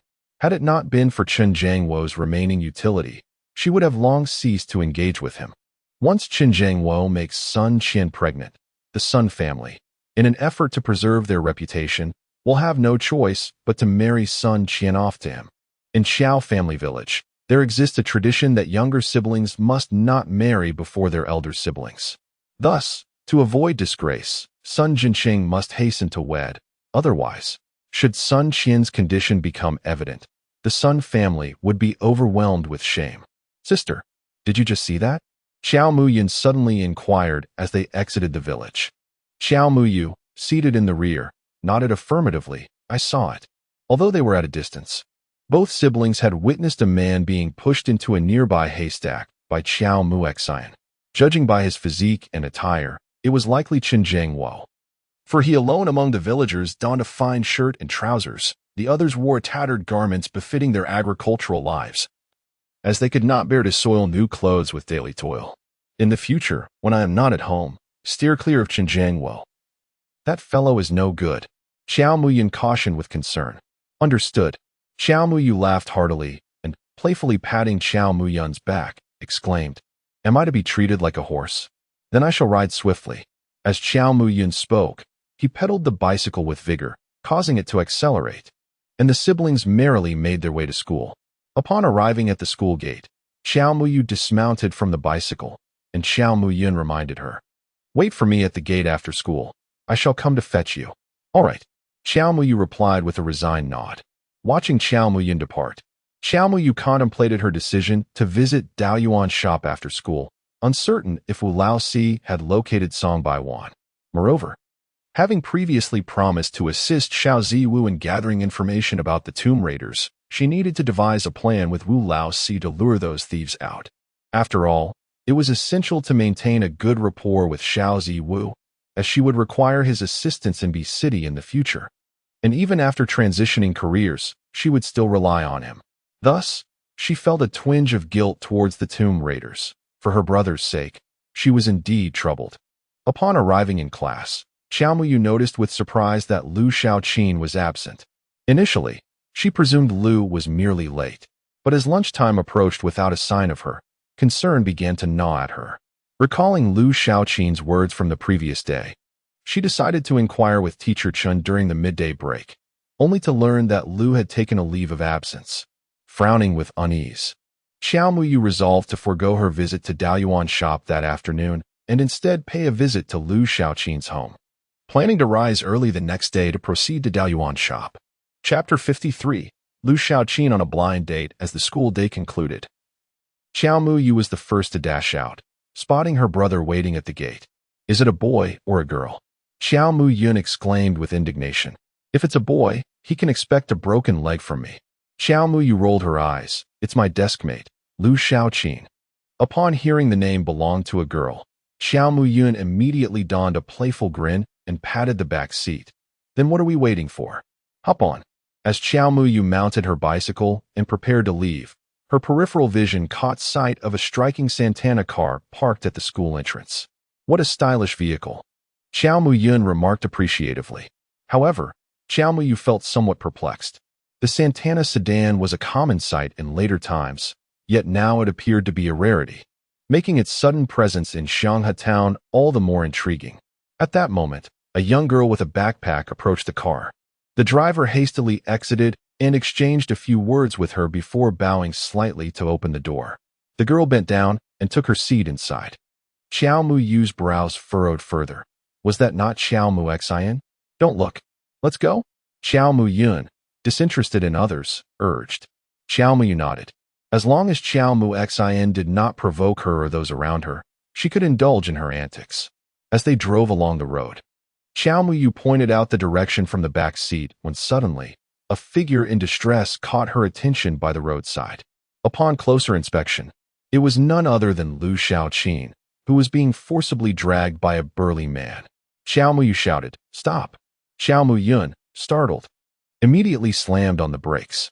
Without waiting for the car to come to a complete halt, Xiao Muyu leapt out and dashed towards the street corner.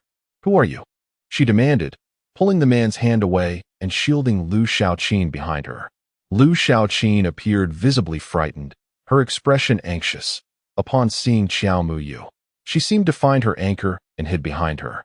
"How dare you harass my sister?" roared an enraged voice as a shadow rushed forward, delivering a powerful kick to the burly man's lower back. Taken by surprise, The man was sent sprawling to the ground, rolling over twice. As Jo Muyun delivered another kick, her zeal was far from satiated. Without allowing the burly man a moment to react, she struck him twice more. Today, I shall teach you what it means to be reckless with your tongue. The man, all brawn yet utterly ineffectual, howled in anguish, rolling on the ground as the onlookers erupted into laughter. They had all heard his lewd remarks moments before, igniting a shared sense of indignation. Jomai, disinterested in the writhing figure on the ground, took Lu Xiaoqin by the arm and departed. Brother, don't forget to come over after you're done. Crossing the street, they settled down in a secluded corner by a grocery store. With a curious glance at the still flustered Lu Xiaoqin, Jomai inquired, "What was that all about?" Lu Xiaoqin sighed deeply. "He was the suitor my second uncle introduced to me." Jomai's expression darkened. "What kind of suitor is that?" "He is nothing but a rogue. And you're still in school today. Did you take leave just for this?" Lu Xiaoqin felt deflated. "I didn't want to come either, but I had no choice." She recounted the circumstances to Jomai. Lu Xiaoqin's father had suffered a severe back injury, rendering him unable to work at the venue, and he had been bedridden for several days. The establishment had made it clear that if he could not return, they would seek someone to take over his position, allowing him to retire early. Consequently, her parents contemplated having Lu Xiaoqin step in, but she wished to continue her studies. In a desperate bid, her father suggested finding a son-in-law to take over the family business. Lu Xiaoqin's second uncle, frustrated by the situation, had proposed that a nephew of his wife be brought in to marry into the family, believing that it was better to keep the resources within the family. Lu Xiaoqin's father was also exasperated by her younger brother's antics, leading him to consider the prospect of an arranged marriage. However, upon their first meeting, the man began to make unwelcome advances after only a few exchanges. When Lu Xiaoqin attempted to leave, he forcibly restrained her, resulting in the scenario that Xiao Muyu later witnessed. "What do you think now?" Xiao Muyu asked with concern after hearing Lu Xiaoqin's account. Lu Xiaoqin smiled and replied, "Of course, I must focus on my studies." "You were right. Only by excelling academically and gaining admission to a university can one find a way forward." Xiao Muyu nodded, suggesting, "Then consider my previous proposal of selling the quota." Exhausted, Xiao Muyun approached, panting, and plopped down beside them. Lu Xiaoqin quickly rose, bowing in gratitude. "Thank you so much for today." Xiao Muyun waved dismissively. "No need for thanks." Xiao Muyu chimed in. "This is my brother. He spends his days in the mountains searching for bird nests. Today is a rare occasion for him to perform a good deed. You, dear sister, always point out others' flaws. And yet, you don't even get your brother a bottle of soda." Xiao Muyun playfully flicked Xiao Muyu's forehead. "Thank you, sister." Xiao Muyun accepted the soda gratefully, to which Lu Xiaoqin responded with a shy glance at his face. "No need for thanks." Xiao Muyu raised an eyebrow, pondering whether Lu Xiaoqin had feelings for her somewhat roguish brother. After finishing the soda, she turned to Lu Xiaoqin, who shook her head. "No, it's fine. My home is not far. I will be there shortly." Upon recalling the earlier incident with the ruffian, Lu Xiaoqin felt a twinge of fear. "Then I must trouble you, Brother Qiao." A faint smile graced Xiao Muyu's lips, as it became evident that she indeed held affections for her brother. Xiao Muyan pushed the cart ahead, while Xiao Muyu and Lu Xiaoqin walked hand in hand behind her. After nearly 20 minutes, they arrived at Lu Xiaoqin's doorstep. Just as Xiao Muyu prepared to take her leave, voices emerged from within the home. "Old Lu, you cannot conceal your illness from Xiaoqin any longer. It is worsening, and you refuse to be hospitalized. If anything were to happen to you, how would we, as mother and daughter, carry on?" A low sob followed the admonition. Chapter 54. Acupuncture. Upon hearing the conversation, Lu Xiaoqin's expression shifted dramatically, prompting her to thrust open the door. Inside, a woman was assisting a man to rise, who bore an expression of profound anguish. It was none other than Lu Xiaoqin's parents, Lu Gui and Hu Fang. The sound of the door opening elicited a startled reaction from both, their faces paling as they beheld Lu Xiaoqin standing in the doorway, panic flickering in their eyes. "Dad, what is wrong with you?" Lu Xiaoqin rushed forward, enveloping Lu Gui in a tight embrace, tears cascading down her cheeks. Hu Fang, too, began to wipe her tears. Lu Gui managed a bittersweet smile, helping Lu Shaoqin to her feet, and clumsily attempted to dry her tears. Silly child.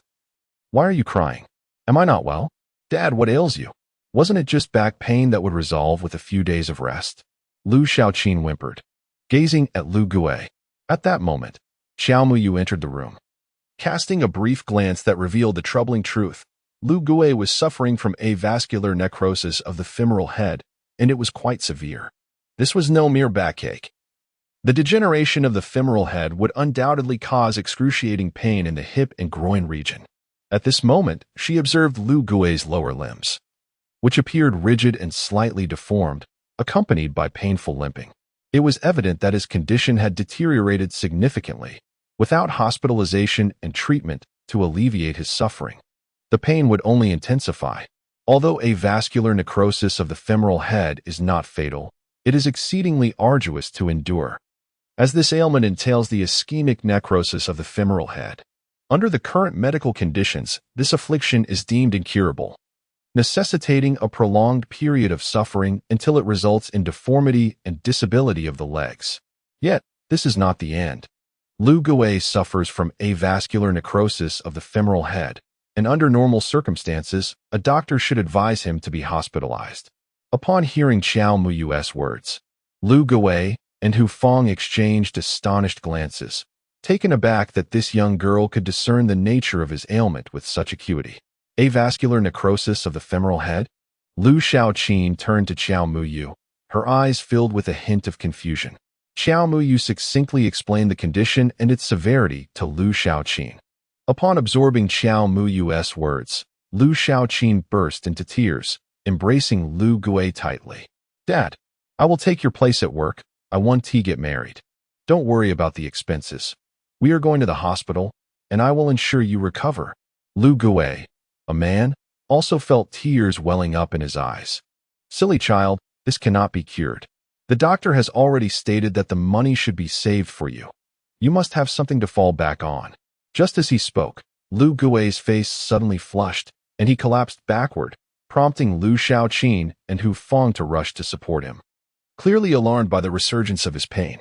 Meanwhile, Xiao Muyan swiftly approached Lu Gui, embracing him and guiding him into the inner room before gently laying him down on the bed. Lying in bed, Lu Gui bit his lip tightly, his face as pale as death, beads of sweat cascading down his forehead like rain. He resolutely refrained from uttering a sound, evidently concerned about causing distress to his wife and child.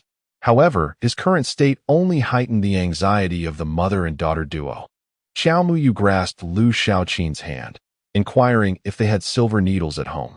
Never mind. Ordinary needles will suffice, but they must be longer. As she watched her father writhing in agony on the bed, Lu Shaoqin felt her heart wrenching in despair. If you truly wish to honor your father, you ought to study diligently, so you can take him to a better city for treatment, providing him with a superior life. Relying solely on the lumber factory is insufficient. Xiao Muyu consoled her. With tears streaming down her face, Lu Shaoqin nodded, feeling somewhat disoriented at that moment. Finally, the silver needles were retrieved. Hu Feng rummaged through the cabinet for quite some time before producing a box containing several silver needles.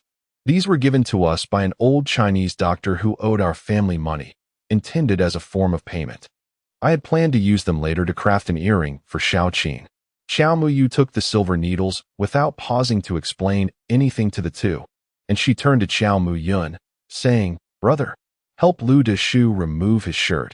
Xiao Muyun's eyes widened in disbelief. "Have you lost your mind? Is this really my sweet sister? Even if he is an elder, one cannot gaze upon a man's body. If word gets out, he would be inundated with scorn. Hurry." Xiao Muyu urged, then dashed to the stove of the Lu household, fetching matches to ignite a flame to sterilize each silver needle. Watching his sister's earnest demeanor, Xiao Muyun sighed and stepped forward to assist in removing Lu Gui's shirt. Meanwhile, Xiao Muyu had also sterilized the silver needles. As she grasped the needles, her entire demeanor transformed instantaneously. In the eyes of Lu Shaoqin and her daughter, a sense of reassurance washed over them. Yet Xiao Muyun furrowed her brow, finding this sister before her strikingly unfamiliar, utterly unlike the memories she held. At this moment, Xiao Muyu had little time to ponder. She precisely targeted the acupoints, inserting the silver needles with unwavering steadiness. With the second needle in place, Lu Gui immediately felt his entire body relax. Xiao Muyu exhaled in relief, grateful that she had not faltered, successfully alleviating the pain. To outsiders, it seemed she had merely inserted 2 needles, but she alone understood the challenge of those 2 actions. Lu Uncle's muscles had contracted painfully, and his uncontrollable tremors made locating the acupoints exceedingly difficult, especially since the delicate silver needles could easily be obstructed by muscle. Thus, those 2 insertions necessitated considerable skill. Lu Xiaoqin and her daughter also breathed a sigh of relief, their faces lighting up with joy. Without delay, Xiao Muyu proceeded to insert more needles into his lower back, targeting the avascular necrosis of the femoral head, which stemmed from either deformation or impaired blood circulation. Hence, her subsequent needles were meticulously aimed at stimulating blood flow through the acupoints. As each silver needle found its place, Lu Gui gradually succumbed to slumber. Beads of sweat adorned Xiao Muyu's forehead. Even with her exceptional medical skills, she felt drained in the face of such a condition. It was not that the ailment was particularly difficult to treat, but rather that it was intricately troublesome. When the final needle was withdrawn, Xiao Muyu appeared as if she had just recovered from a severe illness, sinking wearily onto the edge of the bed. Xiao Muyu hurriedly supported her sister, asking, "Are you all right?" "I'm fine." Xiao Muyu gently shook her head.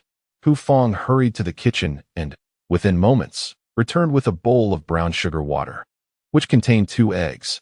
"Quickly eat this, take your time."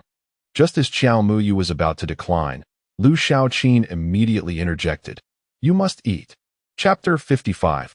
Song Million. After consuming the sugar water and eggs, Xiao Muyu began to regain her strength. "Where?" "Regarding my father's illness," Lu Xiaoqin inquired, her gaze filled with concern. Hu Fong, watching anxiously from the side, was equally apprehensive. Xiao Muyu nodded. "It is treatable, but due to the late diagnosis, he may only be able to walk normally. However, he cannot engage in strenuous labor." As soon as Xiao Muyu finished speaking, Hu Fong knelt before her, pleading, "Child, Aunt has no other wish than to see you save our old Lu.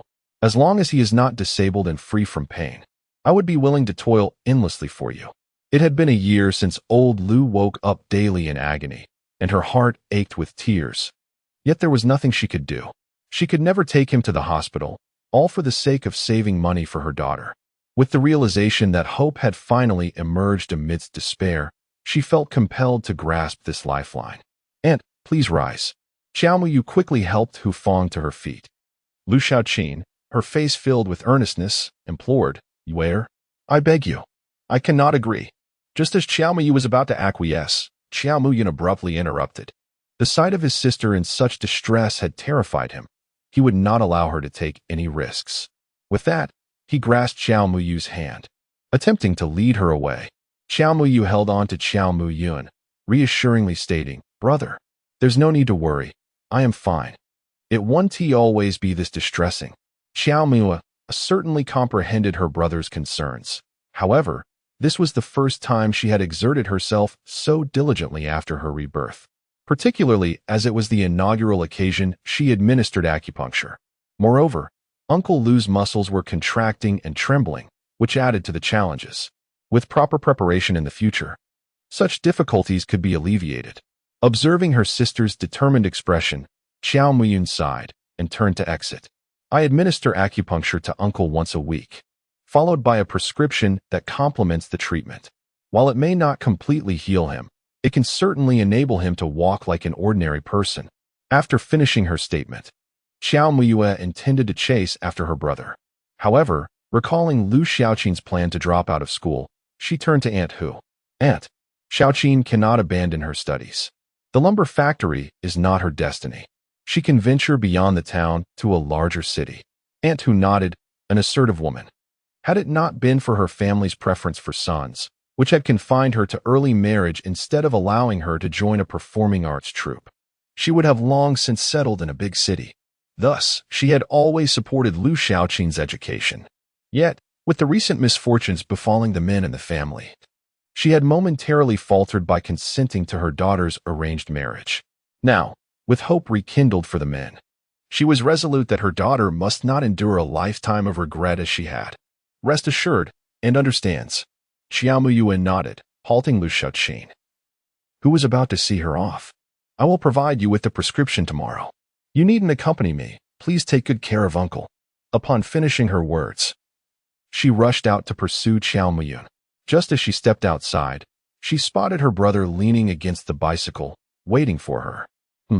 Xiao Muyue smiled and nodded, then jogged over to the bicycle and took a seat. Xiao Muyun discerned the direction and began to cycle.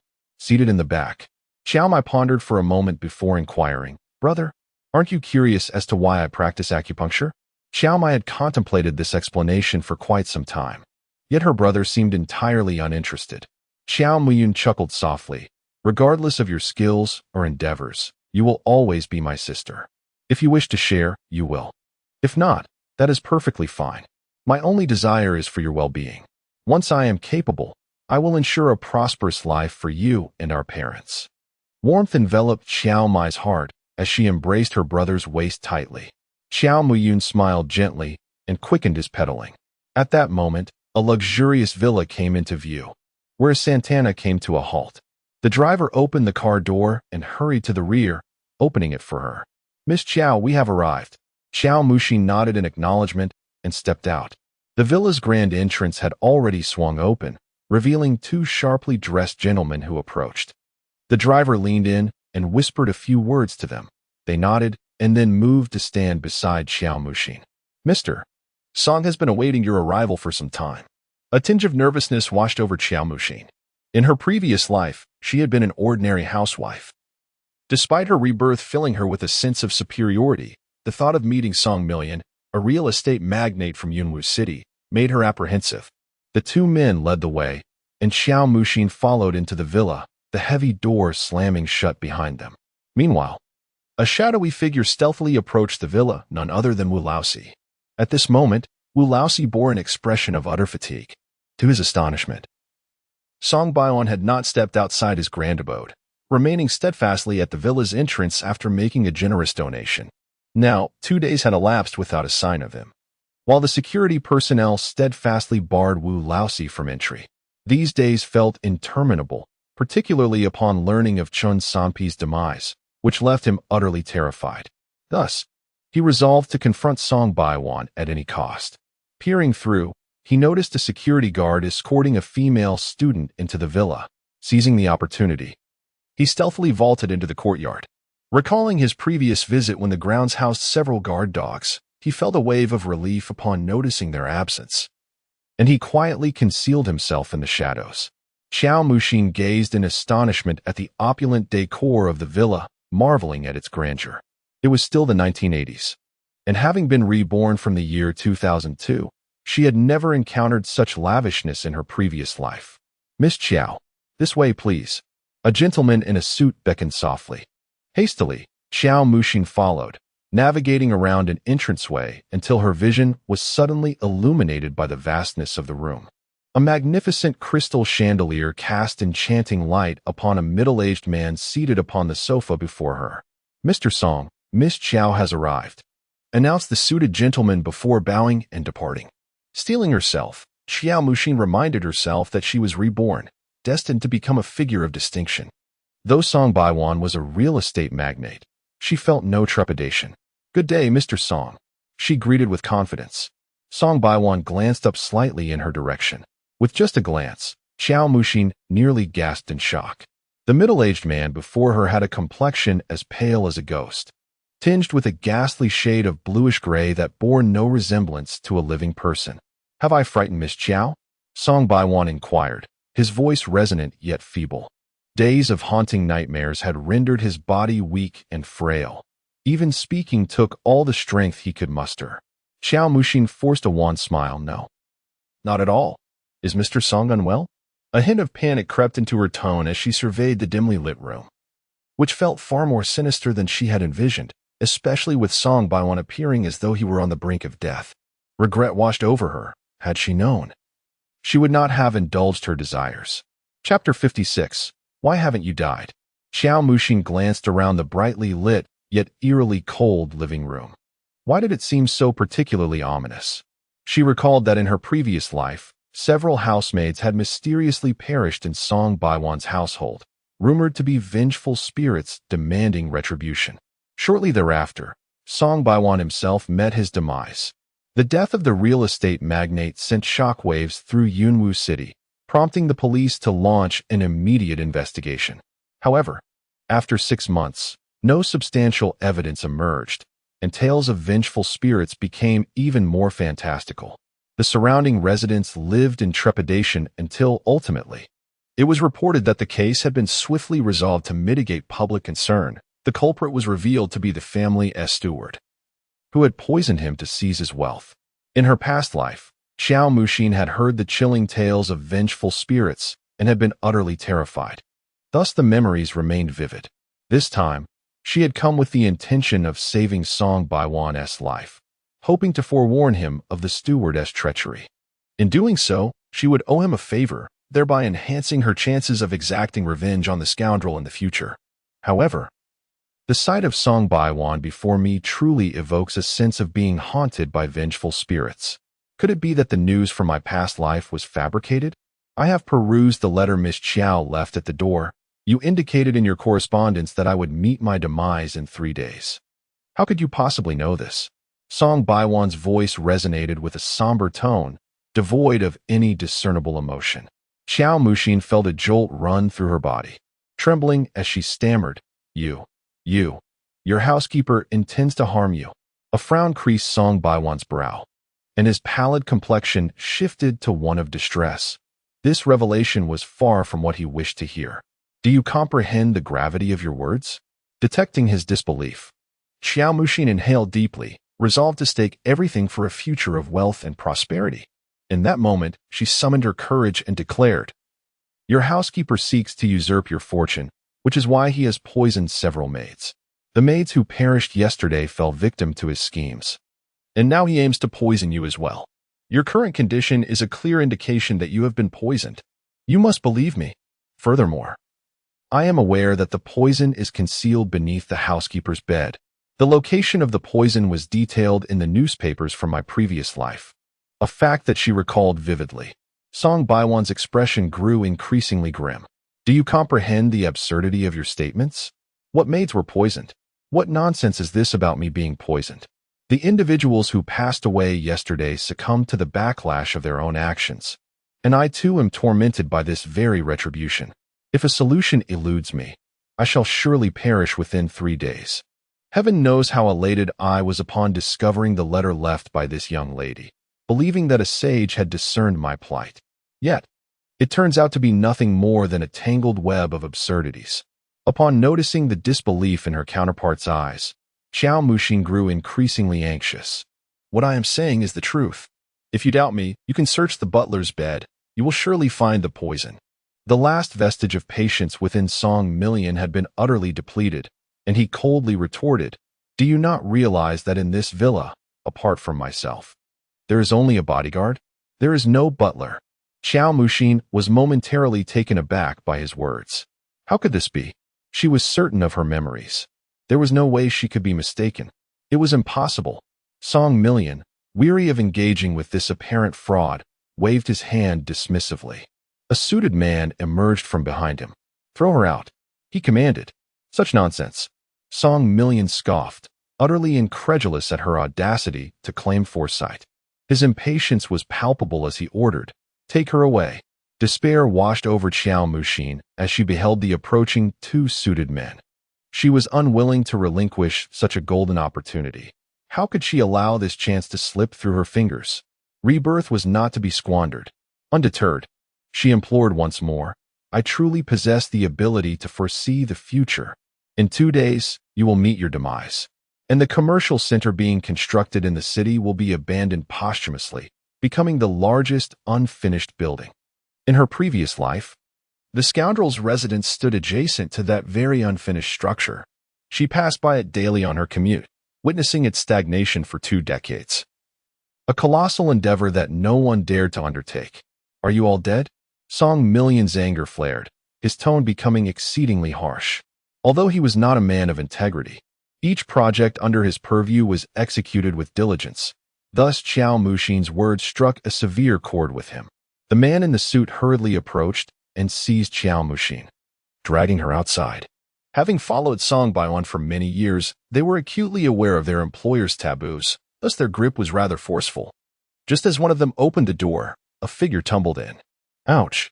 Wu Laoxi, who had been pressing against the door to eavesdrop on the happenings inside, found the door suddenly swung open from within. His balance faltered, and he stumbled inside.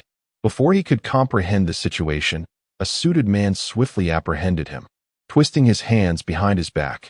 "Who are you?" Wu Laoxi exclaimed in surprise, his hands restrained. He hastily pleaded, "It hurts. It hurts. Ease up." "It's me. I came to help find the grave 2 days ago." Upon hearing this, Song Baiwan, who was seated on the sofa, jolted upright, his gaze fixated on the doorway. As he recognized Wu Laoxi, he staggered towards him. "How are you still alive? It's impossible. Utterly impossible."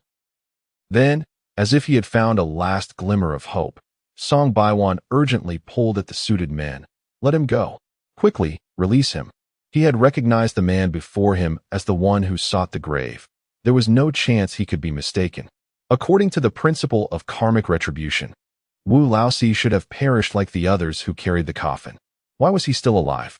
The suited man promptly released Wu Laoxi and stepped aside.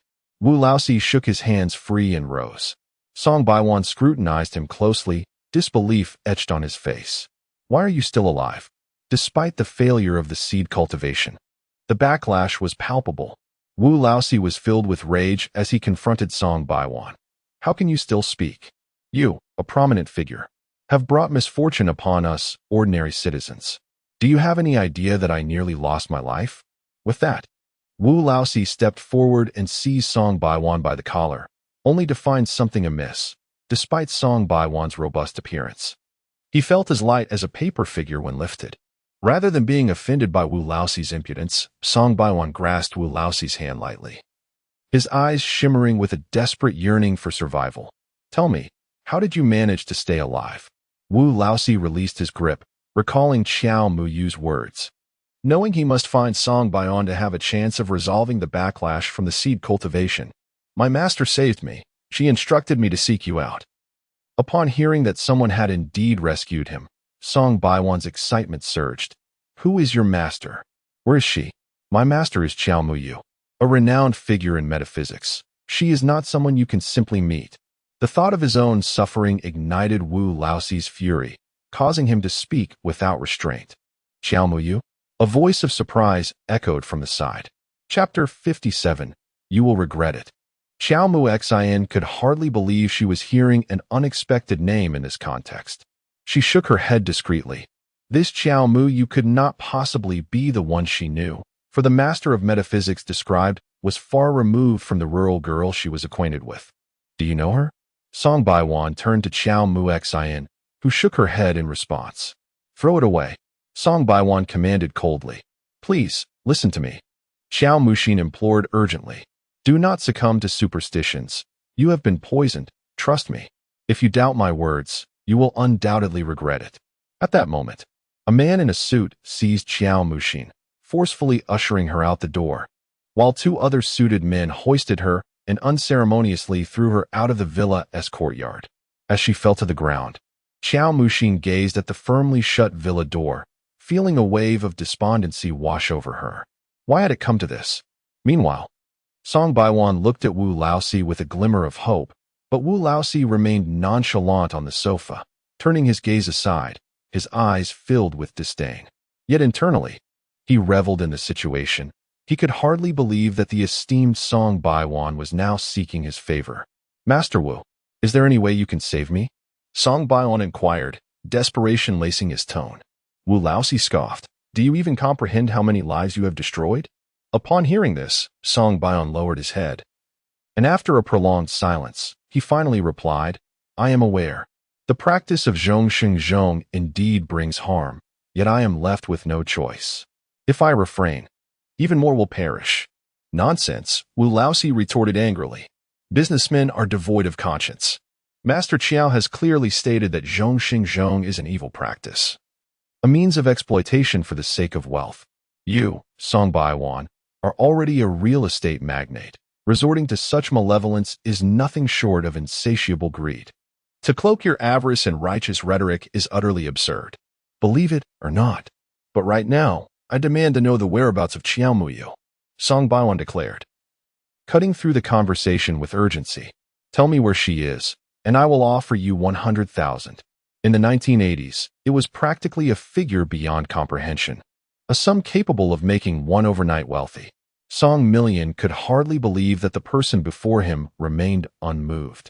He recalled that this individual had previously come to show him a burial site for a mere 10,000. Yet, upon hearing the mention of money, Wu Laosi erupted, leaping from the sofa and pointing an accusing finger at Song Million. How dare you even bring up money? I donated that 10,000 you gave me. Not only that, but I also contributed several thousand of my own. Now you offer me 100,000. But who knows if I will end up investing another 200,000 later.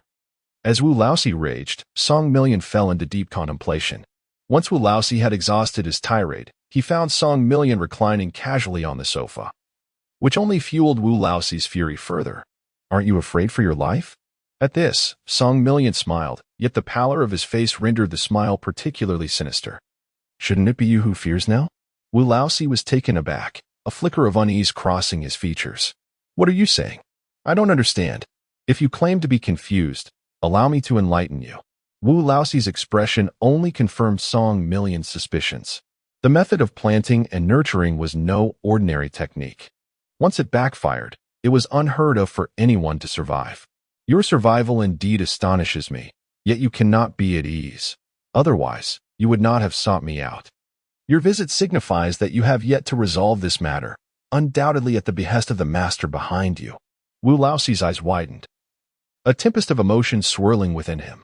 Indeed, those who navigate the business realm are astute, quickly discerning the true nature of his intentions. With a cold snort, Wu Laosi could only say, "Do not be too pleased with yourself. My master warned that planting seeds of vengeance often leads to dire consequences, and she may not be able to resolve it. Yet, she did indeed send me to seek you." Indeed, Song Baiwan felt a sense of relief. In the depths of despair, he had found a glimmer of hope. Wu Laosi's words did not plunge him into despair. Rather, they instilled a genuine sense of optimism. The other party truly possessed skill, having allowed Wu Laosi to evade calamity, a testament to his capabilities. Considering that no member of the Song family had survived the backlash in their ancestral lineage. Where is Master Chiao? Song Baiwan inquired. This question left Wu Laosi momentarily speechless. He was aware that Chiao Muyu was a student, but there were several high schools in Xianga town, and he had no knowledge of which institution she attended. In any case, my master instructed me to find you, and she certainly wishes to meet you. Come to my shop tomorrow. My master should make an appearance. Should? Song Baiwan astutely seized upon the keyword. It was evident that Wu Laosi was not particularly familiar with Master Chiao either.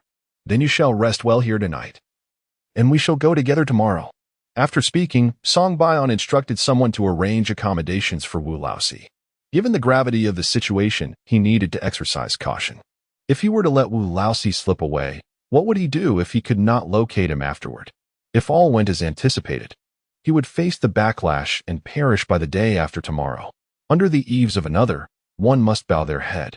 Wu Laosi had no choice but to follow the suited man to the second floor for rest. Meanwhile, outside the villa, Chiao Muxin waited until darkness fell. Yet no one emerged. Even the man who had entered after her had not come out. She glared furiously at the villa, cursing Song Baiwan for his disbelief in her. He deserved to be poisoned for his folly. She stomped her foot in frustration and turned to leave, feeling her efforts were in vain. After taking a few steps, Chiao Muxin's mind lingered on the man who had appeared in the villa, mentioning Chiao Muyu. She pondered whether it was indeed the same Chiao Muyu. A sense of unease stirred within her, and she resolved to follow up on it the next day. Ever since her cousin had miraculously survived, everything seemed to have changed. Her fortunes had soured. First, Sun Jinsheng refused to marry her. Then her third aunt became pregnant, And now there were issues with competition slots. Even with Song Baiwan, she had faced setbacks. It felt as if Qiao Muyue was a harbinger of misfortune. If matters grew dire, she could wait until Qiao Muyun enlisted in the army and have Chen Zhangwo, that sycophant, deal with Qiao Muyue to avoid further complications for herself. Contemplating this brought her a modicum of relief. Losing the support of Song Baiwan was not the end, for other opportunities awaited her. As someone who had been reborn, she was determined to succeed. For now, her priority was to marry Sun Jincheng. She must secure that significant alliance, for her future achievements would undoubtedly surpass even those of Song Baiwan. Chapter 58. The transferred student. Upon entering the classroom early in the morning, Qiao Muyue glanced at her seat and smiled when she saw Lu Xiaoqin occupying her familiar spot. "Where?" Lu Xiaoqin waved eagerly. Qiao Muyue approached with a smile. "Have you made up your mind?" Lu Xiaoqin nodded. The previous evening, the family had gathered for a lengthy discussion. Lu Gue and Hu Feng were aware of the inappropriate advances made by the man during the blind date, and they had immediately intended to confront her second uncle. However, Lu Xiaoqin had managed to persuade them otherwise. Subsequently, Lu Xiaoqin expressed her desire to pursue her studies, aspire to attend university, and study medicine. Lu Gue and Hu Feng concurred with her ambitions. Ultimately, Hu Feng heeded Qiao Muyu's advice and decided to sell the official positions at the lumber mill, using the proceeds to embark on a small business venture. "I've made up my mind. I will go to school, I will take the university entrance exam, and I shall become a doctor." Qiao Muyu nodded, her heart warmed by the radiant enthusiasm of Lu Xiaoqin. "Is uncle all right?" "My father had a restful sleep and feels much better. He mentioned that it was the most comfortable sleep he has had in the past 2 years." Lu Xiaoqin grasped Qiao Muyu's hand, sincerely expressing her gratitude. "Thank you. Where? Without you, I truly would not have known what to do yesterday." Lu Xiaoqin nodded, her eyes slightly glistening. Suddenly, her expression shifted, and she shot a fierce glare ahead. "What are you staring at?"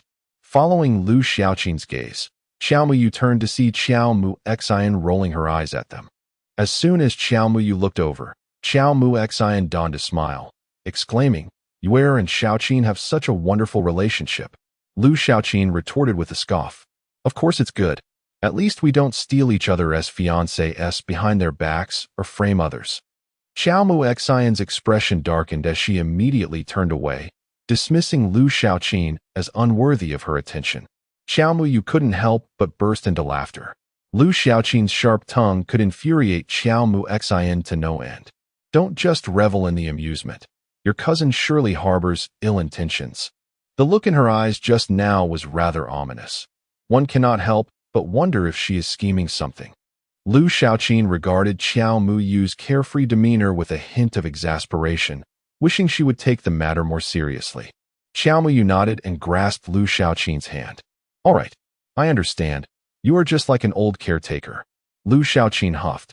"And yet you mock me for my age." As she reached out to pinch Qiao Muyu's cheek, their teacher fortuitously walked in, prompting her to desist. "Everyone, please take your seats." The homeroom teacher, Li Song, entered the classroom. The students immediately straightened up. "Today we have a new classmate joining us, who has transferred from City B. I expect you all to learn from him, as he was the first place winner in last year's mathematics competition in City B." Li Song said cheerfully. With the city mathematics competition approaching, the emergence of a promising talent like Qiao Muyu had already delighted him, and now, the arrival of the top student from City B was indeed a stroke of good fortune. Qiao Muyu was momentarily taken aback. Could it be that fate was conspiring against her? Just as she was preparing for the competition, they had brought in a first-place winner. Was this some sort of hellish challenge, intended to thwart her efforts? "Come in, Ouyang," Li Song called, waving towards the door. Ouyang. A suspicion arose in Qiao Muyu's mind, but before she could ponder further, a familiar figure stepped through the doorway. It was indeed Ouyang Shulo. What was this rascal doing at their school? This was entirely divergent from the original storyline. As Ouyang Shulu entered, he immediately sparked a wave of astonishment. Standing at around 178 meters, with sharply defined features and clad in a stylish tracksuit, he stood out conspicuously among the high school students. Coming from a big city, his composed demeanor made it difficult not to be captivated by him. Wow!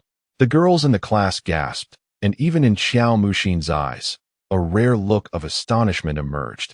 It was a quality seldom seen even among the stars she had admired on television in her past life. Is that guy staring at you?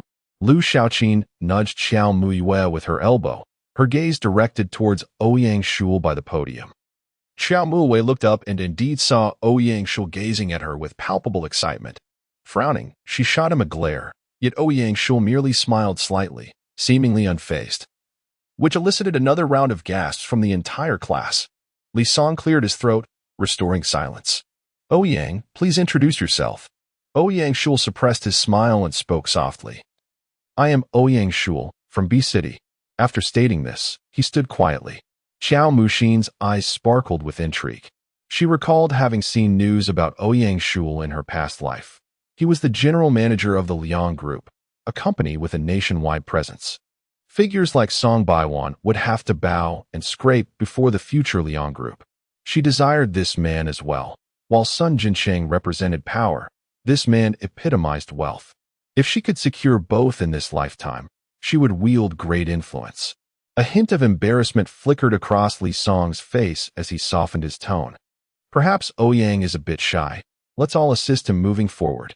We should also learn from him. After speaking, Li Song pointed to a seat and said, Ouyang, you may sit over there. Ouyang Shul nodded and walked slowly to the indicated seat, placing his backpack down as the entire class's gaze followed him. Li Song tapped his fingers on the desk, declaring, class is in session. Does that guy know you? Lu Xiaoqin inquired softly. Xiaomu nodded. We've met a few times, but I'm not familiar with him. Is that so? Lu Xiaoqin's expression turned skeptical, yet he keeps glancing your way. Upon hearing this, Xiaomu turned to the left and noticed Ouyang Shul indeed gazing at her, a smile gracing his face as she made eye contact. Xiaomu sighed, pondering whether this secondary male character could fulfill his role appropriately. Lu Xiaoqin nudged Xiaomu again with her elbow. That fellow has decent qualities. One can tell he comes from a good background. He's far superior to that worthless Sun Jincheng. Have you considered him? Xiaomu shot Lu Xiaoqin a disapproving look. I have no interest in such immature boys. Your disinterest does not diminish others' attraction. Just look at Xiao Muxin. Her eyes are practically glued to him. Lu Xiaoqin teased, gesturing towards the front. Following Lu Xiaoqin's gaze, Xiaomu indeed saw Xiao Muxin staring wide-eyed at Ouyang Shul behind her. Xiaomu chuckled. Don't mind her. Lu Xiaoqin nodded. Ouyang Shul appears quite aloof. I suspect Xiao Muxin might face disappointment this time. Xiao Muxin, flaunting her beauty, often lingered around various male classmates. And Lu Xiaoqin had long held disdain for her, especially since she had stolen Yuer's fiancé. However, Xiaomu shook her head. In that case, you might just lose. Chapter 59, Meeting Song Baiwan. Impossible, Lu Xiaoqin exclaimed, her voice startlingly loud in the otherwise silent classroom. Li Song let out a cold snort. What is the matter? Do you believe I have erred in my teachings? Lu Xiaoqin lowered her head, feeling embarrassed, while Xiaomu stifled a laugh. Noticing this, Li Song shot a glare at Lu Xiaoqin. Some individuals struggle academically for a reason. He then resumed his lecture. Lu Xiaoqin, with a distressed expression, muttered, Now that the teacher has singled me out, it's all your fault. Xiaomu chuckled softly. Do enlighten me as to why you believe I will falter? Lu Xiaoqin inquired further. Having said that, she focused intently on the lesson, refraining from conversing with Lu Xiaoqin any longer. With no other option, Lu Xiaoqin glanced once more at Ouyang Shul, pondering how she could possibly lose. It was evident that Ouyang Shul would not harbor any affection for Xiao Muxin. However, Xiaomu was aware that it was not merely Ouyang Shul who would be enamored. His affection had transformed into an obsession. In the original narrative, he fell deeply in love with Xiao Muxin at first sight, nurturing his feelings silently for many years, embodying the role of a steadfast knight. He was the character most cherished by readers, representing an unresolved longing for them all. As soon as class concluded, Xiaomu, eager to avoid Ouyang Shul, promptly took Lu Xiaoqin's hand and exited the classroom.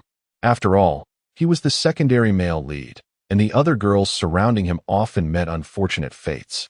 It was prudent for her to maintain her distance. Meanwhile, the other girls in the classroom flocked to Ouyang Shul's desk, encircling him in layers. Upon arriving at Dao Yuan's shop, Xiao Muyu furrowed her brow. The usually desolate entrance was crowded with a throng of people, with several cars parked outside. Could it be that Song Baiwan had arrived? Without further contemplation, she stepped into the shop. No sooner had she entered than a figure dashed towards her, clasping her leg. "Master, you have finally come. I have missed you dearly." Xiao Muyu felt a wave of exasperation. How had Wu Laozi become so insistent? "I have already stated, do not call me master. I have yet to accept you as a disciple." Yet Wu Laozi paid no heed. "Master, you have arrived just in time. I have summoned Song Baiwan for you." At that moment, Xiao Muyu caught sight of an individual seated in the grand armchair at the center of the shop. Upon noticing her gaze, the person rose, and a gentleman in a suit stepped forward to assist him, gradually making his way to Xiao Muyu's side. "I am Song Ke, commonly known as Song Baiwan. You must be the esteemed Master Xiao Muyu, correct?" After uttering these words, Song Baiwan seemed breathless. Yet his demeanor remained courteous. He did not belittle her merely because she was a young girl with a backpack. Despite being nearly consumed by the pervasive deathly aura that surrounded him, he persisted in approaching Xiao Muyu to introduce himself, which spoke volumes of his sincerity. Though his complexion appeared almost translucent to an ordinary observer, Xiao Muyu could perceive the pervasive death energy enveloping him. His visage was as dark as ink. Yet he had managed to survive in such a state, showcasing remarkable fortitude. "Greetings." Xiao Muyu traced a symbol in her palm and extended her hand in a gesture of greeting. Song Baiwan slowly reached out, clasping her hand. In that instant, he felt a surge of ethereal energy coursing through him. The weight and anguish that had suffocated him seemed to dissipate like water flowing away, lifting the oppressive sensation that had hindered his breath. His eyes brightened with hope as he grasped Xiao Muyu's hands with both of his own. "I beseech you, master. Save me." This is a true master, possessing genuine talent and knowledge. While others may remain oblivious, he has personally endured a harrowing experience over the past 3 days. Nearly pushed to the brink of collapse. With each closing of his eyes, grotesque and bloodthirsty shadows flicker before him, tearing at his very essence. The agony emanating from his soul renders each breath a painful endeavor. Were it not for his unwavering resolve, he would have likely succumbed to despair long ago. Yet, clinging to a glimmer of hope for life, he perseveres. Today, he believed it would be his last. He had come to terms with his impending demise. However, a newfound hope blossoms within him, and a sense of lightness envelopes his being, affirming that life still holds promise. Do not rejoice too soon. For my talisman against malevolence cannot endure for long. At most, it will last half an hour. This situation has become rather troublesome. Xiao Muyu furrowed her brow. Her talisman was not as effective as she had anticipated. Typically, the pervasive deathly and sinister energies would dissipate in the presence of the talisman. Yet she observed that the malevolent aura remained, swirling ominously around Song Baiwan. Clearly, the talisman had not produced the desired effect and would likely only endure for half an hour. Song Baiwan, seasoned in the face of adversity, remained composed, having anticipated such an outcome. If the process of sowing and reaping retribution were so easily resolved, he would indeed find it peculiar. "Master Qiao, please, take a seat." Wu Laozi shot an irritated glance at Song Baiwan, as if to assert that this was indeed his establishment. "Master, please have a seat. Allow me to brew you some tea, freshly sourced from Song Baiwan." With that, Wu Laozi hurried off to prepare the tea. Xiao Muyu felt no inclination to correct her masteress address. Although he referred to her as master, it held no weight unless he formally accepted an apprentice, and she found no necessity to rectify this. She took a seat nearby, and only after she was settled did Song Baiwan join her. "Master Qiao, you must have discerned my predicament. I am entangled in a life and death matter. I shall refrain from excessive words and simply inquire, is there a chance for salvation? If there is, I would pay any price, my entire fortune, if need be." Song Baiwan spoke with unwavering determination, devoid of even a hint of hesitation. as if his vast wealth bore no significance to him. Since you are aware of the severity of this predicament, you must also comprehend the exceedingly low success rate of such practices, which are notoriously treacherous. Even if successful, they exact a toll on one's moral foundation, and failure could lead to certain demise. Why would one resort to such dark arts? Xiao Muyu regarded Song Baiwan, noting his refined demeanor. He carried himself with grace, displaying remarkable composure even in the face of death. Such poise placed him among the elite she had encountered in her previous life, leading her to doubt that a man of his stature would resort to such nefarious means for wealth. Typically, those who engage in such desperate measures are those who have nowhere left to turn and are willing to risk everything. Song Baiwan hesitated, a flicker of uncertainty crossing his face. Xiaomiyu did not press him. She understood that he recognized the peril of his situation and that her inquiry was aimed at resolving the matter. If he chose not to divulge, her urging would bear no fruit. At this moment, old Wuxi arrived with tea, having overheard the inquiry. Noticing Song Baiwan's hesitation, his temper flared. Do you wish to court death? I have no desire to perish either. Speak quickly, for I have but 2 days left to live. Upon hearing this, Song Baiwan sighed and turned to Xiao Muyu. Since Master Qiao is aware that this concerns the seed of life, then you must surely be familiar with the 5 thunders of Ding, correct? Xiao Muyu furrowed his brow, perplexed by Song Baiwan's demeanor. Despite his refined appearance and exceptional aura, he seemed unconnected to these malevolent practices of feng shui. Master, what is the 5 thunders of Ding? Old Wuxi inquired curiously, feeling an unsettling chill at the mere mention of the name. Xiaomiyu rolled his eyes. Aren't you searching for a burial site? How could you be unaware of the 5 thunders of Ding? However, upon seeing old Wuxi's evident confusion, Xiaomiyu decided to elaborate. You must be familiar with the concept of the 5 thunders. In Taoism, there exists the doctrine of the 5 thunders. These 5 thunders correspond to the 5 elements, and the practice involves harnessing the vitality of these elements to cultivate a pure yang body, aspiring to achieve immortality. In our feng shui practices, the 5 thunders also symbolize the 5 elements, which emphasizes the smooth flow of these energies in burial sites.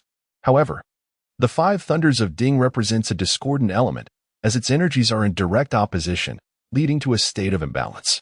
Such burial sites are exceedingly rare, and many feng shui masters may never encounter one in their lifetime.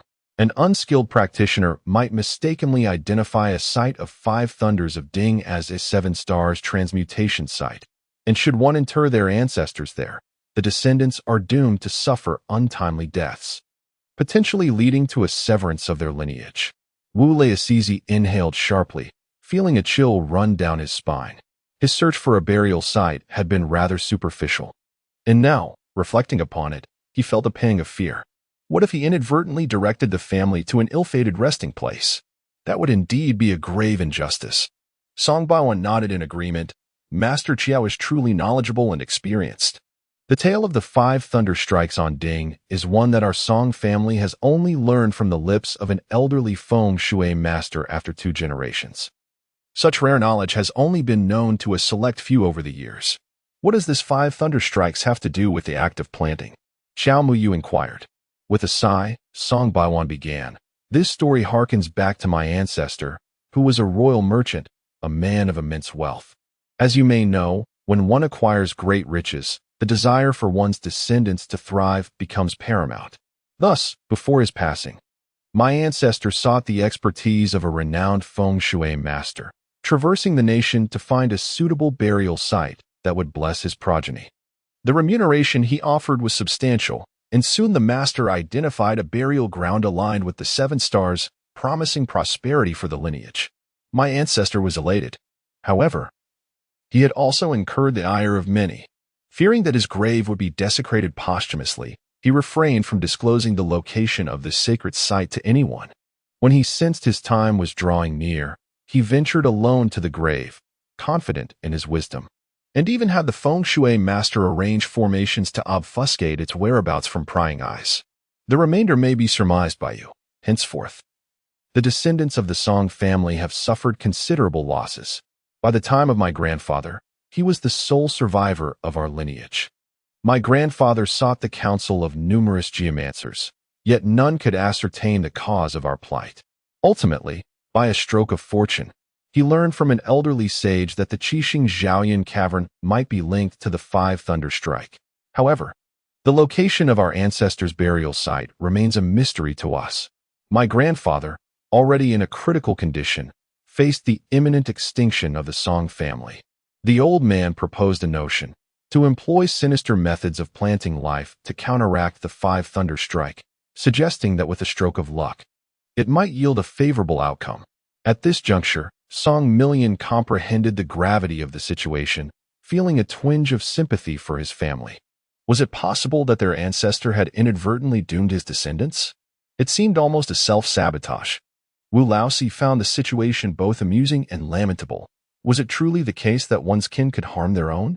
Xiaomuyu, with a countenance of resignation, noted that while the Five Thunder encompassed the essence of righteousness and vitality, employing the deathly energies of life planting as a countermeasure could indeed be a strategy. Yet, the Five Thunder represented the forces of nature, while life planting merely conjured artificial deathly energies, thus rendering complete negation impossible. Did this mean that each generation of the Song family was destined to resort to life planting? Song Million chuckled bitterly. Indeed, my grandfather's attempt at life planting fortuitously succeeded, leading to a period of peace and prosperity, culminating in the birth of my father. However, after my father had me, he began to face a series of unfortunate incidents and subsequently attempted life planting himself, yet he met with failure and perished before my eyes. And now, it falls upon me. Xiaomuyu felt utterly helpless. Despite her extensive experience, she had never encountered such a peculiar ancestor, one who would not even disclose the location of the ancestral grave to their descendants. Now, she was reaping the bitter fruits of that secrecy. I too have faced failure. Although I have children, they all met untimely ends. If I were to perish as well, the lineage of the Song family would extinguish with me, leaving no trace of our heritage. Song Baiwan was utterly despondent. Master Qiao, please assist me. If old Wu can prolong his life with a mere 10,000, might I not seek a similar reprieve? He gazed at Xiaomuyu, his eyes brimming with desperation. Xiaomuyu shook her head. No, that is not feasible. Your situation is different. The seeds you have sown will inevitably yield retribution. Old Wu has entangled himself in karma through his transactions. Any charitable donations will only provide a temporary escape. Upon hearing her words, Song Baiwan crumbled, trembling as he implored, "Is there truly no way out?" At that moment, old Wu, filled with urgency, fell to his knees at Xiaomuyu's feet, grasping her leg. "Master, you cannot abandon me. I have both elders above and children below." As his tears and snot flowed freely, Xiaomuyu, feeling a bit repulsed, stepped aside.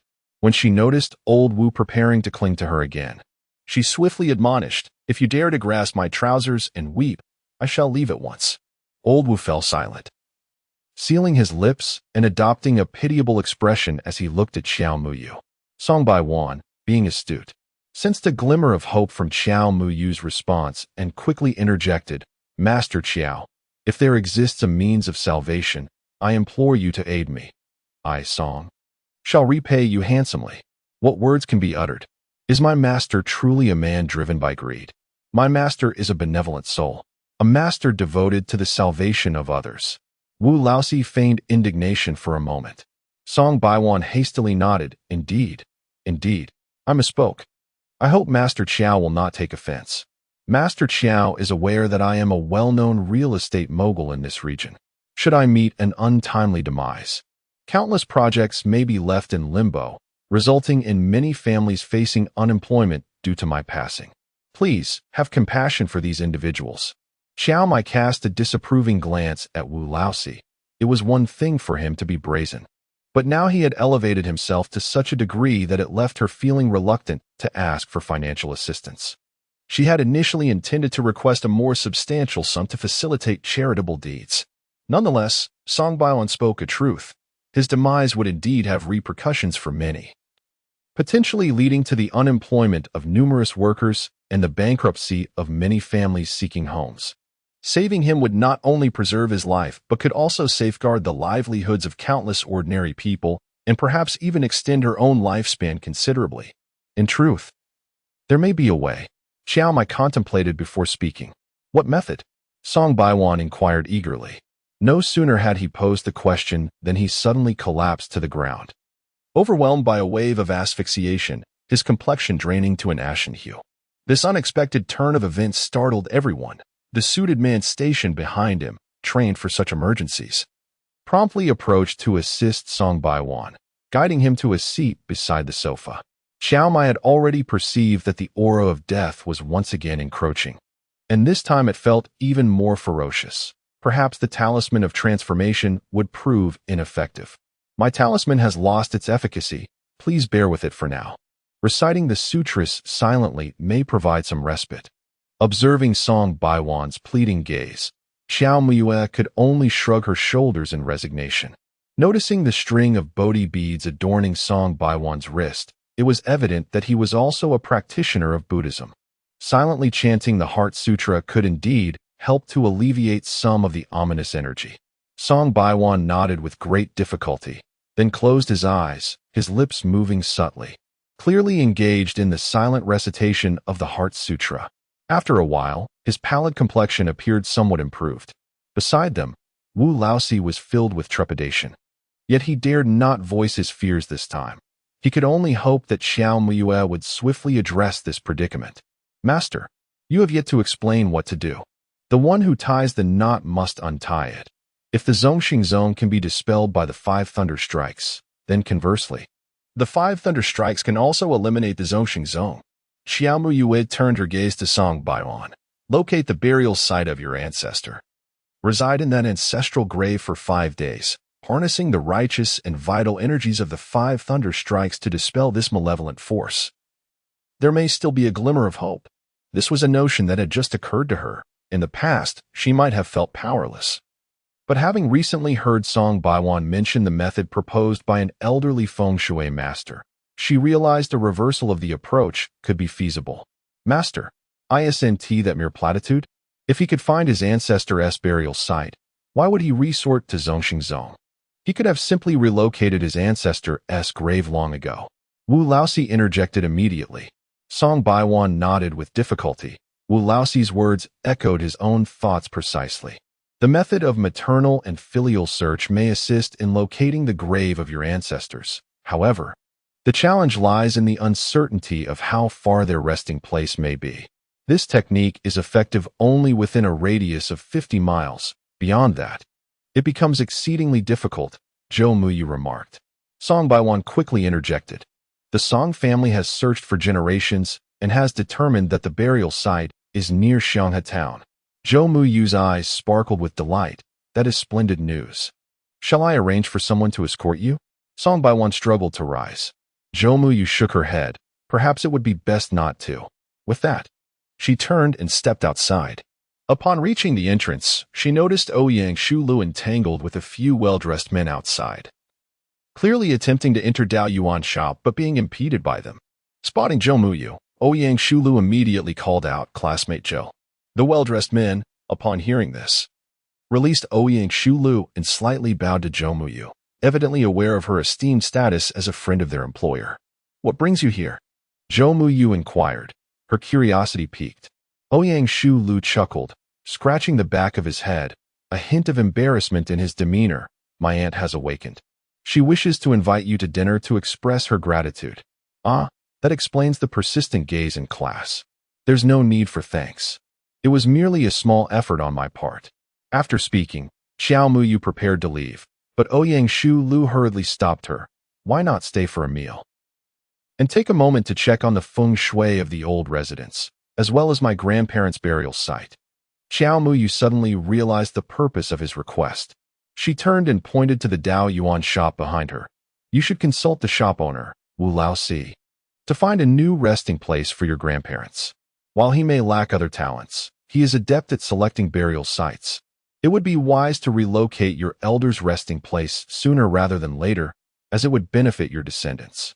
I mentioned this to your aunt's husband last time." Listening to Xiao Muyu's words, Ouyang Shu Li's face flashed with urgency. How could she not understand? He merely wished to invite her for a meal. As for the feng shui of your old residence, I can attend to it after I finish my current tasks. The feng shui relies on the accumulation of your Liang family's fortune over time. A brief delay will not be detrimental. After speaking, Xiao Muyu disregarded Ouyang Shu Lu and dashed off. Having already spent considerable time, she feared her brother would be anxious. In the distance, a figure peeked out to observe the entire scene. Xiao Mu Xian's expression was not pleasant.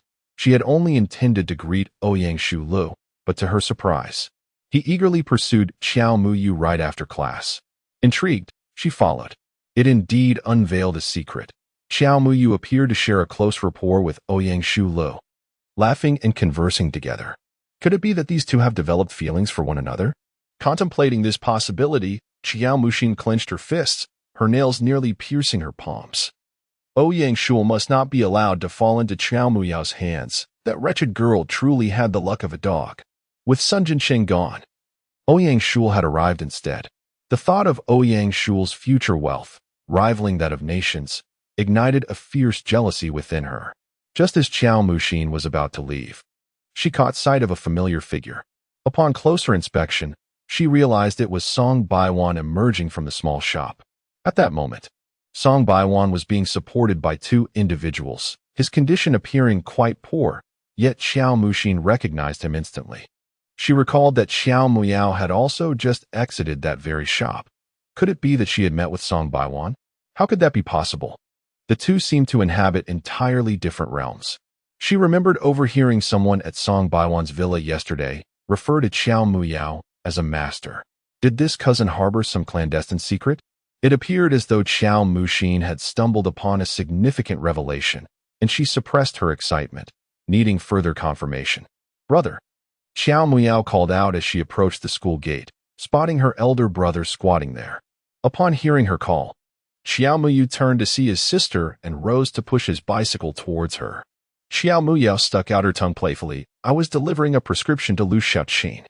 Although she had already given the prescription to Lu Xiaoqin earlier that day, Xiao Muyu felt the need to concoct an excuse. Upon hearing his sister's words, Xiao Muyu said nothing further, patting the back seat of the bicycle. Xiao Muyao hopped on, and together they departed with buoyant spirits. Chapter 62. Grandfather is hospitalized. Exchanging a glance, they sensed that something was amiss. Yu Yun. A voice drifted in from outside the courtyard. They stepped through the gate and beheld Grandma Wu, one hand clutching a small cloth bag and the other leaning on a bamboo staff, making her way towards them.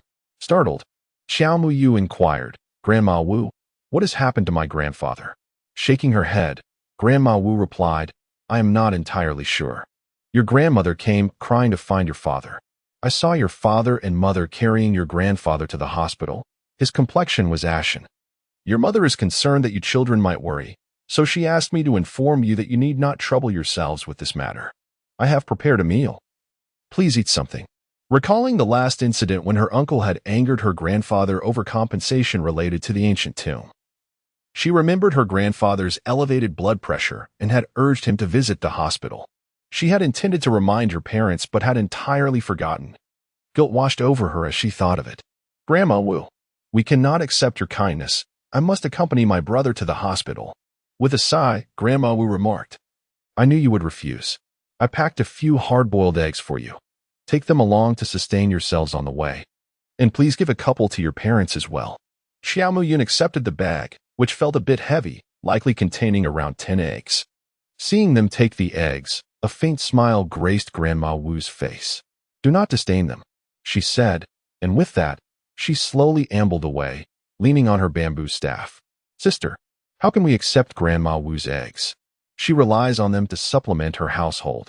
Xiao Muyun opened the bag to show Xiao Muyu. There is no choice but to comply. She is quite stubborn. Previously, our parents took care of her in the hospital, and if she refuses to accept her eggs, she will surely feel disheartened. While you have yet to report for duty, why not craft a cane for Grandmother Wu? That bamboo pole is not sturdy enough. This is an excellent idea, Xiao Muyun exclaimed. Let us hasten to the hospital. Xiao Muyu expressed her concern for their grandparents. The siblings hurriedly mounted their bicycles, and made their way back to town. By the time they arrived at the hospital, night had fully fallen. After inquiring with the on-duty doctor, they learned that grandfather was still in surgery. They rushed to the operating room, where they found the entire family gathered outside. Xiao Muyu noticed her parents, along with her third uncle and aunt, surrounding their grandmother, offering comfort, while her eldest uncle and aunt remained silent in the corner. Xiao Mu felt awkward standing aside, her intuition suggesting that grandfather's current condition was likely connected to her eldest uncle and aunt. "What brings you here?" Wu Chuanxin quickly asked upon seeing the siblings. "I was worried about grandfather and grandmother, so I came to check on them," Xiao Muyu replied, stepping forward to clasp Xiao Laotai's hand. "Grandmother, do not worry. Grandfather will be just fine." Huang Lin chimed in, "Mother, I have just discovered I am pregnant. Everything will be all right." Seeing the anxious expressions on everyone's faces, Xiao Muyu felt uncertain about whom to approach for information. Just then, she noticed Xiao Mulong in the distance, vigorously blinking at her. Understanding the signal, Xiao Muyu slowly made her way to his side. "What is it?" After scanning the surroundings to ensure the adults were not paying attention, Xiao Mulong spoke. "Second sister, I knew you would be curious. Speak quickly." "Hiki. I arrived early, hence I overheard everything. It turns out that my uncle and aunt attempted to pilfer money from my grandparents and were caught red-handed by my grandfather. My uncle even berated my grandfather for being biased, which infuriated him to the point of fainting." Xiao Mulong pointed towards Xiao Guisong and Shin Chuiying in the distance. Xiao Muya frowned. Her uncle's behavior was utterly disgraceful. Her grandfather had always shown favoritism towards this eldest son, and to hear such accusations from him was indeed a stab to the heart, especially considering his high blood pressure. One could only fear for a potential stroke. "Did they mention why they stole the money?" she asked. "What other reason could there be? It's simply because of gambling debts," Xiao Mulong replied disdainfully, casting a disapproving glance at Xiao Guisong. Such an uncle was truly contemptible. Xiao Muya sighed, feeling a sense of helplessness. Her grandparents had suffered greatly having such a son. "My mother has been busy all this time and hasn't even had a sip of water. I wonder if Xiaomi will be all right." Xiao Mulong expressed his concern. Xiao Muya paused, puzzled. "What Xiaomi?" Xiao Mulong pointed to Huang Lin's belly in the distance. "Ever since she became pregnant, my mother has been craving millet porridge. So she plans to name the baby Xiaomi." Xiao Muya couldn't help but chuckle. Her third aunt was indeed too eager. "You have no idea. My parents have even bought clothes for Xiaomi already." Xiao Mulong added once more. Xiao Muya was left astounded. "Third aunt, please take a rest. I will keep my grandmother company," Xiao Muxin softly suggested as she approached Huang Lin, extending her hand to assist her. Huang Lin smiled and took 2 steps back to avoid her touch. "No need to trouble yourself." Xiao Muxin's hand lingered awkwardly in midair, and she chuckled gently. "If anything comes up, just call for me. Uncle San is far too busy to attend to you, and DeLong, being a boy, can be rather unruly. As a girl, I'm more suited for the task." Although a smile graced Xiao Muxin's face, her heart seethed with resentment. She believed her third aunt was deliberately making her uncomfortable, leveraging her pregnancy to do so. She thought that had her aunt fallen down the stairs last time, she ought to have suffered a miscarriage instead. Now, she found herself in a most awkward position, forced to appease this third aunt, yet contemplating her uncle's future achievements. She could only grit her teeth and endure. Huang Lin remained silent, but Wu Chuanxin spoke up to alleviate the tension. "Shiner, you should check on your mother. She was quite startled today." Internally, Xiao Muxin scoffed, wondering what had startled her mother. Her own dignity had been utterly compromised, with her own money pilfered, not to mention the theft from her grandparents. She wished for such parents to depart from this world sooner rather than later. "Thank you, second aunt. I shall head over now." Once Xiao Muxin had walked away, Wu Chuanxin lowered her voice to inquire of Huang Lin that sister-in-law seemed quite displeased with Shiner just now. "I had never noticed that before." Chapter 63. Financial strain at home. "Do you recall the incident at the restaurant when I fell down the stairs?" Huang Lin asked Wu Chuanxin, who nodded, clearly remembering as it was this incident that had revealed her pregnancy. Huang Lin felt a pang of dread upon reflecting on it. Wu Chuanxin gasped, unable to believe it. Could there be a mistake? Hard to say. Regardless, I wish to avoid any entanglement with her until after the child is born. Huang Lin, having finally achieved pregnancy, preferred to err on the side of caution. It was better to keep a safe distance. Wu Chuanqin was aware of how precious this pregnancy was to her sister-in-law, so she refrained from offering too much advice. Xiao Muyu observed the entire scene. And her brother, Xiao Mulong, whispered, "I feel that this elder sister has changed. She used to greet us with a smile, but now she appears so somber." Xiao Muyu remained silent. She knew the reason, yet no one would believe her if she spoke it, regardless of her transformation or lack thereof. It was of no concern to him. All he needed to do was focus on his studies and honor their parents. Xiao Mulong chuckled, "I sense that you, too, have changed, second sister. The old you would never share such thoughts with me, but would merely lower your head in shyness. You're quite the clever one," Xiaomi remarked. Suddenly, the door to the operating room swung open, and the doctor emerged. The crowd quickly rushed forward, while Qiao Guisong's family retreated to the side. "Doctor, how is my father?" Xiao Gillen inquired anxiously. The doctor pushed through the throng and departed without a word. Upon hearing that the surgery was successful, a collective sigh of relief swept through the room. Old Lady Qiao felt her strength wane. Had it not been for Qiao Muyu's timely support, she might have collapsed. With the news of old man Xiao's safety, the family began discussing who would stay by his bedside. Just as they were about to approach, they noticed that Xiao Guisong and Chun Chuiying had quietly slipped away during the discussion, inciting a flurry of exasperated remarks from old Lady Qiao. Meanwhile, Xiao Muyu calculated the passage of time and decided it was about right. She quietly rose from her bed and, as she passed her parents' room, she overheard a conversation filled with sighs. "We can no longer rely on the eldest. The hospital fees are substantial, and we cannot expect the third to shoulder it all. We must contribute something ourselves. We have saved so little. The exam is approaching in the latter half of the year. If one is to gain admission to university, tuition fees will be necessary. As for Yun'er, he plans to enlist in the military, but from humble beginnings, one must still provide some financial support for the children. Alas, it is my inadequacy as a father. Yet, I cannot blame you. Look at your shoulder. It appears bruised from carrying something heavy. A good night's sleep will remedy that. Tomorrow, I shall speak with the factory manager about increasing the hours. The earnings from tilling the land are meager, and working at the timber mill is but a temporary solution. Once that avenue is exhausted, I shall seek other means. I have heard that the construction site in town is in need of laborers for brick carrying. That would be exceedingly taxing. Your health is already fragile. Perhaps we should consider alternative solutions." With that, a series of sighs ensued. Xiaomi listened from outside, her heart heavy. Since her arrival in this world, she had focused solely on herself, oblivious to the struggles faced by her parents and grandparents, who had been exceptionally kind to her. Quietly, Xiaomi slipped out, traversing the tranquil path to the village entrance, where a vehicle awaited her. As she approached, the door swung open, revealing the figure of Wu Laosi. He hurried towards her, exclaiming, "Master, you have finally come out. I was worried you wouldn't make it. Enough with the chatter, it is getting late," Xiaomi replied. Settling into the car, Wu Laosi promptly ceased his prattle and joined her. Due to the pressing time, the car sped along, ultimately arriving at Song Baiwan's villa around 11:30. At this moment, the villa was brilliantly illuminated. Song Baiwan, supported by two men in suits, stood resolutely at the entrance.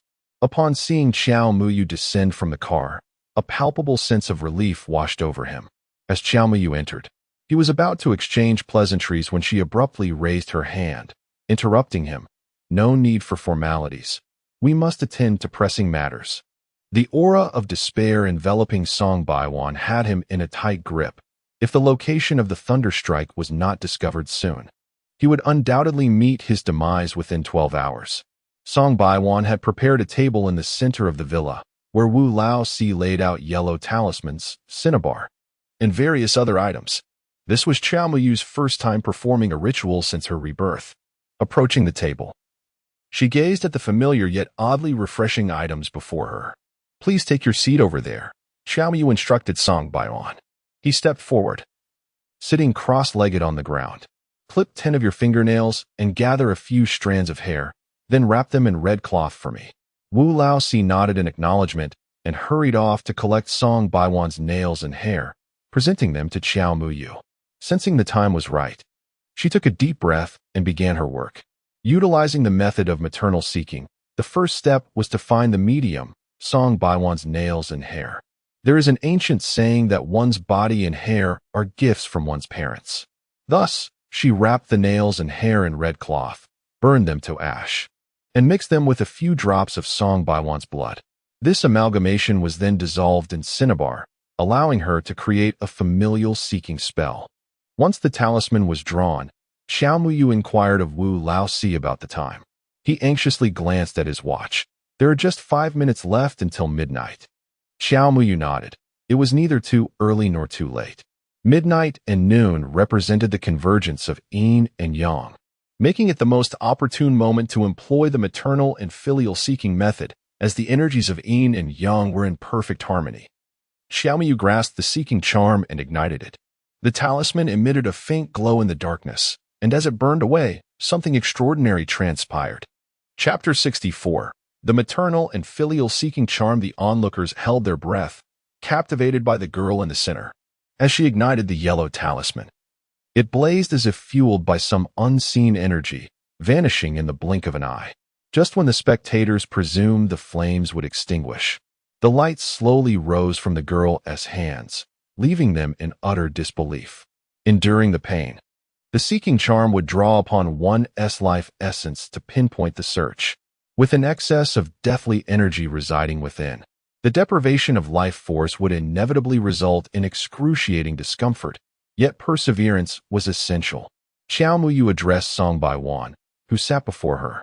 Upon hearing her words, Song Baiwan clenched his fists and nodded resolutely. Indeed, the next moment, he felt a gradual onset of pain, and the flames in midair suddenly surged as if replenished with fuel. Jia Jiyang Ran, Yigung Yin, Bing Xian Tong, Zian Lai Qin, Ding Ren Biu, Chu Qin Ren Shou, Wu Gui Ji Wu Biu Chu Min, Jia Ji Biu, Chu Wu Li Di, Yigung, Qian Li Min Jian Sun, Bing Xian Zheng, Zheng Shi Li Di, Ding Ren San, Li Ji Nei Sun. Qiao Muyu recited the incantation with fervor, her hands forming intricate gestures. As her voice crescendoed, the flames intensified, while Song Baiwan began to emit anguished roars, clearly tormented by the unbearable pain he was enduring. Everyone held their breath, captivated by the scene before them that challenged their very understanding of reality. Especially Wu Laozi, whose eyes sparkled with determination. He silently vowed to succeed in becoming a disciple. Suddenly, the compass on the table began to move autonomously, defying the absence of wind, its needle dancing erratically.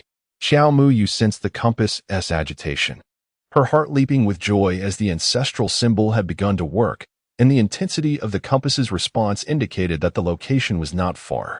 "Command!" Qiao Muyu exclaimed, and a burst of flames erupted, causing Song Baiwan, who had been roaring at the table, to faint in despair. The compass ceased its frantic movements, its needle pointing in a peculiar direction. The suited men rushed to check on Song Baiwan, relieved to find he was merely unconscious. However, Wu Laozi was most concerned about the location. "Master, what is it?" Qiao Muyu glanced at the compass, calculating the position. "This villa is approximately 15 kilometers to the southwest." Hearing this, Wu Laozi finally felt a sense of relief. Salvation was at hand. Observing the unconscious Song Baiwan, Qiao Muyu approached, drew a symbol, and ignited it before tossing it beside him. As the talisman touched the ground, the fainted Song Baiwan slowly opened his eyes, leaving the suited men astonished once more. Did it succeed? Was Song Baiwan's first inquiry upon awakening. Qiao Muyu nodded, and he let out a long sigh of relief. Approximately 15 kilometers to the southwest. Have someone take Wu Laozi to investigate. He has a knack for locating ancestral graves and should be able to identify the place at first glance.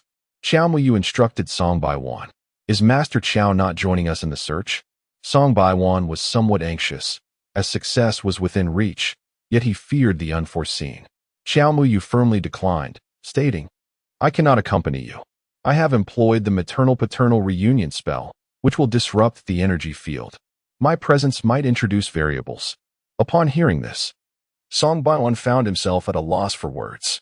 Wu Laosi rubbed his hands together, hesitating. Master, what if I cannot locate the 5 Thunderstriking acupoint? Xiaomiyu rolled her eyes. You may be unfamiliar with the 5 Thunderstrike, but you surely recognize the 7 Stars Transfer acupoint, 15 kilometers to the southwest. If it resembles the 7 Stars Transfer, it must be the 5 Thunderstrike sought by your ancestor. Wu Laosi was taken aback, having indeed forgotten this detail.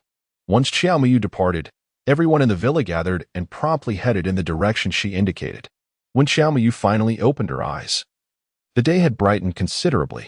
On this rare weekend, she had contemplated indulging in sleep, but thoughts of her grandfather in the hospital compelled her to visit. After donning her attire and rising, she heard a commotion outside the courtyard. Rushing to the yard, she opened the gate to find a crowd surrounding her home. Hastily pushing through the throng, she spotted her mother in a heated altercation with Song Guiyun, Sun Jincheng's mother. The two were grappling while hurling insults at one another. Your Qiao family is nothing but a bunch of filthy scoundrels. It was one thing for 2 daughters to wish to marry my son, but now you have the audacity to extort money from my family, even demanding a dowry in advance. Truly shameless. Song Guiyun, if you continue to speak recklessly, I shall tear your mouth apart. Am I speaking falsely? Your Qiao family is devoid of conscience, and yet you refuse to be criticized? I shall not back down. The crowd listened in confusion, utterly unaware of the nature of the quarrel. 2 middle-aged women attempted to separate the fighters, yet their fierce struggle made it impossible to pry them apart for the moment. Just as Qiao Muyu was about to step in, Sun Qian unexpectedly dashed out from the throng, brandishing a broom, and aimed a sweeping strike at her own mother. A flash of anger flickered in Xiao Muyu's eyes as she swiftly seized the broom, forcefully pushing Sun Qian aside, causing her to tumble to the ground awkwardly. In a tit-for-tat manner, Xiao Muyu wielded the broom against Song Guiyun. The latter cried out in pain, shrieking as if in agony. Wu Chuanqin, noticing her daughter had also joined the fray, grew anxious for her safety and swiftly delivered a kick that sent Song Guiyun sprawling onto the ground. Mom. The fallen Sun Qian hastily rose to check on Song Guiyun. Xiaomiyu cast aside the broom, carefully inspecting her mother for injuries. I'm fine. Wu Chuanqin reassured, brushing back her disheveled hair. Xiaomiyu, relieved to find her mother unscathed apart from her torn clothing, felt a weight lift off her shoulders. Your father and brother have gone to the hospital to replace your 3rd uncle. I will take them some food shortly, Wu Chuanqin declared, casting a glance at the groaning Song Guiyun on the ground. This loudmouth causing a scene at our doorstep is intolerable. She needed a lesson. Sun Qian, who had been comforting Song Guiyun, immediately took offense and rose to shout, "Mind your language. Your Qiao family has committed disgraceful acts and bullies my mother. I will report you to the village chief." Xiao Muyu stepped forward, shielding her mother. What disgraceful acts has my Qiao family committed? What do you expect me to say? I am utterly embarrassed for you. Sun Qian exclaimed, "Dear uncles and aunts, please come to our aid. The Qiao family is being excessively overbearing." Chapter 65, Tantrum, Seeking Support and Recommendations. My family, the Suns, truly has had its share of misfortune. My son, Sun Jincheng, is the pride of our village. He worked diligently to gain admission to a military academy and emerged as an officer. Our Qiao family village shares in this glory. He has sacrificed so much, foregoing food and clothing, saving every penny for his education. Song Guiyun began to wail on the ground, recounting her grievances. Xiao Muyu furrowed her brows, perplexed by how this conflict related to Sun Jincheng. Both my spouse and I feel for him. Hence, we sought a suitable partner who could care for him. Yet, the Qiao family has taken advantage of us. Xiao Muyu has threatened to end her life by jumping into the river if she cannot marry into our family. How could we possibly accept such a bride? Thus, we opted for Qiao Muxian. Little did we know that Xiao Guisong and his wife would come to our home early this morning demanding a bride price of 1,000 yuan. Who asks for a bride price before even setting a date, let alone such an exorbitant sum? Song Guiyun lamented. The onlookers were taken aback by the 1,000 yuan demand. It felt akin to robbery. Nowadays, a television and a mere 300 yuan suffices for a wedding. And I have yet to hear of any family in the vicinity demanding 1,000 yuan for a bride price. As for Chao Guisong, why must he involve our Muyu? Is he not satisfied with the lesson he received last time? Is he intent on tarnishing our Muyu's reputation once more? It was clearly your family's Sun Jinqing who has been entangling with our Wei, and it was she who doused him with a basin of water. A fact evident to all involved. Wu Chuanqin, resembling a hen fiercely guarding her chicks, shielded Xiao Muyu behind her. Hands on her hips as she pointed at Song Guiyun, berating her. A wave of warmth surged within Xiao Muyu, yet upon reflecting on Song Guiyun's words, she found herself utterly exasperated by her uncle Chao Guisong. What audacity did he possess to demand a bride price at such a time? A sum of 1,000 yuan. No less, simply delusional. Moreover, why had this uncle recently behaved so outrageously, first pilfering from their grandparents, then seeking a dowry from the Sun family? Had he lost money gambling? Sun Qian rolled her eyes beside her. Xiao Muyu stepped forward, confronting Sun Qian. If you cannot articulate your thoughts, I shall gladly instruct you on how to speak. Sun Qian's breath caught, recalling the fierce shove Xiao Muyu had just given her, so unlike the girl from her memories who would cry at the slightest provocation. Yet, regardless of how Xiao Muyu had transformed, she must still harbor affection for her brother, for he was undoubtedly the finest in the area. Xiao Muyu, do you understand the consequences of crossing me? Try touching me, and my brother will never forgive you. I will ensure he shuns you. Xiao Muyu, uninterested in further dialogue, pondered the audacity of Sun Qian and her family. Did they truly believe that Sun Jinqing was the only man left in the world? Observing Xiao Muyu's silence, Sun Qian wore an expression of triumph, convinced she had struck at her opponent's weakness, her brother. She thought to herself, even if she had changed, this would still invoke fear. Just moments ago, you pushed me. Now I shall deliver a slap, or I will ensure my brother never meets you. Sun Qian, raising her hand, gathered all her strength and swung it toward Xiao Muyu's face. Yue. Wu Chuanqin rushed forward to intervene, but Xiao Muyu was quicker, seizing Sun Qian's wrist and forcefully pushing her away. Sun Qian let out a cry as she fell beside Song Guiyun. Xiao Muyu scoffed. I truly could not have wished for anything more. Seizing the opportunity, Song Guiyun lunged at Xiao Muyu, tightly grasping her hands. In response, Sun Qian swung her arms, attempting to claw at Xiao Muyu's face. Panic surged within Xiao Muyu. Her current physique was weak, rendering her unable to escape. Had it been in her previous life, she would have effortlessly kicked both of them away. Noticing her daughter in trouble, Wu Chuanqin immediately rushed to pry Song Guiyun away. Be careful. At that critical moment, a male voice rang out, and Sun Qian was sent sprawling by a kick as a figure appeared beside Xiao Muyu. Seizing the moment, Wu Chuanqin also managed to pull Song Guiyun away, forcefully pushing her to the ground. With the threat averted, Xiao Muyu finally recognized the newcomer. It was Xiao Ziwu. Are you all right?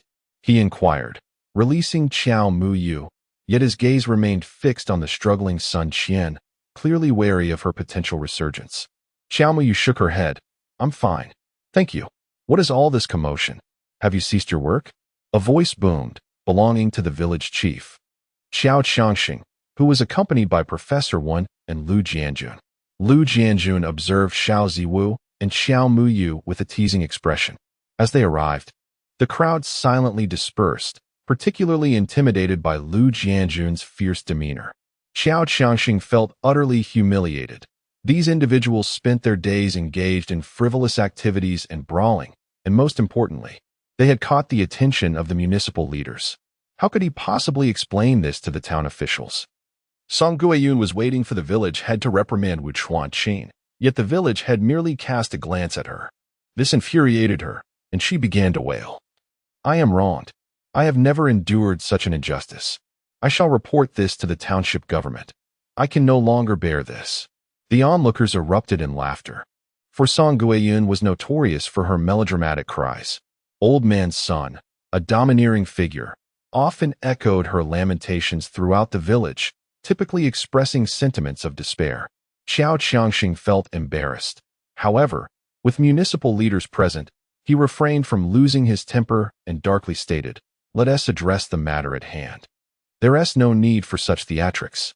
Xiao Gillen's family is bullying us, driving us to the brink. If you do not take charge today, I will escalate this to the township and county." Song Guiyun pointed at Wu Chuanqin as she spoke. Xiao Qiangxing felt a headache coming on as he turned to Wu Chuanqin. "What has your family done to provoke her?" Before Wu Chuanqin could respond, Xiao Muyue interjected. "We are just as perplexed. She arrived at our home in an uproar this morning. If we were truly bullying her, shouldn't it be our family causing a commotion at her house?" Meanwhile, Xiao Ziwu subtly shifted his position to stand between Xiao Muyue and Song Guiyun. Chapter 66. Moral Coercion. After reflecting, Xiao Qiangxing turned to Song Guiyun. "Do tell, what exactly is the issue?" Xiao Guisong came to demand 1,000 yuan as a betrothal gift, all incited by Xiao Gillen and Wu Chuanqin. Song Guiyun declared, casting a fierce glare at Wu Chuanqin as she spoke. Wu Chuanqin wore an expression of utter disbelief. "What connection do our family and the engagement with the Xiao Guizong family hold? I find it quite ominous." Xiao Qiangxing was well aware of the Sun family's treachery. He promptly annulled the engagement with Xiao Muyu and sought to arrange a match with Xiao Mu Xin from the Xiao Guizong family. The entire village was aware of this, and Wu Chuanqin's apprehension was indeed justified. "You claim they incited this. What proof do you have?" Xiao Qiangxing directly inquired of Song Guiyun, emphasizing the necessity of evidence in any matter. This was solely stated by Xiao Guizong, and Xiao Mu Xin could corroborate. Sun Qian, limping forward, had regained her composure. She glared fiercely at Xiao Muyu, and then her gaze fell upon the tall and handsome Xiao Ziwu, momentarily captivated. However, recollecting the kick she had just received, a twinge of fear crept in. Upon hearing this, Xiao Muyu furrowed her brows. She could not believe that her parents would encourage such a thing, as they were eager to sever ties with the Sun family. Where was Xiao Guizong? Xiao Qiangxing scanned the surroundings, failing to spot him. "Find someone to summon him.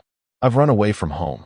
A clear voice rang out from the crowd, and soon everyone beheld Xiao Mu Xin slowly stepping forward. Xiao Muyu squinted her eyes. With the commotion escalating, it was still over the matter of her dowry. The fact that Xiao Mu Xin had managed to evade detection until now suggested ill intentions. "You've run away from home." Xiao Qiangxing frowned. "I know not."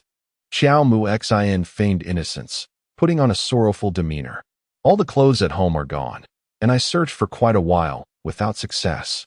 This morning, they took me to Uncle Sun's house to discuss the dowry, and I was utterly terrified."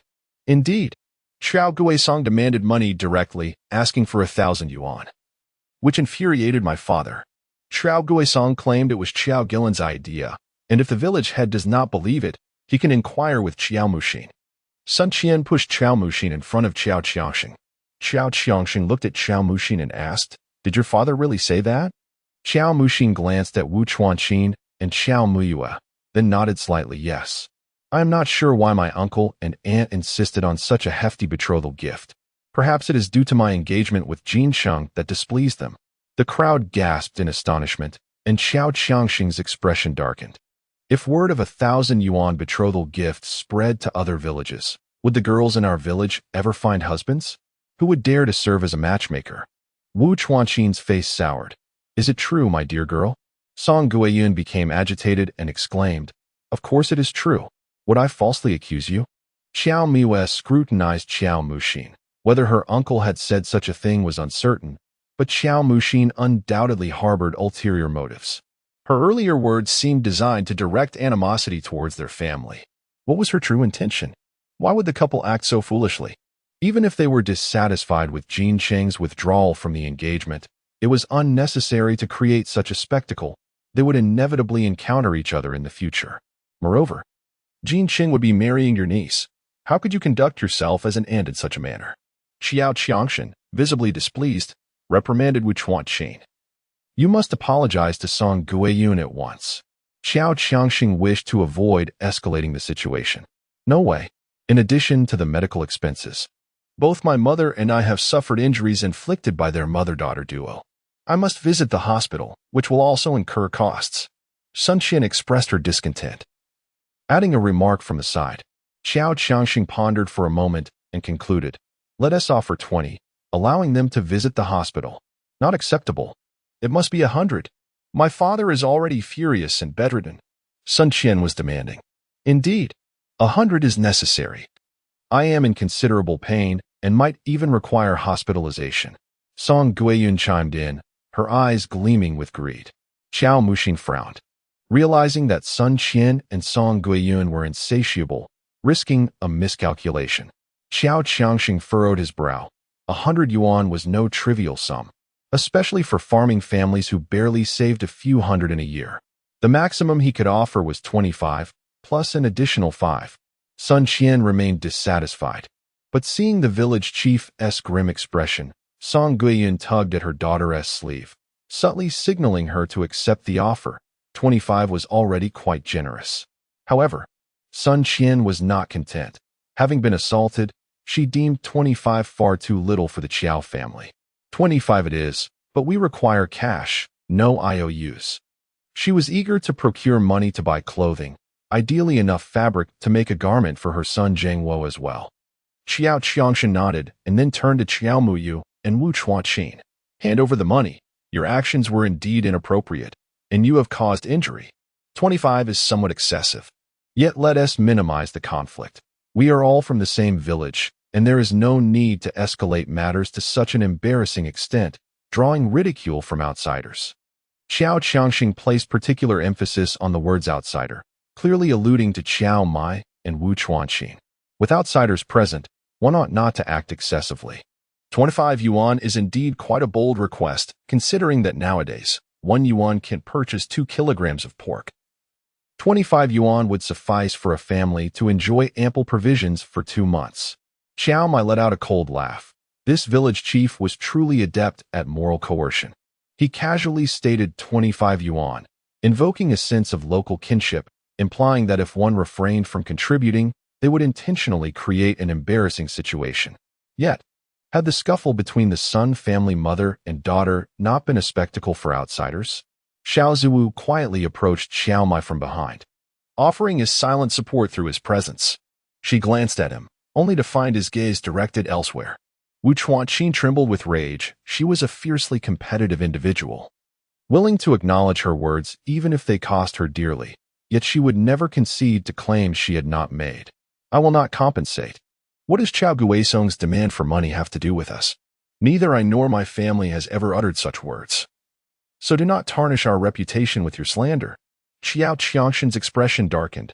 How could Wu Chuanqin be so oblivious, failing to recognize the presence of city officials? "Comrade Wu Chuanqin, are you aware that you are resorting to violence?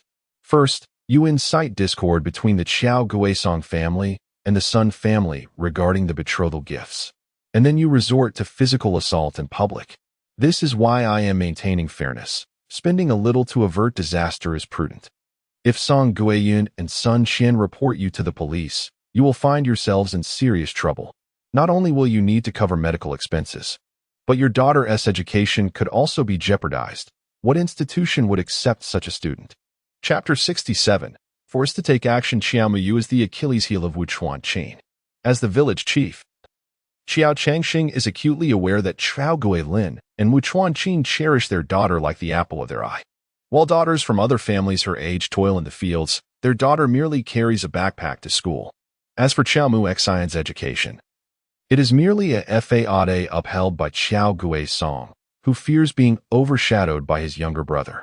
Thus, when Xiao Changsheng resorted to threatening with Qiao Muyu, Wu Chuanqin's demeanor softened considerably. The altercation involved both parties. "Why should we bear the costs?" Xiao Changsheng replied, growing impatient. "Because you are the one who injured them." Sitting nearby, Song Guiyun and Sun Qian displayed expressions of smug satisfaction. At this point, Qiao Muyu was growing exasperated. She maneuvered around Xiao Ziwu, preparing to reason with them, only to find Xiao Ziwu seemingly anticipating her intentions, stepping aside to block her once more. "If I also injured them, am I then obliged to pay 25 yuan? Xiao Ziwu's unexpected interjection took everyone by surprise. Even Xiao Muyu, who had always perceived him as indifferent to her affairs. Even when he assisted her brother, It felt transactional. The most astounded was Lu Jianjun. Yet after a moment of surprise, he grasped the situation. He mused that perhaps his brother had taken a liking to Xiao Muyu. He had noticed the heroic rescue moments earlier. A knowing glance exchanged with Professor Wen confirmed their shared understanding.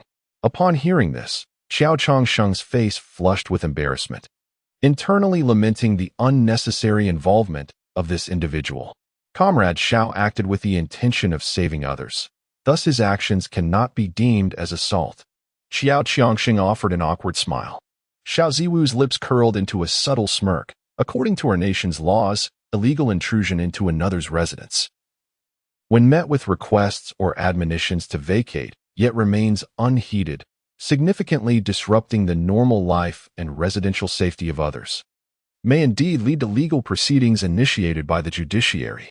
Should the investigation yield valid findings, penalties of up to 3 years of imprisonment or detention may be imposed. Furthermore, any judicial personnel who abuse their power in the commission of this offense shall face even harsher repercussions.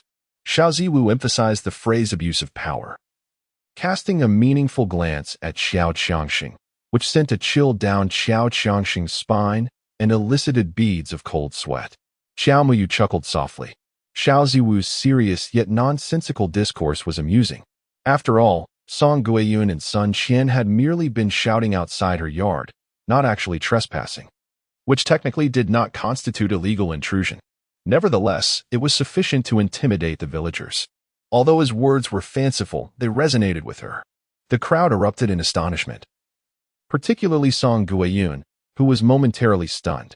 While she may not have comprehended all that was said, the mention of a 3-year prison sentence was unmistakable. This implied she could be imprisoned. "What nonsense are you spouting?" Song Guiyun protested vehemently. Sun Qian glanced at the nearby Qiao Muxin, who, being a second-year high school student, was expected to possess some knowledge. Seeking her assistance in understanding the gravity of the situation, Qiao Muxin inwardly criticized Sun Qian and Song Guiyun for their incompetence. It was foolish of her to have agreed to their schemes. Now, she found herself in a predicament, unable to extricate herself from the situation. Nevertheless, she gently shook her head and informed Sun Qian that the man's words were nothing but fabrications. Qiao Muxin glanced at the man beside Xiao Muyu, a tall figure clad in military attire, exuding an aura that suggested he was no ordinary individual. How could he possibly know Xiao Muyu? She had no recollection of him from her previous life. Why were there so many variables in this existence? Xiao Muyu seemed to possess extraordinary fortune. On the other hand, Xiao Changsheng remained uncertain whether this comrade Xiao was speaking the truth. At that moment, Sun Qian raised doubts, prompting him to fall silent. The onlookers observed the unfolding drama with keen interest.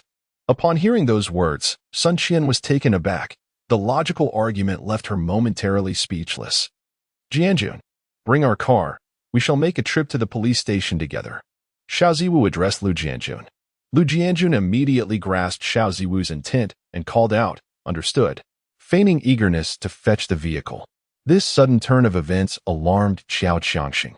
As a village head, the prospect of the situation escalating to the police station would bring disgrace to Qiao family village.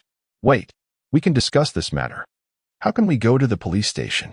Xiao Changsheng exclaimed, grasping Lu Jianjun's arm while presenting a conciliatory demeanor to Xiao Ziwu.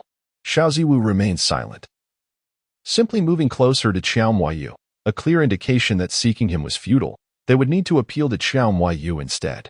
Xiao Changsheng suddenly grasped the situation and hastily addressed Xiao Muyu, saying, "My dear girl, we are all from the same village. There is no need to escalate matters. Is there? For the sake of your uncle, let us settle this quietly." Xiao Muyu smiled, replying, "Then let them compensate us. Their actions were indeed wrong, and they even resorted to violence against us. 25 yuan should suffice. I do not wish to ask for more, as a gesture of understanding. Let us minimize this issue, for we are all fellow villagers, and there is no need to make a spectacle of ourselves for outsiders to ridicule." Xiao Changsheng's expression stiffened, while Xiao Ziwu smirked. Lu Jianjun, standing nearby, could not contain his laughter, which caused Xiao Changsheng's face to darken further. "Are you out of your mind, Xiao Miao? We should be grateful you aren't demanding money from us. How can you shamelessly ask us for compensation? You wretched soul. Do you think you'll live long enough to spend it? Sun Qian spoke with a venomous tone, as if someone had stepped on her tail. Xiao Muyao's expression turned icy, and Wu Chuanqin became enraged, charging forward. But Xiao Qiangxing swiftly intervened to restrain her. The expressions of Xiao Ziwu and Lu Jianjun also soured, their gazes darkening as they regarded Sun Qian. Even Professor Wen, known for his amiable nature, was notably perturbed. This girl's words were excessively harsh. I shall tear that mouth of yours apart today. Wu Chuanqin shouted, attempting to break free, but was held back by Xiao Qiangxing. While Sun Qian stood there, brazen and self-satisfied. Xiao Muyu fixed her gaze upon Sun Qian, her right ring and little fingers bent, with her thumb pressing against their nails, while her index and middle fingers extended straight, forming a gesture akin to a sword. After years of cultivating her character in a previous life, she had believed herself above succumbing to anger. Yet, unexpectedly, she found herself breaking her resolve in the presence of this mother-daughter duo. It was time to impart a lesson to the Sun family. Chapter 68. Evoking malevolent energy, the sword gesture served as a method of casting spells. In the absence of yellow paper and vermilion, this technique could conjure talismans, albeit with high demands on the practitioner. Even in her past life, she could only manage such feats after more than a decade of navigating the mystical arts. Xiao Muyu silently recited the incantation, Dan Zhu Ko Shun, expel the impurities and eliminate the miasma. Shi Shun Zheng Lun, guide fate and nurture the spirit. Xian Shun Dan Yuan, grant me access to the truth. As she completed the incantation, her finger's sword emitted a gentle warmth. With precision, she pointed into the void several times, seizing the moment to thrust her finger sword forward. The spell of purification manifested in midair, swiftly dividing into two streams that descended upon the still chuckling Sun Qian and Song Guiyon. The purification spell is one of the 8 great spells of Taoism, designed to address the inevitable slander and misrepresentation that arise in the mundane world. Its original purpose is to eradicate verbal transgressions, facilitating the pursuit of truth and enlightenment. However, the version Xiao Muyu employed was altered in the sequence of its formation, transforming it into a true word spell. Those struck by this spell would find themselves compelled to voice their innermost grievances and filth. Upon the incantation's impact, Song Guiyun immediately turned to Wu Chuanqin, exclaiming, "What are you making such a fuss about? I merely intended to take advantage of you. Getting 25 yuan is still a bargain." Sun Qian chimed in, "Indeed. I am envious of Jiangua's gaze, which is perpetually fixated on Xiao Muyu. Therefore, I resorted to extorting money from you. With 25 yuan, I can purchase clothing for Jiangua. After all, he is a university student. How could he possibly wear tattered garments?" Song Guiyun continued, "The 1,000 yuan from Xiao Gui Song was also a deception. I never intended to ask for that amount, merely 100. Regrettably, I was unwilling to part with it. However, my anger over your previous assault led me to bestow 50 yuan upon him as a form of dowry, thereby permitting him to unjustly implicate you." At this revelation, the crowd was left in stunned silence.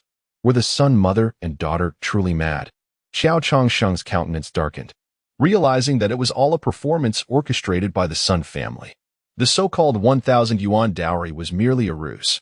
Xiaomu Xian stood in disbelief, unable to fathom the audacity of the Sun mother and daughter as they laid bare their entire scheme.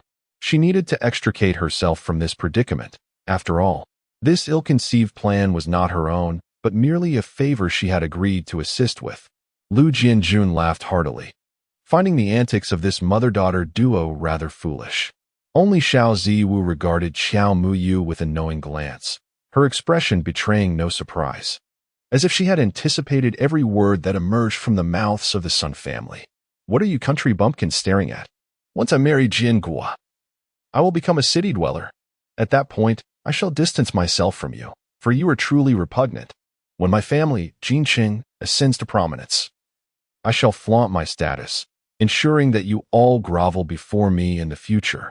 The conversation between the mother and daughter evidently incited public outrage, and the expressions of the onlookers, including that of Xiao Qiangxing, turned grim. Wu Chuanqin sensed something amiss.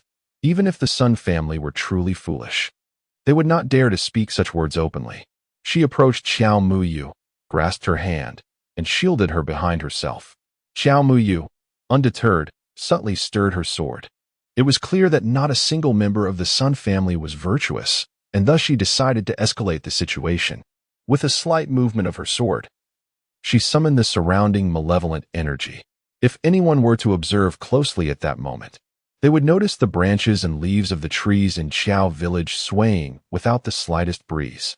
Streams of malevolent energy began to coalesce above the crowd, and Xiao Muyu felt a chilling sensation piercing through her bones emanating from the vermilion mark on her forehead, a clear warning from her divine sight.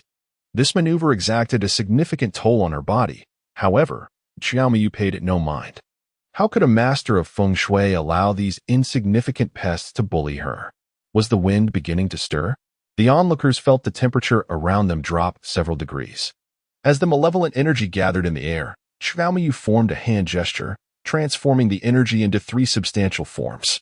One descended upon Song Guiyun, another upon Sun Qian, and the final one directly targeted Xiao Mu Xian. She had long wished to teach Xiao Mu Xian a lesson. One should not assume that being the protagonist grants the freedom to act with impunity.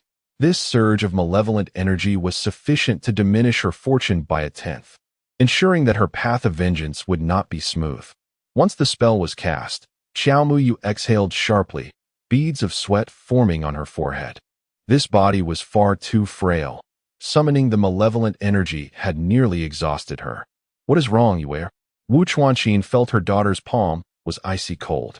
Turning her head, she noticed her daughter's forehead was drenched in cold sweat, prompting her to ask anxiously. Xiao Mu managed to force a smile, assuring, "I'm fine." At that moment, the 3 individuals affected by the sinister energy felt little to nothing, but soon its effects would manifest. Enough. With the escalating hostility and the words exchanged between Song Guiyun and her daughter, Mao Qiangshan could no longer contain himself and shouted in anger. Song Guiyun and her daughter seemed to awaken from a daze, falling silent as they looked around, realizing that everyone was glaring at them with indignation. "Village chief, this matter has nothing to do with me. I was coerced. My father accepted 50 yuan as a betrothal gift, and I am now a member of the Sun family. My mother-in-law is forcing me to say this. I have no choice." Xiao Mu Xian took the initiative, rushing forward to kneel before the crowd, tears welling in her eyes as she lamented, "As a young girl, I am powerless. Even my parents have abandoned me. I am utterly alone. Who can I rely on?" Xiao Mu Xian's sudden betrayal left Song Guiyun and Sun Qian in a state of panic. "You little wretch." Song Guiyun stepped forward, grabbing Xiao Mu Xian's hair and delivering a resounding slap. Dazed from the blow, Xiao Mu Xian was unable to react when Song Guiyun raised her hand again. But Xiao Changxing intervened just in time. "Village chief, do not listen to her nonsense." Song Guiyun pointed at Xiao Mu Xian, to which Xiao Changxing retorted coldly, "If she speaks nonsense, do you and your daughter also speak in falsehood?" Those present all heard the unjust accusations against Xiao Gilin and Wu Chuanqin, and the audacity to extort money from them is truly appalling. How can one possess such a corrupt heart? Once your son achieves success, will he look down upon us all? Indeed, the Sun family has no virtuous members. Sun Qian fervently claims she wishes to marry comrade Chen Zhengwo. Yet one must wonder if he even holds her in regard. A toad wishing to feast on swan flesh. Even before Qiao Muxin has wed, they are already pressuring her to harm others. The crowd directed various accusations at Song Guiyun and her daughter, leaving them utterly speechless. How could their innermost thoughts have become common knowledge? Produce 25 yuan to compensate Wu Chuanqin, or the Sun family shall be expelled from Qiao village. Xiao Changxing declared with an unwavering stance. "Get out! Get out!" The crowd echoed. Song Guiyun, filled with trepidation, observed the unfolding scene and realized her predicament. Trembling, she rummaged through her pocket, producing a colorful array of bills, only to find a meager 23 yuan. Xiao Changxing swiftly snatched it from her grasp, insisting, "You still owe 2 yuan. You must deliver it to Wu Chuanqin by tomorrow." Without waiting for Song Guiyun to respond, he turned and thrust the money into Wu Chuanqin's hands. Wu Chuanqin stared at the money in a daze. It was then that Xiao Ziwu, standing nearby, urged, "Help me out, don't let my mother see." Xiao Muyu strained to utter these words. Chapter 69. The Token of Affection? Xiao Ziwu's eyes darkened slightly. His expression unchanged, yet he immediately drew closer to Xiao Muyu, ensuring she could lean against him for support, thereby stabilizing her stance. "Thank you," Xiao Muyu whispered, feeling a chilling sensation enveloping her entire body, her gratitude trembling in her voice. "You must go to the hospital," Xiao Ziwu spoke softly. Though he was unaware of the circumstances, it was evident to any discerning observer that Xiao Muyu was in a dire state. At that moment, the attention of the crowd was fixated on Wu Chuanqin and Song Guiyun, leaving no one to notice the unfolding scene. Otherwise, many would surely have indulged in gossip. However, a pair of shadowed eyes remained fixed upon them, belonging to Xiao Muexian, who lurked nearby. From her vantage point, it appeared as if Xiao Muyu shamelessly leaned against the man, who in turn embraced her, the two of them engrossed in their intimacy, oblivious to their surroundings. "Get lost! Get lost!" The crowd jeered at Song Guiyun and Sun Qian, prompting the two to flee in disgrace. "Mom, I have something to discuss with Comrade Xiao Ziwu. We shall take our leave." With the situation seemingly resolved, Xiao Muyu addressed Wu Chuanqin, who was conversing with the village head, Xiao Changxing, before not waiting for a response and quietly urged Xiao Ziwu, "Assist me." Understanding her cue, the two turned and departed, Xiao Muyu summoning her remaining strength to walk briskly. Wu Chuanqin, upon hearing her words, turned just in time to see her retreating figure, yet was preoccupied with matters at hand and said nothing. Upon reaching the village entrance, Xiao Muyu could no longer endure and fainted. Xiao Ziwu, quick to react, caught the unconscious Xiao Muyu in his arms. Observing her pallid complexion, a flicker of urgency crossed his eyes. Spotting their vehicle at the village entrance, he hastily carried the unconscious Xiao Muyu and dashed toward it. In her state of unconsciousness, Xiao Muyu felt as though her soul was on the verge of detaching from her body. Within the depths of darkness, it seemed as though an abyss was voraciously consuming her spirit, and she had an ominous premonition that if her soul were to be engulfed, it would never find its way back. The overwhelming pull left her utterly powerless. At that moment, the faces of her parents and her brother flashed through her mind. Despite their brief time together, she realized how dearly she cherished them. Simultaneously, Xiao Ziwu began to experience a sense of discomfort within his own body. Upon introspection, he discerned that his strength was waning. He glanced down at the girl in his arms, who, at that moment, resembled a sponge soaking up water, drawing upon his vitality. Yet, Xiao Muyu's pallid complexion began to regain a hint of color at a visibly noticeable rate, making it difficult for him to set her down. Although they had reached the car, where he could place her in the back seat and drive to the hospital, a voice within him insisted that as long as he held her close, she would be safe. Nevertheless, his gradually weakening body cautioned him that if he did not release her, he might find himself in peril. After a fierce internal struggle, Xiao Ziwu's gaze shifted to one of determination as he opened the rear door of the car and settled in with Xiao Muyu in his arms. When Xiao Muyu eventually awoke, she felt an overwhelming sense of comfort, as if she had not enjoyed such restful sleep in an eternity. Sensing a slight constriction in her surroundings, she opened her eyes only to find herself in an awkward predicament, lying entirely in Xiao Ziwu's embrace, who was seated in the back of the car, eyes closed and breathing evenly, seemingly lost in slumber. Xiao Muyu felt utterly mortified. This peculiar posture, why did Xiao Ziwu not simply place her in the back seat? She gradually maneuvered her body, attempting to extricate herself from his arm and thigh. However, before she could properly adjust her position, she unexpectedly tumbled from his thigh and landed beneath the car. "You're awake." Before Xiao Muyu could exclaim how painful it was, a voice resonated from above. She lifted her gaze to find Xiao Ziwu observing her with curiosity, evidently roused by her sudden movements.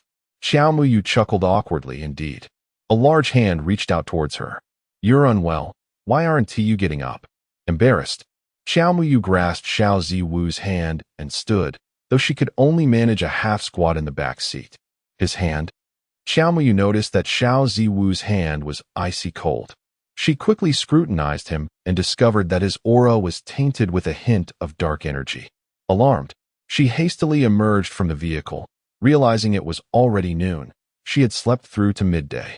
At that moment, Xiao Muyu longed to distance herself from him. Xiao Ziwu also exited the back seat. Upon hearing her words, his expression remained impassive, his gaze fixed intently on her face. After a prolonged silence, he finally nodded slightly. Be careful on the road. After a moment of contemplation, Xiao Muyu advised, do not venture outside for the next 3 days. Remain at the guest house. The rationale behind her warning was that the dark energy entwined within his fate would influence him for 3 days. Venturing out could lead to potential dangers. Though not life-threatening, injuries were still a possibility. After speaking, she uneasily removed the red string from her wrist. A talisman her mother had obtained from the temple, believed to be a protective charm. Whether it would truly safeguard Xiao Muyu was uncertain, but the red string itself was undeniably exquisite. Extend your hand. Xiao Ziwu looked at her in confusion, but complied nonetheless. Your left hand. Xiao Muyu gestured for him to present his left hand. Oh.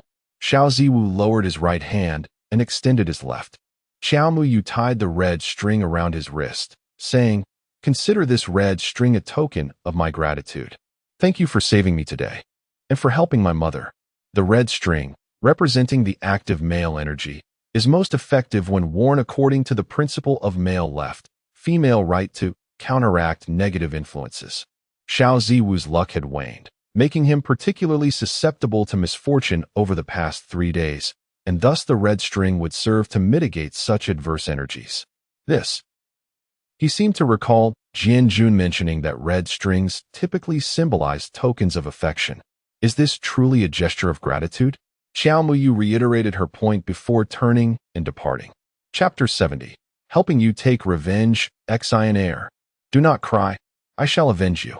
At this moment, in a small grove at the village's edge, Xiao Mu Xian sat on the ground, softly sobbing, while Chun Jiangua anxiously comforted her.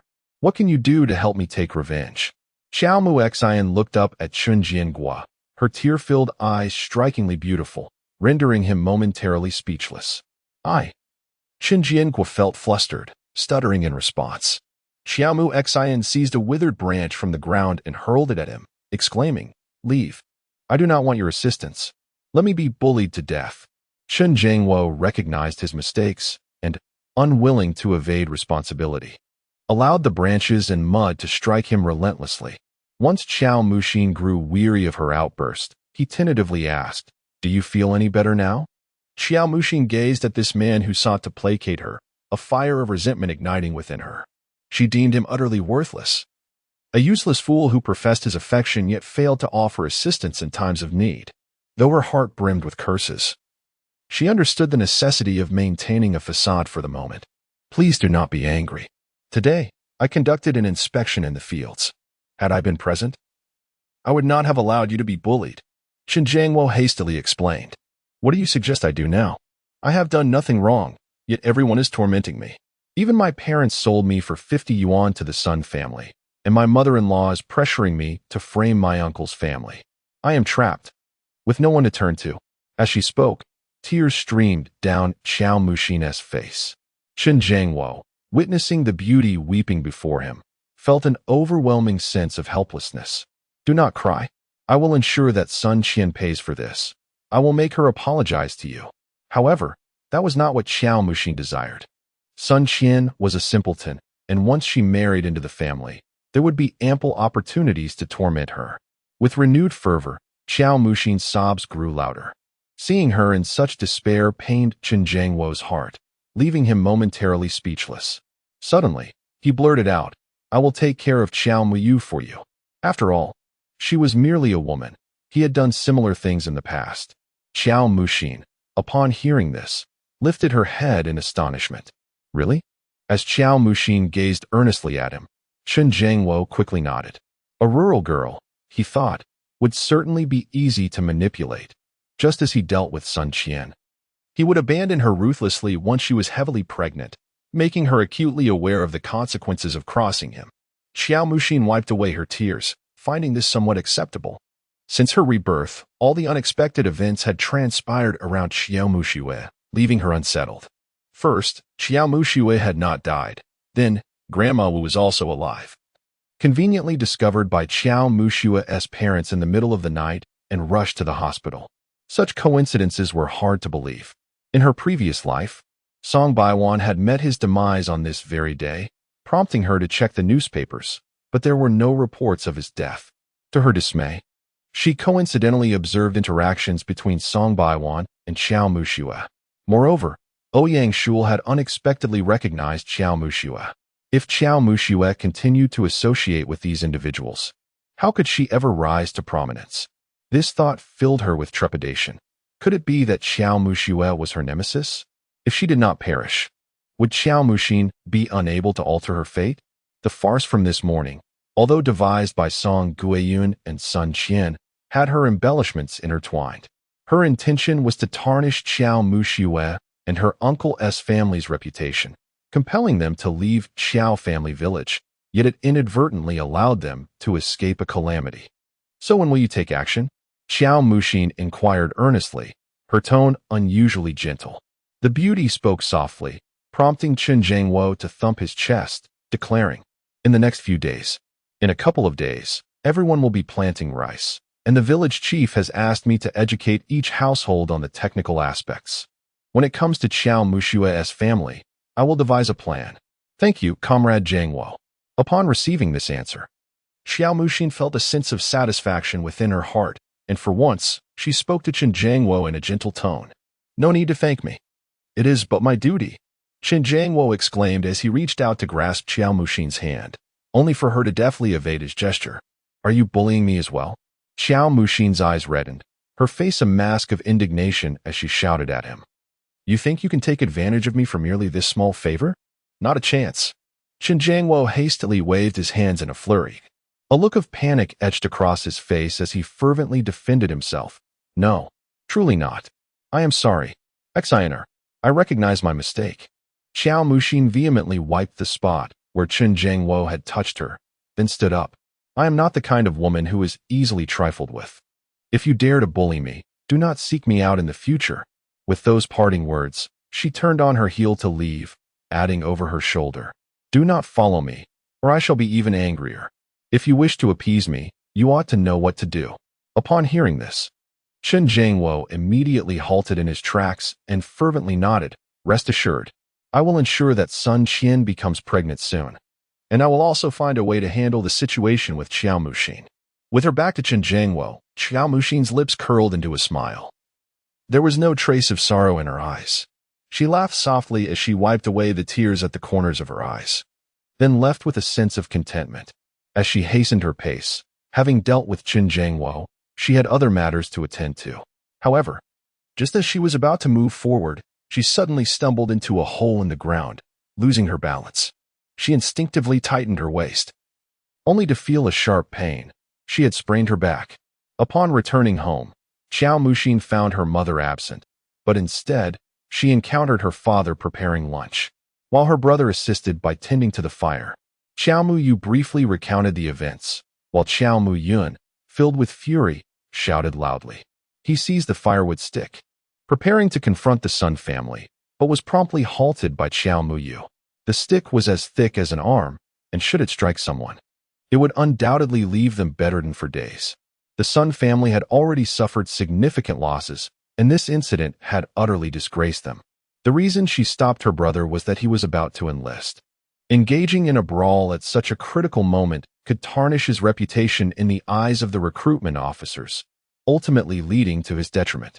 The Sun family, notorious for their unscrupulousness, could easily resort to underhanded tactics. If they were to write to Sun Jincheng, casting aspersions on her brother, who served in the same city, it would inevitably lead to encounters that could spell trouble for him, especially with his temper. Xiao Muyun, however, disregarded her warnings and was determined to step outside with the stick, only to be halted by Xiao Guilin. Frustration etched on his face. He continued to stoke the fire with indignation. Xiao Muyu nodded, suspecting that Xiao Guisong and Qin Shuiying were likely not at home. Her father would certainly return empty-handed, yet she refrained from intervening. She needed to locate her uncle and aunt to uncover the reasons behind the recent upheavals. Chapter 71. The jade pendant contains a space. Xiao Guilin said little, taking his lunchbox and heading to the hospital. Before leaving, he reminded Xiao Muyu to keep an eye on Xiao Muyun and prevent him from causing any trouble. Stealing a glance at the time, Xiao Muyu quietly slipped out, intending to visit her grandmother's house to discern whether there was an issue with the feng shui. Logically, although her grandfather's health was poor, it shouldn't have led to a sudden stroke. Upon arriving at her grandmother's home, Xiao Muyu discovered that her grandmother was not present, presumably at the hospital. However, the front door stood ajar, for in the rural countryside, trust prevails over fear of theft. After circling the old residence, her gaze finally settled upon a vibrant red New Year painting adorning the wall. She recalled her previous visit concerning the land issue of an ancient tomb, during which this particular painting had not been present. It must have been added subsequently. This wall faced true south, and according to the 8 trigrams, it corresponds to the Li trigram, associated with the fire element, symbolizing blood vessels and the heart. The painting, entirely in red, an embodiment of fire, exuded an even stronger fiery essence as a New Year painting, thus suggesting a robust fire energy. Coupled with her grandfather's consistently high blood pressure and the recent stress from her uncle's theft, complications arose. In haste, she removed her jade pendant, only to find it transformed. Unbeknownst to her, it had begun to manifest an 8 trigrams pattern. Previously a simple circular pendant devoid of any design, it now displayed an intricate double fish trigram, albeit indented into the surface. Overwhelmed by astonishment, Xiao Muyu sensed the pendant guiding her, compelling her to step into her grandparents' room. The pendant led her to her grandmother's vanity, a particularly antique red piece that her grandmother had once claimed as part of her dowry. Though it was not truly an antique, a detail Xiao Muyu was keenly aware of, she found herself puzzled by the pendant's insistence on this particular location. Before she could ponder further, the jade pendant soared into the air with a swift motion, hovering before Xiao Muyu and emanating a soft glow. Subsequently, a box atop the dressing table gently opened, releasing a silver hairpin that bore a fish-shaped jade pendant. Xiao Muyu was taken aback. Did this fish shape not correspond perfectly with the white fish on her own pendant? Before she could fully comprehend the situation, the jade pendant detached from the hairpin and swiftly descended onto her own pendant, melding together seamlessly. The pendant then gently settled into Xiao Muyu's hand, and upon closer inspection, she realized the 2 jade pieces had fused impeccably, rendering them inseparable. Astonished, Xiao Muyu pondered whether she had come to her grandmother's home only to lose another jade pendant. After a moment's reflection, she picked up the silver hairpin, resolving that if the pendant could not be returned, she would seek another piece of jade to repair the pin for her grandmother. After reattaching the jade pendant, a sudden sharp pain pierced her fingertip, revealing a touch of crimson. Before she could react, the pendant in her palm violently absorbed the blood from her fingertip. In an instant, her mind erupted with a deafening roar, and she felt as if she were plunged into a chaotic void, suspended in midair amidst an inky darkness akin to the night. Suddenly, a beam of golden light manifested, gradually forming a character in the air. Xiao Muyu focused her gaze and discerned the character to be River. As the character took shape, an image appeared below. Upon closer inspection, it revealed a mountain spirit. Xiao Muyu felt a twinge of uncertainty. She attempted to grasp the painting before her, and before she could act, the artwork seemed to respond to her thoughts, slowly floating down to rest right in front of her. Xiao Muyu extended her hand to touch the painting, the canvas made of an unknown material, silky to the touch, unlike any paper she had encountered before. A sudden thought flashed through her mind. If she could restore the missing piece of the black fish on the jade pendant, she might be able to resurrect the mountain demon before her. This notion seemed inexplicably implanted in her mind, as if the jade pendant were communicating with her. At that moment, a multitude of golden lights appeared in the air. Was it necessary to supplement additional inscriptions? Xiao Muyu read aloud. River X Master, resident of Qiao Family Village, age 16, has opened the heavenly eye, destined for an early demise. Lifespan, 60 days. Fortune points, 10. Literary fate. 53. Xiao Muyu was taken aback. What was this? She had only 60 days left to live? This was beyond her expectations. By her calculations, she had at most a month to survive. Which was why she was so anxious about the competition. Why did it indicate 60 days here? Could it be due to absorbing Xiao Ziwu's fortune? The more she pondered, the more plausible it seemed. And what of the 4 characters River X Master? Were they mocking her? What did the X signify? Couldn't they simply reveal it? Why force her to guess? And what did the 10 fortune points imply? Was it perhaps related to her previous assistance to Ouyang Shu Lu against Ouyang Shu Lu and his uncle? How had this literary fate been acquired? Upon closer inspection, she noticed that next to the 60 days of lifespan, there appeared to be a plus sign. Could it be possible to extend her life?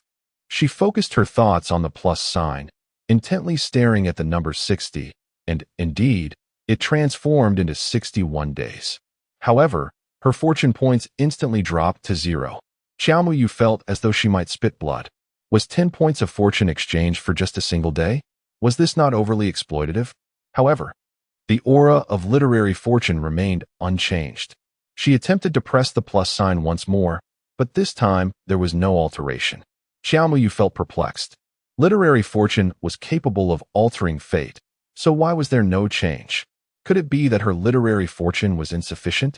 Unable to fathom the reason, she grew disinterested in further speculation. Glancing around her, she waited for a while, yet no transformation occurred. She had a premonition that everything would only reveal its true nature once she discovered the other piece of the ghostly fish jade pendant. With the silver hairpin and the New Year painting tucked away, she exited the ancestral home, pleasantly surprised by the bountiful rewards of her visit. She would need to mend the silver hairpin before returning it to her grandmother. Chapter 72. The Threat of Chun Jiangwo, the first day of March. Seeking collections and recommendations. Xiao Muyu chuckled, finding it quite juvenile. Yet, even if Xiao Muyun had not spoken, Xiao Muyu was already aware of the events that transpired that evening, for news had spread throughout the village. It was said that Song Guiyun had accidentally fallen into the river while washing rice, precisely in the same river where Xiao Muyu had previously been. She had nearly drowned, and although many gathered to witness the scene, it was primarily women who dared not venture into the water to rescue her. Ultimately, it was reported that the Lizi from the east end of the village had come to her aid, albeit with claims of inappropriate touching. And Song Guiyun was now in a state of despair at home. Delizy also bore the surname Xiao, yet few knew his full name. He was known to be somewhat slow-witted, often drooling in the presence of others. At over 40 years of age, he remained unmarried, spending his days wandering the village, doing odd jobs for various households to earn just enough to stave off starvation. Xiao Muyu harbored suspicions regarding her elder brother's involvement, yet upon inquiry, Xiao Muyun vehemently denied any wrongdoing. Consequently, Xiao Muyu relinquished her doubts. Although her brother was not particularly reliable, at the very least, he did not deceive her. If that were the case, it could only be attributed to the manifestation of malevolent energy. Xiao Muyu felt no sympathy nor remorse for the situation. Harm begets harm.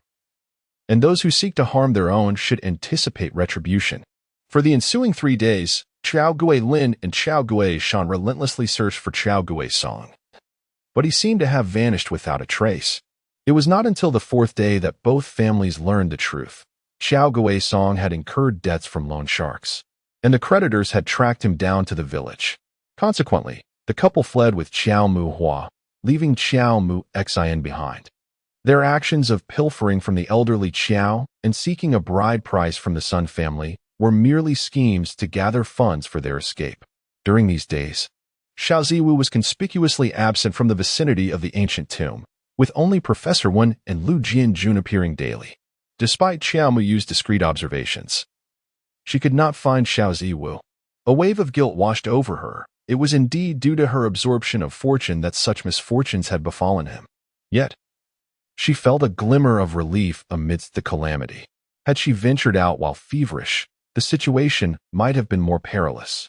In light of these events, Xiao Muyun expressed a desire to accompany Xiao Muyu to visit the ailing Xiao Ziwu, particularly since he had previously spoken in defense of them when Song Guiyun caused a ruckus. However, Xiao Muyu declined. She dared not confront him just yet. She remained uncertain whether the traces of her borrowed fortune on Xiao Ziwu's fate had dissipated. For the time being, it seemed prudent to avoid him, lest she inadvertently exacerbate his condition. "Is anyone home?" A voice called from outside the courtyard. As Qiao Muyu stepped out of the house, she was greeted by the sight of Chun Jianguo approaching with a smile. His hair was impeccably styled, and he donned a crisp white shirt paired with black trousers, complemented by polished leather shoes. Qiao Muyu scoffed inwardly. Even in the countryside, such a dandy would ensure he presented himself with an air of refinement. No wonder Sun Qian was utterly captivated by him. "What brings you here?" Qin Jianguo's eyes lit up upon seeing Qiao Muyu.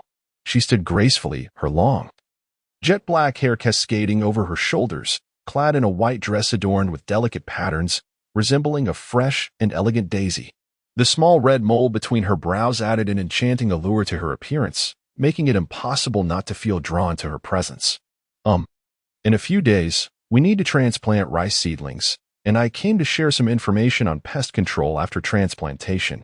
Qin Jianguo revealed a pamphlet on rice pests, all the while unabashedly surveying Qiao Muyu. Her expression darkened slightly. "My parents are not home. Please come back another time." Unfazed by her dismissal, Qin Jianguo merely smiled and continued, "Muyu, since your parents are away, allow me to inform you about the pesticides effective against leaf miners and the repercussions of not managing them properly on your family's rice yield." He stepped further inside without hesitation, but Qiao Muyu quickly blocked the entrance. "That's unnecessary. Come back later this evening. And please refrain from calling me Muyu, sister. I find it distasteful." The merciless words caused Qin Jianguo's expression to darken momentarily, yet he quickly regained his composure. After all, he was well versed in the affairs of the heart, having developed a thick skin that rendered him impervious to such provocations. "Sister Muyu, you jest. We are all from the same village, frequently crossing paths. There is no need for such formality. Moreover, I have heard that you are to participate in the municipal mathematics competition next month. My mathematical skills are quite commendable. Would you like me to assist you with some tutoring?" However, Qiao Muyu's countenance darkened significantly, revealing that she had underestimated Qin Jianguo's resilience. "I am neither Sun Qian nor Qiao Mu Xin. I have been feeling rather low lately, and if you persist in provoking me, I assure you, you will regret it." With these words, Qin Jianguo's expression finally shifted. Did this girl know something? He stepped closer to Qiao Muyu, pressing, "What do you know?" The plan involving Xian must not be disrupted. If this girl truly possessed any knowledge, he would have to take measures. Qiao Muyu retreated a step to evade Qin Jianguo's advance. "I harbor no fondness for Qiao Mu Xin or Sun Qian, and I care not for your connections with them. However, should you continue to provoke me, I can guarantee that the entire village will learn of this affair." Qin Jianguo's expression grew grim as he glared at Qiao Muyu, his tone laced with menace. "Are you attempting to intimidate me? Do you believe I would not spread rumors about our relationship? As a university student, I could claim you were attempting to seduce me. Who do you think the villagers would believe, you or me? Even if they doubt my words, once the rumors spread, will anyone truly believe you? What face will your parents have in Qiao family village then?" Chapter 73, The Ruin of Qin Jianguo. In light of this, to deal with such a person, let him be rendered incapable of fulfilling his role as a man. This will be his greatest punishment. Qiao Muyu stepped forward, raising her right hand, and the silver needle transformed into a gleam of silver, piercing directly into the Yuangu acupoint at his waist. This acupoint governs the kidney energy, specifically targeting the kidney shu, guan yuan, and tai shi points, which would cause Qin Jianguo to suffer a significant depletion of kidney energy, rendering him incapable for at least 3 months. Qin Jianguo felt a slight itch at his waist, attributing it to Qiao Muyu's momentary irritation from his threat, completely oblivious to the fact that his body had already begun to falter. A sinister grin spread across Qin Jianguo's face as he lunged fiercely at Qiao Muyu. She deftly dodged, simultaneously delivering a powerful kick to his abdomen. Standing at 175 meters, Qin Jianguo expected an easy victory over Qiao Muyu, who was only around 160 meters tall. However, in his overconfidence, he was struck squarely by her kick. the sharp pain causing his face to flush a deep shade of purple, doubling over like a shrimp as he collapsed to the ground. Remember this lesson. Should there be a next time, I assure you, the pain will be 100-fold, Xiao Muyu declared before turning on her heel and entering the house. Shutting the door behind her, Chen Jingwo lay on the ground, howling in agony for a while before regaining his composure. With a fierce glare at the house, he spat on the ground, proclaiming, "We shall see." After uttering his threats, Chen Jingwo departed. The loud crash startled Sun Qian, who had just entered, causing her to scream in alarm. When Chen Jingwo heard the call, he initially thought it was Qiao Muxin. However, upon raising his head and noticing that it was Sun Qian entering the room, he could not be bothered to speak and merely reclined once more. The glass thermos shattered, scattering fragments across the floor, while tea splashed all over Sun Qian, rendering her hour-long effort at beautification utterly futile. "Brother Jingwo, what has happened to you?" Sun Qian approached and seated herself at the edge of Chen Jingwo's bed, gazing at him as he turned away, presenting his back to her. Chen Jingwo, feeling exceedingly irritable, dismissed her with a curt reply. "I'm fine.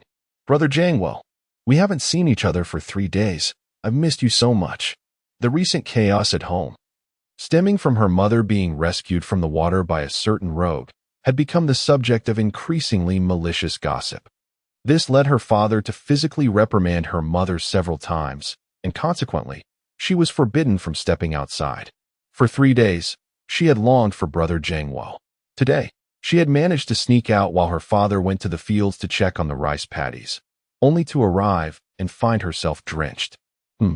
Chen Jingwo replied dismissively. "Brother Jingwo, you aren't even looking at me." Sun Qian reached out to grasp Chen Jingwo's arm, but he shrugged her off impatiently. "What do you want?" he asked, his expression one of annoyance. Sun Qian shyly lowered her head. "I just missed you." In an unexpected turn, Chen Jingwo embraced Sun Qian and pressed his lips against hers. Sun Qian's face lit up with anticipation, a thrill coursing through her entire being. "Brother Jingwo, I want." With a wicked grin, Chen Jingwo began to unfasten Sun Qian's clothing. As she reclined on the bed, shyly closing her eyes, Chen Jingwo kissed her, and she became utterly entranced. Suddenly, he pulled back in surprise, rising from her side. Sun Qian sensed a shift, her eyes fluttering open to behold Chen Jingwo, who was seated at the foot of her bed, dressing himself. A perplexed expression crossed her face as she inquired, "Brother Jingwo, what is wrong?" Without waiting for a response, she rose abruptly and exited the room, leaving Sun Qian in a state of bewilderment. Emerging from his home, Chen Jingwo sought a secluded spot, where he despondently knelt on the ground, his countenance ashen. "Could it be that I have become worthless?" Meanwhile, Xiao Muyu returned to her room, indifferent to Chen Jingwo's plight, as she picked up her exercises and began to work through them. She had anticipated he would report the incident to the village chief. Yet as night fell, no news had arrived, prompting Xiao Muyu to dismiss the matter from her mind. As dusk approached, Xiao Muyu hastily prepared dinner, opting for a light meal of congee due to the warm weather. She paired it with finely chopped scallions mixed with tofu, drizzled with fragrant sesame oil, which accentuated the rich aroma of the tofu and the refreshing scent of the scallions, making it irresistible. Additionally, she sought Ed Garlic to create a dish of scrambled eggs with garlic. Soon, your mother and I will visit your grandmother's house. You and your brother should retire early, announced Xiao Guilin. Wu Chuanqin added, "Make sure to secure the doors and windows." Xiao Muyu, puzzled, asked, "Isn't grandmother in the hospital keeping vigil today?" "Indeed, she is. However, there are other matters to discuss this evening, and your third uncle and aunt will also come by. They will take your grandmother back to the hospital when they leave," Wu Chuanqin replied, brushing off the dirt from her clothes. Upon hearing this, Xiao Muyu's curiosity intensified. "Mother, may I accompany you? What significant matters are you discussing?" "I wish to hear." Frowning, Xiao Muyu felt an even stronger urge to attend, especially since it pertained to Qiao Muxian. After all, the previous incident was far from resolved, and she was eager to see what scheme Qiao Muxian might concoct next. Chapter 74. The Art of Deception. Xiao Muyu held little interest in such matters. However, Xiao Muyu insisted on making a fuss, and neither Qiao Guilin nor Wu Chuanqin intervened. The family took advantage of the fading daylight to head to the ancestral home together. Upon entering, Xiao Mu discovered that her uncle San and Xiao Mu Long were already present. When Xiao Mu Xian saw the three enter, she greeted them warmly. Uncle, aunt. Qiao Guilin nodded in acknowledgement. But Wu Chuanqin remained indifferent, bypassing Qiao Mu Xian to greet Qiao Guishan and Huang Lin inside. Xiao Mu silently chuckled, recognizing her mother's lingering resentment over the incident a few days prior. When Xiao Mu Xian had aided Song Gui Yun in telling a lie, something her mother had firmly etched in her memory. Though Xiao Mu Xian felt embarrassed, she quickly composed herself. Xiao Mu Yu approached Huang Lin and called out, Uncle San, Aunt San. Huang Lin's eyes lit up at the sight of Xiao Mu Yu, and she waved eagerly. Come here, let Aunt San have a look. It's been several days since I last saw you, and you seem to have lost weight. Xiao Mu Yu chuckled. Lost weight? I've actually gained some. My brother even says I'm putting on weight. Where's the weight? Don't listen to your brother's nonsense. Huang Lin insisted, taking Xiao Mu Yu's hand and scrutinizing her closely. You really have lost weight. I've been saying you should come over for lunch every day. It's not far, and you can't possibly eat the food in your school cafeteria. Wu Chuanqin laughed. Oh no?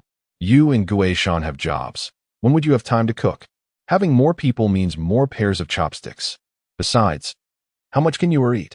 I think it's you, sister-in-law, who's being overly considerate. Huang Lin teased. Xiao Mu Long obediently chimed in from the side, calling out, Sister. Xiao Mu chuckled. Third aunt.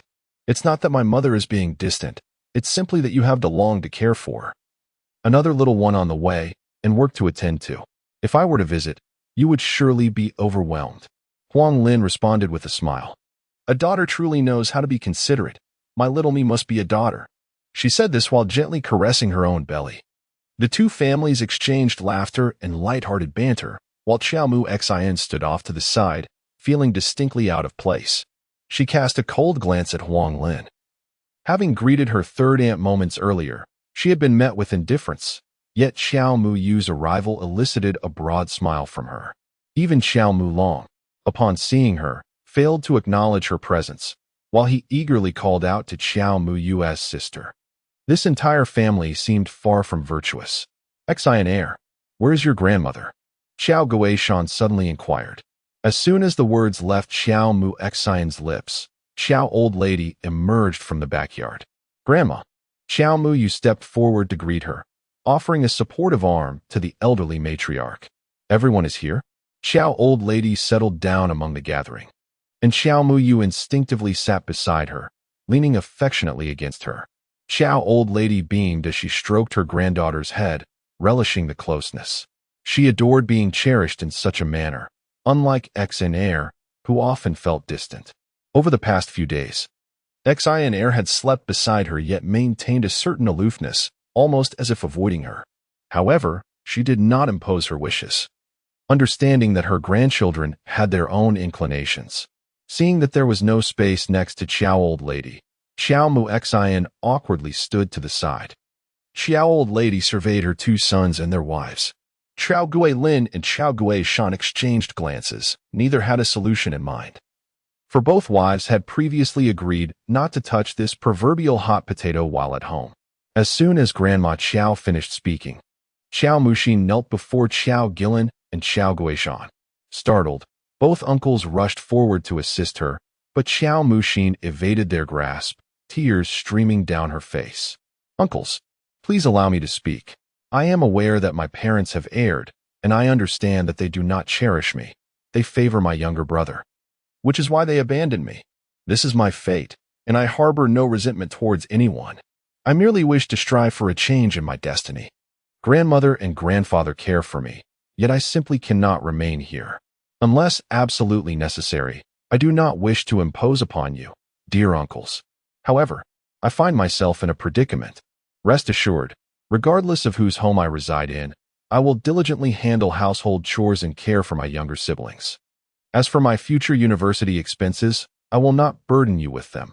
I intend to seek small jobs to save money. All I ask is for a humble bed to lay my head on.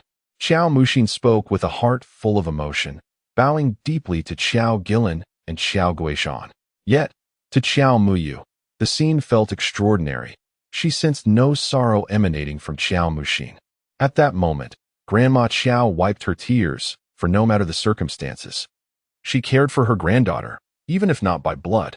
If it truly comes to that, I shall sleep at your home with your grandfather. You may remain in the old residence. Suddenly, Xiao Muxin, who was weeping uncontrollably, froze and exclaimed, "Those loan sharks are far too dangerous. Grandmother, you and grandfather are not in good health. What if something were to happen?" Madame Qiao contemplated the situation, recalling the fierce demeanor of the loan sharks as they wreaked havoc. She and her husband truly found it overwhelming. At that moment, Xiao Guishan sighed, disregarding Huang Lin's furtive glances. "Xinya, please rise. We, as your uncles, will certainly not turn a blind eye to your condition." With that, he stepped forward to assist Xiao Muxin, who felt sufficiently recovered and rose accordingly. Meanwhile, Huang Lin seethed with anger. She had previously instructed against any engagement, and now the tide had turned. Xiao Muxin, with her head bowed and still weeping softly, heard the words and allowed a faint smile of triumph to grace her lips. Though only Xiao Muyu, due to the angle, witnessed this expression. Xiao Muyu's expression hardened. It was evident that Xiao Muxin harbored ulterior motives, and the time had come for the truth to be revealed. Indeed, Xiao Muxin spoke up. "I would prefer to stay at Uncle San's home for the time being. Uncle Air's house is occupied by Yun Gu and Yu Air, and Aunt Air needs to care for grandfather and grandmother. If I were to move there, it would place an undue burden on them. As for Uncle San, both you and Aunt San are educators, busy with work and often late in preparing meals. My academic load is currently light, and I could assist by cooking for you and helping DeLong with his studies. Moreover, Aunt San is expecting and should not be overworked. My assistance would alleviate some of that strain." Xiao Muxin had meticulously crafted her reasoning, presenting herself as selfless and considerate, leaving no room for doubt. Xiao Guishan nodded, acknowledging that Xiao Muxin's words were entirely reasonable. His second brother and sister-in-law had to care for their parents in the village, especially since their father was still bedridden and required additional support from his sister-in-law. He and Huang Lin were unable to assist. Thus, they could not impose further burdens on them. Although Huang Lin's expression was not favorable, she could find no words of rejection, for it was indeed the truth, even though she did not require their care. Upon hearing this, Xiao Muyu began to discern Xiao Muxin's intentions. It was clear she had been waiting for this moment. From Xiao Muxin's previous scheming to cause the third aunt's miscarriage to her current desire to reside permanently at the third uncle's home. While others were oblivious to Xiao Muxin's ulterior motives, Xiao Muyu was fully aware of her plans. The original narrative merely hinted at the third aunt's melancholic demise, the eldest brother's departure abroad, the third uncle's tireless efforts to become the director of the Education Bureau, and how Xiao Muxin had gained numerous advantages with his assistance. Xiao Muxin's previous visit to the third aunt and her current intention to stay at the third uncle's house clearly indicated her premeditated strategy to integrate into their family, aspiring to be regarded as a cherished daughter by her uncle, thus ensuring she had a formidable ally when the time for revenge arrived. At that moment, Xiao Muyu suddenly contemplated the possibility that her uncle's debts might have been manipulated by Xiao Muxin. Otherwise, how could such coincidences arise? Realizing this, Xiao Muyu felt compelled to thwart her plans. Xiao Guishan spoke up, and Xiao Muxin's heart soared with joy, for she had finally succeeded, reborn. She was stepping onto her first stone of opportunity. Though Huang Lin felt dissatisfaction within, she had no alternative but to acquiesce, hoping to swiftly locate her elder brother and sister-in-law to resolve the matter. Wait a moment, a sudden voice interrupted the crowd, drawing their attention to Xiao Muyu. "What do you wish to say, Yuer?" inquired Xiao Guishan. Xiao Muyu smiled gently, feigning curiosity as she posed her question. However, her words immediately caused a ripple of confusion among the onlookers. They had not anticipated that the simplest solution would lead to the notion of moving. Xiao Muyu was acutely aware that this was merely a case of habitual thinking, likely instigated by Xiao Mu Xin, who had prompted this line of questioning. The assembly followed this train of thought, yet no one considered the root cause of the inquiry. Indeed, arguer speaks wisely, Wu Chuanqin chuckled. Then turned to Qiao Muxian. How much did your father borrow? Did he mention the exorbitant interest? Qiao Muxian gritted her teeth in frustration, realizing she was on the brink of success when Qiao Muyu intervened once more. I am not certain. It is precisely because of my uncertainty that repayment becomes problematic. What if the lender demands an outrageous sum? She retorted, skillfully sidestepping the issue. Since this is a loan, surely there exists a promissory note. Can one simply assert a sum without any proof? Qiao Muyu responded with a smile. If the lender cannot substantiate their claims and demands money recklessly, we are entirely within our rights to alert the authorities.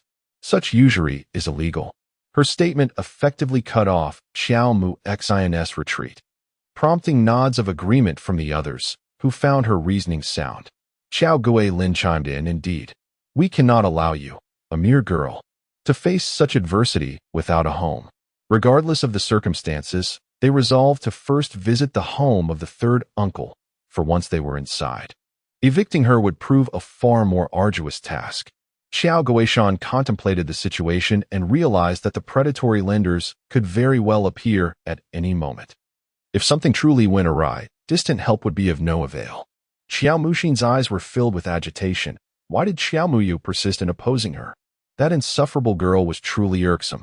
Meanwhile, Huang Lin and Wu Chuanqin observed the unfolding dynamics, clearly sensing that Qiao Muxin intended to visit their home. Suddenly, Wu Chuanqin recalled Huang Lin's words from their previous encounter at the emergency room. She too had detected something amiss with Qiao Muxin. Our Yuer is right. Let Xianer stay with us for now. She can share a room with Yuer, and the two sisters can attend school together. Wu Chuanqin remarked with a smile. She was rather petty, having harbored a grudge against Qiao Muxin for assisting her future mother-in-law in framing her. She was now keenly aware of Qiao Muxin's intentions and resolved to counter them. Qiao Muyao silently praised her mother for her astuteness, recognizing that with Qiao Muxin's support, she had no means of retreat. She stepped forward and took Qiao Muxin's hand. Perfect. Cousin can help me with my studies. Turning to old lady Qiao, she asked, Grandma, don't you think so? The bond between us sisters will only grow stronger. Old lady Qiao nodded with a smile. Indeed, that sounds wonderful. At this juncture, Qiao Muxin found herself at a loss. However, the prospect of staying at Qiao Muyao's home was entirely out of the question. Thank you, Yuer and second aunt. After some reflection, I believe you are right. I shall remain at home for now. When the lenders arrive, I will simply explain the situation to them. Surely, it will be fine. As she spoke, Qiao Muxin cast a resentful glance at Qiao Muyao. Cursing that wretched girl, she was truly exasperating. However, Qiao Muyu should not become overly complacent, believing she can truly resolve the matter of usury. She has long since prepared her contingency plan. Chapter 76, Seeking Tomb Raiders. Qiao Muyu shook her head. I do not know. She hesitated to reveal the truth to her mother, yet upon observing Qiao Muxian's expression, it was evident that she had further schemes in mind. There was likely something dubious about the usury, and she needed to swiftly locate her uncle and aunt. In the future, speak less with her. This girl is cunning and has skewed intentions, already thinking of the Sun family before even being married. Wu Chuanqin advised, clearly still harboring resentment over Qiao Muxian's role in framing Song Guiyun. Qiao Mu nodded, linking her arm with her mother's and resting her head on her shoulder. I understand. Seeing her affectionate and playful daughter, Wu Chuanqin smiled. You really never grow up. It's better not to grow up. I want to rely on you all my life. Qiao Muyu tightened her embrace around her mother. You, Wu Chuanqin chuckled, shaking her head. Suddenly, a series of mysterious words flashed through Qiao Muyu's mind, and she felt a wave of warmth envelop her body. Indeed, it was the power of blessings. From where did this power of blessings originate? Qiao Muyu wondered privately, as she had not performed any notable good deeds recently. Suddenly, inspiration struck, unless it was from Song by Wan and Wu Laosi. Calculating the time, it had been 4 or 5 days since then. The wrath of the 5 thunders would certainly dispel the stagnation. Now that the power of blessings had arrived, it must mean that the stagnation had been completely resolved. A timely opportunity had presented itself to seek assistance from Song Bai-wan, a real estate magnate who undoubtedly possessed some influence. Surely, he could assist in locating her uncle and aunt without issue. The following morning, as dawn broke, Xiao Gillen prepared to retrieve the elderly Xiao from the hospital, taking Xiao Muyu to school along the way. After escorting her to the school gates, he rode off to the hospital.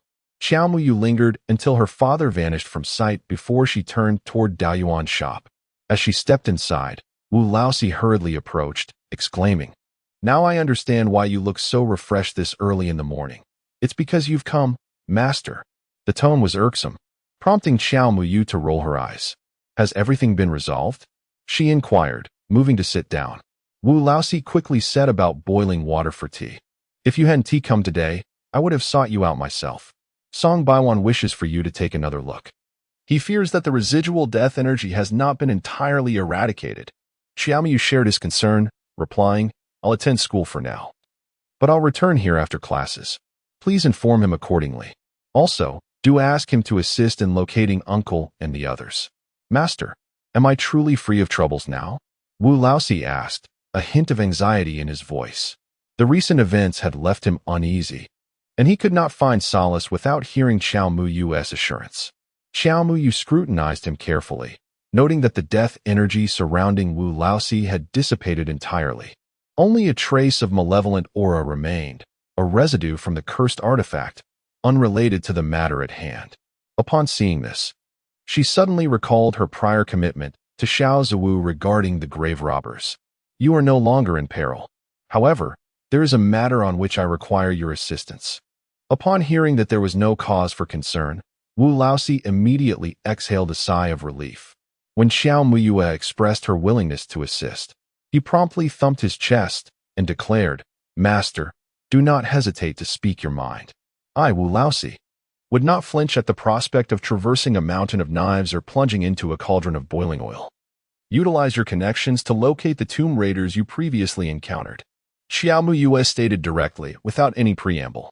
Wu Laosi was momentarily taken aback, and then a hint of consternation crossed his face. "Is it truly a troubling matter?" Xiao Muyue observed the unease etched upon Wu Laosi's features.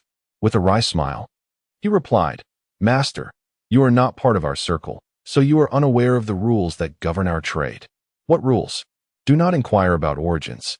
Do not question destinations, and complete transactions promptly. To violate these three tenets would result in ostracism from one's peers, and potentially even fatal repercussions." As he spoke, Wu Laosi adopted a woeful expression. "Being shunned by my colleagues would be bearable. I could simply abandon this profession. However, the prospect of losing my life is what truly terrifies me. I have responsibilities above and below." A cold glance from Xiao Muyue silenced the latter part of his sentence. Although she was not particularly fond of Wu Laosi's crafty demeanor, she recognized that every profession has its own set of rules, much like her own field of metaphysics, which also adheres to its own sacred principles. She understood the importance of maintaining these boundaries. Were she to breach such customs, she too might face dire consequences.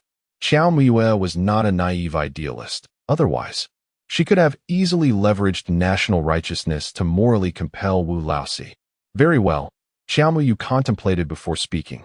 "I do not require you to divulge the names or appearances of these individuals, nor do I need to know their movements or intentions. All I ask is for you to procure a funerary item from them and deliver it to me." Upon hearing this, Wu Laosi felt reassured. "That is quite manageable. What type of funerary item do you require? Porcelain or jade? It matters not what it is, but it must be an object they have previously handled," she replied. "As long as it has been touched by them, we can employ the qi tracing technique. The tomb raider we apprehended has been taken to the police station. It would have been ideal to collect qi from him for tracking purposes, but now that he is in police custody, the qi has become muddled and difficult to trace." "Understood. That group is still in town. I hear they have their sights set on a certain tomb, hoping to make a substantial gain before departing." Wu Laosi chuckled momentarily, only to realize, "Could it be that they are targeting the tomb near your residence, master? I recall you mentioning that an ancient grave had been unearthed at your home. but I thought nothing of it at the time. Do not concern yourself with that. Focus on acquiring the item swiftly. Remember to wear gloves when handling it, and once secured, place it in a sealed box. No one must touch it. Xiao Muyu insisted. The qi tracing technique can only track the essence of the last individual who came into contact with the object, thus it must remain untouched by others. Absolutely. Wu Laozi affirmed eagerly. Notify me as soon as you obtain the item, preferably within 3 hours. The potency of the qi lingers only for a fleeting time. 3 hours is the limit. Beyond this period, the tracing technique will be rendered entirely ineffective. Upon observing the earnest demeanor of Xiao Muyu, Wu Laozi nodded vigorously to indicate his understanding. After imparting her advice to Wu Laozi, Xiao Muyu hurried off to school. Upon arriving in her classroom, Lu Shaoqin conspiratorially pulled Xiao Muyu aside and remarked, "Your cousin truly lacks shame, persistently clinging to Ouyang Shulo.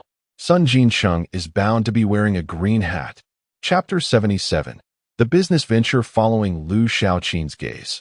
Xiao Muyu chanced upon Xiao Muexian, who was seated at Ouyang Shu Li's desk, conversing with him, her face flushed with shyness. In contrast, Ouyang Shu Lu wore an indifferent expression, seemingly disinterested in her company.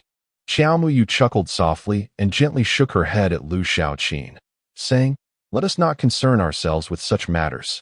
Whether Sun Jin Cheng dons a green hat has no bearing on us.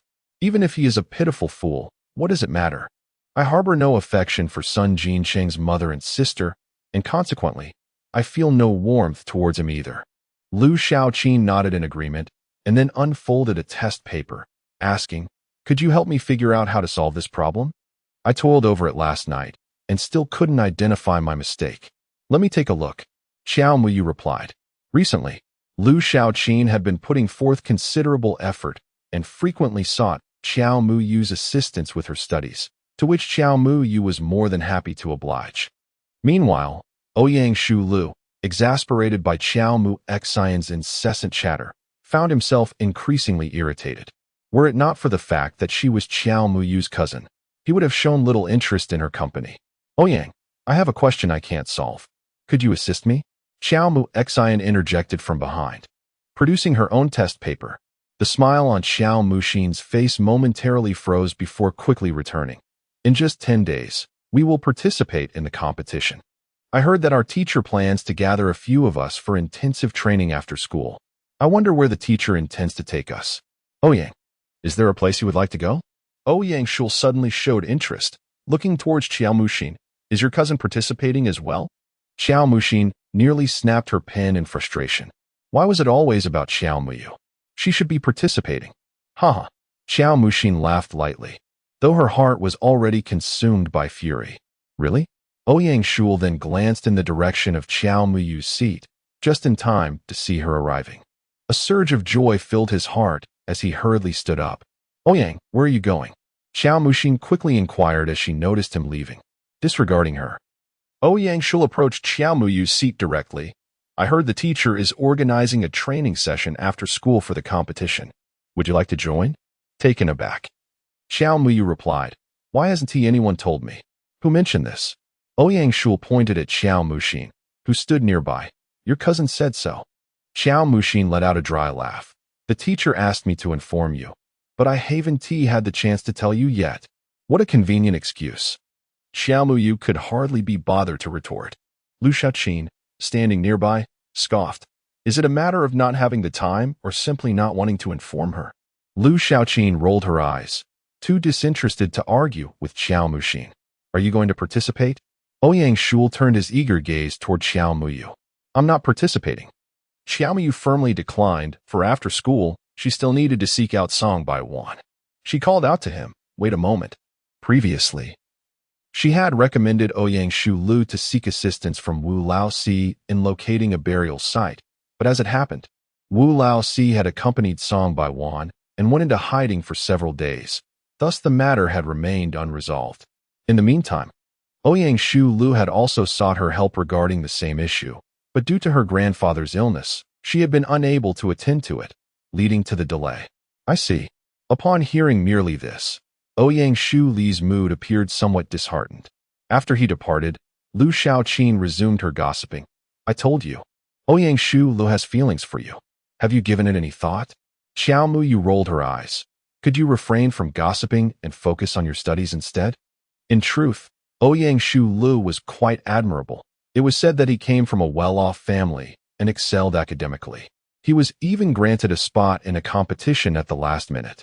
Not to mention his handsome looks. Rumor had it that even the senior girls in the second year had taken notice of him. Xiao Muyu shook her head. He is merely a child. I have no interest. Lu Shaoqin was speechless. You are the same age as him, you know? You are both 16. How can he be just a child?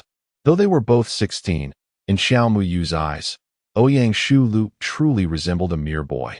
Even if she were to seek a partner, he would not fit her criteria. Someone akin to Xiao Ziwu would be more appropriate. After all, she had lived 2 lives. How could she be likened to an old cow grazing on tender grass? Enough. Let us not dwell on these trivial matters. Has your aunt's shop been taken care of? Xiao Muyu shifted the topic, mentioning that Lu Shaoqin's father had significantly improved after undergoing acupuncture twice. He had even confronted Lu Shaoqin's second uncle regarding the incident where she encountered a predator during a blind date, delivering quite a beating. Despite the second uncle's protests, he had sold the formal positions at the lumber factory and was now collaborating with his wife to establish a marinated delicacy shop. Lu Shaoqin's mother was quite skilled in preparing these dishes, and Lu Shaoqin had previously brought some for her to taste, which were indeed delectable. However, they had yet to find a suitable storefront. Lu Shaoqin sighed, lamenting that the rental costs in high foot traffic areas were exorbitant, while the more affordable locations attracted too few customers, leaving them still searching for the right place. Upon hearing this, Xiao Muyu fell into contemplation. She recalled overhearing her parents discussing their financial struggles during the night. Her grandfather's recent hospitalization had incurred considerable expenses, although her third uncle had covered a substantial portion. The remaining costs were beginning to strain the family's finances. Additionally, her father's temporary job was precarious, compounded by the demanding physical labor and agricultural responsibilities that were taking a toll on his health. Xiao Muyu contemplated the idea of her parents starting a small business. Thus, she had been keenly interested in Lu Shaoqin's family venture. Just yesterday, her parents had visited the newly constructed shopping center, discovering a bustling pedestrian street filled with numerous shops. The rental prices were barely within reach, yet no prime locations remained available. Lu Shaoqin expressed her disappointment. Is it the Shanghai shopping mall? Xiao Muyu inquired. Lu Shaoqin nodded in affirmation. Yes, I heard it was developed by a prominent figure in the city, with government support.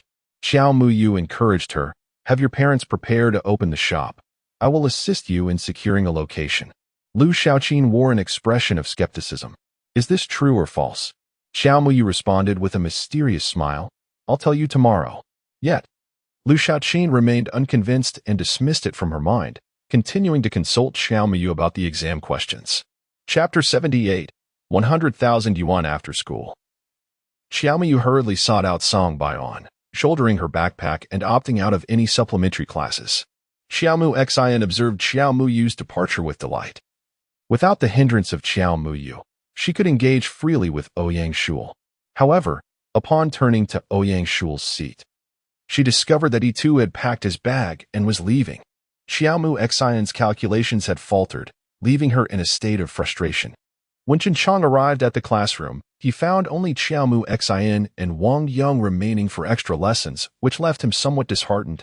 Nevertheless, recalling Ouyang Shu's previous excellent performance in competitions, coupled with Xiao Muyu's consistent top scores in every exam, he felt a sense of relief.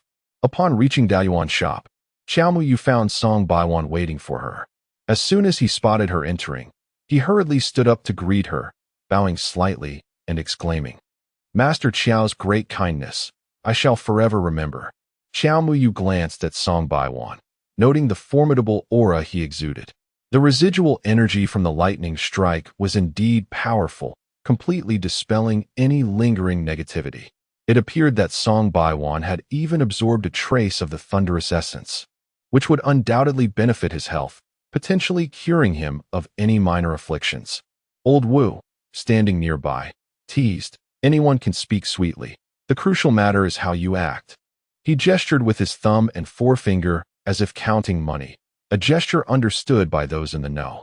Song Million hastily retrieved a check from his pocket, stating, "This is the fee from Master Chiao, a modest token from Song."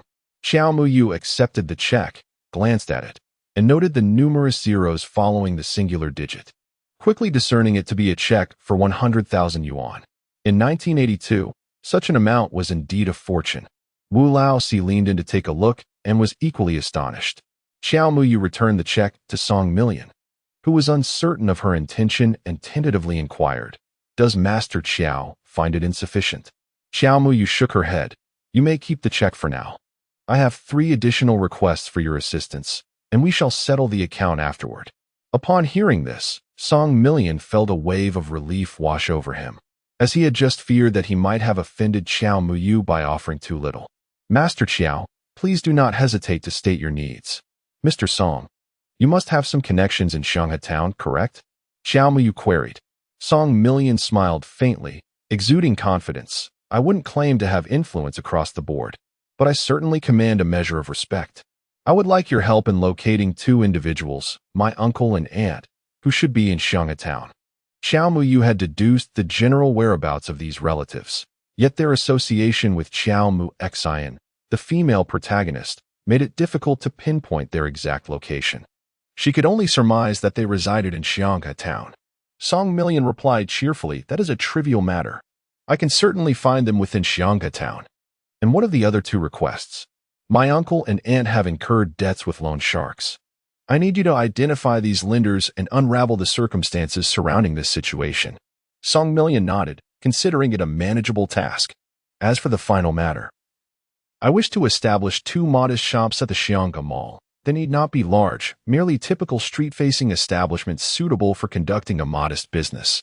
Song Baiwan nodded in agreement, stating, "The shops are certainly feasible, but it depends on the nature of the business for me to make the appropriate arrangements. One will serve marinated dishes, and the other, perhaps a steamed bun shop." Xiao Muyu contemplated, recalling her mother's exceptional skills in making buns, thus deciding to proceed with the latter. "Thank you, Mr. Song." Xiao Muyu expressed her gratitude.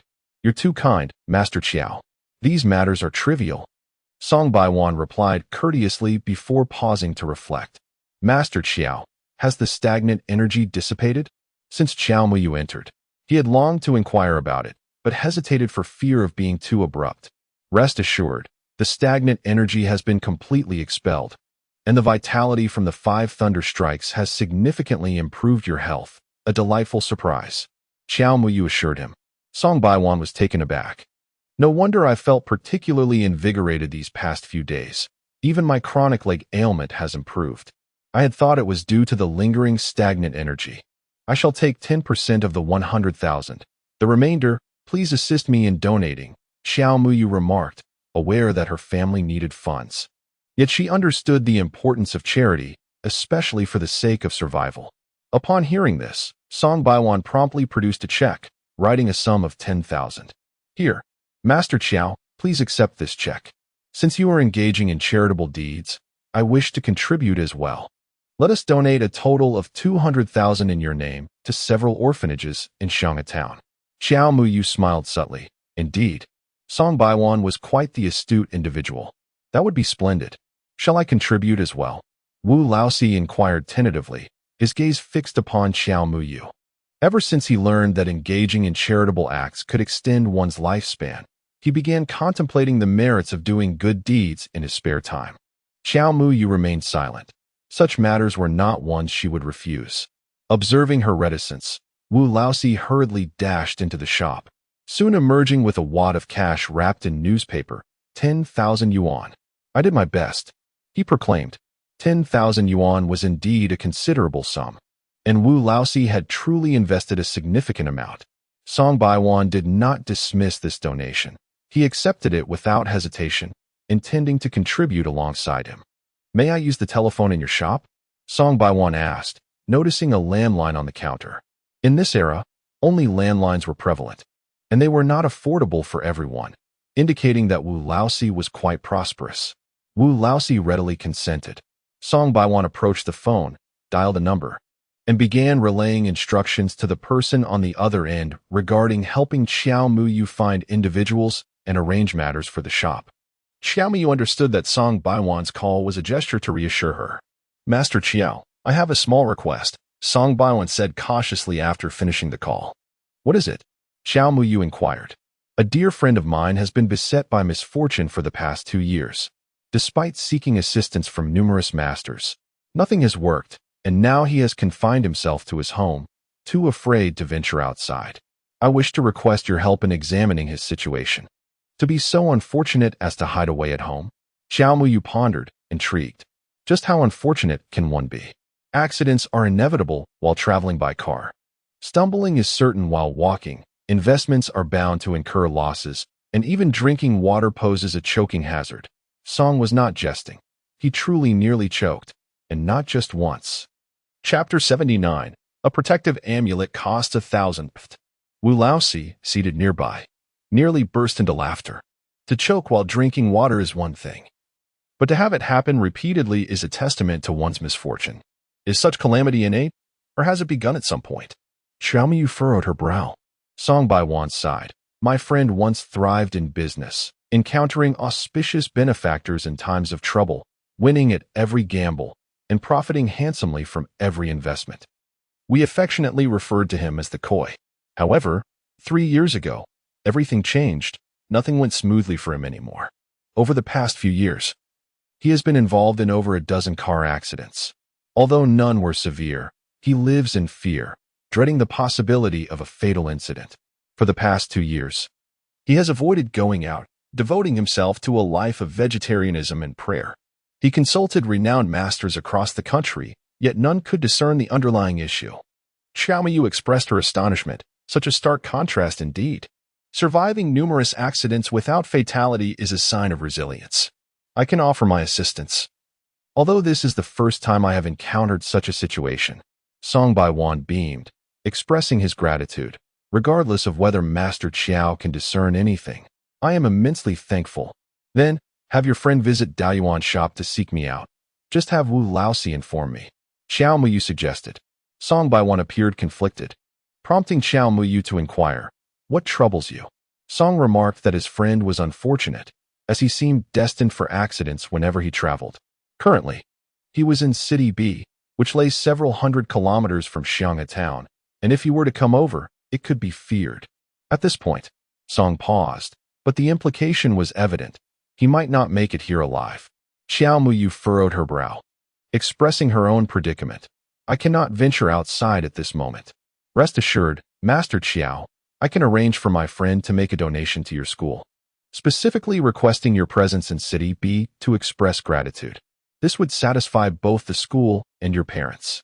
Song thought that Xiao Muyu's inability to leave was due to parental or school constraints, hence his suggestion. That won't do. I have a competition in 10 days, and I simply cannot step out now.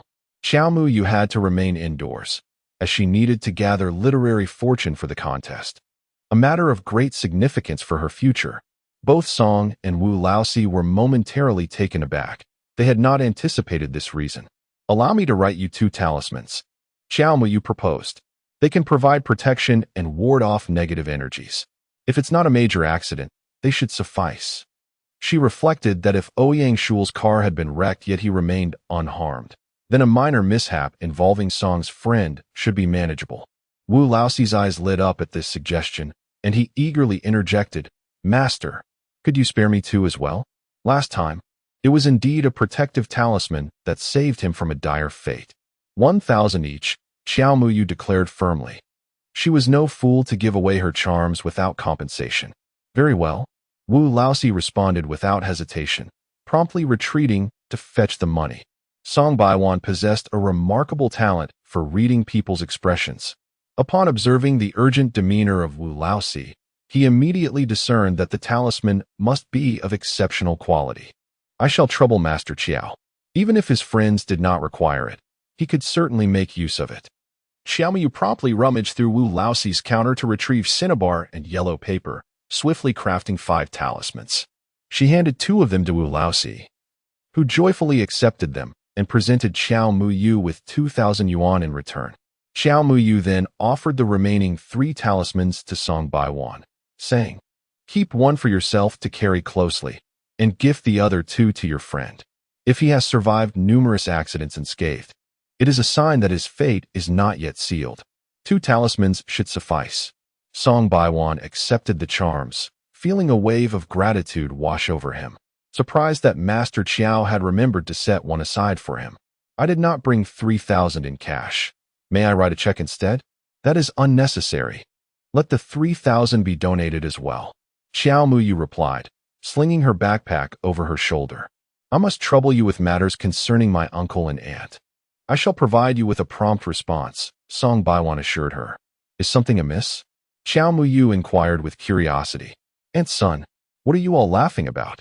she asked sweetly, addressing Aunt Sun, who resided in the house directly in front of hers and was well acquainted with the Qiao family. Upon hearing Xiao Muyu's question, Aunt Sun turned to look at the charming girl before her, growing increasingly fond of her. She could hardly fathom how Song Guiyun could pressure her son into a marriage withdrawal.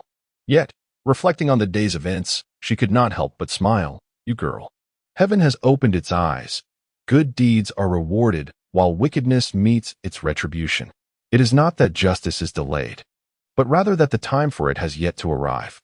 Even the heavens cannot bear witness to the grievances you and your family have endured, and now they have avenged you."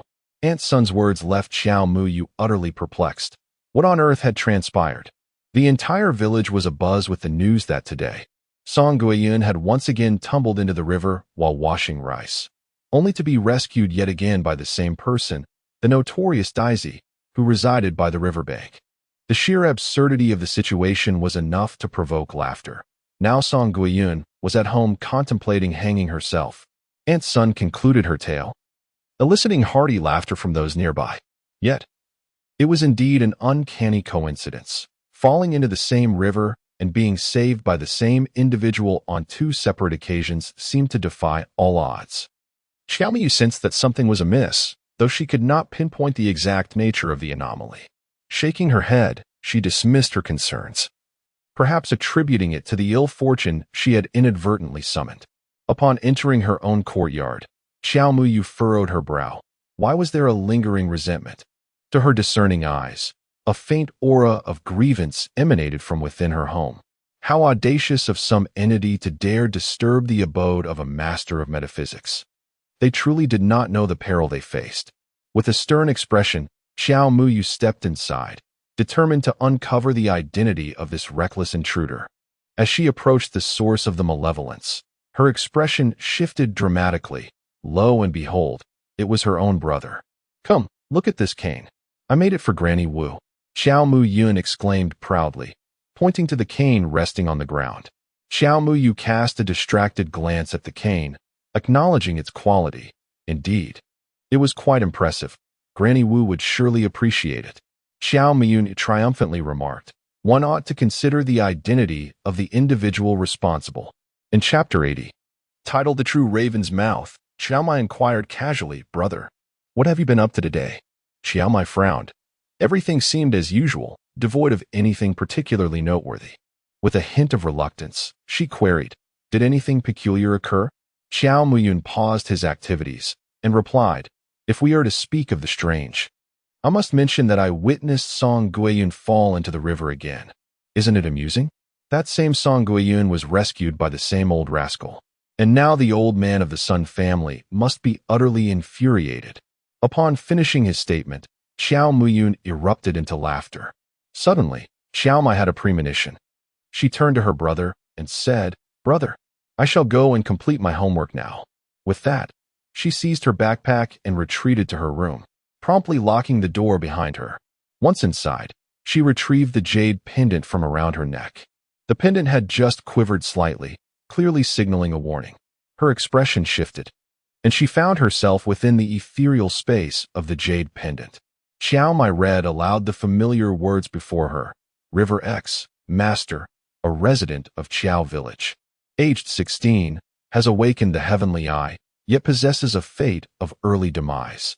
Lifespan, 58 days. Blessings of fortune, 150 points. Literary fortune, 53 points.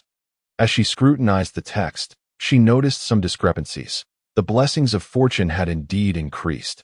She recalled that after gaining the blessings from Wu Laosi and Song Baiwan, she had only possessed 50 points. Now, it stood at 150 points. Could it be that Song Baiwan had made a donation in her name? However, she temporarily set aside these thoughts, for her brother's matters took precedence. Just moments ago, the sensations outside the jade pendant had been subtle, but now, as she entered the space, she finally discerned the source of the disturbance. It was indeed the mountain demon painting. At that moment, the painting quivered gently in midair, emanating a faint glow. As Xiao Muyu turned her gaze, the mountain demon painting gradually floated towards her, seemingly attempting to curry favor. She slowly extended her hand, and the painting emitted a joyous sound as it delicately settled into her palm. Instantly, a piece of information flashed through her mind. The mountain demon is a creature of the mountains, characterized by its imposing stature and immense strength.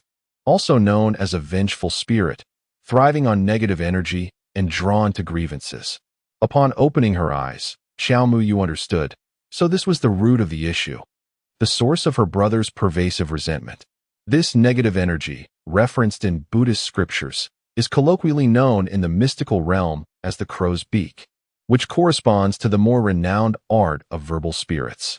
The latter is of a higher caliber, where words manifest as reality, akin to divine abilities, commanding winds and rains at will. Such formidable prowess was beyond Xiao Muyu's experience. Even if such powers did exist, they would likely be rejected by the heavens.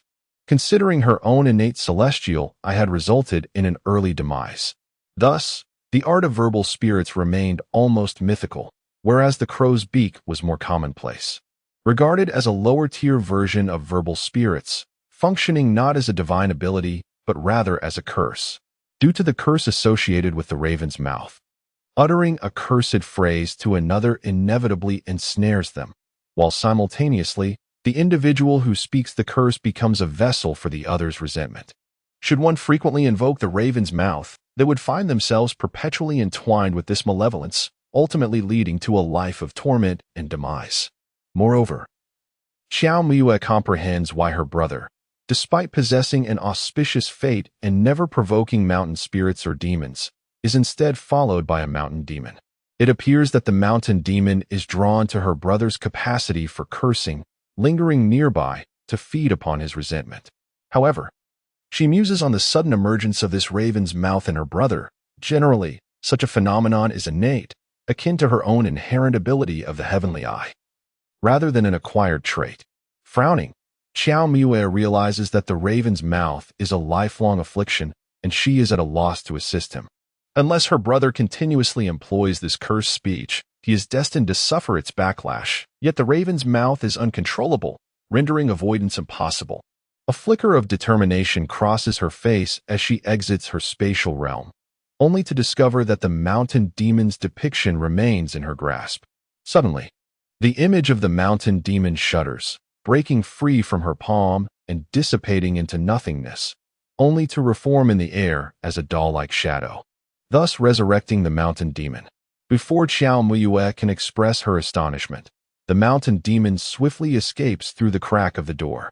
Fearing for her brother's safety in the main hall, she hastily opens the door, only to find the mountain demon hovering above Xiao Muyun. Whereupon it begins to consume the thick, lingering resentment that surrounds him, devouring it entirely within mere moments. As the last vestige of resentment was consumed by the mountain demon, it feigned a burp, then wobbled over to Xiao Muyu, before once again transforming into the form of the mountain demon, drifting into the jade pendant adorning her neck. Xiao Muyu touched the pendant, her heart stirred with astonishment. What could this extraordinary object be? Even in her previous life, where she had ascended to the ranks of the foremost masters of the mystical arts, she had never encountered anything so wondrous. Finished your homework so swiftly? Xiao Muyun inquired, noticing his younger sister lost in thought at the doorway. Taken aback, he turned away, avoiding her gaze. Xiao Muyu understood. Her brother was indeed aware. Brother, do you realize how perilous this is? She asked. Upon hearing her words, Xiao Muyun set down his cane. lowering his head as he spoke in a hushed tone. But this could allow you to exact revenge. The words were barely audible, yet they warmed her heart. I may not know when you came into possession of this, but it poses a grave danger. If something were to happen to you, it would deeply sadden both our parents and me. Xiao Muyun's body trembled slightly. Then he slowly raised his gaze to meet his sister's. He reached out to ruffle her hair, his eyes sincere and pure. I may lack strength, but I wish to protect you. But I hope you grow stronger to safeguard us, rather than sacrificing yourself for our protection. Xiao Muyu replied earnestly. Chapter 81. The Quest for the Spirit Thief. Xiao Muyun nodded. Sister, you are right. I shall refrain from using it in the future. Xiao Muyun speaks with ease, yet Xiao Muyu understands that the curse of the raven's tongue is beyond control. One must seek the root of the issue. Brother, when did you discover your ability to curse others? It was on the day you and mother were bullied by Song Guiyun. Xiao Muyun recalls vividly. That day, father went to the hospital to switch shifts with mother, and you had also gone out. I intended to cause a ruckus at the Sun family's, but no one was home. Just as I was leaving, I spotted Song Guiyun washing rice by the riverbank. I thought to avenge you, but there were too many people around, so I merely muttered a curse, wishing she would fall into the river, and then she tumbled right in. Xiaomu inquired, what about that scoundrel? Well, sister, you witnessed it. It appears I succeeded again. Xiaomu sighed, brother. This raven's tongue will deteriorate your health. No one with such a curse has lived past 40, and they all succumbed to grave illnesses. Xiaomu nodded. In truth, I have felt a connection. After cursing Song Guiyun today, I sensed a significant decline in my spirit and strength. I have a foreboding. But sister, how do you know all this? Xiao Muyu suddenly shifted the topic back, questioning her. Xiao Muyu anticipated that her brother would ask this. Yet she could not reveal the truth, so she replied, when I fell into the river, a plethora of medical and astrological knowledge suddenly flooded my mind. My ability to heal your friend Lu Shaoqin's father stemmed from those memories. Xiao Muyu did not doubt his sister's words, for these matters were beyond explanation. Much like the sudden appearance of a crow's mouth in his life. Perhaps it is a gift from the heavens. Upon hearing Xiao Mai's detailed explanation regarding the crow's mouth, even with a psychological preparation, Xiao Muyun was taken aback. How can I avoid using this crow's mouth? It is unavoidable, unless you refrain from expressing any negative thoughts. Once such thoughts arise, they may indeed activate the crow's mouth. Xiao Mai spoke solemnly, acknowledging the source of her frustration. Brother, do not be anxious. I will think of a solution. She reassured him. Xiao Muyu nodded, then broke into a smile. It's nothing. Did you not say those people rarely live past 40? I am merely 18. My life is still long. Observing her brother comforting himself in return, Xiao Mai could only smile wryly. As the night wore on, Xiao Mai did not close her eyes, and by dawn, she appeared with dark circles under her eyes, startling their parents. Xiao Muyu noticed his sister's fatigue, understanding that she must have been worried about him, thus spending the night awake. He hurried to console her with a few words. As usual, Xiao Muyu accompanied Xiao Mai to school, repeatedly assuring her of his longevity and urging her not to worry. Aware of her brother's concern, Xiao Mai smiled and reassured him that she was fine. After bidding farewell to her brother at the school gate, she recalled her agreement with Wu Laosi and made her way to Daoyuan's shop. Upon seeing Xiao Mai enter, Wu Laosi retrieved a box from behind the counter. Inside is a snuff bottle, a small item. I worried that the breathing technique your master mentioned might not be usable, so I specially sealed it in this rosewood box. As Wu Laosi lifted the lid of the wooden box, a narrow gap revealed its contents to Xiao Muyu. Inside lay a small, pale jade snuff bottle, adorned with carvings of peony patterns. Though not exquisite, it bore the marks of age, exuding a palpable aura of malice, indicative of its prolonged entombment. How much is this? Xiao Muyu inquired, pocketing the snuff bottle. Wu Laosi promptly chuckled. How could I possibly accept your money, master? It is hardly worth a few coins. Without indulging in further banter, Xiao Muyu extracted 1,000 yuan from the 2,000 she had given him for talismans the previous day and pressed it into Wu Laosi's hands. Keep the money. This trinket is worth at most a few hundred. Please find a skilled artisan to inlay a piece of jade into this hairpin for me." Upon finishing her request, she retrieved the hairpin from her bag. The fish motif had already fused with the one around her neck, necessitating a new jade inlay. Initially reluctant to accept payment, Wu Laosi, swayed by the resoluteness etched on Xiao Muyu's face, acquiesced and accepted both the money and the hairpin. A cursory glance revealed the hairpin to be rather ordinary, merely a silver piece, yet he dared not pry further. "Very well. I shall heed your words, master. I will have the hairpin sorted for you in the next couple of days." Only after settling the payment did Xiao Muyu unveil the snuff bottle from the wooden box and then extracted the talisman she had hastily sketched while drawing protective charms the day before. With a swift flick, she cast the talisman into the air, exclaiming, "Command." The yellow talisman floated gently. As a wisp of pale white vapor began to emerge from the snuff bottle, which was promptly absorbed by the talisman with a flicker. Upon witnessing this, Xiao Muyu nodded slightly, realizing the significance of the energies present. She dared not linger, fearing the dissipating aura, and promptly chanted the incantation for locating. Within 5 miles of Jia and Ji, in the realm of Yi and Geng, seek within 1,000 miles. In the domain of Bing and Xian, stretch 10 miles, and within 3 miles of Ding and Run, search. As the incantation concluded, a locating talisman gently descended into Xiao Muyu's palm, from which a wisp of white energy emerged and transformed into a delicate thread in midair. One end of the thread wrapped around her fingertip while the other extended away. Without pausing to greet Old Fourth Wu, Xiao Muyu hastily exited. Aware that the energy would soon disperse, she needed to act swiftly to follow the trail to those individuals. She followed the direction indicated by the white thread, stopping intermittently, until she reached the entrance of a guest house. Upon seeing the familiar sign, Xiao Muyu was momentarily taken aback. How had she ended up here? Chapter 82, Pregnant.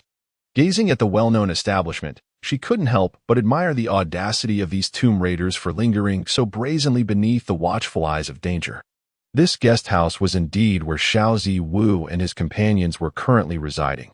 She had visited once before and remembered it vividly. Noticing that the white thread was gradually fading, indicating the energy was about to vanish, she dared not delay and stepped inside.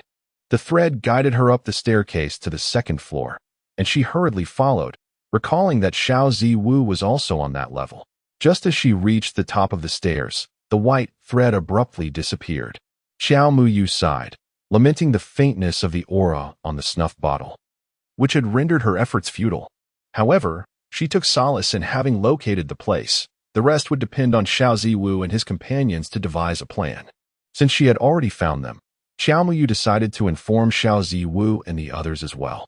With this thought in mind, she prepared to head towards Xiaozi Wu's room. It had been several days since they last met, and logically, the mark of fortune should have faded by now. Suddenly, a flash of insight struck Xiao Muyu, causing her to pause. Why were the tomb raiders residing here? They had been following Professor Wan and his group, so they must be aware of their presence in this location. If they were aware of Professor Wan's whereabouts, yet chose to stay, it could only mean one thing: they were eavesdropping on him. This meant she could not speak to them in the room. Better safe than sorry. If their adversaries were indeed listening in, it would be unwise to alert them. How could she notify them without raising suspicion? Xiao Muyu felt a headache coming on.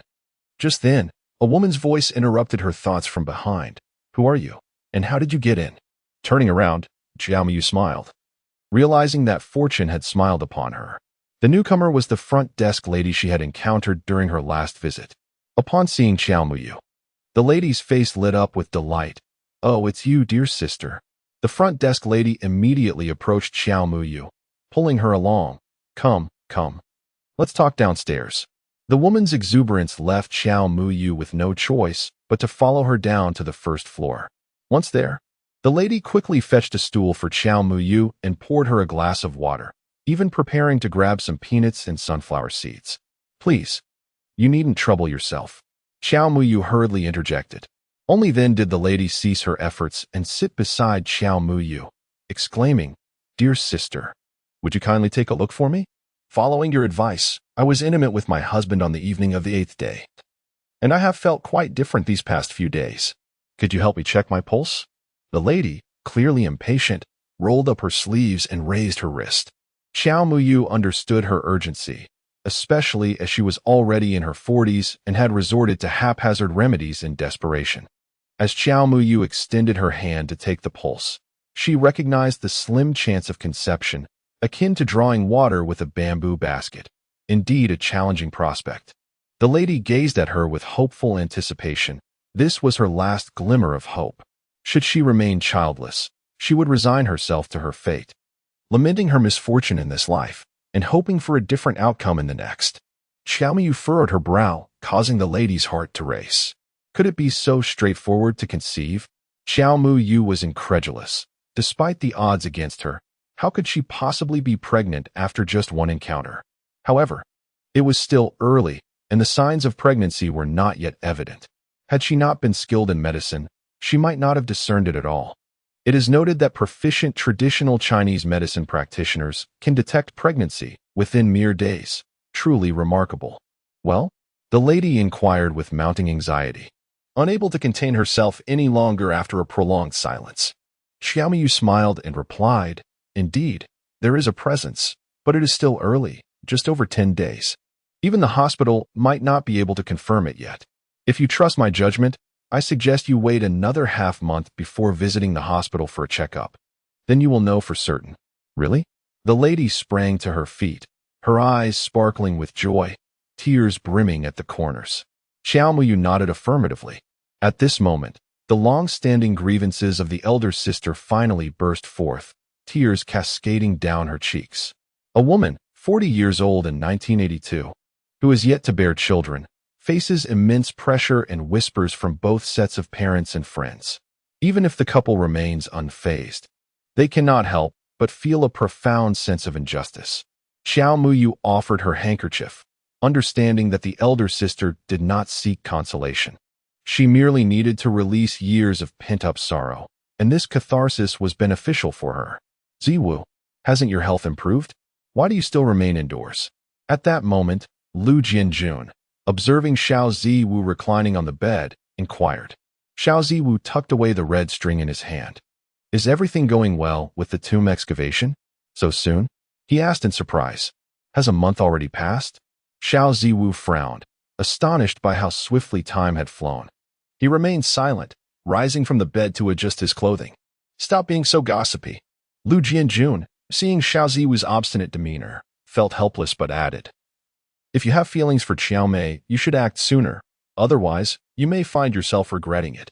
It's not easy for an iron tree to blossom." Xiao Ziwu remained silent, tightening the red string around his wrist. "You are aware of the complexities within my family.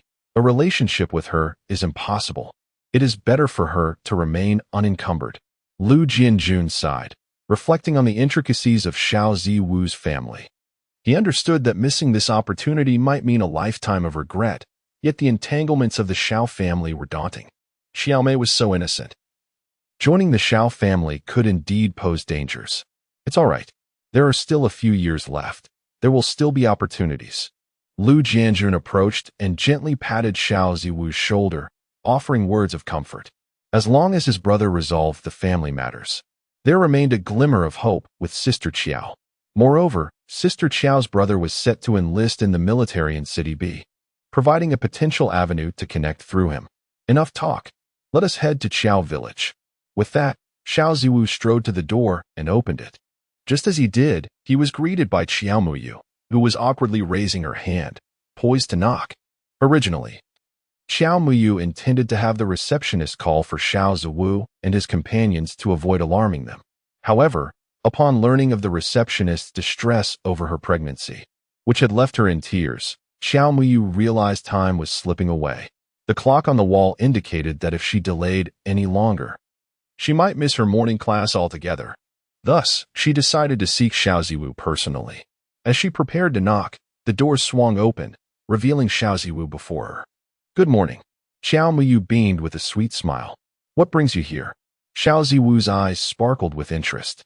Behind him, Lu Jianjun wished he could pry open his brother's mind, questioning why, despite perfect scores in both theory and practice, He was so obtuse when it came to matters of the heart. Sister Qiao, come in quickly. Are you here to see Ziwu? Lu Jianjun urged. Only then did Xiao Ziwu comprehend, stepping aside. Please, come in. Xiao Muyu raised her face to look at Xiao Ziwu, subtly winking. Then forming the words with her lips, there's a listener. Xiao Ziwu's expression stiffened slightly as he nodded in understanding, while Lu Jianjun, too, caught on and suppressed his smile. I have something to discuss. Let us step outside, he suggested. Xiao Muyu deliberately spoke up. Xiao Ziwu nodded in agreement, exclaiming, All right. The trio descended the stairs, and Xiao Muyu took a moment to ensure no one was following them before feeling reassured. They ventured into a narrow alleyway, eventually halting in front of a grocery store bustling with activity, where eavesdropping would prove challenging. What transpired? Xiao Ziwu inquired earnestly, while Lu Jianjun glanced at Xiao Muyu with curiosity. In a hushed tone, Xiao Muyu responded, Did I not promise to assist you in locating the tomb raiders? I enlisted someone to procure a funerary object from them yesterday and discreetly followed their trail, only to discover that they are residing in your guest house. However, I am uncertain of the specific room.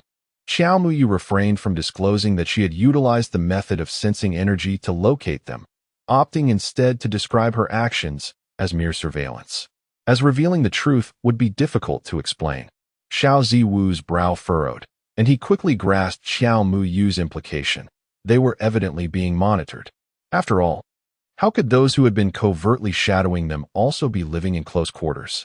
Nodding in agreement, Xiao Ziwu realized this was the only plausible explanation. No wonder their adversaries had yet to make a move. They were biding their time, waiting for the opportune moment. Xiao Muyu also discerned the audacity of these tomb raiders, yet she was perplexed. When had they become so brazen? Shouldn't they be more discreet?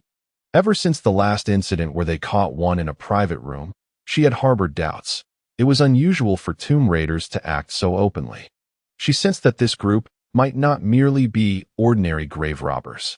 I must inform Professor One. Lu Jianjun exclaimed urgently. You go ahead.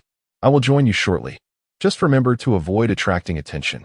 Xiao Ziwu offered a few words of caution, expressing concern that the tomb raiders might have set up surveillance on them, and there might be others providing assistance, thus urging them to exercise utmost caution. Lu Jianjun nodded in acknowledgement and exchanged a brief farewell with Xiao Muyu, refraining from any light-hearted banter, which underscored the gravity of the situation. Thank you, Lu Jianjun said as he took his leave. Xiao Ziwu then turned to Xiao Muyu, remarking on the seriousness of the matter, grateful for her timely warning. Xiao Muyu shook her head, replying, I should be thanking you. She had been worried about his health, having seen him unwell for several days.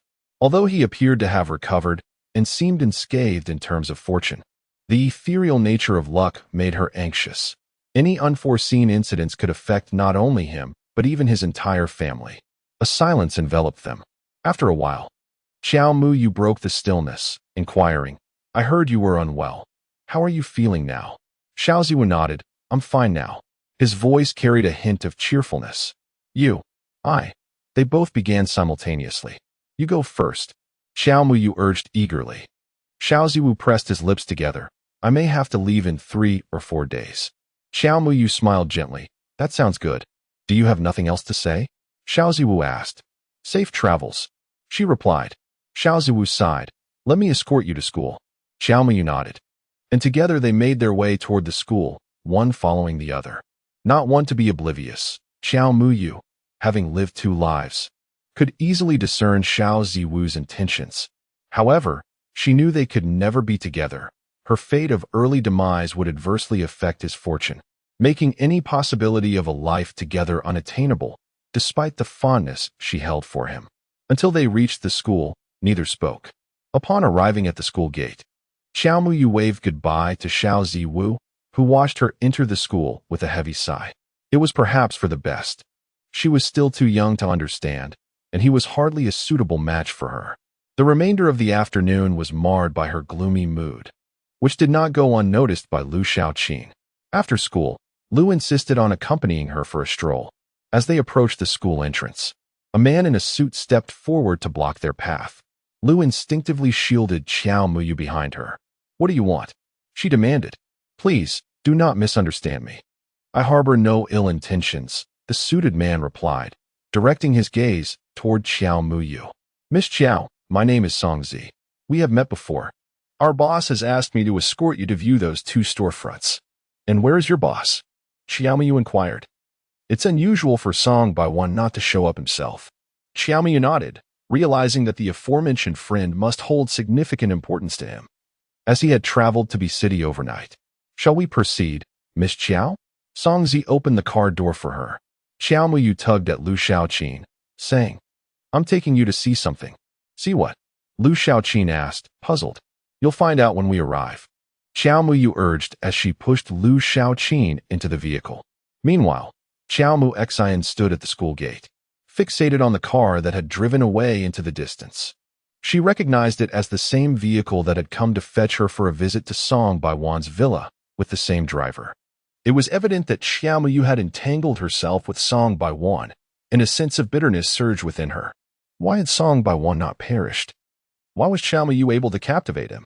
It was time to spur Qin Jianguo into action. Chapter 84. The curse has truly been lifted in the illustrious Tiantong Yuan of City B, the most upscale residential community in the metropolis. One encounters an array of exquisite standalone villas. The environment is picturesque, and all amenities are impeccably provided.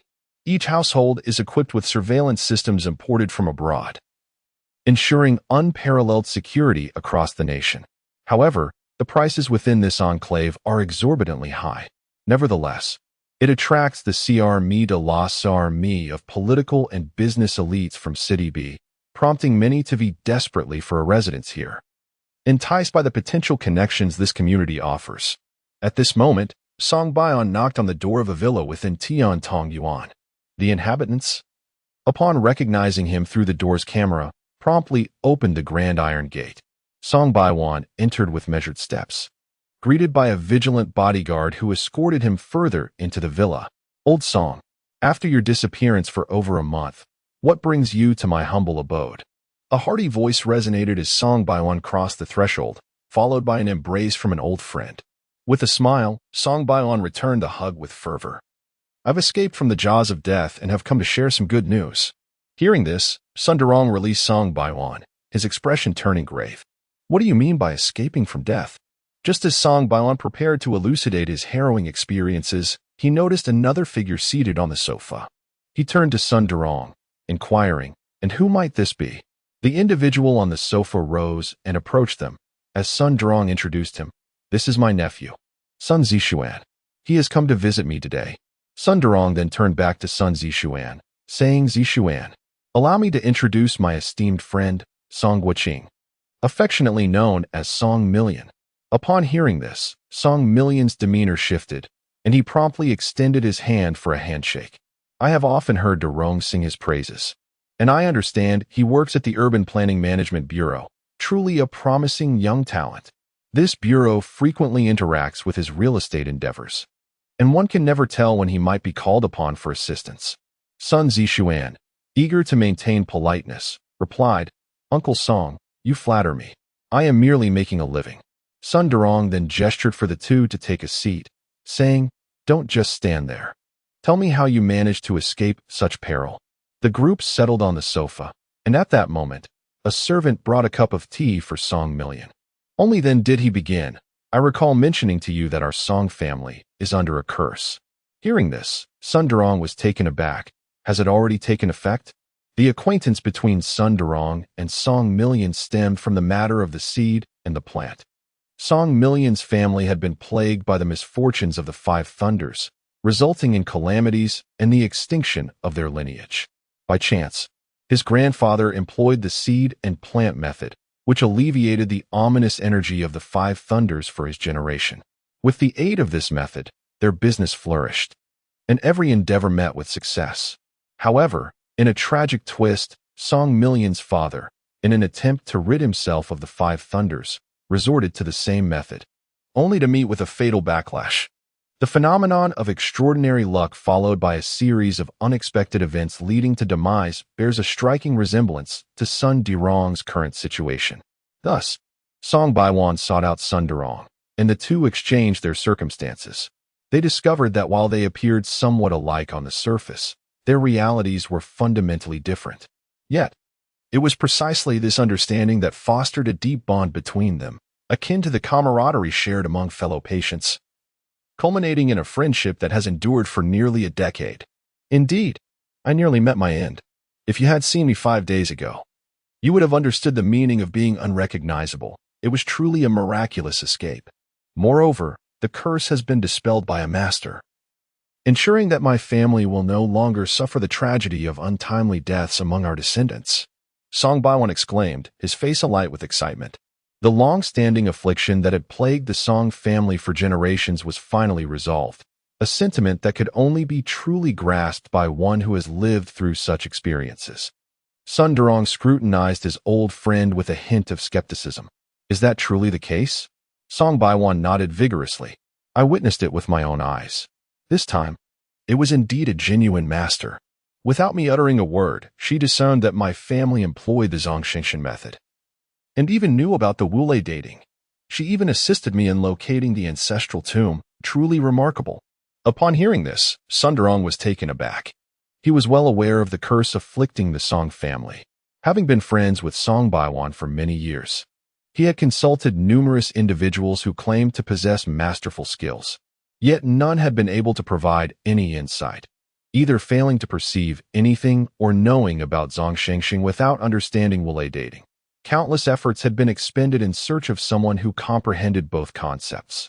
Yet even they had been powerless, for the solution lay within his ancestral tomb. My old friend had nearly resigned himself to the inevitability of death, yet unexpectedly, Fortune smiled upon him as he encountered a remarkable sage capable of locating the ancestral tomb. Why not assist me in inviting this master to examine my circumstances? At this moment, Sun Durong recalled his own troubles and spoke hastily, having been confined to his home for over a decade. He yearned to experience the freedom of a normal life. Alas, upon hearing this, Song Baiwan sighed deeply. Sun Durong's expression shifted. Could there be unforeseen complications? This master is unable to venture out. She hopes you can visit her. Song Baiwan, without reservation, divulged the issue at hand. Sun Zishuan listened intently from the side. Had it been a month prior, he would have dismissed any discussions of curses, feng shui, or ancestral tombs as mere folly. Previously, when his uncle claimed to be cursed, he had scoffed, believing his uncle to be paranoid, attributing the accidents to coincidence or ill-willed individuals. However, after his experiences in Yunwu City and witnessing the occurrences related to his wife's family, he had come to accept the existence of such phenomena. Now, hearing Song Baiwan's words, Sun Zishuan immediately inquired, "Does this master harbor any hidden matters? If there are difficulties, we can devise solutions. My uncle's situation renders long journeys impossible." Sun Durong nodded vigorously in agreement.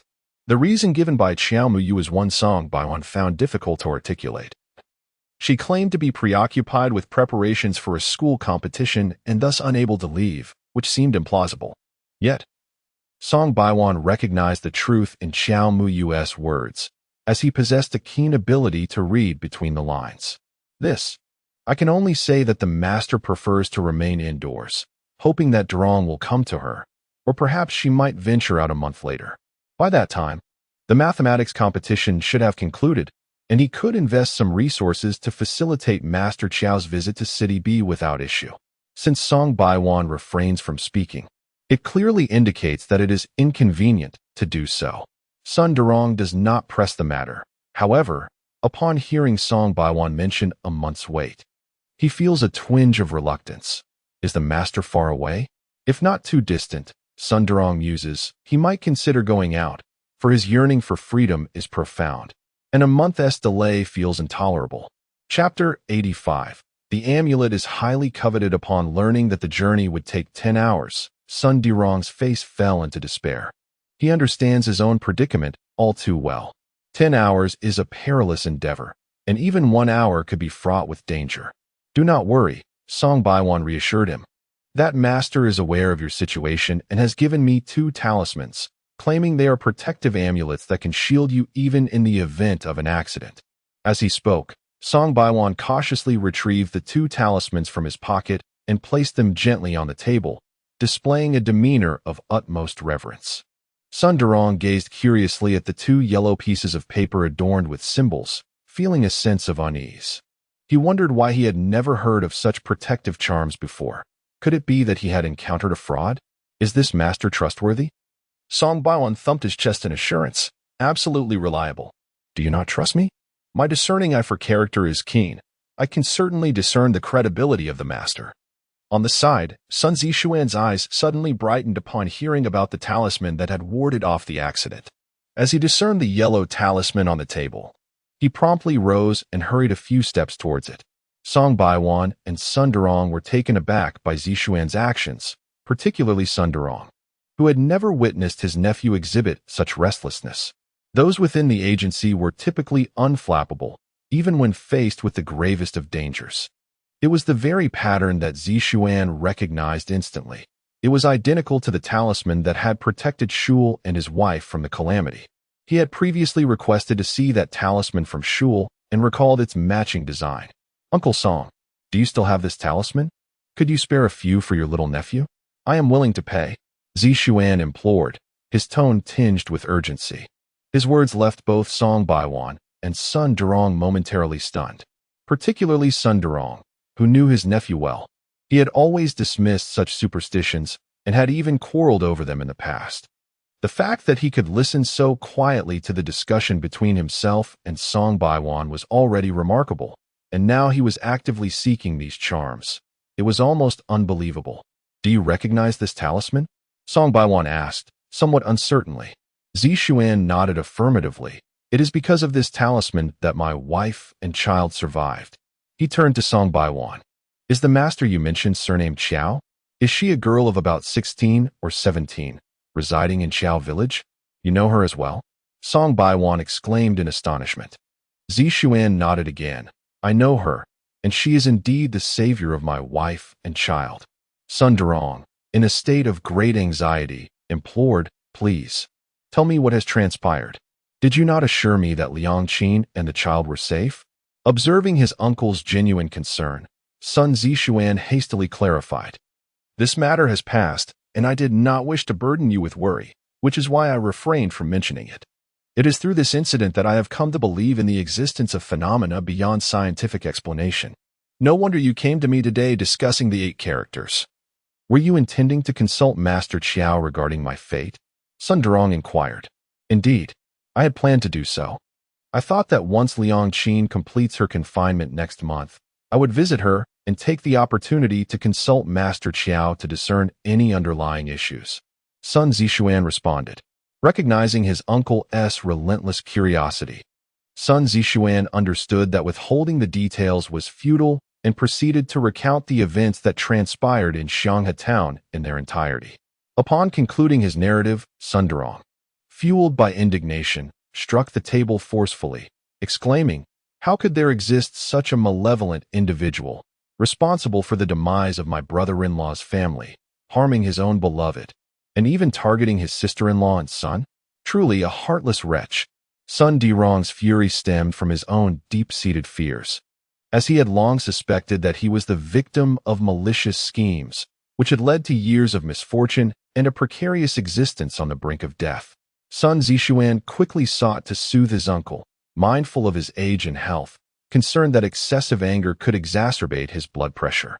Uncle, do not be distressed. Both Shul and Liang Qin are safe, and Master Qiao assured me that there is no imminent danger. Later, when I go to pick up Liang Qin and her child, please ask Master Qiao to rearrange the feng shui as a precaution. After listening, Song Baiwan fell into a silence, reflecting on the grim fate of his old friend. He sighed. Indeed, feng shui can be a lethal force that is nearly impossible to guard against. Sun Zishuan concurred. It is true. We possess no evidence to confront each other. Even if Shul knows his father is behind these deeds, he is powerless without proof. Sun Durong, equally frustrated, slammed the table, sharing the same predicament. Even with the knowledge that someone is plotting against him, he feels utterly helpless. Thus, is it that my dear nephew seeks this talisman out of concern for the safety of his wife and child? At this moment, Song Baiwan began to comprehend Sun Zishuan's apprehensions. Sun Zishuan nodded. Although Master Chow assured me that my wife and child are safe for the short term, I remained anxious. I lost my composure earlier upon seeing the talisman. I should have sought it from Master Chow myself, but circumstances forced me to leave hastily. Leaving no time to do so, Song Baiwan then retrieved the soul talisman he possessed from beneath his suit jacket. This is the last one. Please take it to your wife. Sun Durong quickly interjected. How can that be? If there is only one, you must keep it for yourself. You have already given away two. How can you part with yours? As he spoke, he pressed the two talismans on the table into Sun Zishuan's hands. Take these two and ensure they reach Lianqin. I shall remain at home this month and will invite Master Chow to consult with me next month. Sun Zishuan hesitated, refraining from accepting the talismans. Upon uttering these words, Sun Durong erupted into laughter, exclaiming, Indeed, what are we hesitating for? I have yet to see my newborn grandnephew. This is the perfect opportunity. Sun Durong nodded in agreement, acknowledging that such an arrangement was ideal. With the matter resolved, Song Baiwan, smiling, remarked to Sun Durong, You have sung praises of your nephew to the heavens. Seeing him today, he is truly remarkable. Not just anyone can withstand the weight of power. Your nephew's wife has certainly made a wise choice. Sun Durong beamed with pride, replying, Of course. Sun Zishuan asserted confidently, A man should rely on his own efforts to succeed, rather than barter the lives of his wife and children for gain. What distinguishes him from a beast? Chapter 86. A devious plot. Matsu drove for a while until they reached the Xianga shopping mall. Upon disembarking, Lu Xiaoqin surveyed the scene before her. Sensing something amiss as she turned to Qiao Muyu, You where? Surely, you haven't found a shop, have you? What do you think? Qiao Muyu responded with a smile, turning the question back on her. At that moment, Matsu stepped out of the car. Miss Qiao, the shop is over here. She then led the way. Lu Xiaoqin, upon hearing this, was instantly taken aback, grasping Qiao Muyu's hand in disbelief. You truly secured the shop? Qiao Muyu replied with a smile. Let us go. We should take a look. Yes. Lu Xiaoqin nodded enthusiastically. The two quickly followed behind Matsu, who guided them around the plaza, arriving at the pedestrian street, where she halted beside two shops that stood in the center. These are the shops Mr. Song found for you, Miss Qiao. Qiao Muyu gazed at the two storefronts before her, both impeccably decorated. One was relatively small, featuring a glass display window that was perfectly suited for selling marinated delicacies, while the other was larger, already equipped with kitchenware and a steamer for buns, as well as several small tables ideal for accommodating diners. It was now around 4 or 5 in the afternoon, a time when foot traffic was typically sparse. Yet a steady stream of patrons continued to flow in front of both shops. She had just noticed that the neighboring stores sold shoes, clothing, fruits, candies, and pastries, indicating a lack of direct competition. Although she understood that establishments within the Xianghe shopping mall underwent basic renovations, it was surprising to find them furnished with kitchen equipment and dining furniture, especially in such prime locations. Both shops aligned perfectly with Miss Zhao's requirements, and Mr. Song had arranged for a rapid yet effective renovation, equipping the spaces with the necessary kitchen tools, all in hopes of pleasing Qiao Muyu. At that moment, Songzi's words dispelled Qiao Muyu's doubts. She nodded, acknowledging Mr. Song's adeptness in handling the situation. Turning to Lu Xiaoqin, she inquired, What do you think? Lu Xiaoqin surveyed the tidy and well-organized storefronts, along with the arranged display windows, momentarily taken aback. The rent for these shops must be exorbitant, right? Beside her, Songzi quickly interjected, The rent for both is merely 100 yuan a month, 100 yuan per month. In an era when the average salary was only 50 to 60 yuan, was not insignificant. However, in a bustling locale like Xianghe Shopping Mall, it seemed almost like a remarkable bargain. The price astounded both individuals, particularly Lu Xiaoqin. Previously, she had conducted an investigation, and it was evident that even a modest alley demanded a monthly rent of 4,000 to 5,000. In the Xianghe Shopping Mall, other storefronts commanded at least 200 to 300 a month. Could this be true? Lu Xiaoqin remained skeptical. Songzi promptly clarified, Miss Qiao has rendered assistance to our boss. Hence this is the lowest price. Naturally, We kindly ask that you do not divulge this to anyone else, for it would jeopardize our boss's business." Upon finishing her explanation, Songzi laughed, and the atmosphere became harmonious, with Qiao Muyu joining in the laughter. After listening, Lu Shaoqin turned to Qiao Muyu and said, "Where? I shall remember this kindness. I am exceedingly satisfied with this shop. I have so much gratitude that I will repay you well in the future." Qiao Muyu chuckled. "It's nothing. If it comes to it, you might as well repay me with your heart." Lu Shaoqin shot her a flirtatious glance. That could indeed be an option. Suddenly, she froze, recalling Qiao Muyu. Her face flushed with embarrassment, and she shyly nudged Qiao Muyu.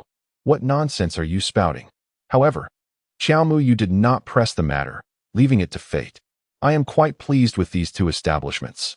Let us proceed to sign the contracts," she stated to Songzi. Songzi retrieved 2 contracts from her bag.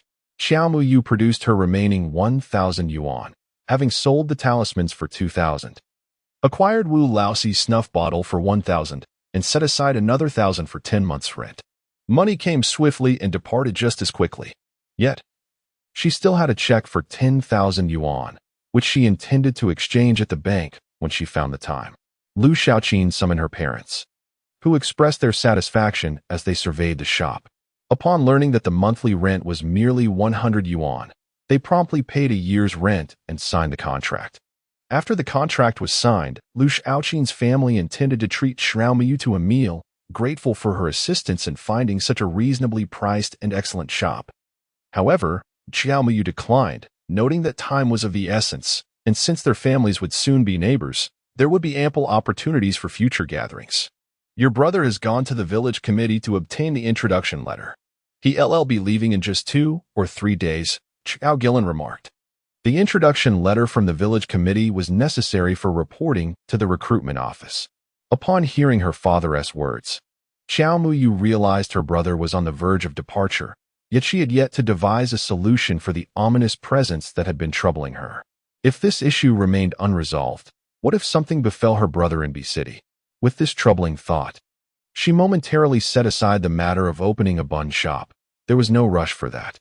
She needed to ascertain whether her brother had been ensnared by malevolent forces, especially since dusk was approaching, and she genuinely feared for his well-being. "Never mind. I shall go check on him." Qiao Gillen, uneasy about his daughter venturing out alone, attempted to snatch the flashlight from Qiao Muyu's grasp.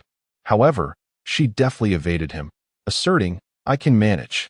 You've worked hard all day. You deserve to rest." Without waiting for her father's response, she bolted out the door. As she stepped into the encroaching darkness, the rural night was devoid of illumination. Not long after she left her home, she sensed an unsettling presence, distinctly hearing the faint sound of footsteps behind her. Although the other party had softened their movements, Qiao Muyu still sensed it keenly.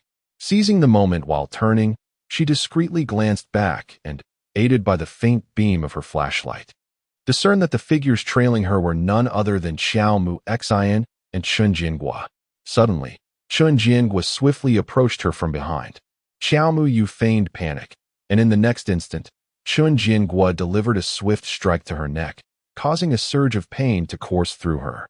She pretended to lose consciousness, eager to observe the intentions of these two individuals. Chapter 87.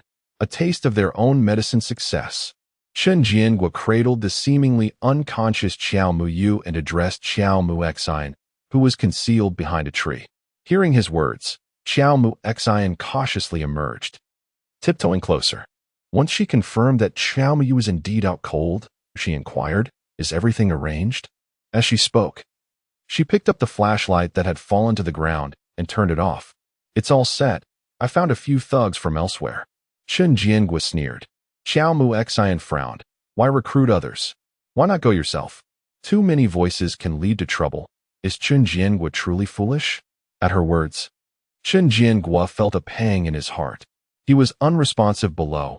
Otherwise, he would have taken matters into his own hands.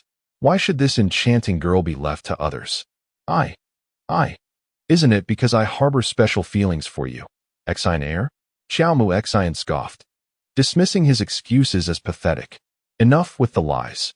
Even son Qian isn't spared from your deceit. Spare me your affections. Let us move quickly before she wakes up. Chun Jianguo hastily lifted Qiao Muyu. I'll lead the way. As Chun Jianguo carried Qiao Muyu forward, Qiao Mu Xian trailed behind, glancing around for any onlookers. The jostling on Chun Jianguo's shoulder left Qiao Muyu feeling as though her very insides were dislocated, and soon enough, Chun Jianguo was panting heavily. In a fit of frustration, Qiao Mu Xian kicked Chun Jianguo, urging him to hasten, lest her uncle arrive soon. With no other choice, Chun Jianguo gritted his teeth and pressed on until they reached an abandoned, thatched cottage on the eastern edge of the village, where he finally set Qiao Muyu down at the entrance and collapsed onto the ground in exhaustion. Where is everyone? Qiao Mu Xian demanded, surveying the empty surroundings with indignation.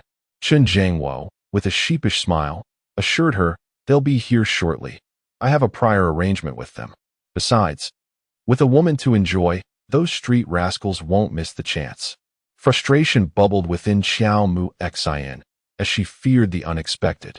Having seized this rare opportunity, it was imperative that Qiao Muyu emerged victorious, thereby extinguishing Sun Jincheng's hopes entirely. Hurry and administer the medicine. What if she wakes up? Qiao Mu Xian urged. Chun Jianguo nodded and produced a white paper package from his pocket. Is this effective? Qiao Mu Xian questioned, eyeing the shabby wrapping with skepticism. Chun Jianguo quickly reassured her. This is quite potent. Do not be deceived by its humble appearance. I acquired this through connections and have treasured it for quite some time. With this, even the purest maiden will dutifully serve a man. Qiao Mu Xian regarded Chun Jianguo's lecherous grin with disdain. Sensing her judgment, Chun Jianguo hastily clarified. I have never used it. It was all from my classmates. Qiao Muxin is certainly not a child of 3. How could she possibly believe such a clumsy deception? However, since she still requires Chun Jianguo's assistance, she can only nod and say, I trust Comrade Jianguo. Upon hearing Qiao Muxin's faith in him, Chun Jianguo let out a sigh of relief. Hurry. Those ruffians seem to be approaching. Qiao Muxin noticed several flashlights advancing toward them, and she could faintly hear the crude banter of those individuals. She could not afford to be seen by them. If anything were to go awry, it would spell disaster. Chun Jianguo nodded and crouched beside Qiao Muyu, preparing to administer the drug from the paper package. The feigning unconscious Qiao Muyu, overhearing their conversation, had fully grasped their intentions. She could hardly believe that Qiao Muxin had descended into such madness, even after enduring torment in her past life. What did it have to do with her? Qiao Muyu? Presently, Qiao Muyu felt no sympathy for the former Qiao Muxin. Since she lacked compassion, she should not expect loyalty in return. In the darkness, as Chun Jianguo opened the drug package and was about to proceed, he suddenly found himself enveloped in an eerie silence. Unable to see, hear, or even feel, his body had gone rigid. Qiao Muxin observed the flashlights drawing nearer, aware that the ruffians were closing in. However, Chun Jianguo had inexplicably frozen. Hurry, they're coming, she urged. After speaking, she realized Chun Jianguo remained unresponsive, completely still. It was then that Qiao Muxin sensed something was amiss. She stepped closer to him and gently tapped his shoulder. Suddenly, Qiao Muxin felt herself frozen, her body rigid, completely unable to hear or perceive anything. At that moment, Qiao Mai opened her eyes, her dark gaze fixed intently on the two individuals. The surrounding malevolence was sparse. The dark energy she could temporarily summon would only restrain their senses for about 10 minutes, allowing her to swiftly deal with them. She seized the infamous potion from Chun Jianguo, a concoction said to instill fear even in the most virtuous of maidens, and divided it into 2 portions to administer to the pair. With a cold smirk directed at Chun Jianguo, she declared, I had intended for you to be deprived of your manhood for an entire month, but today I shall perform a benevolent act, allowing you to experience manhood once more tonight.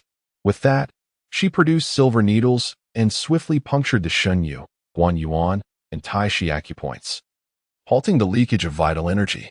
At this juncture, she noted the rapid breaths of the 2 individuals and could not help but marvel at the efficacy of the potions. Indeed, it was rather impressive. So, she thought, enjoy it thoroughly. As the beams of flashlights drew nearer, Xiao Mai tore the clothing from both individuals, bringing them into a close embrace. She then retreated to a distance, forming hand seals as the dark energy began to dissipate. In the obscurity, the two embraced and began to respond. The flashlight bearers soon approached, witnessing the entangled forms, and erupted into laughter, joining the fray. With a cold chuckle, Xiao Mai prepared to depart. Just as she was about to retreat, a thought struck her. Wasn't Xiao Muxin's entire scheme aimed at destroying herself and her own reputation? If tonight she were to be ensnared by these ruffians, what course of action should she take next? As anticipated, she ought to summon help. Once the entire village discovers her engaged in a brawl with a group of ruffians, it could irrevocably tarnish her reputation. Given this predicament, should she indeed take such action? Xiao Muyu promptly called out, "I am here." Upon hearing their daughter's voice, Xiao Guilin and Wu Chuanqin rushed over, with Xiao Muyun trailing behind. Upon seeing their daughter safe and sound, they breathed a sigh of relief. "You frightened us terribly. Where have you been?" Xiao Muyu felt a twinge of embarrassment. "I fell and broke my flashlight. I couldn't find it no matter how hard I looked." While walking, she scolded Xiao Muyun, blaming him for leading her out on such a perilous night. Xiao Muyun responded with confusion. In a different scene, various bruises marred her arms and thighs. And beside her lay Chen Jiangua. "Ah!" Xiao Muxian gasped. Awakened by her exclamation, Chen Jiangua, still dazed, met Xiao Muxian's gaze filled with resentment. Observing their disheveled appearances and the injuries adorning them, he quickly grasped the situation. "I will take responsibility. Xian heir, you can rest assured, I shall definitely take responsibility." Tears streamed down her cheeks. Why had it come to this? She was meant to be the favored daughter of heaven, reborn into this life. Why was everything now in disarray, and how had she been sullied by Chen Jiangua and those ruffians? How could she ever marry Sun Jincheng? How could she seek revenge on that scoundrel? Disgusted by herself, she thought, how dare he? Enraged, Xiao Muxian slapped him, exclaiming, "Who would want to marry you, you beast?" Chen Jiangua, disregarding his pain, hastily assured her, "Xian heir, I am a beast, I was wrong, and I shall make amends." Xiao Muxin glared at him fiercely and coldly declared, "You must not speak of this to a third party. Let us pretend it never happened. If you dare to utter a word, jeopardizing my engagement with Sun Jincheng, I will not spare you." "You." Chen Jiangwo was entirely unprepared for Xiao Muxin's reaction. Tentatively, he inquired, "Are you still planning to marry Sun Jincheng? Am I to marry you, a worthless fool?" Xiao Muxin retorted. Disgust surged within her as she regarded Chen Jiangwo's pathetic demeanor. The thought that she had been forced by such a person was a humiliation, surpassing even the betrayal by a scoundrel. This was precisely why Xiao Muxin sought every possible means to wed Sun Jincheng. In her previous life, his ascent had been remarkably swift. Chen Jiangwo found himself at a loss for words, utterly baffled by why Xiner harbored such confidence in that soldier. "I warn you, ensure that you handle Sun Qian properly, allowing me to marry into the Sun family at the earliest opportunity.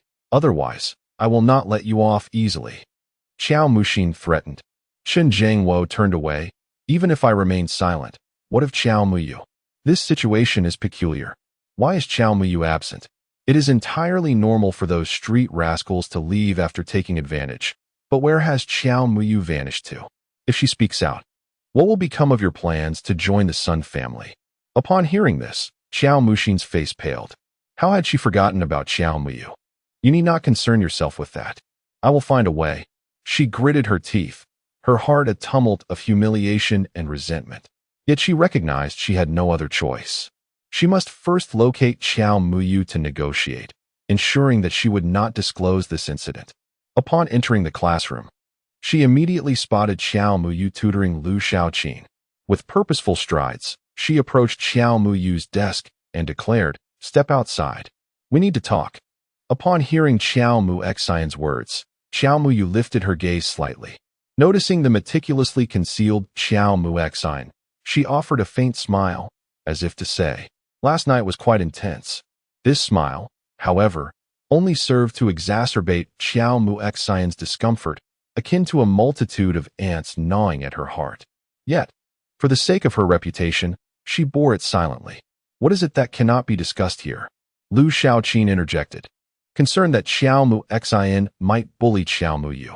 Xiao Mu Yu smiled gently and rose, stating, "Let us go," just as Lu Xiaoqin prepared to follow. Xiao Mu Yu shook her head to signal her to stay put. With a sigh, Lu Xiaoqin thought of her tender-hearted friend and worried she might be victimized. She resolved to wait by the door, ready to intervene should Xiao Mu Xin dare to mistreat Xiao Mu Yu.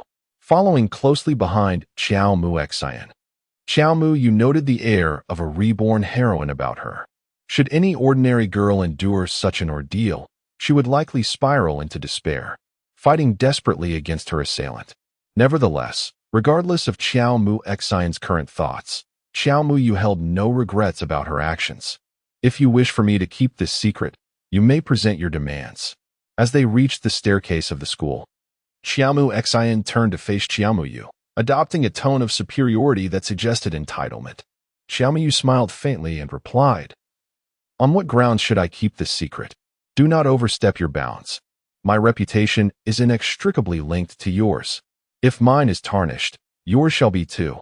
With a face full of anger, Xiao Muxin was perplexed. Although she was unaware of how Xiao Muyue managed to extricate herself, she firmly believed that the incident with Chun Zhangwo was undoubtedly orchestrated by Xiao Muyue.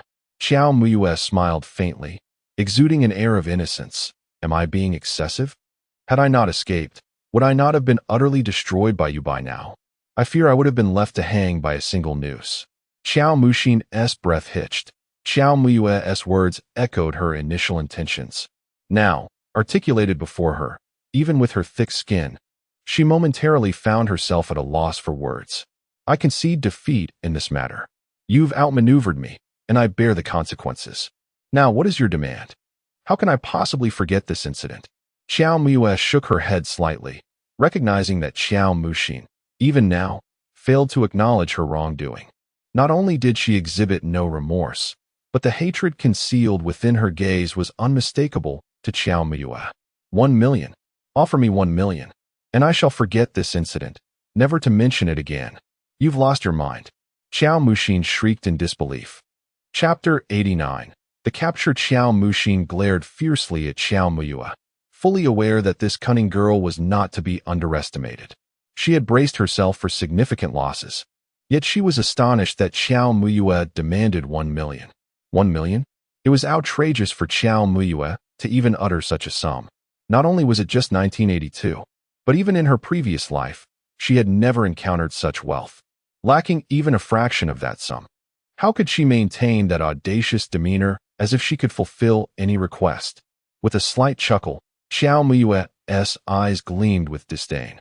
Xiao Muxin clenched her fists, her nails digging into her palms. At that moment, she longed to tear the girl's face apart, yet she knew she must endure. "I can reveal to you the examination questions for next year's college entrance examination, ensuring your admission to a prestigious university." Xiao Muxin inhaled deeply, suppressing the tumultuous wrath within her as she presented this proposition. Xiao Muyue was momentarily taken aback. This was the leverage Xiao Muxin was relying upon. No wonder she neglected her studies daily, engrossed instead in scheming. It dawned on her that in the original narrative, Xiao Muxin had achieved exceptional scores in the examination. And even after her rebirth, she had not devoted herself to her studies, but rather astounded everyone in the examination hall, having memorized the questions beforehand. Noticing Xiao Muyue's silence, Xiao Muxin assumed she was met with disbelief. She retorted coldly, "I can assure you that these are indeed the examination questions. Securing a spot in a good university will alter the course of your life. I will not trouble you further, and all debts between us shall be settled, provided you keep this secret." Xiao Muxin felt she had extended a considerable offer, and if Xiao Muyue still declined, it would be quite an affront. Xiao Muyue, however, had grown weary of engaging with Xiao Muxin. Her refusal shattered the facade Xiao Muxin had so carefully constructed.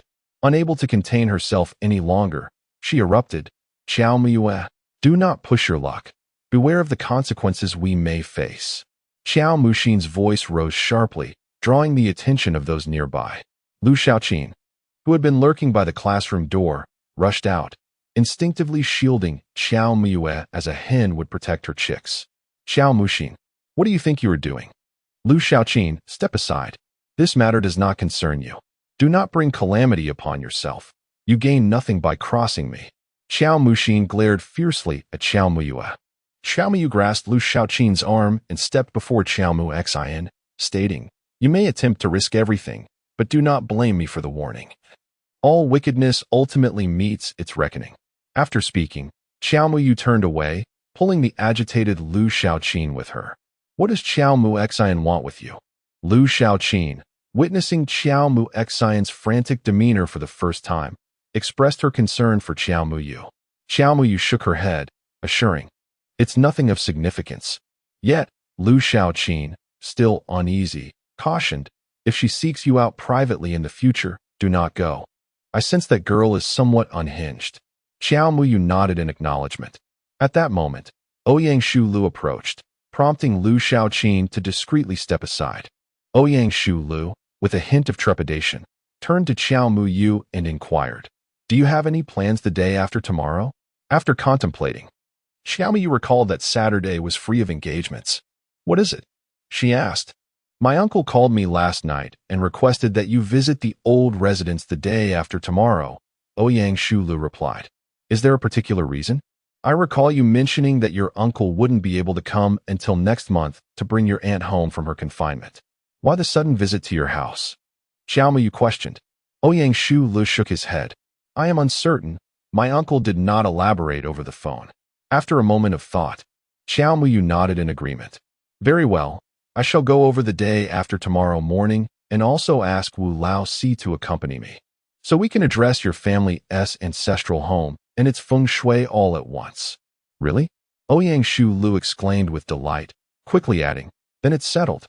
With that, he departed hastily, as if fearing that Xiao Muyu might reconsider. As Lu Xiaoqin watched Ouyang Shu leave with a smile, she immediately turned to Xiao Muyu with a curious expression. I seem to have heard that there is something happening on Saturday. Is there a date? Xiao Muyu replied, exasperated. This is a serious matter. A date can be a serious matter too. I heard there is a new film at the cinema in town, and the tickets are quite pricey, around $2 or $3. Ouyang Shu dresses quite affluent. Perhaps you could go watch the movie together, Lu Xiaoqin suggested, her skepticism evident. Xiao Muyu sighed. Could you refrain from being so nosy? If you genuinely want to see a movie, let my brother take you. He is going to the military next week. Really? So soon? Lu Xiaoqin gasped, her face paling slightly. Xiao Muyu had previously mentioned Xiao Muyun's enlistment, but she hadn't anticipated it would come so quickly. Xiao Muyu chuckled, sensing an opportunity. So, shall we watch the movie? My brother should be free on Saturday. I ought to treat him to a meal. He helped me get rid of that matchmaking rogue last time, and I haven't properly thanked him yet. Lu Xiaoqin pondered for a moment before responding. That sounds good. On Saturday, I'll be at Ouyang Shu's house. I'll ask my brother to drop me off in town, and we can meet by the shop. Xiao Muyu eagerly agreed on behalf of Xiao Muyun, thinking that such a wonderful girl would be a regretful loss for him if he let her slip away. Perfect. Lu Xiaoqin nodded. With their plans set, they settled down to attend class. However, after school, Xiao Muyu noticed that Xiao Muxian had not come, evidently having taken a leave. As she stepped out of the school gates, she spotted Song Baiwan's driver, Songzi, waiting at the entrance. Miss Qiao, the few loan sharks you were looking for have been located. Matsuko noticed Xiao Muyue and immediately approached her. Upon hearing this, Xiao Muyue's eyes brightened. Where is it? Let us get in the car. I'll take you there. Once Xiao Muyue entered the vehicle, Matsuko skillfully navigated through the winding roads, ultimately arriving at the most secluded area of the old town. She halted before a dilapidated factory. After alighting from the car, Matsuko jogged to the back seat and opened the door, exclaiming, Miss Qiao, we have arrived. Indeed.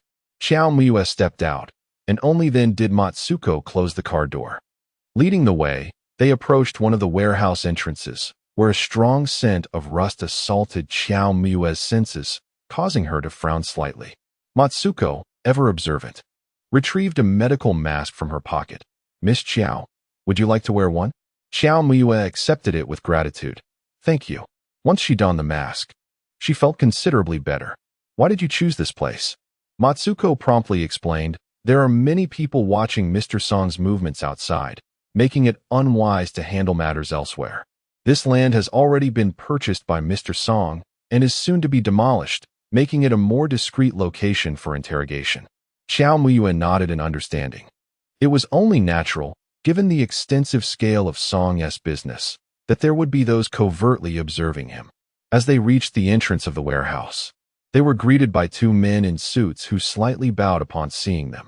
Matsuko stepped forward and pushed open the heavy iron door, which creaked ominously. Clearly unused for quite some time. Miss Xiao, please enter. Xiao Muyue nodded and entered the warehouse.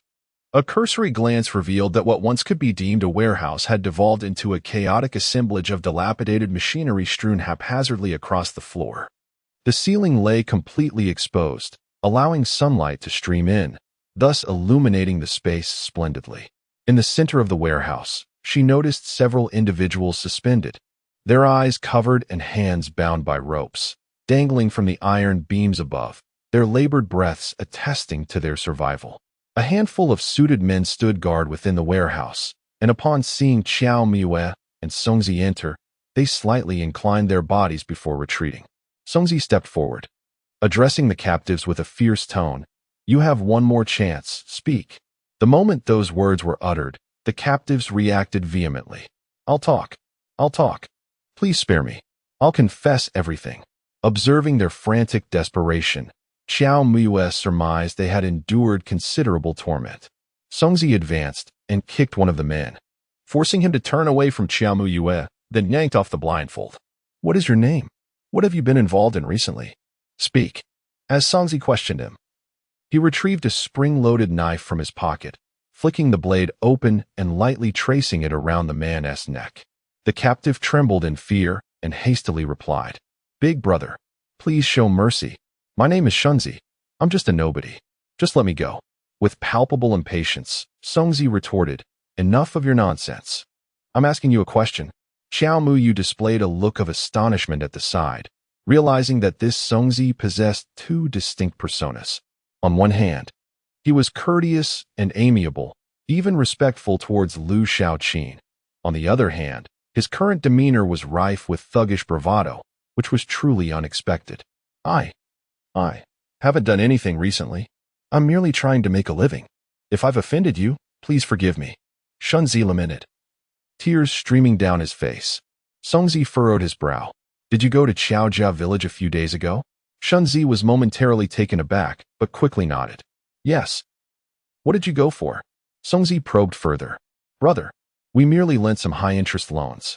Xiao Gui-song from Chaojia village borrowed some money from us, and I went to collect the debt. Shunzi hastily added, If you know that person, then let it go. Consider it a tribute from me to you. Songzi swiftly delivered a slap, causing Shunzi's eyes to sparkle with stars as he obediently nodded. Don't think for a moment that I am unaware. You all previously lent to people in the town, individuals you were familiar with, to facilitate debt collection and avoid it becoming a debt account. Xiao Gui-song is merely a farmer, destitute, and from Chaojia village.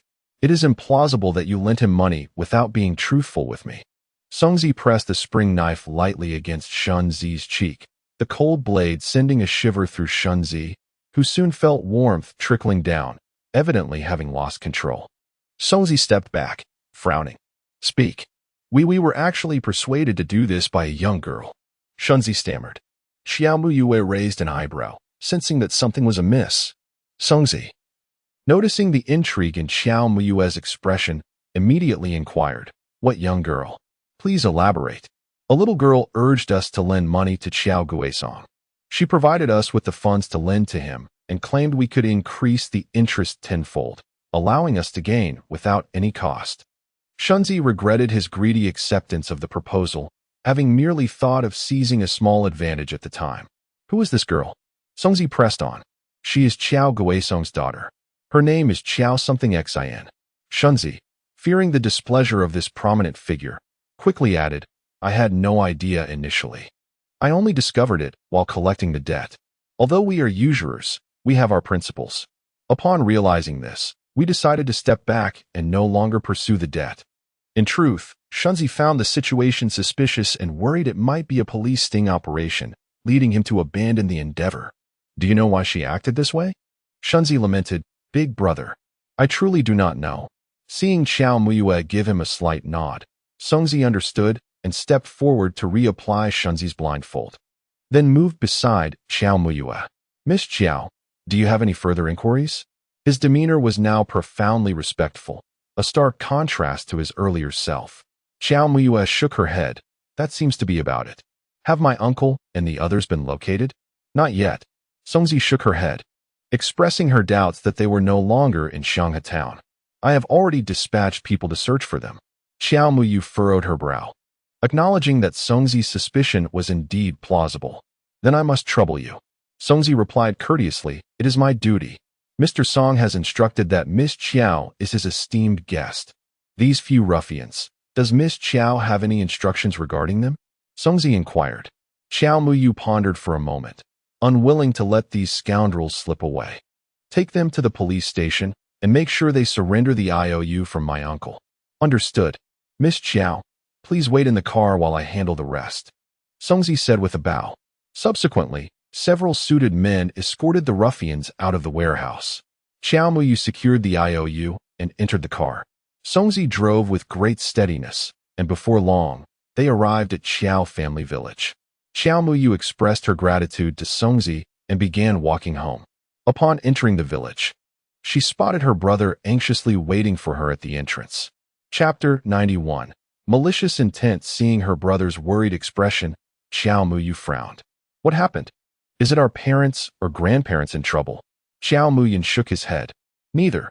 Xiao Muyu felt relieved. If it was not either of them, then it was of no consequence. Then what is it? Xiao Muyan hesitated, appearing reluctant to speak. Just as Xiao Muyu was about to lose her temper, he finally stammered, Xiao Mu Xian has been bullied. Xiao Muyu was taken aback. Wasn't Xiao Mu Xian meant to keep this a secret? Why had the family learned of it? Had she lost her mind? This morning, she had insisted on keeping her secrets. Yet now she had caused a commotion that had made it known to all. What was the current situation? Xiao Muyu inquired. With their parents present, and their uncle and aunt having arrived, they were temporarily concealing the truth from their grandparents, fearing it might overwhelm them. Xiao Muyun succinctly summarized the situation. Let us go and see for ourselves. Upon hearing this, Xiao Muyu made her way towards Xiao Mu Xian's residence, her mind racing with thoughts regarding the significance of Xiao Mu Xian's actions. Was it an attempt to frame her? To make everyone believe that she was the one responsible for Xiao Mu Xian's predicament? Yet, this notion seemed implausible. There was no evidence to support such a claim, and it was Xiao Mu Xian who had made the first move. Regardless of the circumstances, she would not bear the blame. What, then, was her true intention? Unable to fathom the reasoning behind it, Xiao Muyu quickened her pace, eager to uncover the truth behind Xiao Mu Xian's motives. Upon their arrival at Xiao Mu Xian's home, they spotted their father and uncle outside, one squatting and the other standing, both dejectedly smoking. Xiao Muyu approached and greeted her uncle, who merely nodded in response, lacking enthusiasm. The absence of her mother and aunt suggested they were inside.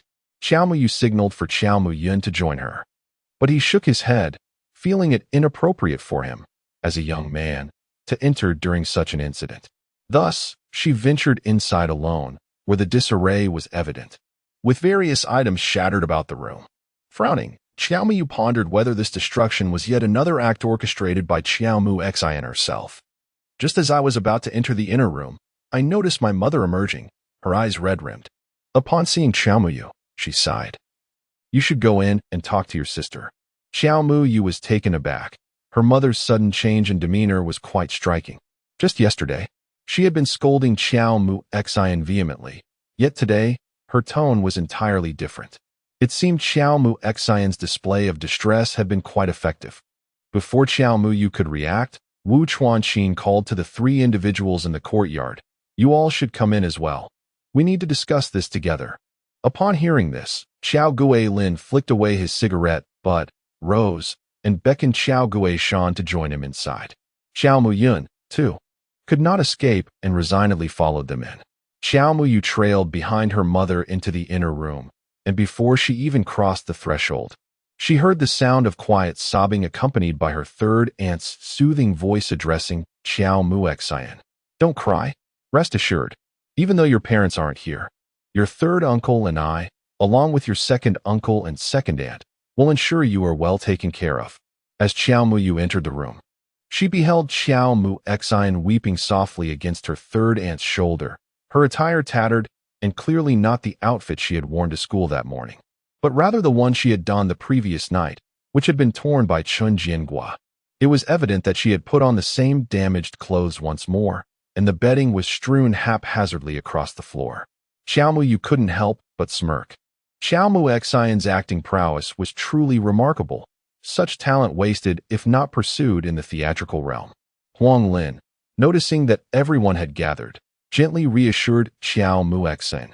Now that we, your elders, are here, feel free to express any grievances you have.